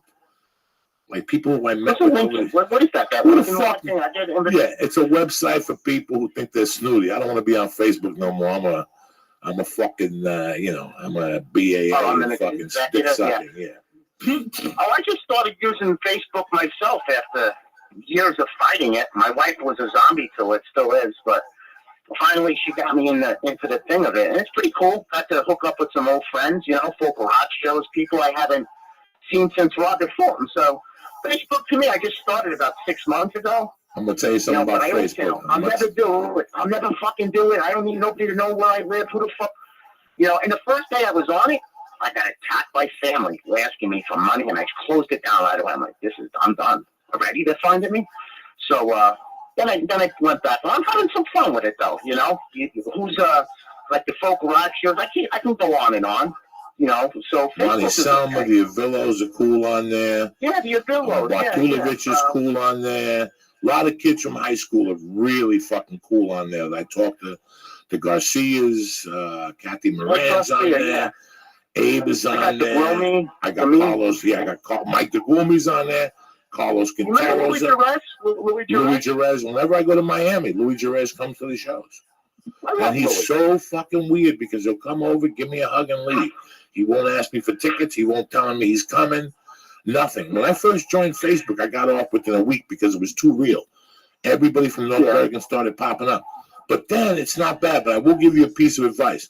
Some of those people from North Bergen are going to send you their number and tell them to call them. Don't call them. Don't call them, I've already Dan. been invited. I've been invited already, and I stay to myself, bro. Yeah, I don't wish call them everybody, because it's 30 I wish years ago. everybody- It's 30. I made some mistakes and called people, and then they got my number and would torment me for a year after that. It was fucking brutal. Don't give me a number, DB. Do not give me a I fucking stay number. to myself, bro. Besides you, I really haven't seen many of the guys. I saw you and, traveled down to Miami and then Philly and whatever. But I haven't really seen many people. I went to Jason Abramowitz's Super Bowl party the first year the Giants beat the Patriots. I saw the crew Edler was there. You got to rub it into poor Lee. I was just talking that game still kills me. Oh, really? Yeah. You know what? I needed New England in that game, believe it or not. And I was sitting in a house of Giant fans, but yeah, I stay to myself. I got it good, man. I got a simple life, man. I do well. I work hard. My office is down the block. My gym's around the corner. I don't go. I got the lesbians still. They're perfect. They drop shit. It's just a perfect thing for me here. But I do like to see some. I'd like to have one bash. So I'm putting together in November at the Sands my wife's 40th birthday party, and I'm going to throw a shindig. So I've already started blocking out some, some of the floors and stuff like that. So hopefully by then I'll see some of the guys. But they're coming into my neighborhood, though. I'm not going. Let me know the date. I got to go to Boston in November, so that's all I know. Yeah, for sure. No, but yeah, she'll be 40. She's been really a good woman to me. So I'm going to throw a nice little thing for her. She never asked me for nothing. 16 years ago, I got a great wife, and I'm sure you can relate to it. Supportive, my secretary, just everything. So I'm good, man. But I see some faces there that I say, I'd like to hook up with them. You remember this time at the Midtown, and you start laughing because we had some fucking laughs. If not anything, we laughed our asses off. If I didn't laugh, I wouldn't be here. If I didn't laugh at that age, I would have been suicidal when I was going through inside. So that's what kept me fucking alive, man. That's what kept me alive, and just laughing at Joan Mary's. Somebody sent me a picture of Joan Mary's. Timmy Holloway sent me a picture of Joan Mary's. He sent it to me. I didn't even see it for like a week and a half. And then he said, look at your text messages. I couldn't even find it. And I looked at like hidden fucking drafts, and I saw Joan Mary's at the fucking Spanish bar. But I looked at the front of it, and I looked at that window in front of Joan Mary's. And I remember how many nights during the week I would look out that window and think to myself, how am I going to make this change? How am I going to stop drinking on a bar on Bergen Line Avenue? One of the best nights I had there was it snowed like 2 feet of snow, and you couldn't get around. And I'm sitting there, nobody could get Coke because all the Coke dealers wouldn't. Their cars were fucked up, so we were just angered. Here I am drinking those vodka drinks with 8 ounces of vodka with Lila, and they fuck you up. And I'm sitting at the window, and I'm sitting there, and it's 1:45, and all of a sudden I look and I see a guy. What's those skis? Cross country skis, the ones with the dogs chase you with the they look like tennis rackets. Oh, snowshoes. That's what this motherfucker had in North Bergen. And I looked at, and I'll never forget, I looked at Rago, and Rago said, fuck this dude. And the dude was by the light already by the park. Rago was in hot pursuit of the guy. Rago tackled him and just started punching the guy. That's the thing. You could picture that, knowing Darren. You just like visualizing because he was a madman. Oh my God. Then he dragged him and he threw him into a snowdrift and covered him with snow. By the time we got there, because we're like, where's Darren? We walked outside. He's calling the guy a fuck you. There's no cocaine. I'm going to take it out on you. He beat him up and he ripped the flag from the VFW and put it on top of the guy in the snow. So we forget all about it. Guess what happens at about 2:15? Some Coke dealer walks into the Joan Mary's. Everybody buys a package. Everybody's power snorting. We start power snorting. About 2:45, the place is surrounded with cops. And the guy is sitting in the back seat defrosting. I will never forget us walking. And I had like a gram in my hand. And the cop was one of Bobby Bender's friends. So I said, fuck it. I went right up to him before he threw me in the wall. And I put the Coke in his hand. And he patted me down. He told me to get the fuck out of it. And that's how I got myself out of that mix with Darren Rago out of Joan Mary's. You know what was the classics? If you remember the Darren Rago and Kenny Edler fights, it seemed like every other night they were fighting. One would win one night. The next night, Kenny would get the best out of Darren. It was like, sure enough, 2:45, they're outside in front of the Midtown or Joe and Mary's. They were classics. One guy with no teeth. They must have had a dozen of those things. Very good. Very good fights. I can't believe that. You know, sometimes I play a comedy club and people call me up and they're like, hey, Cokes, do you mind if I bring my daughter? And I'm like, listen, man, how old is your daughter? And they'll tell me 19. I go, listen, I can't do it. And they can't believe it, Danny, because we were really 15 hanging out at Joan Mary's. And nobody would ever think a word to ask us for an ID. I'm telling you right now, Lee, 15 and 16, sophomores in high school, were leaving school and going to Joan Mary's. How people act now. You know, people go to work for happy hour. Ray Tabasco and Giuliano and all those guys, sophomore and junior year, would leave school and go to Joan Mary's and shoot pool from 3 to 6. Their after school program was Joan Mary's. And Joan Mary's had this... No CCD, no CCD. They had a little circle. Remember, Danny, in the middle of the bar? They had a little container that had ham and cheese sandwiches. And it had a cover. And you would just take the ham and cheese sandwiches and have mugs of beer for 60 cents, 75 cents. You would get... Scoreboard. Remember this? Fred. I don't remember the scoreboard. I was at Joan Mary's. The one, it was on 76th Street. That Lila, the little, the lesbian, not Lila, forgot her name. That's where we started. Me, Mikey, Phil Pop, Bobby Banta, Paris. That was our first spot, and we were like 15 there. Joe Mary's we did in the high school, definitely, but even in grade school, we were sneaking into that place. 8th grade, we pretend that we just got off of a job. We wear overalls, you know, like we just got done loading trucks. People wouldn't ask you for an ID in those days at all. Yeah, but at all, guys. They must not have cared because you guys didn't care. It was later in overalls. Doesn't look like you got a drinking age. The drinking age was 18 though for 18. Us, so it wasn't. It wasn't that so 15 we could be 18. Yeah, so it was 18, 16. You were in a fucking bar. I was at clubs in New York at 16. It was 18. Studio. I was in studio. No, not studio. I was like at CBGB's a couple times. I went to I went to see the Police at some rock club. I went to a couple bars at 16 in New York City. As long as you had shoes on and a nice fucking shirt, they let you in. Shoes on and shirt. True. Hey, Cook, what was that place we used to go up into New York State? Right across 9W. I forgot the name of the bar. Cuckoo's Nest. Cuckoo's Nest. Isn't that where Avillo plays a lot? I see him posting that a lot. I don't know if that bar is still there. It's something else. We used to go to a bar up there, Because Monday nights they give you a fucking tub of beers for $1. Yeah. Like 8 Budweisers in a bottle for $1 in a tub. Yeah. Who does that? Good times, That's man. a college I bar. miss those days. I miss it. I don't like today. I don't like the world today. I don't like all of the social media. I know it helps in a way, but I just don't have kids. I haven't seen them since they got out of school Friday. Just on Xbox, iPads.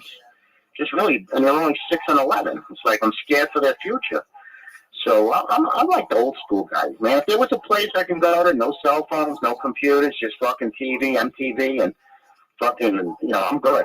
Take me back to the 80s, bro. Put me in a time capsule. The fucking like phones with the long cord, so you could fucking, heavy, like a fucking army. Yeah, the phone's in the kitchen, but you're talking in the bedroom. I found it. I think it's in Alaska, but it's not Alaska. It's next to like one of those big telescopes, and anything will mess with it, so they can't have Wi-Fi and no cell phones. I saw that. I saw something there's a town where it's against the law to do it. Yep, they legally can't have Wi-Fi or cell phones. Has to be dial-up, or you're plugged directly into your computer, and they only have regular phones. And they went around and they asked some kids, like, is it hard for you not to have cell phones? And they've just never had it. They're like, it's not that big of a town. We find everybody if we need them. And I was like, oh, I guess Joey should move to Bennington, Alaska. It's not you know what, though? For us, we knew where to find each other. You know where Coco was? You know where I was? Or this guy? If they weren't at one bar, they'd be at another. Or at somebody's house getting ready to go out. We didn't have cell phones back in the early 80s. A couple of the drug dealers had, like Joel. Remember Joel? He had pagers. He had a pager that was connected to his car. That if you broke into his car, his pager would go off. Because I tried to break into that car 1,000 times. Joel was the last coke dealer I beat in North Bergen because he was hip to me. He wouldn't give me an inch. At least you would go, Coco, you're not going to have $300 on Wednesday. If you want a gram, just take it. And you give it to me. Joel would twist my fucking arm, would bust my balls. I'll front it to you. But what time are you going to meet me? 11 o'clock? And he'd be there 11 o'clock for his money. That was the last guy I beat. That was the last guy I beat in North Bergen. And I remember was he driving the Porsches? He always had those. No. Porsches At this time, he had like a VW, that popular Volkswagen, the Sirocco or something, and it had the back window you couldn't break into. And he would leave his coke. He would go into the city, but leave his coke in that car. And you don't know how many fucking times I wanted to break into that car, but his pager would go off. Oh, I remember Frank Montarella beating the shit out of him on fucking Kennedy Boulevard down towards the Two Guys. You remember the Two Guys down there? Yeah. What was that? The Sears. What was that down there by the McDonald's? The German place. The Schützen Park. That's where I grew up, right down the bar. It's Sears and Roebuck across the street. Not anymore. Yeah. But anyway, there was a gas station right around there, and me and Tommy Russo were driving by one day. We could see Frank Montarella fucking mauling Joel. And we had some business going on with Joel, so we were in there, saving his ass, and because he had something, well, I forgot what it was, but yeah, he was always a target. I always liked him.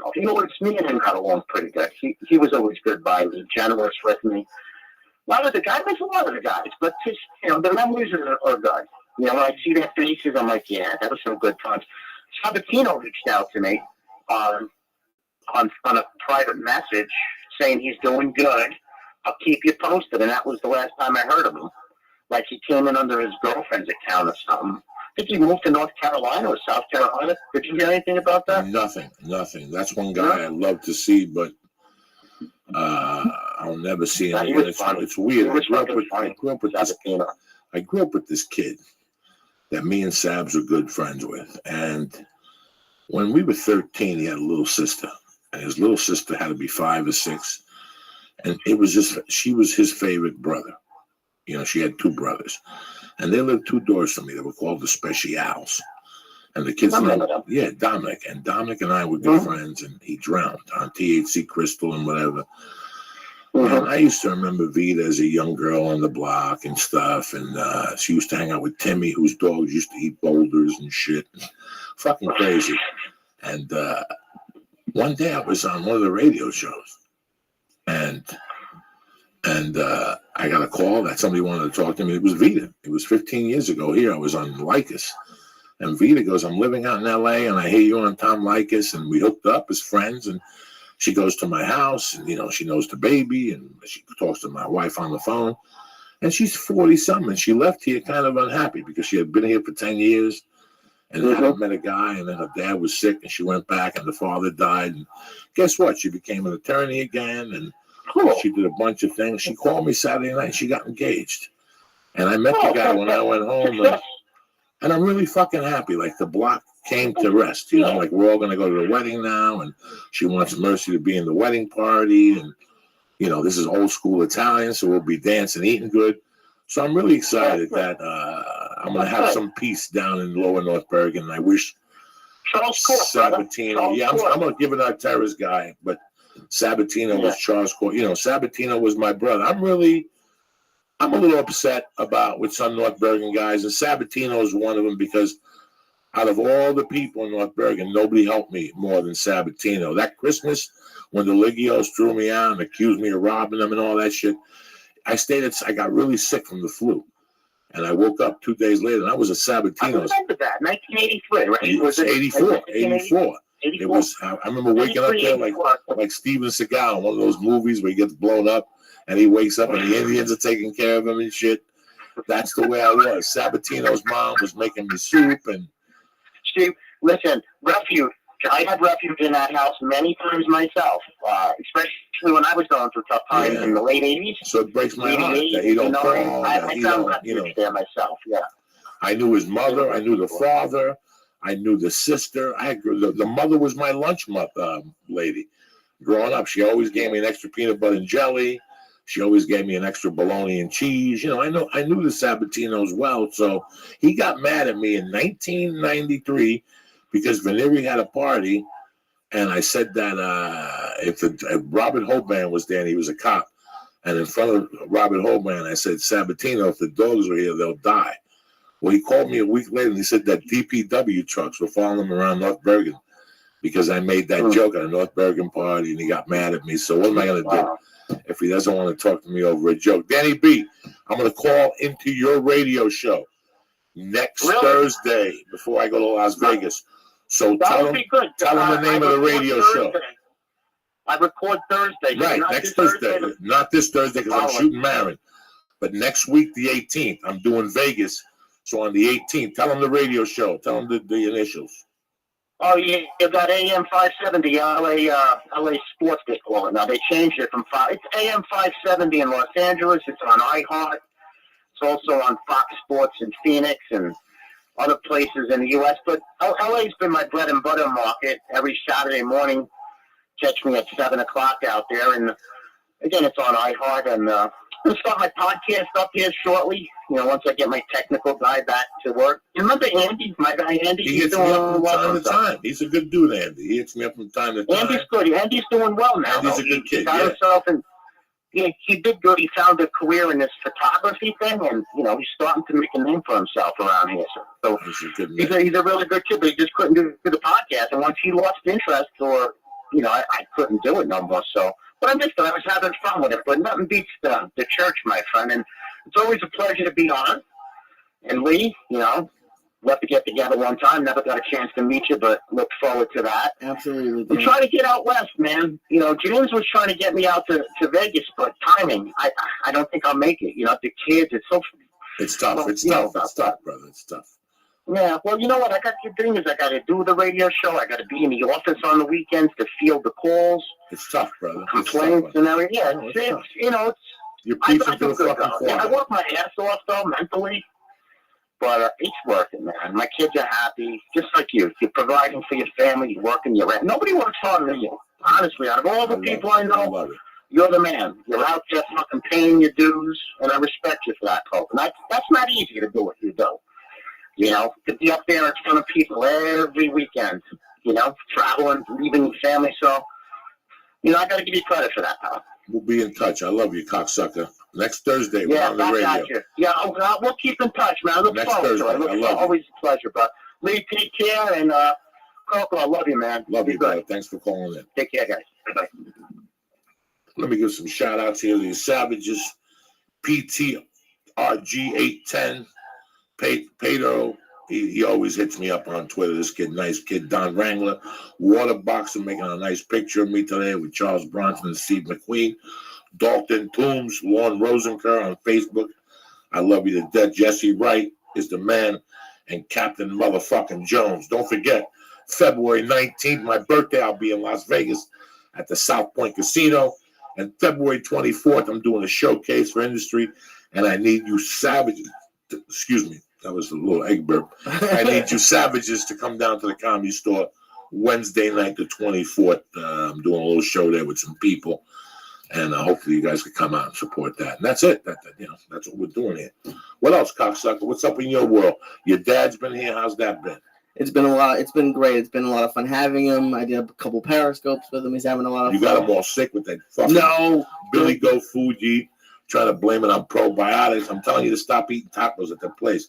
They got caught serving lizards in 2000 something. Even the YMCA people tell you they don't eat that. When you told me you were eating, I go, this fucking guy is attracted to bad food.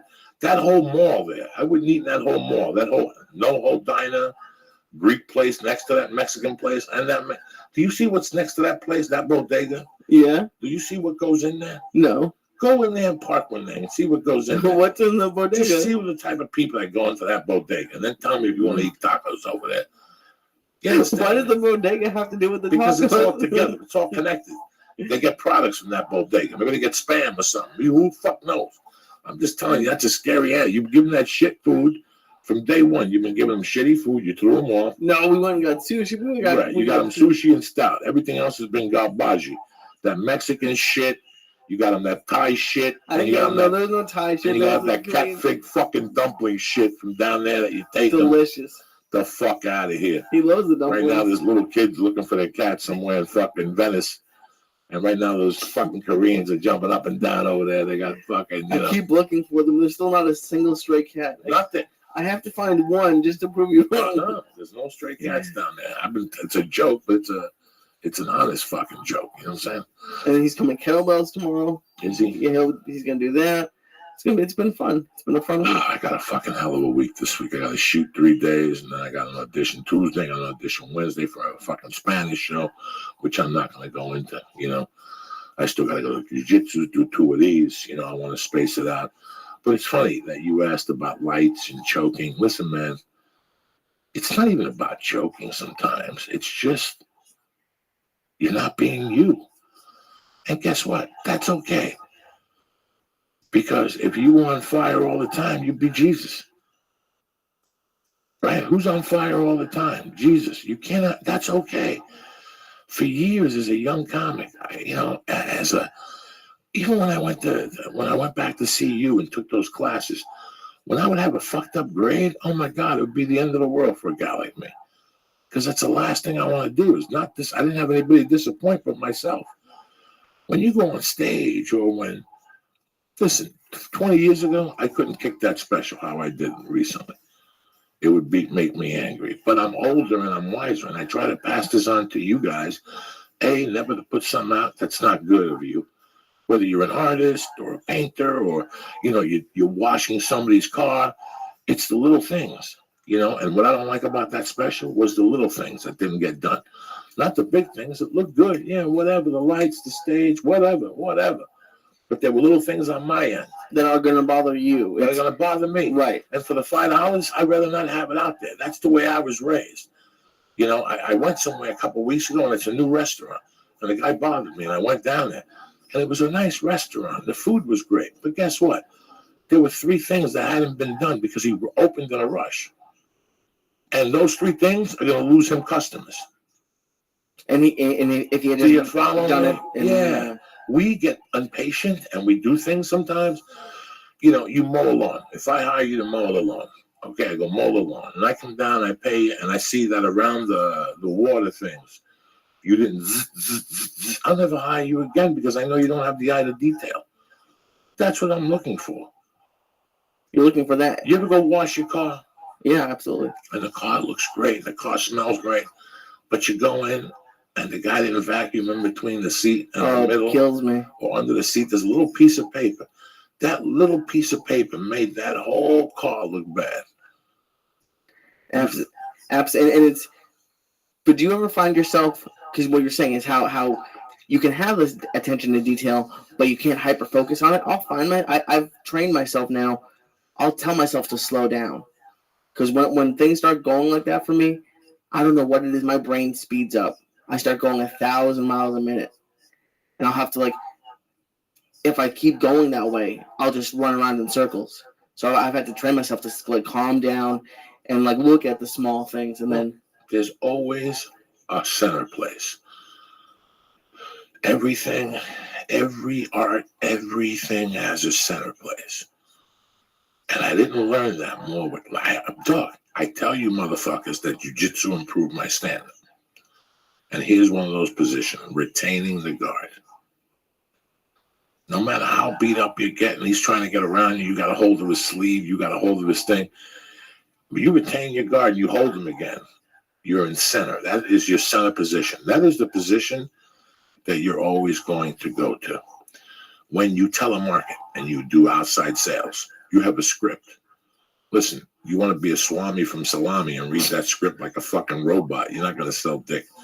So I understand your need to take it off the script, talk numbers, tell me how this is going to improve my business and how, without living without this, it's going to kill me. All this, you have to tell me while you're in the boundaries of the script, because you're not going to do your effectiveness. So do you see with stand-up? Thursday night, I went on stage, and they were a conservative audience. They weren't going with me. They were giving me laughing and shutting down. Giving me laughing and shutting down. I tell you, at the 18-minute mark, I was panicking. I was there for the first time. It was a new city. Once I went to my center and started going back to material, verbatim, was when I got them back. Do you really think that I want to do material verbatim? No, but that's the point where I was. I wasn't getting them going outside the box. Saturday, first show, everything came together. I got them going outside the box, and I got them with material verbatim. I slowed it down. We get excited. A couple of weeks ago, I got a call at 9:30 at night. Hey, the Pittsburgh Comedy Festival, you know. And already I know it's a festival. So there's got to be a by the fucking way. Number two, it's Pittsburgh. I mean, what are we going to go and do up there? Watch the Steelers in September? So do you understand? In my mind, I already did the math because of the wisdom over the years. I didn't buy the plane ticket. If I would have let you, you would have bought the plane ticket that night. Well, we got to go, man. Buy this. I'm doing a seminar. You're not doing nothing. You're not doing nothing until they make an offer. Right. Or whoever makes an offer. These are the little things you learn over the years. How often does that happen? How often would you go to an audition, right? And they say, oh, we loved you, you got it. You go home, tell everybody in the world that you got it, and then someone else books it, or they cancel the thing. And you get too excited. You can't tell anybody until it's already happened. I saw Joyful out the other day. Yeah. Who I love to death. And Joey asked me in St. Louis, what happened with that dice thing? And I'm like, obviously I didn't get it. And he goes, well, I didn't understand. I go, listen, man, in my world, every day changes. And you take it for what it is. If you dwell in what you don't get, you won't dwell in what you are going to get. You know, I'm sitting there last week sending emails back, writing jokes with music on. Nobody's home. And I got an email from Mark Maron. Am I around next week? That's how quick everything happens. We went back and forth. Within an hour, I was working on the show this week. That's how quick. I didn't have to audition for it. But this is for all the other jobs that I auditioned for. That I sweated out. That's how you have to look at things. So they brought you in for a callback and didn't hire you. Get it. You know, it's numbers. You're going to keep going in. All you have to do is keep believing. And eventually they'll call your number. You know, I'm going to go on audition tomorrow. I'm going to go on audition Wednesday. That's good, Lee. Because now I'm getting numbers. If you go on 2 auditions, what are the chances? But if you go on 3 or 4 of them, you're in the game. Somebody's going to call you back. Boom. And all of a sudden, Baba, you got to read that one. They're going to call you 5 times. And then that audition 2 months ago, they're going to call you back because they weren't ready at that point. They looked at everybody. And they're going to fucking call you back, you know. It's so weird how every fucking thing works, Lee. Is it hard for you to prepare for 4 or 5 auditions in a week, though? Yes, it's hard. But I'm going to tell something to people that's not just about... Some guy came up to me in Charlotte. He's going to build us an album rack. Oh, cool. And he says that he gets his own work, that he learned from the church. Any slick motherfucker that's in business today, whether you're mowing lawns, you're selling pictures, you're painting houses, you're doing construction, any slick motherfucker knows that the more people you talk to, the chances are higher of you getting a job. So if I'm coming over here to do an estimate for Lee, in this office, I might as well knock on these 4 offices and see if they want the same thing done. I know they're going to tell me no. But it doesn't matter, because the more no's I go for, I'm going to get a fucking yes. Or I'm going to get a no from 2 years ago, who finally got that insurance check in the mail. But you have to keep going every fucking day. And that's what people don't understand, that yesterday was yesterday. Man, I lost that account. Fuck, $3 million. Can you imagine? Yeah, I could imagine. So guess what? If you had one out there, there's got to be another one. Go get it. Right? Go get your motherfucking paper. When I got Russell Athletics in 1991, and I was a dumb, fucking, coked up, beat up fucking comedian kid. I knew nothing about nothing. I knew how to sell myself a little bit. I knew nothing. And my friend Danny goes, listen, bro, there's a shirt that changes colors when you put it on. Really? Yeah, there was a shirt that changed colors. Your heat changed the colors. So like a mood ring or something? Like a mood ring. Okay. It was a mood ring on a T-shirt. Okay. I forget the name of the shirt. People probably still have it. I've discussed this on the Rogan podcast. So I'd say the shirt was like a purplish orange shirt, like a magenta. And you put it on, your shoulder would be green, your stomach would be bright orange, because different heat in your body. But to make a long story short, Danny came up to me and he goes, go to Russell Athletics and call him. So in those days, there was no computer. I didn't know how to fucking use a computer. So he got me the number of Russell Athletics. And I called him after like 4 phone calls. The guy called me back. And I said, listen, I went to May DNF last week, which is like Macy's. Right. And I said, I went in there and this new line of clothing you have would look better if you put magenta neon. And the guy goes, that is a great idea. Send me I don't know what they called them in those days, an example. So I had Danny make up a thing. It cost him $22 of labor. And he sent it. The first order was 50 signs. Whoa. And they ordered 50 more signs, then they ordered 50 more signs. And I was getting like 200 a sign. I mean, it was amazing the commission I got. Something crazy. But after that, I went for other companies like that because I thought I had the answer and I didn't get them. You know, I think there was one other one I got. And in those days, I used to carry it like a badge of honor, what I didn't have. Meanwhile, I had gotten Russell Athletics on the phone. You know how many salesmen were creaming their pants in those days to get Russell Athletics on the fucking phone? Yeah, and you just got it based some off fucking of... fat, coked up, I wasn't fat then, some spick ex-felon, I was just out of prison, happily called him up. You know, Lubes, the stutterer, has a story when he got out of college, he started selling insurance. And for a year, he didn't sell nothing. Can you imagine some kid stuttering his way selling? But one day, he went somewhere, and he goes, on the way out, he just had a feeling. And he went into this lumber yard, and he dropped off a package, and they called him a week later. And the lumber yard had 200 employees. And he hit the fucking jackpot because it's where he didn't think of dropping it in. Nothing happens for not trying. Yeah, fuck. It's like you're talking about the gym. You when you go to jiu-jitsu and you see a 400-pound guy in jiu-jitsu and he's doing hip escapes, at the class, you better go up to that guy and give him a fucking hug. Hell yeah. And say, hey, and that's what makes that guy come back. That little hug will go, fuck yeah, those guys are counting on me, man. So what? I suffer a little bit. All that shit, you know, Elway and Kubiak and him losing the two, they all paid off in the end. You know, every piece of work that we do fucking pays off, Lee. Everything, you know. And I'm coming, a Saturday set early was just unbelievable. I caught myself in the middle going, where's Lee with the tape recorder? We could have not sold this, but I would just put it up for free. It was that good, you know. You don't know when it's going to happen. All you could keep doing is keep working and making little notes and details. I started taping my sets a couple of weeks ago. I hate it.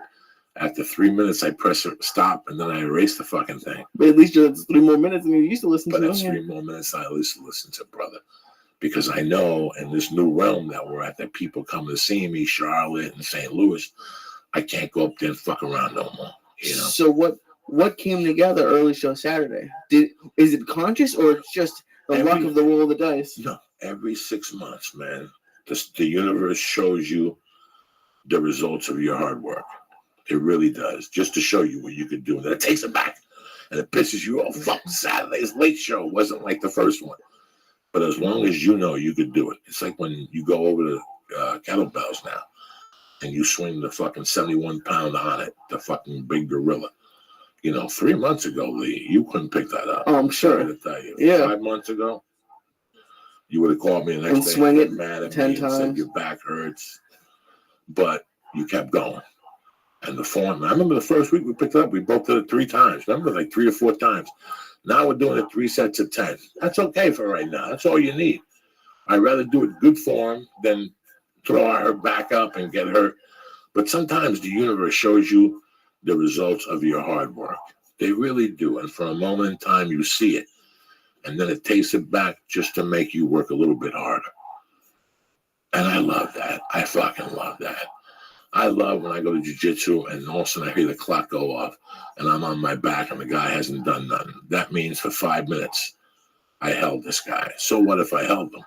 What if I didn't go to jiu-jitsu? Nothing would have happened. It doesn't frustrate you that it never seems like the work's over, ever? Like what you're just saying to me, it just sounds like obviously you want to keep getting better. But like when you're thinking about it, you're like, okay, I'm going to do all this fucking hard work and then I'll enjoy it at some point. But it just seems like it's never, even when you retire now, people aren't retiring. So it's hard to wrap your head around that. It's never going to end. When I was your age, and I hate to sound like this, I always thought, and I see it in people today, I always thought that life was a one-hit wonder. That's what I wanted. I wanted to do something like most Americans and rest their laurels on that. Just do one good thing, and God damn it, that's not going to work. It's like if I walked into this room right now with a fucking longest yard shirt on, and said, this is what I did 12 fucking years ago. You're still on that fucking laurel. Your laurels change every fucking day. You got to wake up and be a little better, My life came together when I realized that this was about hard work. We don't want to imagine it. We think that good-looking guy with the boat and the Corvette, he just got that. Every loser, like I did, thought that at 21, that to have a Corvette and nice hair and the white shirt and the chain, your father had to be rich. That's the shitty excuse I made myself because I had no parents. So I made myself that excuse. The reason why he's successful is because his father has a fruit store and gives his a job. I'll never have that. That's what I kept saying to myself. Really. Good excuse. I always had a great excuse. Everybody always has a great fucking excuse. And boy, did I have a great excuse. The reason why Lee has what he has is because he has a mommy and a daddy. Since I don't have a mommy and a daddy, that gives me the right to rob people. That gives me the right to smoke coke. That gives me the right to act like a fucking savage. You know what I'm saying? That's how when I fucking realized at 28 or 29, when I got out of that hole, because no matter whether it was a country club or it was a hole, when I got out of there and I realized that, so you got your degree now. So what happens now? That's fucking shitty, dog. That's shitty. Because in high school, all they kept pushing about was your degree. And you told yourself some bump fuck story on how I'm going to be a lawyer. But now your fucking stupid words are becoming a goddamn reality. Yeah. And boy, is it fucking scary, Jack. It's fucking scary, Lee. And it never ends, because then you get a new job. You get a new job. And then, now you have people under you. Now you're building furniture. I can't. When you told me that story, I want to hug you. That's the only story I fucking feel bad for you. Really? How a young man goes to Emerson College, gets a degree in editing. Yeah. And editing, basically comes out here, comes to work in Hollywood, and somebody makes you build a chair. And you know what? I fucking hated her, but it's great.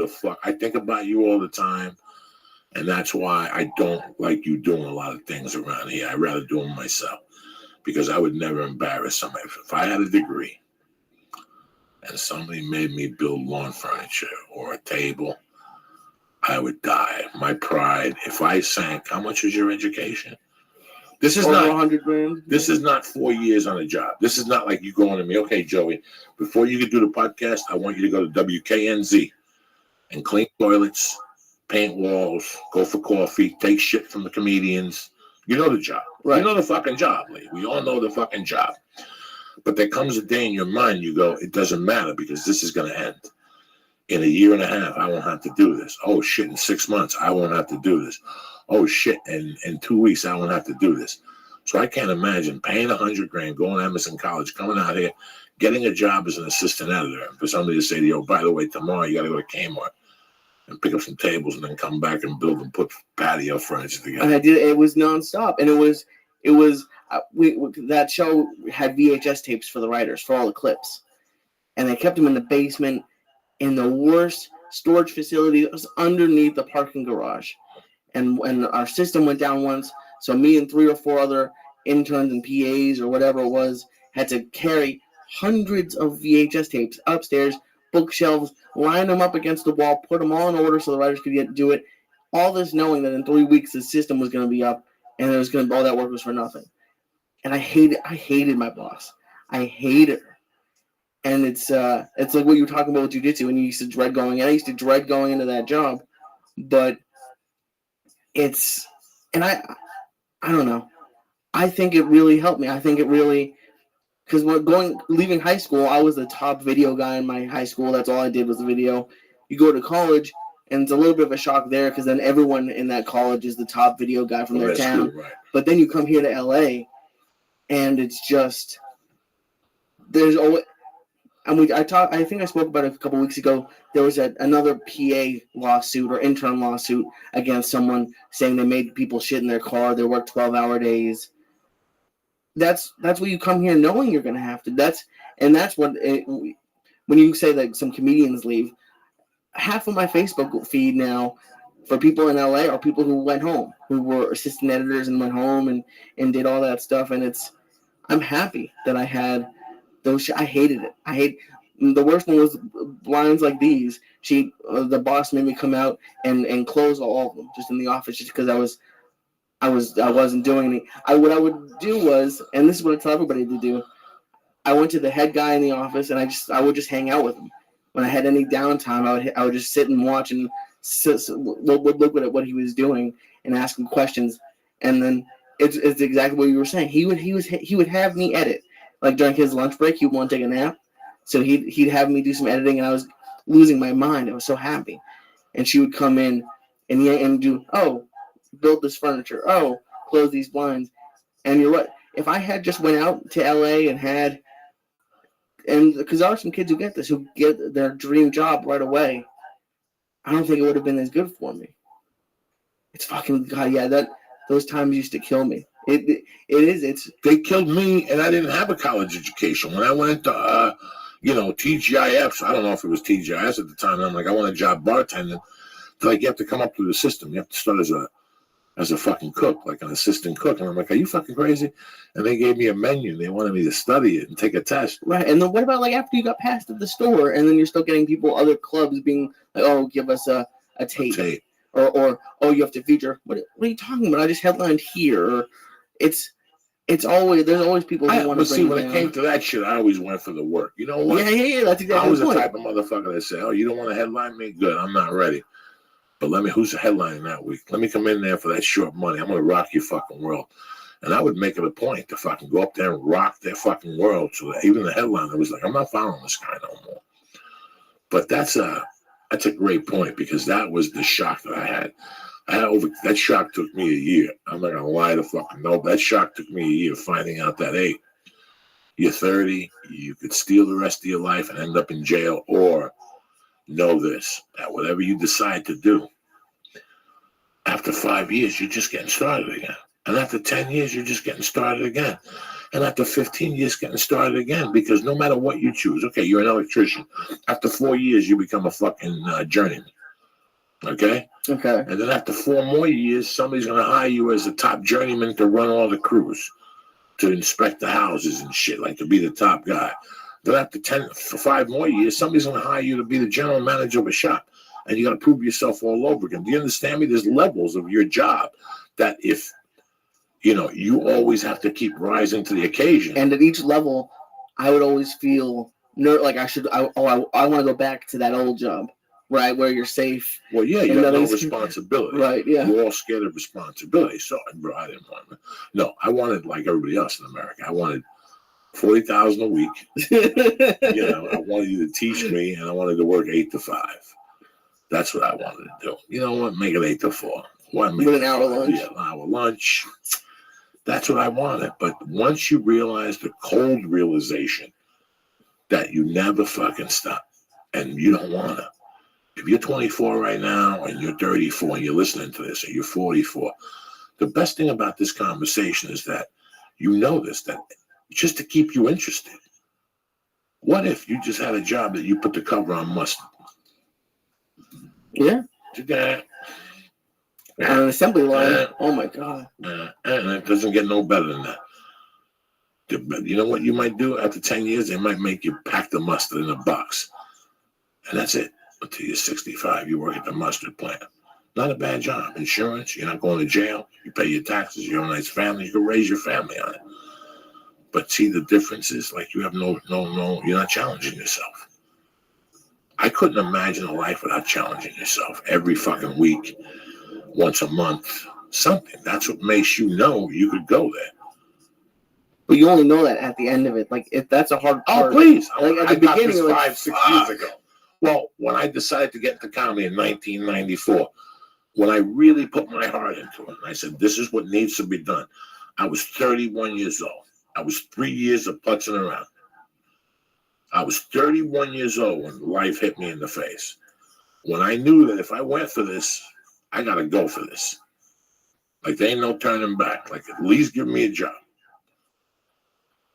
I could probably get a job at the sports betting and work 6 months a year and stay here and raise my daughter and stay in a little apartment. And, I don't know my drug situation. I don't have any value on my life at this point. Or I could really fucking challenge myself and go for the stand-up. Lee, it's a mental, once you know. And it happens to people every day all over the world where they come to the realization that this is it. And this is as good as it's going to get unless I decide. Unless you decide to put the work in? Because maybe I have a job as a production assistant for you. But guess what? After a year and a half, you're sick of this shit. That fucking dude that sits over there, you're way better than him. But you got to convince Joey Diaz that you're way better than him. So guess what? He wants me in there at 7. I'm going in there at 6:30. Every time he flubs his fucking line, I'm going to pick it up. I'm going to do this. And someday I'm going to take his fucking job. And Lee, once you just think that, once you think that inside and you put that out and you're frustrated and you start doing that, one day you're going to come in and go, did you hear what happened to Bill? No. He put his 2 weeks in. And I got to go to Europe, Lee, for 2 weeks on tour. Looks like you got the job, Lee. Well, we'll hire somebody when I get back. Well, guess what you're going to do those 2 weeks? You're going to be the best Lee you've ever been. You're going to make me money. I'm going to come back and you're going to go, guess what? Some guy came in and I got him for $3,000 to do. Because you want that job. And that's what Americans have forgotten. That's how you get that job. And you have to... By stepping up to the pond. And you have to step up earlier. Like, if you had waited until that 2 weeks, then it's too late. You got to make it. It all works on you. But what happened? It all happened in your mind first. You said yourself, you know what? I saw fucking Bill's paycheck. Oh, that's always the worst. When you see someone else's paycheck and I saw Bill's paycheck. No, he's a fucking moron. It's over. And I got 2 options: to go somewhere else and start from scratch. Because now I know what the outcome is, and now I know what I need to do. I'm better than Bill. I'm way better than Bill. Way better than Bill. I could do this job on my fucking head standing up. Fuck Bill. Right. Yeah. And all of a sudden, Bill will come in one day and give us 2 weeks' work. How his wife has to go back to Chicago. And there you are. You know what? Right. I got to go here. Lee, I don't know. We'll talk about it when I get back, Lee. Just book the guests, and I'll come back. I come back. This place is running good. It smells good. I ain't going to hire Bill. You got to make your case first. Yeah, absolutely. You got to say, listen, I want this job. And I know Bill was making $4,000 a month. Give me $35,000 to start. Just put it to me. And I guarantee I'll fucking run this thing like Warner Brothers. Better than Bill. And you know what happened to Bill? Bill got stagnant. Yep. Bill didn't get challenged anymore. There was no challenge. He put a ceiling over his income himself, not me. He was content with that. That's what happens. You're content with that. That's what I never wanted. That's what I learned in Colorado up there early. That people had gone up there to ski when they were 24 for a year. And all of a sudden they were 40 and they were still working as managers somewhere. And time just fucking, time is a motherfucker, Lee. Time and comfort and... Time goes by fucking fast, my friend. really fucking fast. Real quick, motherfucker. 0 to 100. Here you go. 0 to 100. What do you got over there, Lee? I have Ring and I have Club W. All right. This is a nice podcast. I had a nice time with you. It's been a long time since we did a morning one. Yeah, oh my God. You got nice and baked. I could tell by looking at your fucking face. You have to get baked. That was nice reefer. I like this new office. I like smoking in here. I like being in here. This is a nice feeling, man. It's better than the other place. I'm more comfortable. Oh, yeah. I'm more at fucking home. You know what I'm saying? What do you got there, Lee, for your Uncle Joey? So, yeah, that was interesting yesterday. And that was, I just wanted to talk about my fucking experience with the Super Bowl yesterday. Absolutely. I never watched football, and I don't know, but you fucking know. To go to a Super Bowl, you need defense. And just to wrap up what we were just talking about, that's when I really saw it yesterday because I didn't have a dog in the fight in the Super Bowl, and I was just watching it, and I was just sitting there like, I had to take a couple of stars just because the game was a little bit boring. I was like, wait, this is what he's talking about. Then, like, who cares what happens with the game? It doesn't really matter. Like, it took me. I had to see it because when I'm watching the Patriots game, I want the Patriots to win. Right, you're excited. watching it from objective. You have some mistake. I was watching this game. I was like, wait, why am I sitting here for this? It was a long 4 hours. I finally fucking see what you're talking about. Yeah. The halftime was horrific. You know, the music, people were pissed online. I went online for something else, and that's what, because I woke up, went and saw the game, and then Mercy was asleep. So I had an hour to send emails back. You know, somebody hit me up for dates on something, so I had like 10 emails to send out, and I had to finish some paperwork. I wanted to plan out my week and see how I was going to do it. You know, with the 3 days of work, I didn't know how I was going to adjust my week, so I was trying to plan it all out. And then I was on Facebook, and I saw the fucking thing is horrible, and then I ran out there and caught 3 minutes of it, and it was horrific. It was horrific. I came back and they were flashing back to Michael Jordan for a second for no reason. I said, fuck it, it's just bad. But then I would go, and then Mercy woke up, and we ate dinner, and I would go out there every 10, 15 minutes and see the score. And then Mercy wanted to go in the bedroom and jump on the bed, so I finally came out, and they were 24/6 or 24/7, I knew. And that's when, you know, I was putting it all together in my head about what had happened. But listen, man, football's entertainment. And like I said, for years, I watched Thursday 3 hours, Saturday 2 hours, Sunday 6 hours, and Monday 2 hours. That's 20 hours a fucking week of football from September to November. I ain't mad at nobody for doing that. That's your prerogative. But you got to ask yourself, what else can I be doing a little bit? You have to sacrifice some of it. You know, maybe I'll work Saturday and tape it. That's all I say. Hey, I don't hate football, nothing like that. I just know there's times I'm sitting there and I'll tell myself, wait a second, I got work. Yeah. I got fucking work, Jack. I can't be fucking sitting here like Zombo watching some fucking football game. You know? Especially in the middle of the season. Yeah, I can be watching something else. Anyway, had a good time today. I'm happy we did it at 9 in the morning. It brings out a different fucking side of Uncle Joey. You know what I'm saying? Anyway, we've all been there. You come home after a long, exhausting day at work, and all you want to do is sip on a glass of wine and just fucking relax. But unless you've planned ahead, you probably don't even have a bottle in your house. You already spend enough time wandering through the grocery store, getting lost in the wine aisle. You'll just end up picking out a bottle based on a label you don't really understand, and you get home and open it, and you realize you don't like Chardonnay as much as you thought you did, okay? You know, it's just a pain in the ass, especially now. They have wine everywhere. You know, they have wine at 7-Eleven now.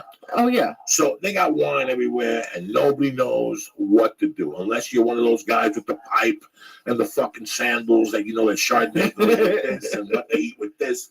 Well, at Club W, you'll never have to worry about being wine-free again. Club W is the revolutionary new wine club that sends you wine directly to your door. Ready for this? Saving you all those trips to the grocery store. Just like Blue Apron, you know, right to your door. Not only does Club W send you wine, they send you the wine that you'll love drinking. How they get this started is Club W's easy 6-question quiz figures out your palate. So every bottle you receive is perfectly tailored to your taste. They just ask you if you like lemon, the taste of orange. They ask you questions like that. Club W is also the leading grape-to-glass wine revolution. They work directly with vineyards to cut out the middleman, which saves you money. If you go to a liquor store, that guy's making 20, 30, 40% on you. The wine's already there. Don't worry about that. Club W even offers you a no-risk money back guarantee that you'll love what they send you. That's not money back. Club W even offers you a no risk guarantee that you'll love what they send you. So do me a favor right now.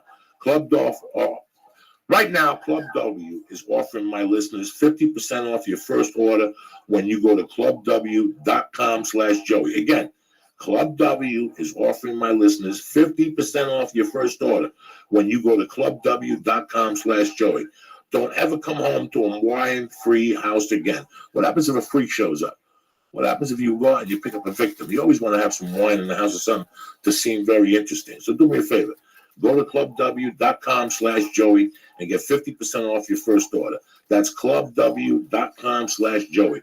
I'm telling you, you're going to love this wine because they make you take that little test and they send you a card and they send you the recipes and the meals and whatnot. So, I mean, like for the 2014 Chop Shop Cabernet Sauvignon, okay? When? Backyard barbecue. How? Room temperature. Grapes, Cabernet Sauvignon. The origin, Paso Robles, California. Smells like strawberry, rhubarb, plum, dry earth, caramelized orange peel. Alcohol by volume, 14%. It doesn't get any better than that. Go to clubw.com right now /Joey and get 50% off your first order. And while we're talking about security and wine and what's at your house, fucking Ring. Unbelievable. Over 90% of break-ins happen during the day. This is the sound of a package being delivered or friends coming over for dinner. But it's also the sound of somebody planning to rob you blind. And burglars almost always start by ringing your doorbell to see if someone's home before they pillage your possessions. When I was a thief, I always started by ringing the doorbell a couple times just to make sure. You can never be too sure. With the Ring Video Doorbell, you can see and talk to anyone at your front door from anywhere in the world using your smartphone. Ring's advanced motion detector alerts you even if someone doesn't ring the doorbell. It's like the caller ID for your house. With Ring Video Doorbell, you can talk to delivery people and keep an eye on your package. If someone tries to mess with it, you'll get instant alert and the HD video, the whole thing. So you got this motherfucker on tape. It's like having a neighbor keep an eye on the house for 24/7 without the judgment. Please share a personal. Anyway, I got no fucking personal stories of somebody trying to rob me. But I used to be a fucking thief. And this, if you have this will fucking cut 50% off because when they ring, boom, it comes right up on their phone and people will answer you like they're right in the house. So they won't mess with you and they won't mess with nobody in your neighborhood because they know you're somewhere in that goddamn house.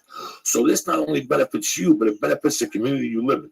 Do me a favor. Installing the Ring Video Doorbell takes about 5 minutes and it works with either your current wiring or built-in rechargeable battery. Put your mind at ease and protect your home with the Video Doorbell, Time Magazine, and USA named one of the top 10 gadgets of the year. My listeners get free expedited FedEx shipping when you go to ring.com/church. That's ring.com/church. With the Ring Video Doorbell, you're always home. All right, so do me a favor. Go to ring.com/church and never, ever forget on it. Never. I don't have enough praises for on it. I don't have enough praises on it. I smoked pot with somebody this weekend. On the way back, I was feeling shitty. I took the Shroom Tech Immune. The cold is gone. I didn't want to be sick to shoot a TV show or be sneezing or be making that disgusting noise in my neck I make when I get fucking cat hair in my I throat. do the same one. On it in the winter is tremendous. Just the Shroom Tech and the Alpha Brain will fucking set your winter straight. Never mind the hemp protein bar. Never mind the hemp protein powder or the Shroom Tech Immune, the Shroom Tech Immune, the Shroom Tech Sport. Never mind the jerky they have, which is delicious. I tasted a piece of it the last week. Listen, go to onnit.com right now. Do yourself a favor and look at the great selection of products that they have. From the Shroom Tech Sport to the protein powder, the chocolate, and the hemp protein. I recommend that protein more than any other protein in the fucking world, the hemp protein. I love that chocolate. And the acai vanilla, I love all that stuff. In fact, I'm going to leave here, go home, have a banana, and go do the fucking jiu-jitsu on that little protein. That's how I roll, Lisa. So do me a favor. Go to onnit.com right now /church and get 10% off your first order delivered right to your motherfucking door, okay? Who loves you more than Uncle Joey? I want to give another shout out to ring.com/Joey, ring.com/church. I also want to give a shout out to clubw.com. Go over there for the fine selection of products that they have to offer you. And also a shout out to Onnit and my main man co-host, Lee Sayat, who for some reason didn't need an edible today, but he looks as fucked up as ever. I don't know. I'm still fucked up from last night. You're still fucked up from last night. We gotta get it together. You gotta have a couple. So you're at the South Point, and then anywhere else coming up? I'm at the Comedy Store February 24th, my brother. Perfect. And that's it. All right, and check out my podcast, Life in Neutral with Johnny Rock. This podcast is brought to you by Onnit.com. Go to Onnit.com and use code word church to get 10% off all of the great optimization products like Alpha Brain and New Move. Would you steal this real quick? The show is also brought to you by Ring.com. With Ring Video Doorbell, you're always home, and our listeners get free expedited FedEx shipping when you go to ring.com/church. That's ring.com/church. And go to clubw.com right now and check out all of their great wines that they offer. And right now, they're offering our listeners 50% off of your first order when you go to clubw.com/Joey. Brought to you by Onnit.com.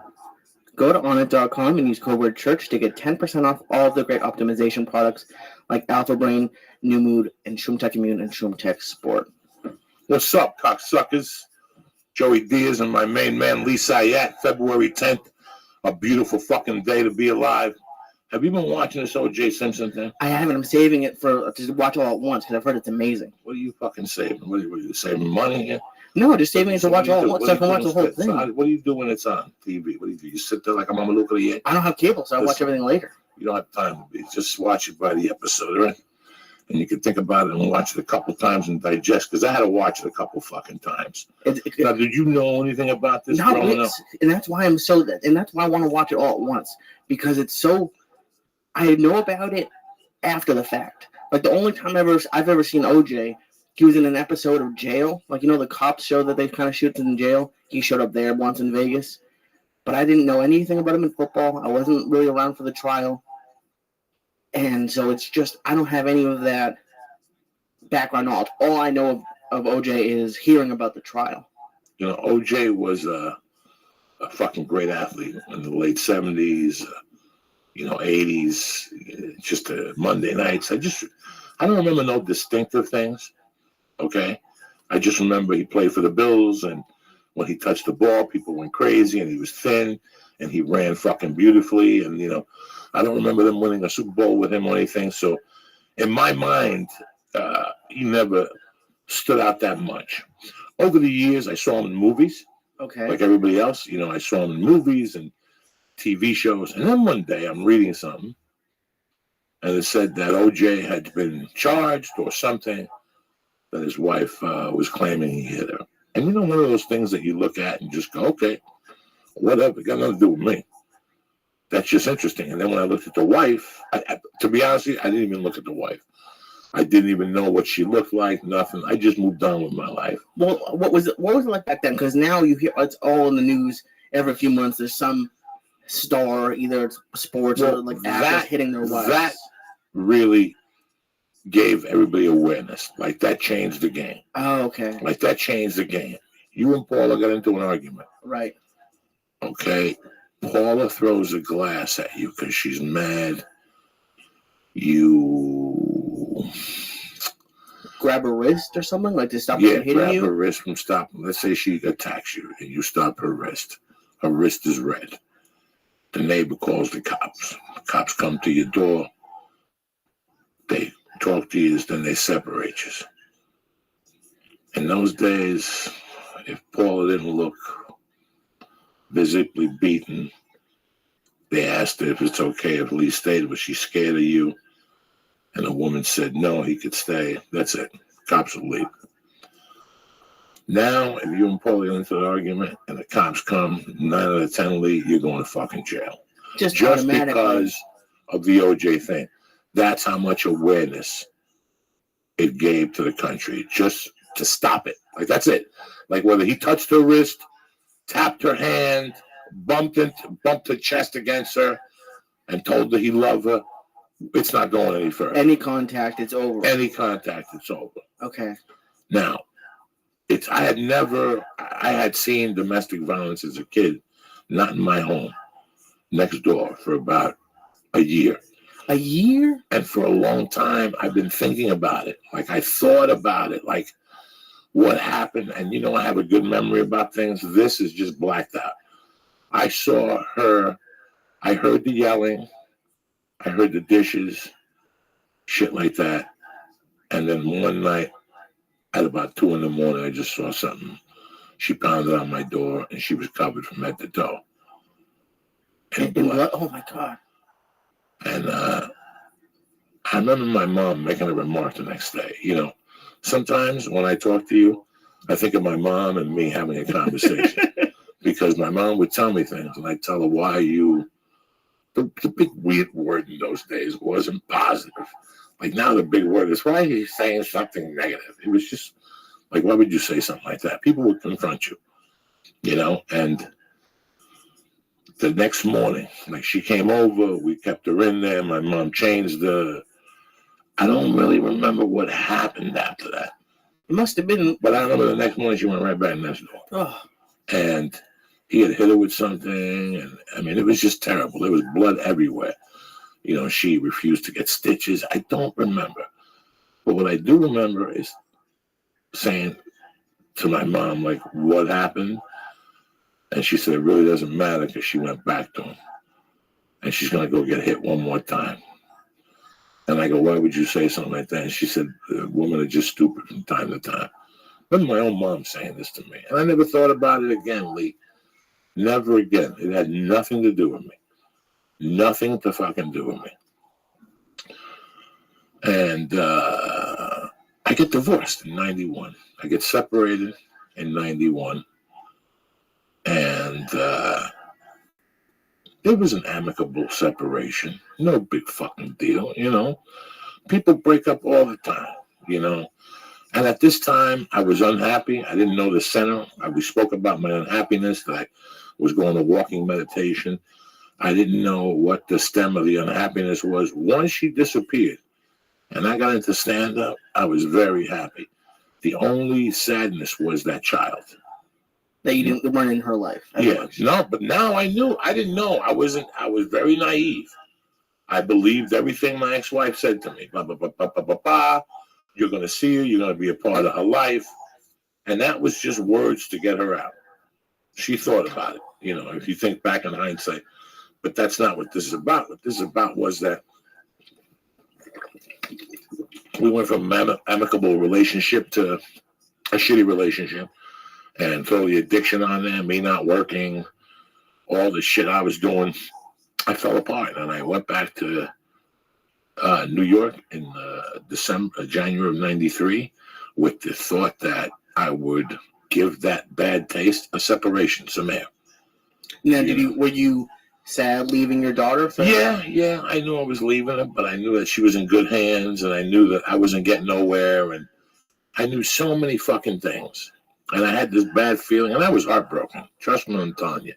I'm just saying it very nonchalantly. But that whole time in New York, I was heartbroken. It was the catalyst in my addiction. Like, it was really breaking my heart at night, on top of many other things. Now, why couldn't you just stay in, I'm not sure the city you were in, Denver. Whatever. I was in Boulder. You were in Boulder, and just not go and be around her. Just still give her space. But why do you have to go to New York? It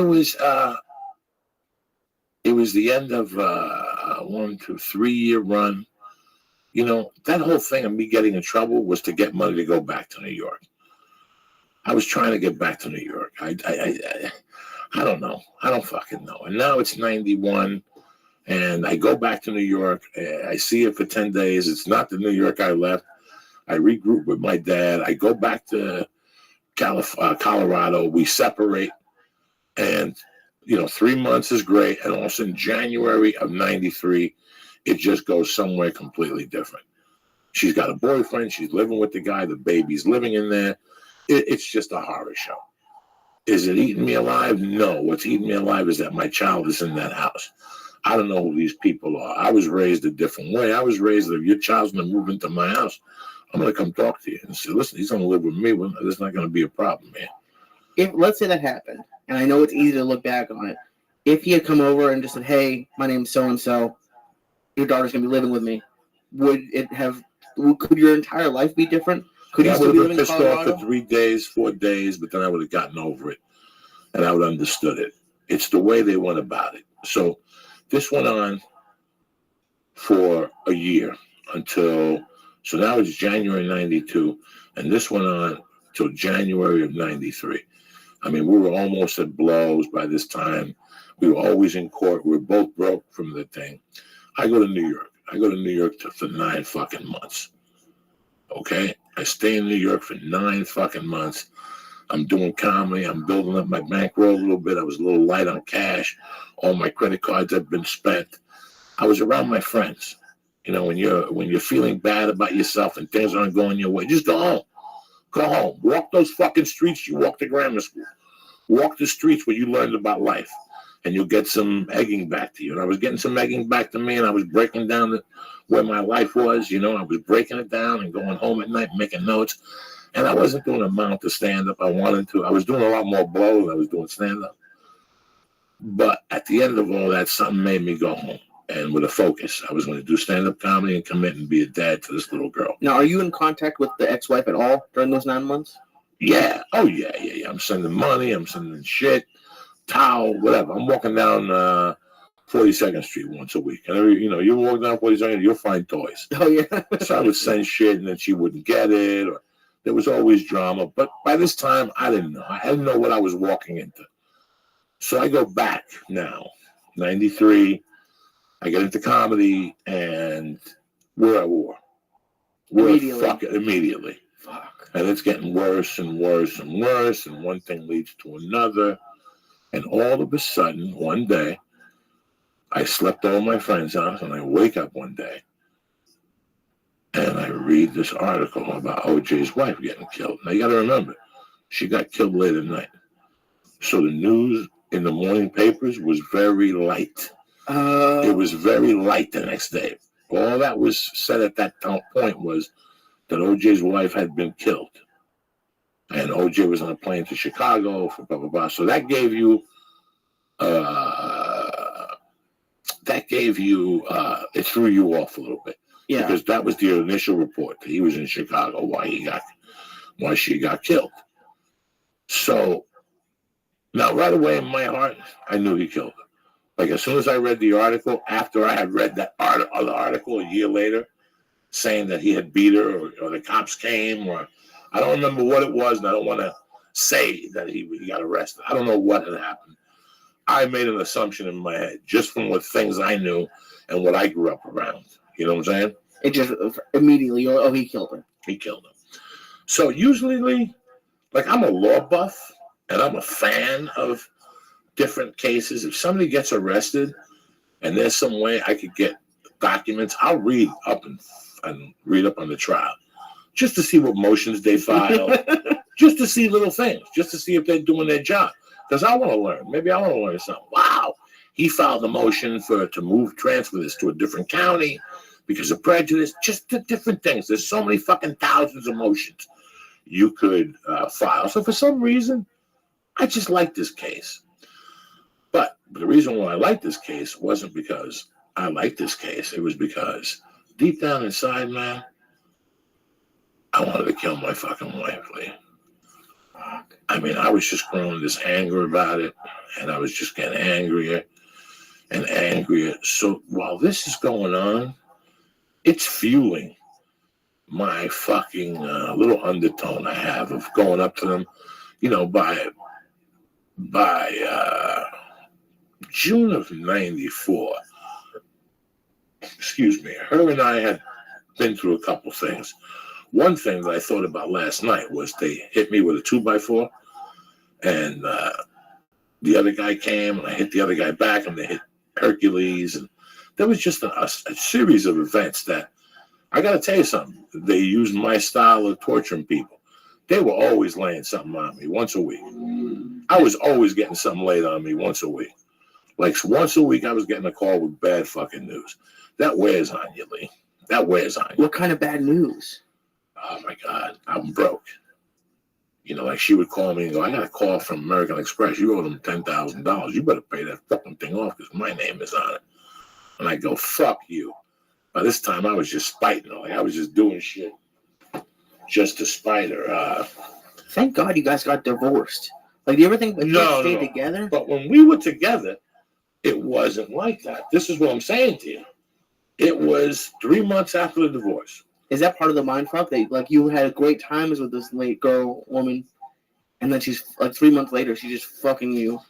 I didn't know what was going on. What really happened was this. She had moved in with the guy at this point. And one night I was getting gas, like mid-January, towards the end of January, and she pulled up in his car.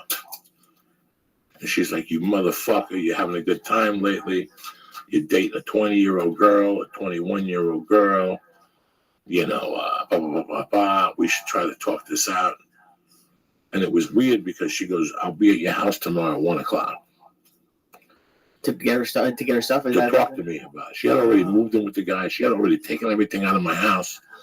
We were in the process of selling the condo that I had bought when I was in the halfway house. That's what we're in the process of doing. So here we are trying to sell a condo, and we're fucking talking to an attorney, but I don't want to get off track here. Okay. The main thing was that while all this OJ thing, you're going to watch this, while all these little stories were getting released, I was plotting to fucking ice her. Like, I didn't know how. Like, it was fueling my hate. So when I watch this show now, I tape it like at 7, and then later on at night I watch it. They're only up to arresting him. I mean, you're not missing nothing right now still. You know, I don't give a fuck if it's a spoiler alert. You got to watch TV. No, it's how many years old is the case? That's not a spoiler alert. But they're finding out they're releasing a lot of things that they didn't release during the case. You know, this is a very interesting case because this case was won on the presumption that LAPD fucked up, which they fucked up. Basic fucked up, you know. And then the prosecution, the defense also proved that not only were they fucked up, but they were racist. I don't know how that gets you out of fucking killing somebody. That's fucking crazy. How like that's a defense. Especially when your glove had blood on it. Yeah. They messed up evidence. Like they saw OJ. I always knew about this. Somebody saw OJ that night driving in a hurry. But she sold her story to some news station so they couldn't use it towards the defense. Like the defense had so many things, but the most important thing was they had a print on a gate. On the wooden gate, you said, right? On a metal gate or something. Gate. Okay. But that night it rained. And that print washed off. When they went to it, it was already gone. The guy that checked out the cop didn't log it. It was late. People are switching shifts. It's like any other job. You see a murder, you see two people bloodied, guess what? If it happens at 11:30, you're going to go check it out. But at 12, you're getting the fuck out of there. Because that's a lot of paperwork, a lot of press. If that's not your shift, you're getting the fuck out of there. And that's what somebody exactly did. But by leaving, they left a fingerprint. And that changed the entire... Like, what do you think at that? You were just out of prison in the halfway house, and you see this dude who's an NFL player and has money, and because of that, he's getting out from killing somebody. You could buy a defense in this country. There's some things you can't buy out of. There's some things, if they got you... Listen, if they would have caught him with a knife to her neck, with a camera, him smiling... No, that's right. It. Yeah, and Ronald Goldman laying next to him. Yeah, but it was all the drive on Venice Boulevard or whatever, Washington Boulevard. I'm sorry if I'm making mistakes and the lady's seeing her. The finger tip, you know, Mark Furman adding blood, and then they caught somebody adding blood. Like there was blood missing from a tube. It was just fucking crazy. But the bottom line was that it had to do with what had happened years earlier. There was a race riot here when they announced the cops that beat up Rodney King. So there had been a big race thing here. But again, this I'm every day on the OJ thing, different facts would come out that were fueling my anger and rage and letting me know. Like I'm like. I thought he didn't get let go till October of 95 or something, or 96 or something like that. Or he killed him in 94. Yeah, June 12th or something in 94. He sat in jail for 18 months. Yeah, so 95, October, December is when he fucking got out. October, when he got acquitted. I'm sorry. That's fucking crazy. Just there's trials that like really are part of like a generation. Like is this the biggest trial of your life? Like just every night, there's new information.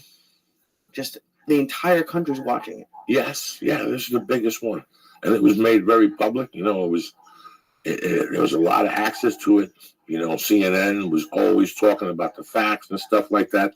After I moved to LA, I found out little things because I had met different people here, and they each had little stories about OJ, and you know that Ronald Goldman was really bringing her blow.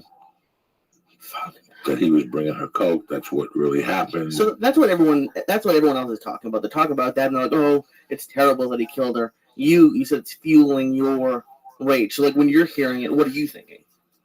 I'm like, oh my God, this is exactly how I want to do. I want to show up there at night when they're fucking talking and just slice both their fucking necks off. But by that time, I wasn't thinking about my daughter. I wasn't thinking about nothing. I was just thinking about how they had yanked me. You know, one of the lessons that my mom taught me early, nunca te quedes down, you know, never stay hit. These people were fucking me up legally. And they had me on one thing off the bat, the kidnapping and the prison time. Like, it was going to be tough for me to prove my point as a good dad, unless I would have spent $100,000 or $200,000 on a great defense, on a great attorney that would have built up different avenues of mine and said, this is, you know, if I would have had a house, a car, responsible job, you know, if I would have had relatives in the neighborhood, I would have taken Kathy to court. Yeah, because you said even the judge at one point brought up the fact that, like, she was with you during it. You guys didn't get married until after you got out of prison. Right. So how's that even an argument? That doesn't make sense. So this, you know, I'm watching the show last night. And while you ever watch something, but you're thinking about something else? Yeah, absolutely. That's what was going on. I'm thinking about this time. And it was, even my wife at one time said to me, you're quiet tonight. I go, I'm thinking about this, how I can't even tell this story to people because they'll think I'm crazy. So I have to tell them on the podcast tomorrow. When I could really tell them that. I saw pictures of the crime scene. Like, pictures of the crime scenes have been leaked. You know, he decapitated her. I mean, it was held by just a couple fucking... So where would stuff get leaked back then, before the internet? Like, how was it? Like, the newspapers can't print that? CNN had pictures, you know, pictures were getting released, pictures were getting bought, you know. And I remember seeing the crime scene and thinking about the final result. I had a friend, when I first moved to Bolton in 85, I used to buy weed at this. I used to live at 1012 14th Street on the hill. Okay. Right across the street from the university. There was a boarding house. And I lived in an apartment with 3 other fucking morons. A Japanese kid, a white kid, and a Mexican kid. The Japanese kid was my cook. I used to go up to the fucking to the thing, buy meat, and he would cook it for me, Japanese style with steamed rice, and he would get half the food. So that was my deal. You always get stuff. How do you get someone to be your chef? Because he was a poor college student from Japan. He was eating shit. And one night I go, don't your parents send you money? Hi, my parents, no, pop. So I said, fuck it. So I said, here's the deal. I'm gonna go to Alfalfa's on the hill every fucking day and buy meat, chicken, pork, and it's shredded, it's organic. I want you to make something nice. Tell me what you want me to get in the morning, and I'll get it. And he would say, today, get pork, get 3 onions, get 2 pieces of mushroom, get fucking this type of mushroom, get this type of mushroom. We'd buy some jasmine rice, and he'd have jasmine rice at the house. And when I got home at 5 or 6 from work, bam, he would cook up a fucking little meal for me, and he would get to eat. How great is that? That's an amazing story. That's way better than How long did you do that? So the cops were looking for me 2 months later. 2 months of Japanese cooking. That's fucking tremendous. Amazing. Every night I went to Alfalfa's. I bought some food. I brought it home about 12 after I went to the gym because it was part of my gym walk. I wasn't working. I had money from the fucking settlement, and I had money on a credit card. I had a thievery credit card. So I was living like a doctor, Jack. I get up about 8:30, smoke a number, but next door to me were these hippies. Like this really old, ugly hippie and her little young, stinky boyfriend. So she was 50-something, and he was 25. He was a nerd with glasses, very sweet. And she was very sweet, too. She got hit with the ugly stick 1,000 times. Like, nobody ever thought of fucking this woman except And she was a hippie, so she was and stinky. she was a stinky, dirty feet. And she'd drink all day and sell weed. So I met this dude out of there. His name was Ed. And me and Ed used to walk out and smoke a joint, and then we'd go get cookies or a slice of pizza. And little by little, I became friends with Ed. He was my Goomba, Ed. And he was a Vietnam vet. Okay. That also bought weed from her. And, we became friends, and he would tell me how he would go to the VA, and he was captured in Vietnam. And little by little, we became friends, and we kept talking and talking and talking. And some nights we'd buy weed and just go to the hill and smoke a joint and sit up there and talk shit. And then I told him I was a thief one time. And he told me he was broke. He didn't get a check till like the 5th. I said, come on, let's go rob some. So he went down to the Pearl Street Mall, and there was a cookie thing on the corner. And I said, stay on the cops. Stay on the corner. If you see a cop coming down that block, fucking wave your hands or whistle and walk slowly. And sure enough, I kicked the window in. I robbed the place for nothing. $160 in nickels or something stupid. I was a punk. And I gave him half. And we became friends after that. He goes, you're the real deal. Fuck you. You be my lookout. So he would come with me on credit card things. He would come with me on different things. So over the years, we just stayed in touch. But he was a killer. Never forget what he was. I mean, he took me to where he was staying one time. He lived like by Chautauqua Park, and like 8 guys lived in an apartment, and he lived like in a tent in the corner for like $100 a month. And he'd take showers there, and he'd read. How old was he around, do you think? If I was 20 when I met Ed, you figure 85. I was 22 years old when I met Ed. Ed had to be 10, 15, 20 years older than me, maybe 15 years older than me. So you start a 40-year-old man on a criminal career path. Me and Ed. Ed, come on, look out for me. Whatever I made, I gave Ed half. So Ed became my fucking illegal bodyguard. Ed had knives. Ed had weapons. Ed had fucking night goggles. Ed had everything because he was still involved with those Vietnam dudes. He was still involved with training at the facilities. He would go down and train, no matter how old he was, and no matter whether he was a little fucked up in the head. Ed was still a killing machine. So even I kept Ed as a friend when I went to prison. He would write me letters. Ed was a real fucking deal. I mean, I want to cry because out of all the people I lost contact with, it was Ed. And so why did you lose contact then if you were so close? Ed and me, I moved to Seattle. Ed had like a number and a P.O. box. And I wrote him a few letters, and he never wrote me back. So then when I went to Boulder in 96, when I left Seattle, I went back to Boulder. I went looking for him, and people said they hadn't seen him. That he might have moved to Denver because it was getting gentrified. Boulder also. It was after the earthquake in Northridge. After an earthquake, this place fucking clears out, Jack. People start from scratch somewhere else. So a lot of people moved, a lot of people came. So Ed, probably his rent, they tore down where he lived. Who knew? But Ed got out of Boulder. I never saw Ed again. But Ed was my fucking friend, Ed was like a Rago type friend to me, like a Filato. Like Ed, I loved Ed. Well, to have the kind of trust you probably needed somebody to rob places with them. It was more than that. I don't know. Like I remember one time, me and Ed were by Rose's. Rose's was a place that roasted chickens. Okay. And it was the daytime, and me and Ed was stoned to the gills. We had just smoked like a joint and a half, and we were eating munchies, and we're sitting in front of the Fox Theater, and all of a sudden 10 cops pull up, and there's a dude in the roof, and he's thinking of jumping. Right. And I look at Ed, and there's 10 cops, and this psychiatrist talking to him, and I yelled, jump, in front of all these people, and Ed and me just fucking fall out, like just fall the fuck out on the floor. People are looking at me like, get the fuck out of here. What's wrong with you? And now we're both yelling in unison, jump, jump, jump, cocksucker, jump. And he's like, fuck you. The guy's up on the roof, fuck you too. I didn't want to do it. The cop's like, we're going to fucking arrest you. So me and Ed ran. And Ed was my dog. So when I was going through all this, I was going to Ed and crying and going, hey, can you believe she did this to me? And Ed goes, listen, okay, so you slice the throat. Who gets the kid?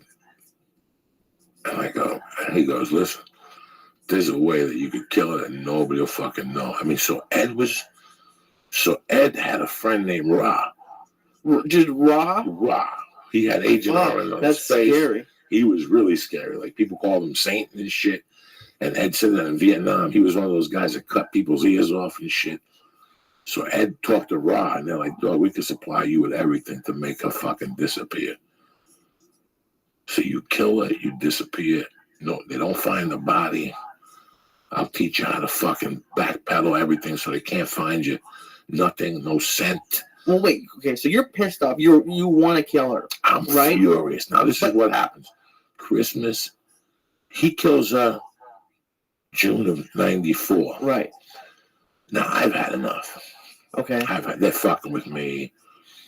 I can't see the baby for Christmas. I can't do this. And this was one of the scariest things I ever did. I get a call one day. It's Christmas Eve morning or something, one of those, like the day before Christmas Eve. Okay. It's the 23rd where people are at work. And I get a fucking call at my house, like a page. And I go to the payphone. And it's an attorney. And he's like, I'm just calling you to inform you, you're not getting your child today. Until January 22nd, till the formal hearing. And I go, what are you talking about? What the fuck are you talking about? And I hung up on him and I called Kathy. And I go, Kathy, I don't know what you're doing, man.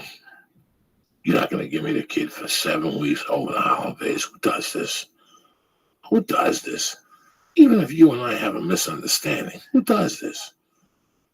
Until you the day like, before fuck Christmas you, Eve. goodbye, Merry Christmas, fuck you, and she hangs up on me. I went to my friend Danny and Madeline's house, and I got the bigger butcher knife they had. And I hugged her, and she goes, where are you going with that knife? I got to cut something outside in the car. She knew. And when I got in the car, I could see her chasing me in the rearview mirror.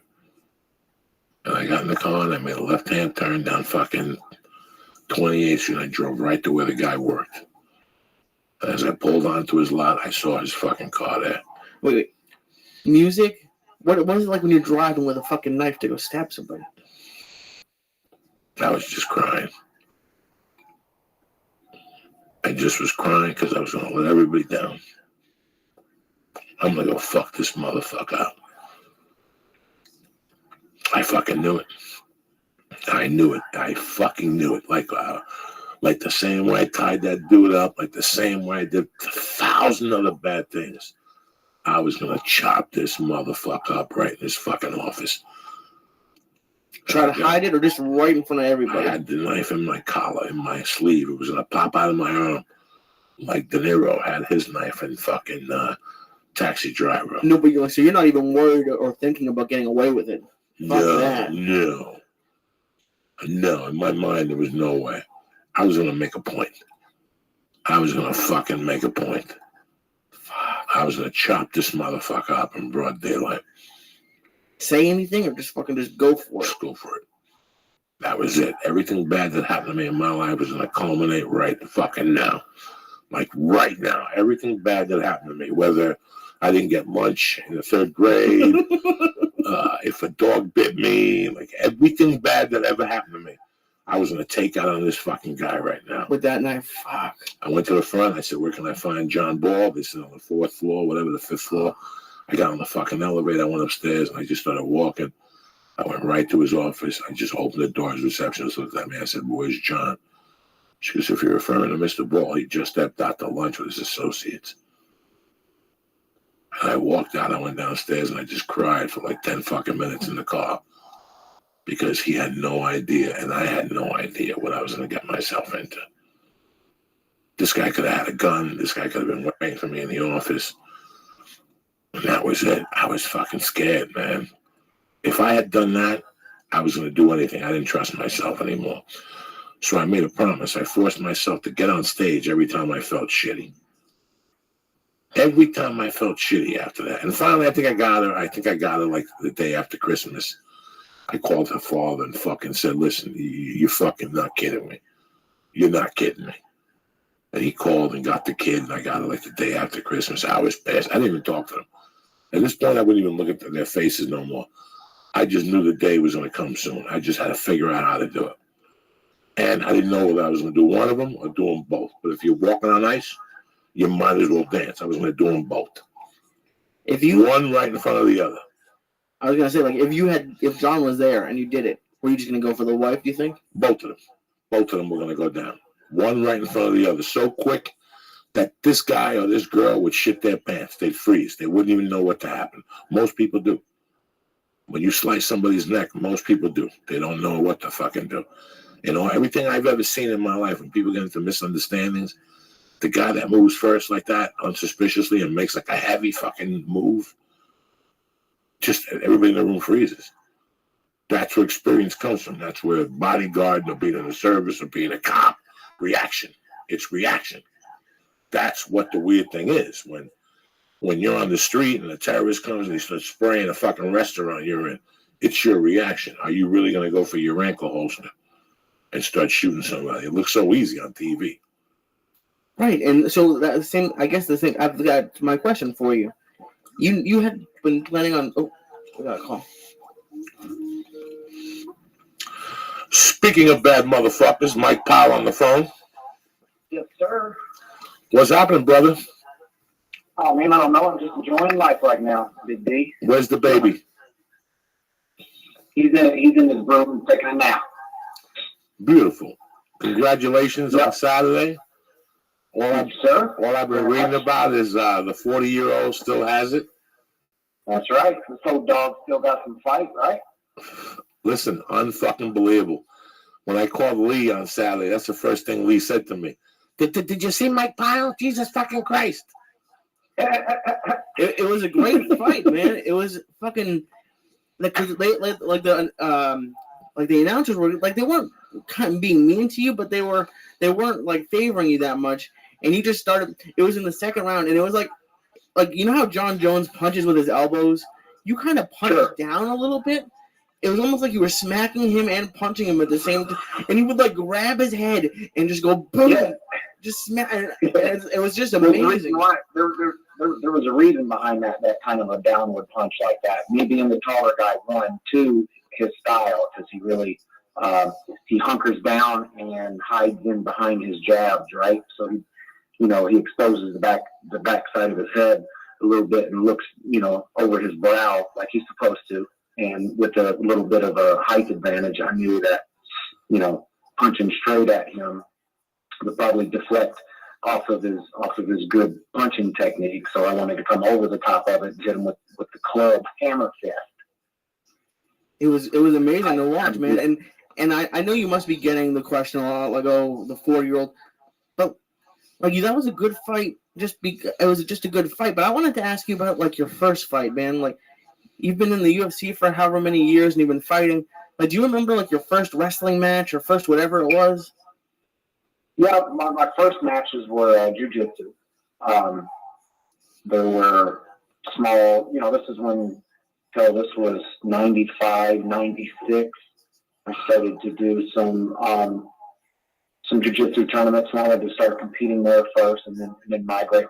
Well, not try to go into MMA. MMA really didn't really exist. But so, yeah, I remember that, getting out there, and I did a great job. I won most of my grappling matches I was ever in, and I was self-taught for many years. You were self-taught? I was self-taught on my parents' property in an old shed that measured 13 by 15. I had old rugs and carpet padding down on the floor with a type of a tarp that you might throw over a wood pile to keep dry or something. And that was my training facility with a punching bag in the middle of it and a grappling dummy named Bob, and a 19-inch, maybe even smaller, maybe a 13-inch color TV and VCR for my videotapes, and a bunch of black belt magazines with the step-by-step grappling moves and whatnot, shit like that. Self-taught, brother. And no other kids on the block, or you had a few kids on the block that would come over? I didn't have a block, Joey. I lived in the sticks. I had a road. All right, anybody down the fucking road? Nobody down the fucking road. We had farmers down the road that had shit to do. I had a cousin I would pick on. My sister's boyfriend at the time became one of my first jiu-jitsu students. He was probably 6 foot, 135 pounds soaking wet, skinny. So he was a body to use as well. So I used where I could, did what I could. How do you feel, Mike Pyle? I feel fantastic. I feel like I really accomplished something great over this weekend. A personal goal of mine that I really wanted to win that fight. I took a lot of time and I put a lot of effort and thought into, my fight against Sean. So, everything came together. Everything was just perfect, and ended up getting, a fight of the night bonus as well. So, that was just icing on the cake, man. I feel absolutely great. I'm just on top of the world, man. You look good. Your movement looks good. Your movement is still young. A couple months ago, what's that guy's name for one of the Shamrocks? Ken, probably. And he's 51 or something. I could fucking tell he's 50 fucking one. I could fucking tell. His movement looked 51, okay? You're 40, you're still looking like you're 33. You took good care of yourself over the years, which helps. A lot of people would say, oh, well, Mike Pyle's 40, maybe he's juicing or whatever the fuck. No, I can just tell you're taking fucking care of yourself, man. You're taking really good care of yourself. With USADA on board, there's no getting away with anything. You know what I mean? You can't. I've always been a clean fighter. I've never been, on the juice or whatever. You never see me in there all ripped up and fucking scary looking because I never did that shit. But, so yeah, now we're all on a clean slate. So now I know for sure I'm not fighting anybody on anything. And, and of course I'm not on anything. So definitely not using anything. No. I just said it like a lot of guys will go, oh, maybe he's 40. He's doing, no. You look great. And I could tell that, no, you look great, man. But it's crazy how I'm 52 and I go to jiu-jitsu, and I'll tell you, at home, I feel I can't do the shit I used to do at night, and, I can't drink or nothing like that, but I could still work out 4 or 5 days a week. Like, I could go to jiu-jitsu 3 days a week and make it work for me now, and maybe one day on the elliptical, and, I'm sure you've seen differences, too, when you first started. You're like, man, what the hell? But now it's gotten routine for you. It's like your body wants it now. Like you kind of craving it a little bit, right? Yeah, I do. I tell Lee I do something every other day now. Every other day I try to do something. That's the new thing. Not 2 days on, 2 days off. I try to do something heavy duty. Like I went today. Body in motion. Yeah, body in motion. I walk here. I walk the baby to school every morning. We pick her up because it's a little later and it gets a little fucking crazy to walk down those streets. But I know, Saturday for you, not only that, you've been fighting for so long that you're so experienced. It's like watching Bernard Hopkins towards the end there. Remember, he was fighting to his strengths, and then he was holding back. He wasn't over-fighting. He wasn't getting tangled up in fucking stupid exchanges. He was conserving his energy, and he would only strike when the fucking opening was there. And even with the elbows you were throwing, they were precise, obviously. They were precise, and you were, what is it called? Like saving of economy of motion or economy of, I don't fucking movement. I'm not a trainer, no, I don't. But I think it's interesting that, Mike, that you started with jiu-jitsu, because that's what I've found. I just started a couple months ago and I'm terrible, but the great jiu-jitsu people are really calm and like they don't overreact to anything. So it was funny when he hit you. I think it was in like the second or the third round, and even I think Brian Stan said you were playing possum, but you like as soon as you did it, you started giggling, which is like a crazy thing to have happen in a UFC fight to smile in the ring. That like I would be terrified the entire time. Well, what had happened there is when I stumbled a little bit, the camera didn't pick it up, so I did that. I did a little, try to, hopefully he'd maybe come in hard and I'd whack him with one, but he kind of stepped forward real quick and then he smiled. I was like, oh no, I know what you're doing, and that's why I smiled. I smiled back at him because he noticed what happened, and then he started smiling. He kind of shook his head at me like, oh no, I ain't falling for that one. Now, how long do you stay? How long do you stay off of training for now? I'll be back in the gym next week. There's not going to be any intensity involved, but I'll get back in there, maybe work on stuff, start moving the weights around a little bit, keeping my old man strength. Then start working on some lifts again. Work on some. I got dropped in that first round, so look at that, see what happened there a little bit. Work on that.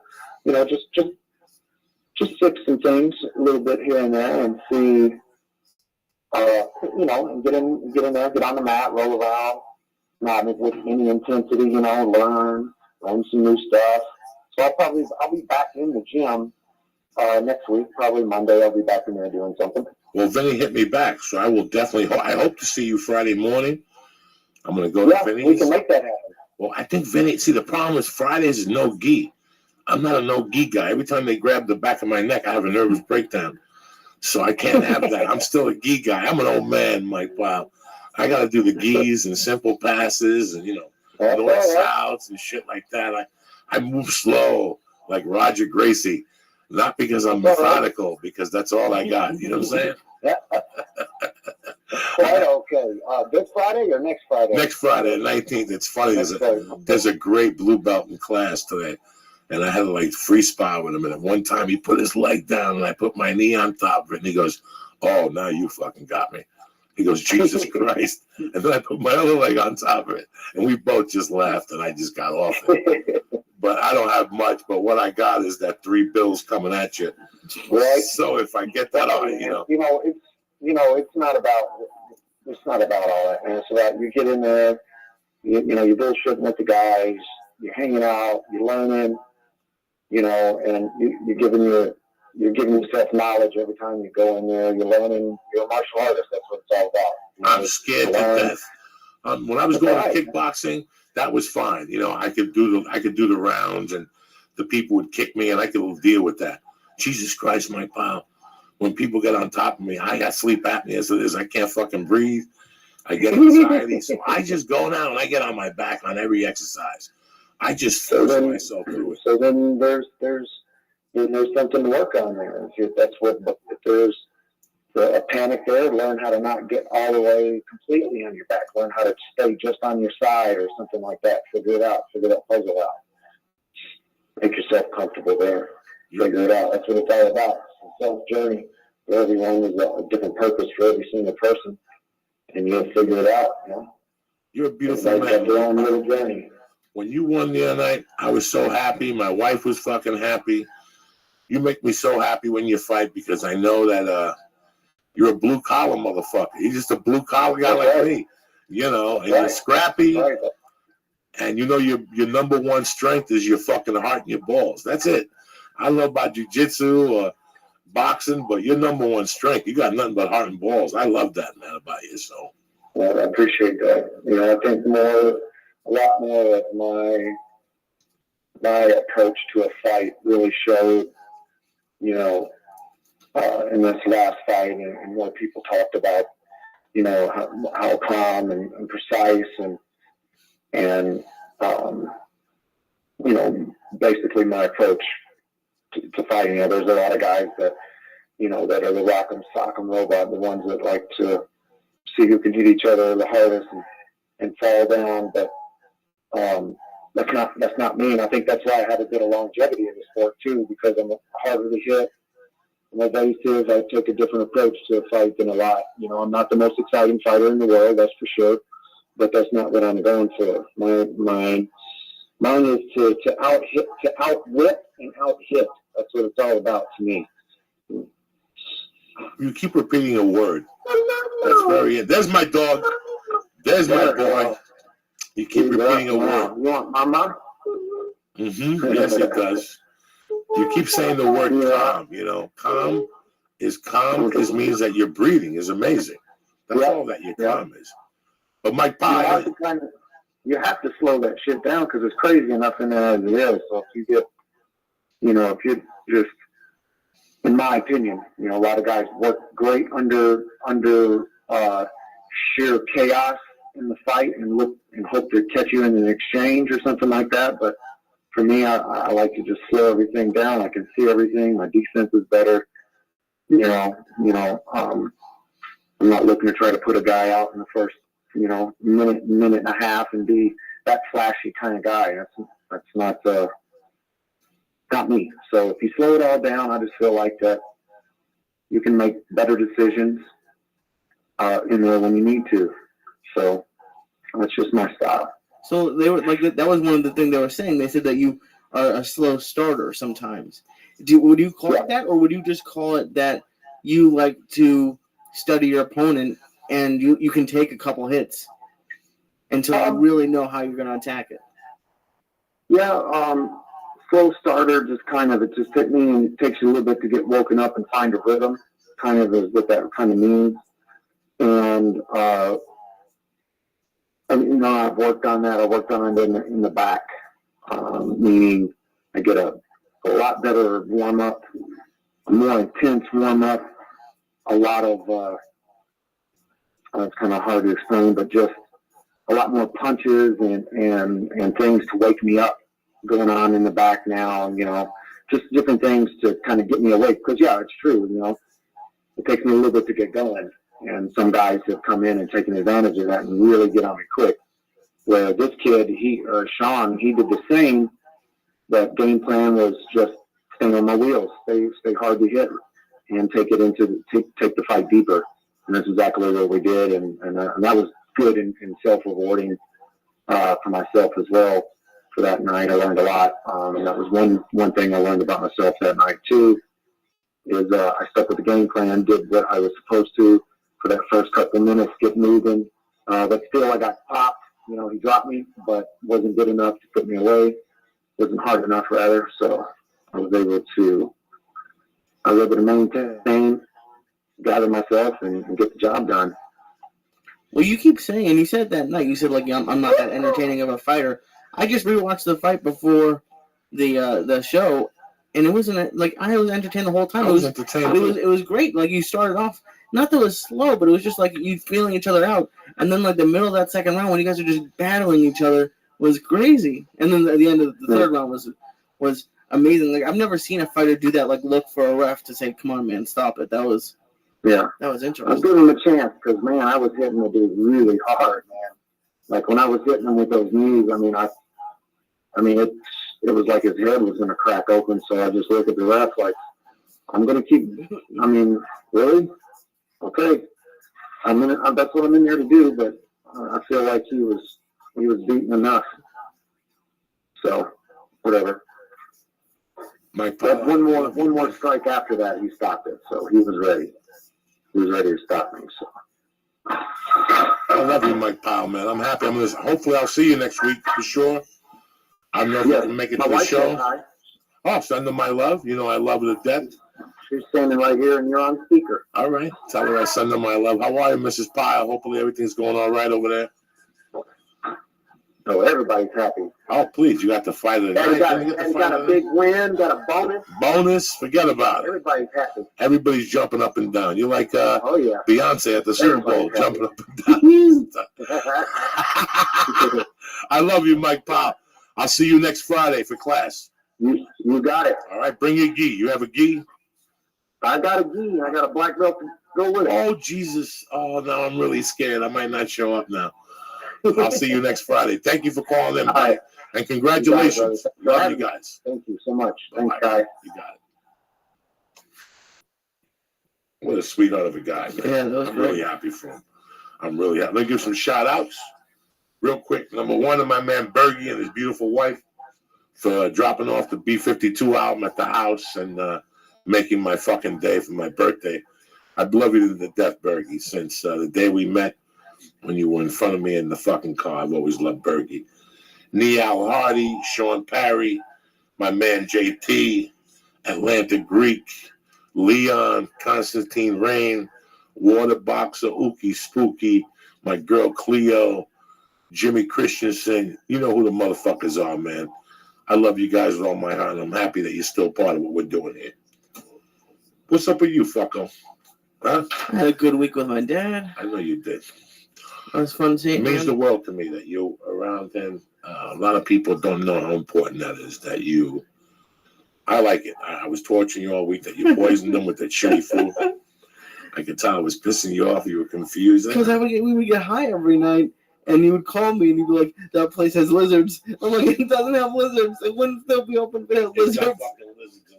You're like, dude, I guess you don't got sick over there. You got food Everybody poisoning. got sick. Chinese people get sick. Chinese people never get sick. When they get sick eating Mexican food, you know it's a fucked up place. So that I just wanted to talk about that today. It's a great show. From what I've seen, the acting is good. You know, it keeps me entertained. It's a little Tuesday night thing, so it replaces my wife's Son of Anarchy shit. But, you know, Sons of Anarchy was on Tuesday. Right. It comes on at 7. So that's why it's just a very interesting series that at first I was like, why would somebody do this? People don't even remember that shit. And I'm like, wait a second. I thought of Lee. And I go, Lee was just being born when this shit went down. Lee Yeah, I doesn't have know what no happened. idea. All little things and out, the rioting, the earthquake. I mean, LA was just getting bombarded for fucking months. And then this OJ thing really pushed it over. People didn't know what the fuck to think with this OJ thing. They didn't know what to think. And that day that he got acquitted, that fucked the country up for like a week, man. Because it showed the country that if you put together, like, okay, he had the dream team for a legal defense. Right. But it also showed like a guy like me that if you pay for your defense, sometimes the prosecution, I know on my kidnapping thing that the prosecutor, I should have taken that to trial. There's times I think like I should have gunned it out with them. Because I would have fucked them all up. Because both of those guys' credibility was shit. I had the best, when I got the best credibility in the fucking room, you got a goddamn problem. Yeah, but shit goes down. Shit there's DA's offices all the time that are getting caught. Like Orange County now is just like had to fire all their DAs. Why? Because they were all corrupt.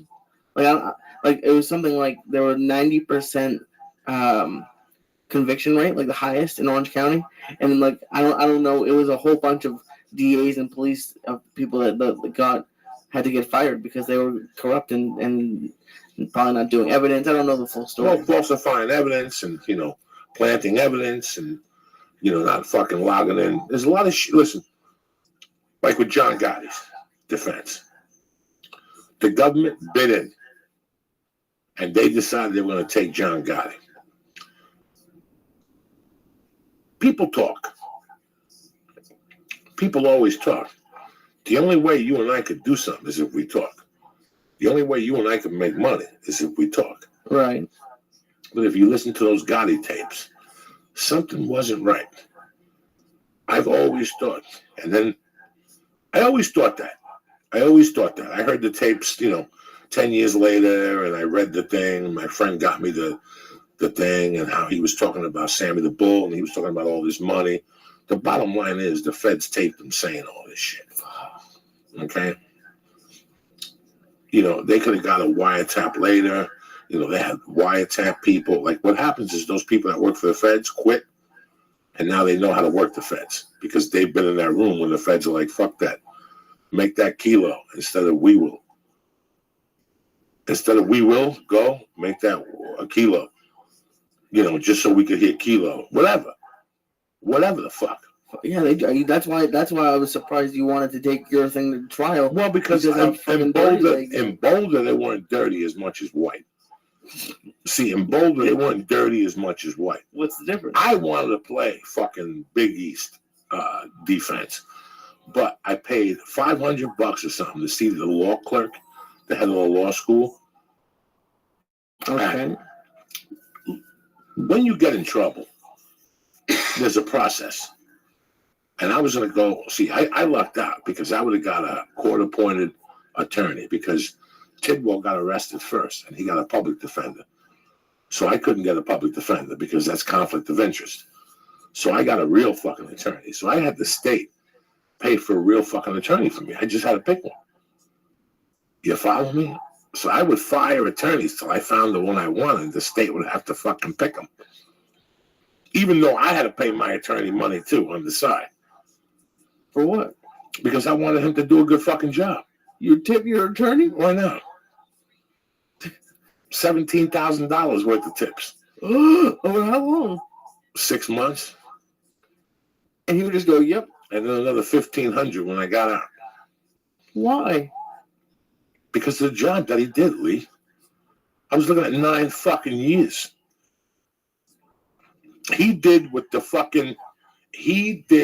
dream team did without the 4 other guys. That's how smart and white he was. Did he act surprised or shocked when you offered him money, or he was used to it? That's fucking crazy to me. I get why you did it. Take this. That's called. Take it. I want you to know I'm committed to this. You're committed, I'm committed, we're all fucking committed.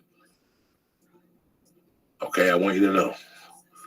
He swayed their decision. He swayed their, how can I say it? He did something that I didn't think about doing in the defense. He was like, I'm going to take away the violence.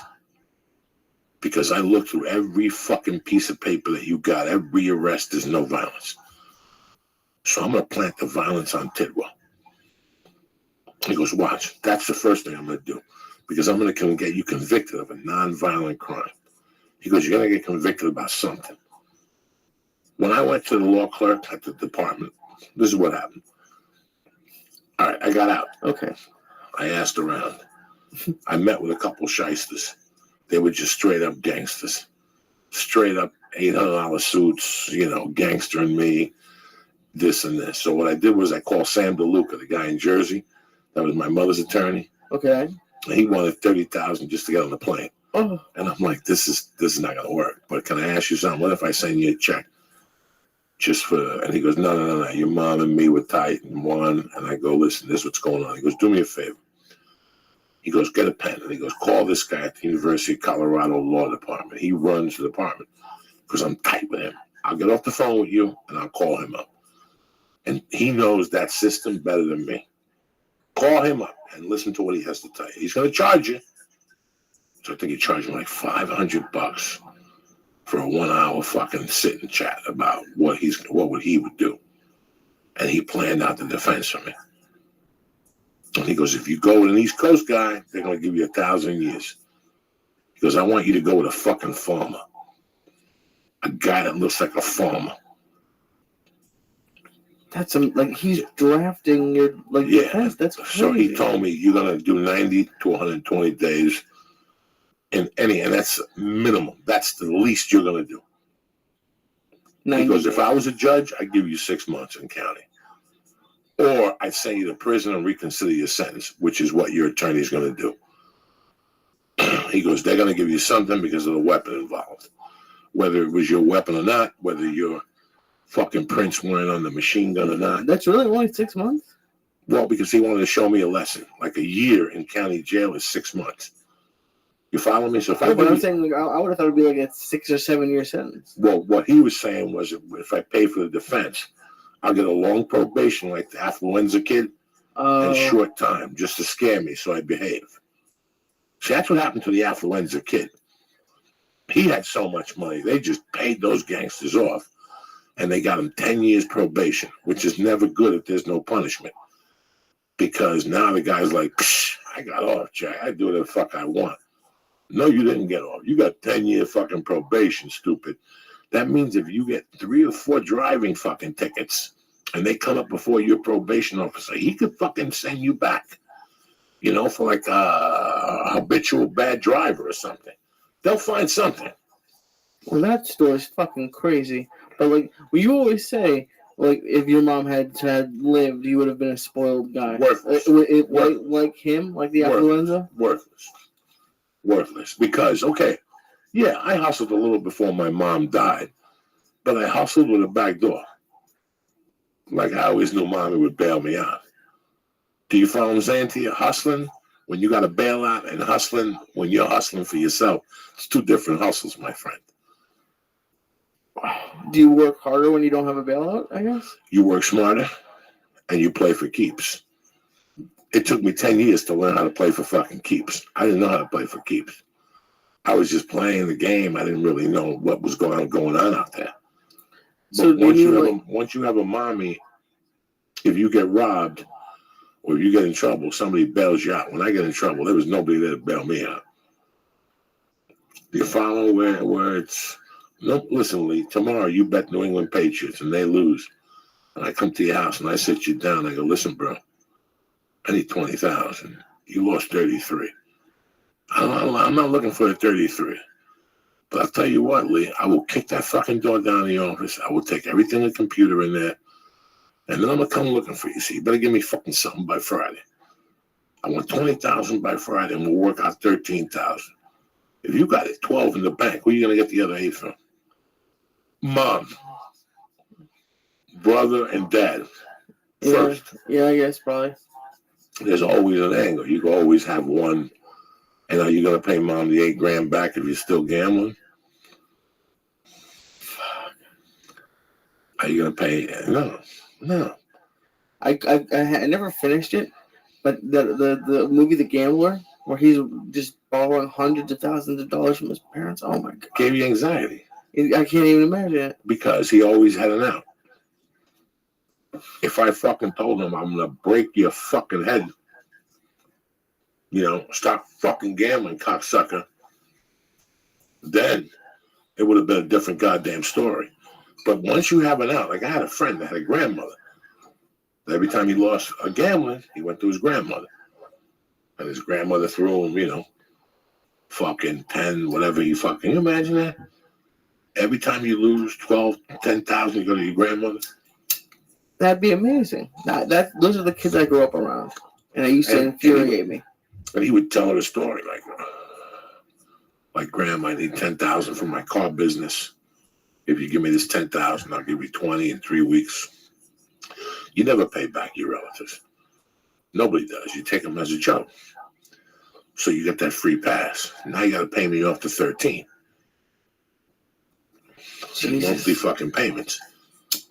That's way too much. I would have too much anxiety to bet on. I would never bet too much. I would never bet more than I had. Well, that's what you say at first, but then after it sucks you in, after you win a couple thousand, and you're like, oh, I got this.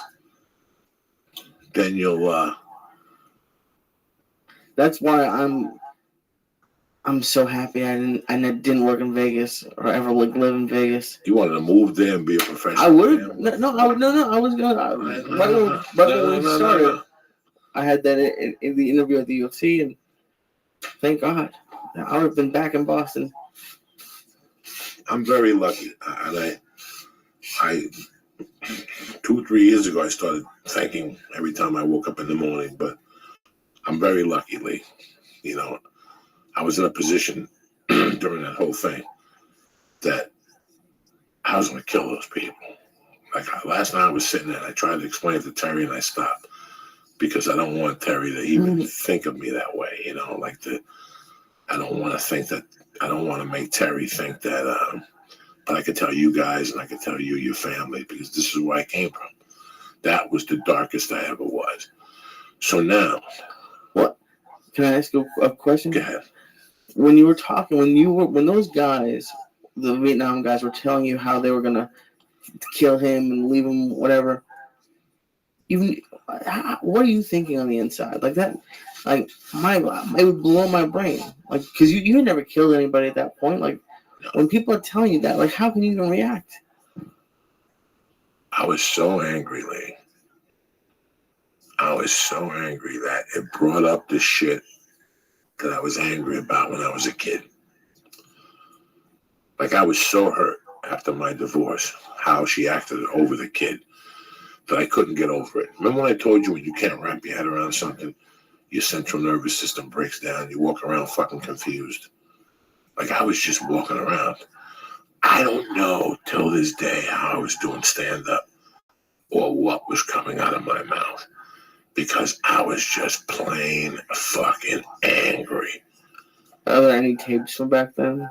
I don't know. I was just plain fucking angry. I would go to bed angered. I would wake up angered. And then I was adding blow to the thing, which would make me more angry. And then I would have to tolerate. I would have to see them on Wednesdays and Sundays. And then I would get a bill from the attorney on the 5th. And it would be for thousands, Lee. So I have to call the guy and go, I'm going to send you over 1,000 tomorrow. 1,000 on the fucking 12th. And then 500 on the 18th, you know? It was just stressful. And would you get stressed out like the 30th or whatever, just knowing that the 5th is coming up? Just knowing that bill's coming? No. So I was getting stressed out about what? That I'm giving a jerk off $2,000 a month. You're giving that same jerk off. You're giving a different jerk off $2,000 a month. And this is $1,500 that could be going into your daughter's pocket and $500 that could be going into my pocket. This is what I was pissed off about. That I was paying all this money to see my fucking daughter every month, plus child support, plus my cocaine habit, plus trying to fucking survive, you know? All these little things were going on. Plus this lady's yanking me. Now I'm getting madder, and plus I'm frustrated with the comedy because I wasn't moving fast enough. Like, you're out there every fucking night. Like, I was into this comedy, and I'm in there every fucking night, and nothing's happening, Lee. Nothing's happening. Nothing's happening. Like, I'm not, HBO's not knocking on my door. I'm not, The Tonight Show is not calling me. You know, I got 18 of the funniest, you know, I don't know what the fuck I was thinking. God only fucking knows. The only thing I did know that these people were getting closer to being a fucking grave every fucking day.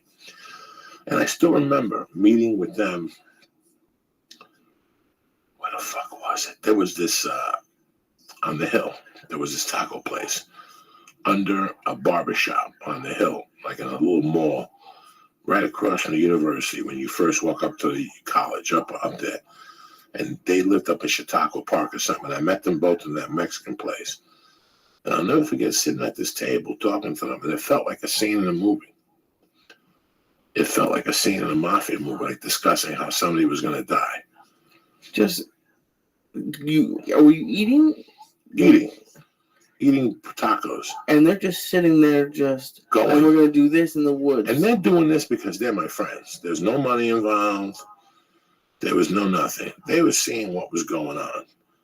And they're like, this is fucked up that this is happening to you. What's she doing with the kid? And I'm like, this is what's happening. And for Ed's like, fuck it, let's take this bitch down. So at first, there was a couple of different plans. There was just a plan to scoop her up with that alcohol and put it over her face and put it in the trunk of a car and take up a few miles. And we were going to have a cave already fucking set and just start to stab her and make her bleed out a little bit and then tie her up. This was crazy. And we giggle. But this is what I was discussing with two other men at a fucking table. And then Ra wouldn't show up, and it'd just be me and Ed. But when Ra would show up, Ra was like, dog, well, let's just shoot her in the fucking head with a rifle from 30 yards. Let's see where she lived. I mean, it was just crazy. So you're not involved at all. Go do comedy for a week, and then we'll just shoot her in the fucking head. They were just going to do it for Shoot her in the fucking head. And they had another plan to fucking lure her in by where, like to lure the husband first in his Porsche at the time. I mean, they had thousands of ideas, bro. They're the ones that taught me how to put cellophane into a gas tank. And then the cellophane goes around your fuel ignition and your car stalls. And that's how they would shoot. That's what they wanted to do. They were just going to follow them to the car stall, do a cutback, and then shoot them when they were in the car or they were. I mean, they had thousands of ideas, and I'm sitting there going, so now what happens? I go on the road, I come back, she's dead, I gotta go to a fucking funeral, Cops are going to be all over me. You know, I got no bank account. I got nothing. I got no money. So it's not like I hired a hit. So what the fuck? Who's going to crack and rat me out first? Because that's what happens. If you're going to ice somebody, you got to do it by yourself. And no witnesses. And you got to have it planned out to the fucking T, you know? And that's the thing. In that OJ trial, there was one piece they were looking for, the murder weapon and the clothes. Whatever happened to that? And the word on the street was he gave it to Kardashian. Fuck. And Kardashian disposed of it. And he died of cancer. The black attorney died of cancer. The other attorney died of cancer.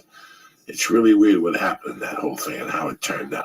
Do you believe in that? About, like, if you do something bad like that, like, I've lived it. It's not that I believe in it. It's that I've lived it, Lee. I've done bad shit. And as bad shit's being done to me, that thing I did has popped up in my mind. Just popped up in my fucking mind. And you're like, God damn it. God damn it. Do you think it's absolved after that, then? Yeah, probably is. That certain thing is forgiven. It's happened to me a ton. Like Robbie's sitting there going, holy shit, you know, I did this. And now I don't do nothing. You know, so you could feel it. When you're not doing bad things aren't happening to you. Listen, life is peak and valleys, and bad things are going to happen and good things are going to happen. But sometimes we create those bad things. You know, you create a DUI, right? Nobody creates a DUI. Life doesn't create a fucking DUI. You create a coke possession. You create a coke problem. You create an arrest for burglary. You create an arrest for kidnapping. These are the things we create. A flat tire. It's not your fault, but the road is closed. The 101, you can't get to work because there's an oil spill. You lost $55 for the day. You know when you really need money? Mm-hmm. That you'll go to work, even if it's fucking the end of the world, you'll go to work. You know those days when an oil spill comes. And it's the day you got to pick up your check. And you missed a day of work. Do you know what I'm saying? These are little things that are just life things. You go to the airport and your plane's delayed 4 hours. That happens. That happens. I could curse and call Lee and call American Airlines a cunt on Twitter. All I want. It doesn't matter. The plane's going to be fucking delayed. But do you think life ever... But you getting into the car accident and they take your prints at the hospital and you murdered your wife 30 years early and you're on the run, that's karma. Yeah, that's fucked up. You know, you putting 30 pounds of weed under your hotel bed and you don't put the not disturb on your thing, and the maid comes in and sees 30 pounds and she calls the cops, and the cops wait for you. You did something to somebody. Or just you muckering in that business. You just deserve what you get. What are you going to blame it on? You can blame it on everybody. When you go to fucking Big Wings, right, and you watch a game and you eat 60 wings and 15 fucking beers, right, and you get in your car, what's going to happen if you get pulled over? You're going to get a DUI and you're going to go to jail and pay 10 grand. And who creates that? Oh, yeah, it's totally your fault. I mean, you said before that the biggest problem you had was you wouldn't claim responsibility. I'm sure you said everyone in prison, everyone thinks or says they're innocent. So, I mean, people, even though it is obviously their fault, people love everybody's making framed excuses. Like a motherfucker. Oh, yeah. Especially now. See, this is why I don't give attention to those shows where people get framed. Why? Because now everybody gets framed. Now for the next 6 years, I'm going to see 18 fucking documentaries on how everybody was fucking framed. I get it. It's my biggest fear. It's everybody's biggest fear. Can you imagine me going to driver's license, and all of a sudden you put your fingerprint down, they take your picture, and all of a sudden 3 cop cars come in. Like, we need to talk to you. You were involved in a murder 3 years ago, a pedestrian. You left the film. What are you fucking talking about? Did you live in Boston? And you're like, yeah. You hit somebody one night with a car or something like that. They found a piece of evidence. You had a Coke bottle and you threw it out the window. And somebody gets hit by a car and the Coke bottle's there. You know what I'm saying, Lee? You never fucking know, my friend. It's terrifying. You never fucking know. It's been 18 years in prison. Can you imagine what you're feeling inside if you're not fucking guilty of what you did? And the crazy thing is, people get offered deals a lot, and they'll say, "Oh, I'm not going to take the deal because I'm not guilty."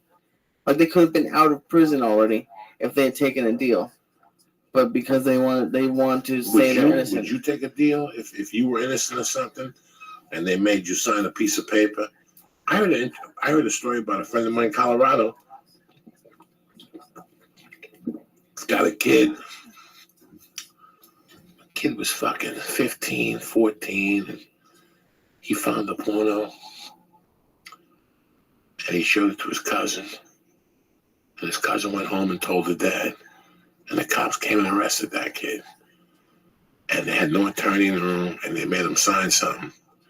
And the kid ended up going to a fucking home and claiming guilty to one of those sex things, where now he has to move into a neighborhood and tell him the thing. I told him to send me the letter. He sent me the letter. It's horrifying. It's called Sexual with a Young Kid or something, where you have a Playboy and I have a Playboy. It was fucking something I had never heard before, Lee. But again, this kid didn't have an attorney. He didn't call his father because he was scared. I can see how that would happen. You follow me? So there's a lot of loopholes. There's so many fucking things. But I mean, can you fucking imagine, Lee? You showing me a Playboy magazine with 14. Do you know how many fucking kids showed me Playboy magazines and pictures of women getting fucked in the ass and black and white pictures of women that you would buy in New York City? You know, the Ali brothers, those kids I always talk about with Louis Aldivar from McKinley School where I grew up. Those kids were in 8th grade, 7th grade. They were going to the Bronx and getting their dick sucked on Saturdays for 15 fucking bucks. And they would tell us all about how the chick would wash their dick in a bucket and all this shit. These people had hours of pornography. They had fucking, tons of pictures, like real pictures. Like your dad would take pictures of a chick on Fridays and sell them on the corners. Oh, that's crazy. Crazy. Because I was just going to say that maybe it's because now it's digital. Like you always hear about how like some teachers will get caught in a school and they have child porn. And I was going to think maybe back then it was just stories. But if they're selling physical pictures, that's fucking Listen, dog, I'm going to tell you something. As fucking worldly as I think I am, and worldly as you may think I am, I never knew child porn existed till 20, 25 years ago. I was a grown man. I got sick to my stomach. I never knew child porn existed. How could you? I read an article in not a People magazine, one of those New Yorker magazines on a flight about, and I didn't know what it existed. I didn't know any fucking idea what people pay for. And the internet is what really spawned it to different levels, but it had to be there. That market was there when I was growing up. I mean, no coach ever took a picture of me whacking off with a bikini on and a football helmet on and sold them for $5. But somebody had to be doing creepy shit like that, you know? It's scary to think about that. There's a huge market, and I'm not. You're never sure now if it's a joke article, but I saw an article that they have a doll in Japan that's like one of those sex dolls, but it's for pedophiles, so it's for like a little kid. Yeah, that's crazy. I don't even know what the fuck you're talking about anymore. I'm stoned and all this fucking killing talk, but yeah, that's what really happened. I have a question for you. Hit me. How come you were never just a weed dealer? I could see you having a fucking fun time being just like a weed dealer, listening to music. How come you never did that?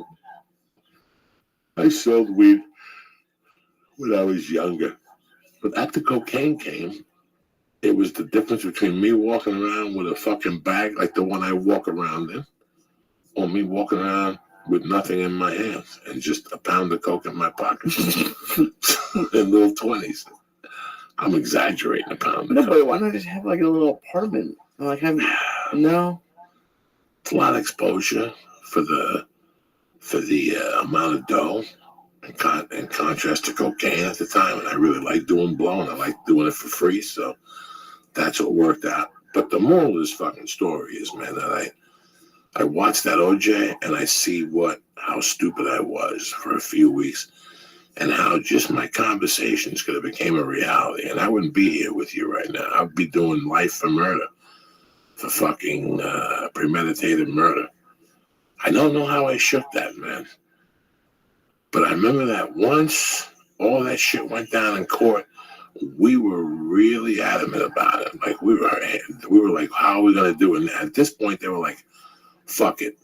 When are you going on the road? And I kept saying, pretty fucking soon. And they're like, okay, let us know, like her routing, and we'll shoot her. Like with a high power rifle, we'll fucking just take her out. Were they gonna shoot the husband too? I don't know. They were like, we'll shoot whoever in the fucking car. I mean, it was fucking crazy. And I was having these kind. And then we met a couple times. And then I would always meet Ed. Ed was my Goomba. I met Ed all the time by Moe's Bagels in North Hollywood. He would come down from those hills and we'd meet over by that bagel shop. There was a supermarket over there. I don't know what it is now. There was a little liquor store. So I would always buy Ed a beer and we'd just chit chat outside, you know. It hurt. It really hurt having those conversations. And a big part of me really wanted to fucking ice her at the time, man. But you know what, man? I'm lucky that I am pussy. I'm lucky that I didn't go through with it. I'm lucky. Thank God. I just know. You know what made me think about it? I go, what the fuck am I thinking? I would make that little girl a fucking orphan like I was. And at that point, I wasn't about to be a parent. There was no fucking way. And nobody was going to let me be a parent. Her parents would definitely get out. Listen, eventually I would have gone to jail. No matter how clean I was. I could have been on the fucking moon on TV and that would have got back to me. Because those guys were just crazy. Those guys were crazy. And I'm sure the other guy was doing hits for somebody on the side or something. They were fucking crazy. It's amazing how one decision could have just changed your life. Changed my life with the anger and just because, yeah. I had hatred. I had so many fucking feelings going through me, and I just wanted to fucking. I can't even. What? No, they would just blow up planes. Is it a plane or is it the end of the fucking world? I don't know. It's like motorcycles and Sons of Anarchy. Anyway, it was just watching that OJ thing brings me back to that time. That's it. That's all I wanted to talk about today. How lucky I am that I'm here doing a podcast with you. Because right now I could have been doing a podcast and fucking behind the fucking walls of Sing Sing or some shit with fucking Motorcycle Mania out here next to me over here. And that's it. That's fucking where we ended, motherfucker. I'm good to go. I said what I had to say. Next week, I'm going to be fucking 53. I hope you join me at the South Point. I don't give a fuck if you do or don't. Lee's going to be there. Esther Koo's going to be there. Larry Anderson's going to be there. You know, the dudes with the best fucking weed in town are going to fucking be there. They were on Vice. I mean, you know, my man, the Death Stars might show up. We got some shit cracking lacking in Vegas Friday and Saturday night. Then the Wednesday after that, if you're local, I really need you. I need you in the main room at the Comedy Store, February 24th, guys. I need you in there to support. I got Netflix coming out. I got a couple people coming out, and I got to let them know that, hey, you guys want me to have a special. This is it. I don't even know what fucking material I'm doing that night or whatever. But that's it. I love you, motherfuckers. I'm happy that my man Mike Powell called in. And that was great. Yeah, it was just a different kind of week. We're finally settling into the office. I feel a little bit more comfortable, guys. So thank you for taking the ride. Another Rake and Ella podcast was weird, and there was another one there that was weird. But please, you know, we've been doing this for 4 years. I always knew we'd fucking come up on top, cocksuckers. We got Lee Sayat in the helm. You always got to have a Jew around. And that's it, motherfuckers. I want to give a shout out to Onnit.com for all the great supplements they have, especially their flagship, Alpha Brain, which is my backbone. You understand me? If you see I'm a little bots and fucked up and going off tune, it's because I haven't had my fucking Alpha Brain. I'm a big Hemp Force guy. I'm a big Shroom Tech guy, whether it's the sport or the immune. Listen, I just believe in fucking Onnit. So do me a favor. Go to Onnit.com right now and press in Church and get 10% off your first order delivered to your door. We ain't fucking around, all right? I also want to give out shout outs to Ring, naturebox.com, Club Blue- W, Yeah, Blue Apron, MeUndies. All our sponsors, MeUndies, during the week. You know we love you motherfuckers too. And thank for you guys to listen to the podcast this week. We'll be back Monday night and Wednesday night next week. Okay, so there you have it. And if you want the last bit of Dickie Sayed, I had him on my Life in Neutral with Johnny Rock yesterday. Yeah, he was all fucked up yesterday too. All right, I love you guys. Stay black. Have a great weekend. Be safe. I love you, motherfuckers.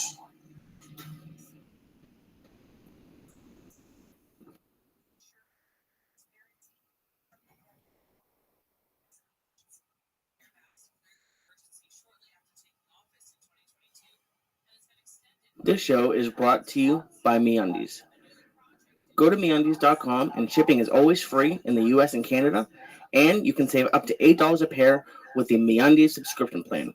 Get the subscription or a single pair and get 20% off of your first order when you go to MeUndies.com/Joey. That's MeUndies.com/Joey. Show is also brought to you by Blue Apron. Blue Apron sends gourmet recipes and all the fresh ingredients you need to make them right to your door. Our listeners get their first 2 meals for free. Just go to blueapron.com/Joey and start cooking incredible meals at home with Blue Apron. That's blueapron.com/Joey. And the show is brought to you by Onnit.com. Go to Onnit.com and use code word church to get 10% off all of the great optimization products like Alpha Brain and New Mood. What's up, gentlemen? Hey, we were talking about how, like, I look at you sometimes and I go, yeah, I could tell you lived in New York. And you like New York? Did you start there?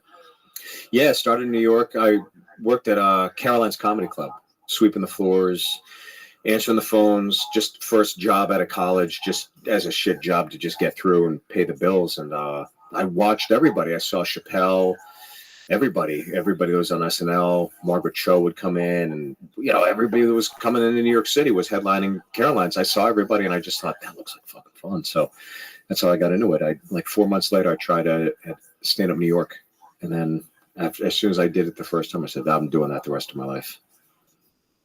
That's fucking. It just hooks you. Yeah, it just hooks you. It's just like it's like a silent addiction. Yeah, that you don't really even feel, and you're like, wait a second, I like doing this, and then they tell you about the life that you're about to go into. That's the scariest when they tell you about the life you're about to go into. Well, do you really know what happens? You're like, fuck yeah, you go on the road, you bang women, you're like, no. And then you're like, you know what? I'm still going to go for it. Once you ask and ask and ask. Yeah. Because that's what I did. I worked at a comedy club, and I just asked the headliner and the feature and the MC. Asked them, for 8 weeks. I was such a pussy. I would not get on stage. I would just keep asking. Every new Tuesday, I would become friends with them or bring them weed. What's it like? And, they would tell me, well, it's kind of rough. And, some nights we sleep in our car. And, at first you're like, fuck it, I could do it. You know what I'm saying? Fuck the car. Well, some nights you got to shit in the bed. It was just crazy what they would tell me. Yeah. So. How many people working in comedy clubs do you think want to be comedians? Like the door guys, servers? Because I never look at those people and think, oh, those are the next comics. I just figured it was a job people got for a job. But it seems like it's a lot of comics. I think it's like 70-30. 70 are there to work, and then 30%, I think, end up becoming entranced or wanting to do it, or are there to be comics. Like you go to La Jolla, it's like the whole staff is comics. But you go to anywhere else in the country, like an improv, I think like the door guy, sometimes the sound guy, they want to do stand-up. But most of the waitresses, they're just there to pay their bills. I don't know. That's what I think. But we were doing a podcast a few weeks ago, and I actually went home. I told how I kind of got into it, and I went home and really thought about it. And I went and I tried to find that movie, and I couldn't find it. Punchline with Sally Struthers and Tom Hanks. Like, I always knew I wanted to do it, but once I saw that movie, that pushed me over. Yeah. I made some calls, and I stalled for a while. Then I saw a stand-up class in the paper, but it was so weird how in Colorado you have, if you live in the Denver Boulder area, listen, the truth is, and the matter, I'm telling you this is honest, there's 4 cold weeks a year. The 2 weeks before the new year and the first 2 weeks of January. After that, you're pretty much done. Those are the only 2 weeks, 4 weeks that we would have to cancel work as roofers when I estimated. I would estimate, but the crews couldn't work. There was either snow or it was windy or it was icy or something like that. And I would stay home and rent movies. And that was one of the movies that thank God for that fucking snowstorm. You know what I'm saying? That I watched that movie. And it just blew my mind. Like I had never, my mom had a bar, but I had never dreamt of having a locker in a comedy club. Right, yeah.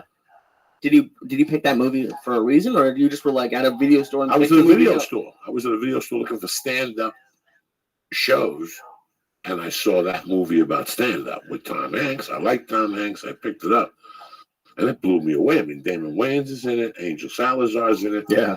Sally, what's her name? Sally Field. Sally Fields is in it. It's just a great flick. You know, the comedy club owner is so cheesy in that. Yeah. You know, it's your night, baby. You know what I'm saying? Remember me, 10%. Like he was trying to be a manager, like that. Yeah. Oh, it just really sparks your curiosity. You're like, fuck work. Yeah. Fucking insurance. Insurance is for pussies. Shit, I pulled out my own tooth last month and shit. I don't need no fucking dentist.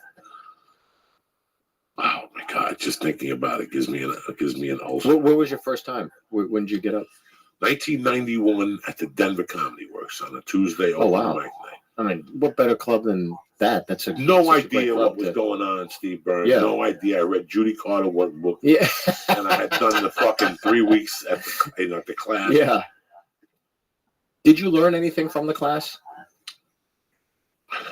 Confidence. Yeah. The guy pulled me aside and said, "You know what, man? If you could do this." Mm-hmm. He was a Long Island guy, and no. He was part of an improv troupe. Jeff Harms. That was this comic's name, and he was part of an improv with Matt Woods, Matt Berry. Matt Berry is huge in Hollywood today. If you IMDb Matt Berry's been here for 20 years. Just ripping people's heads off as a showrunner, executive producer.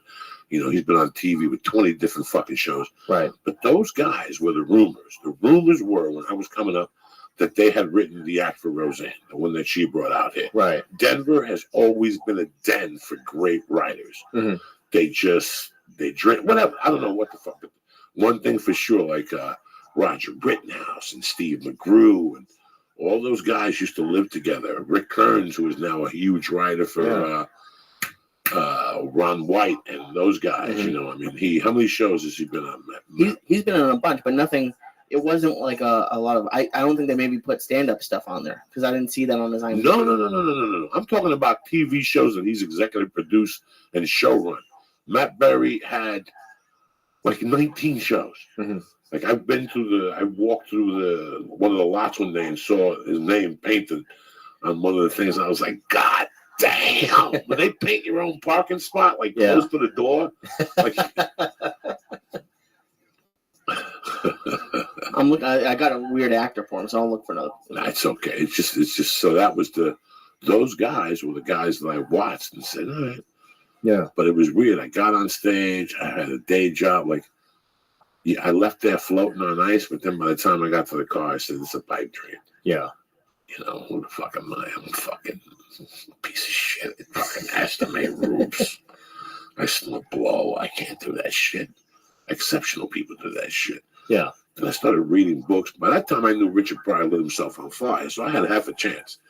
You know, once somebody lights themselves on fire, capable of that. I could do it. I could do it. He lived. You know, you just these comics. When I was growing up, you know, Freddie Prinze killed himself. Yeah, Freddie Prinze was fucking hugely. It's hard to sell Freddie Prinze unless you live through it. Like Freddie Prinze was a regular guy. He was on Chico and the Man, and it was over. It was over, Lee. And he used to walk around that comedy store and shoot guns in the back of the comedy store and shit. And one day he couldn't take it. He shot himself, and that was the end. He had the show after Sanford and Son.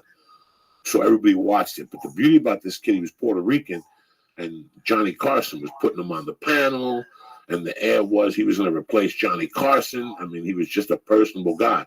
If you listen to one of his stand-up routines today, you're like, guys, go fuck yourselves. This guy's terrible. That's how, see if you can find an old stand-up routine of Freddie Prinze. Just see, Lee. You'll die. I bought a CD once. I was all excited. Yeah. I bought it like at like one of those places in Texas. I was on the road. I had like a 4-hour drive. I was like, fucking Freddie Prinze. Yeah. This guy was my hero growing up. I threw it. Oh, my God. I almost went off a fucking cliff. Can I tell you, I introduced Martin Lawrence at the store maybe like a few months ago, and I thought, fucking hey, Martin Lawrence, holy shit. Because I used to work at a video store in college where we would deliver the videos to your dorm room. So No way. it was called Video 101 at Kent State. So I watch, and I would get all the movie posters. So I had this Martin Lawrence "You So Crazy" poster, and I watched the video all the time. And I must have watched that thing 100 times in college. I fucking loved it. And then I brought him up, and I was like, fuck, I should go back and watch that now. I haven't seen it forever, probably since I was in college, and I wasn't even thinking of doing stand-up then. Put it in, watch it. I was like, this is the fucking, oh my God. What was I? You're like, what was I thinking? God. Okay, let's see what this guy's got. 1970, whatever. 74.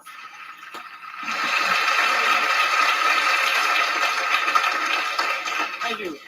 I'm not originally from LA. I come from New York. I'm one of the New York Puerto Ricans.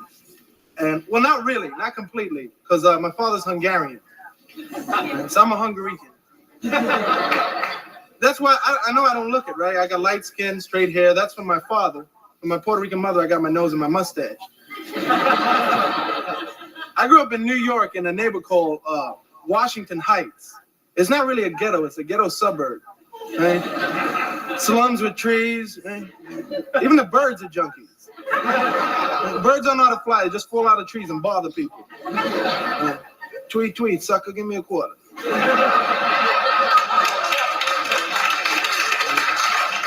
Cockroaches wear sneakers and dungarees. Cockroaches are strong, you can't kill them. You ever notice? You step on them, you hear them snap. As soon as you lift your foot, they run like hell. That's because they know we believe the snap means they're dead, so they're going, chump, and they're gone. Right? Not bad, though. The manager of the apartment building. Good-looking dude, His yeah. name is Mr. Rivera, Puerto Rican guy. And So you that's can't what's his complain, name's right? dad, The Lee. You know that, manager- right? Freddie Prinze Jr. Yeah. All right, you put it together. I didn't know. That's great. He looks like the dude from Scarface, or was he in Scarface? Freddie No, Prinze. he was dead by then. That's crazy. Yeah, he looks like his friend, doesn't he? Or maybe I'm thinking of a different movie. It's crazy because the night I still remember the night he shot himself. I was by the high school. I still wasn't in high school. I was still in fucking grammar school, and it was freezing out. Mm-hmm. It was one of those nights I made a mistake, Jack. And at a certain time in those days, the buses went out of service. Oh, so if you cut yourself up there at 11:05, yeah, you were dead. You know, you were fucking freezing. Yeah.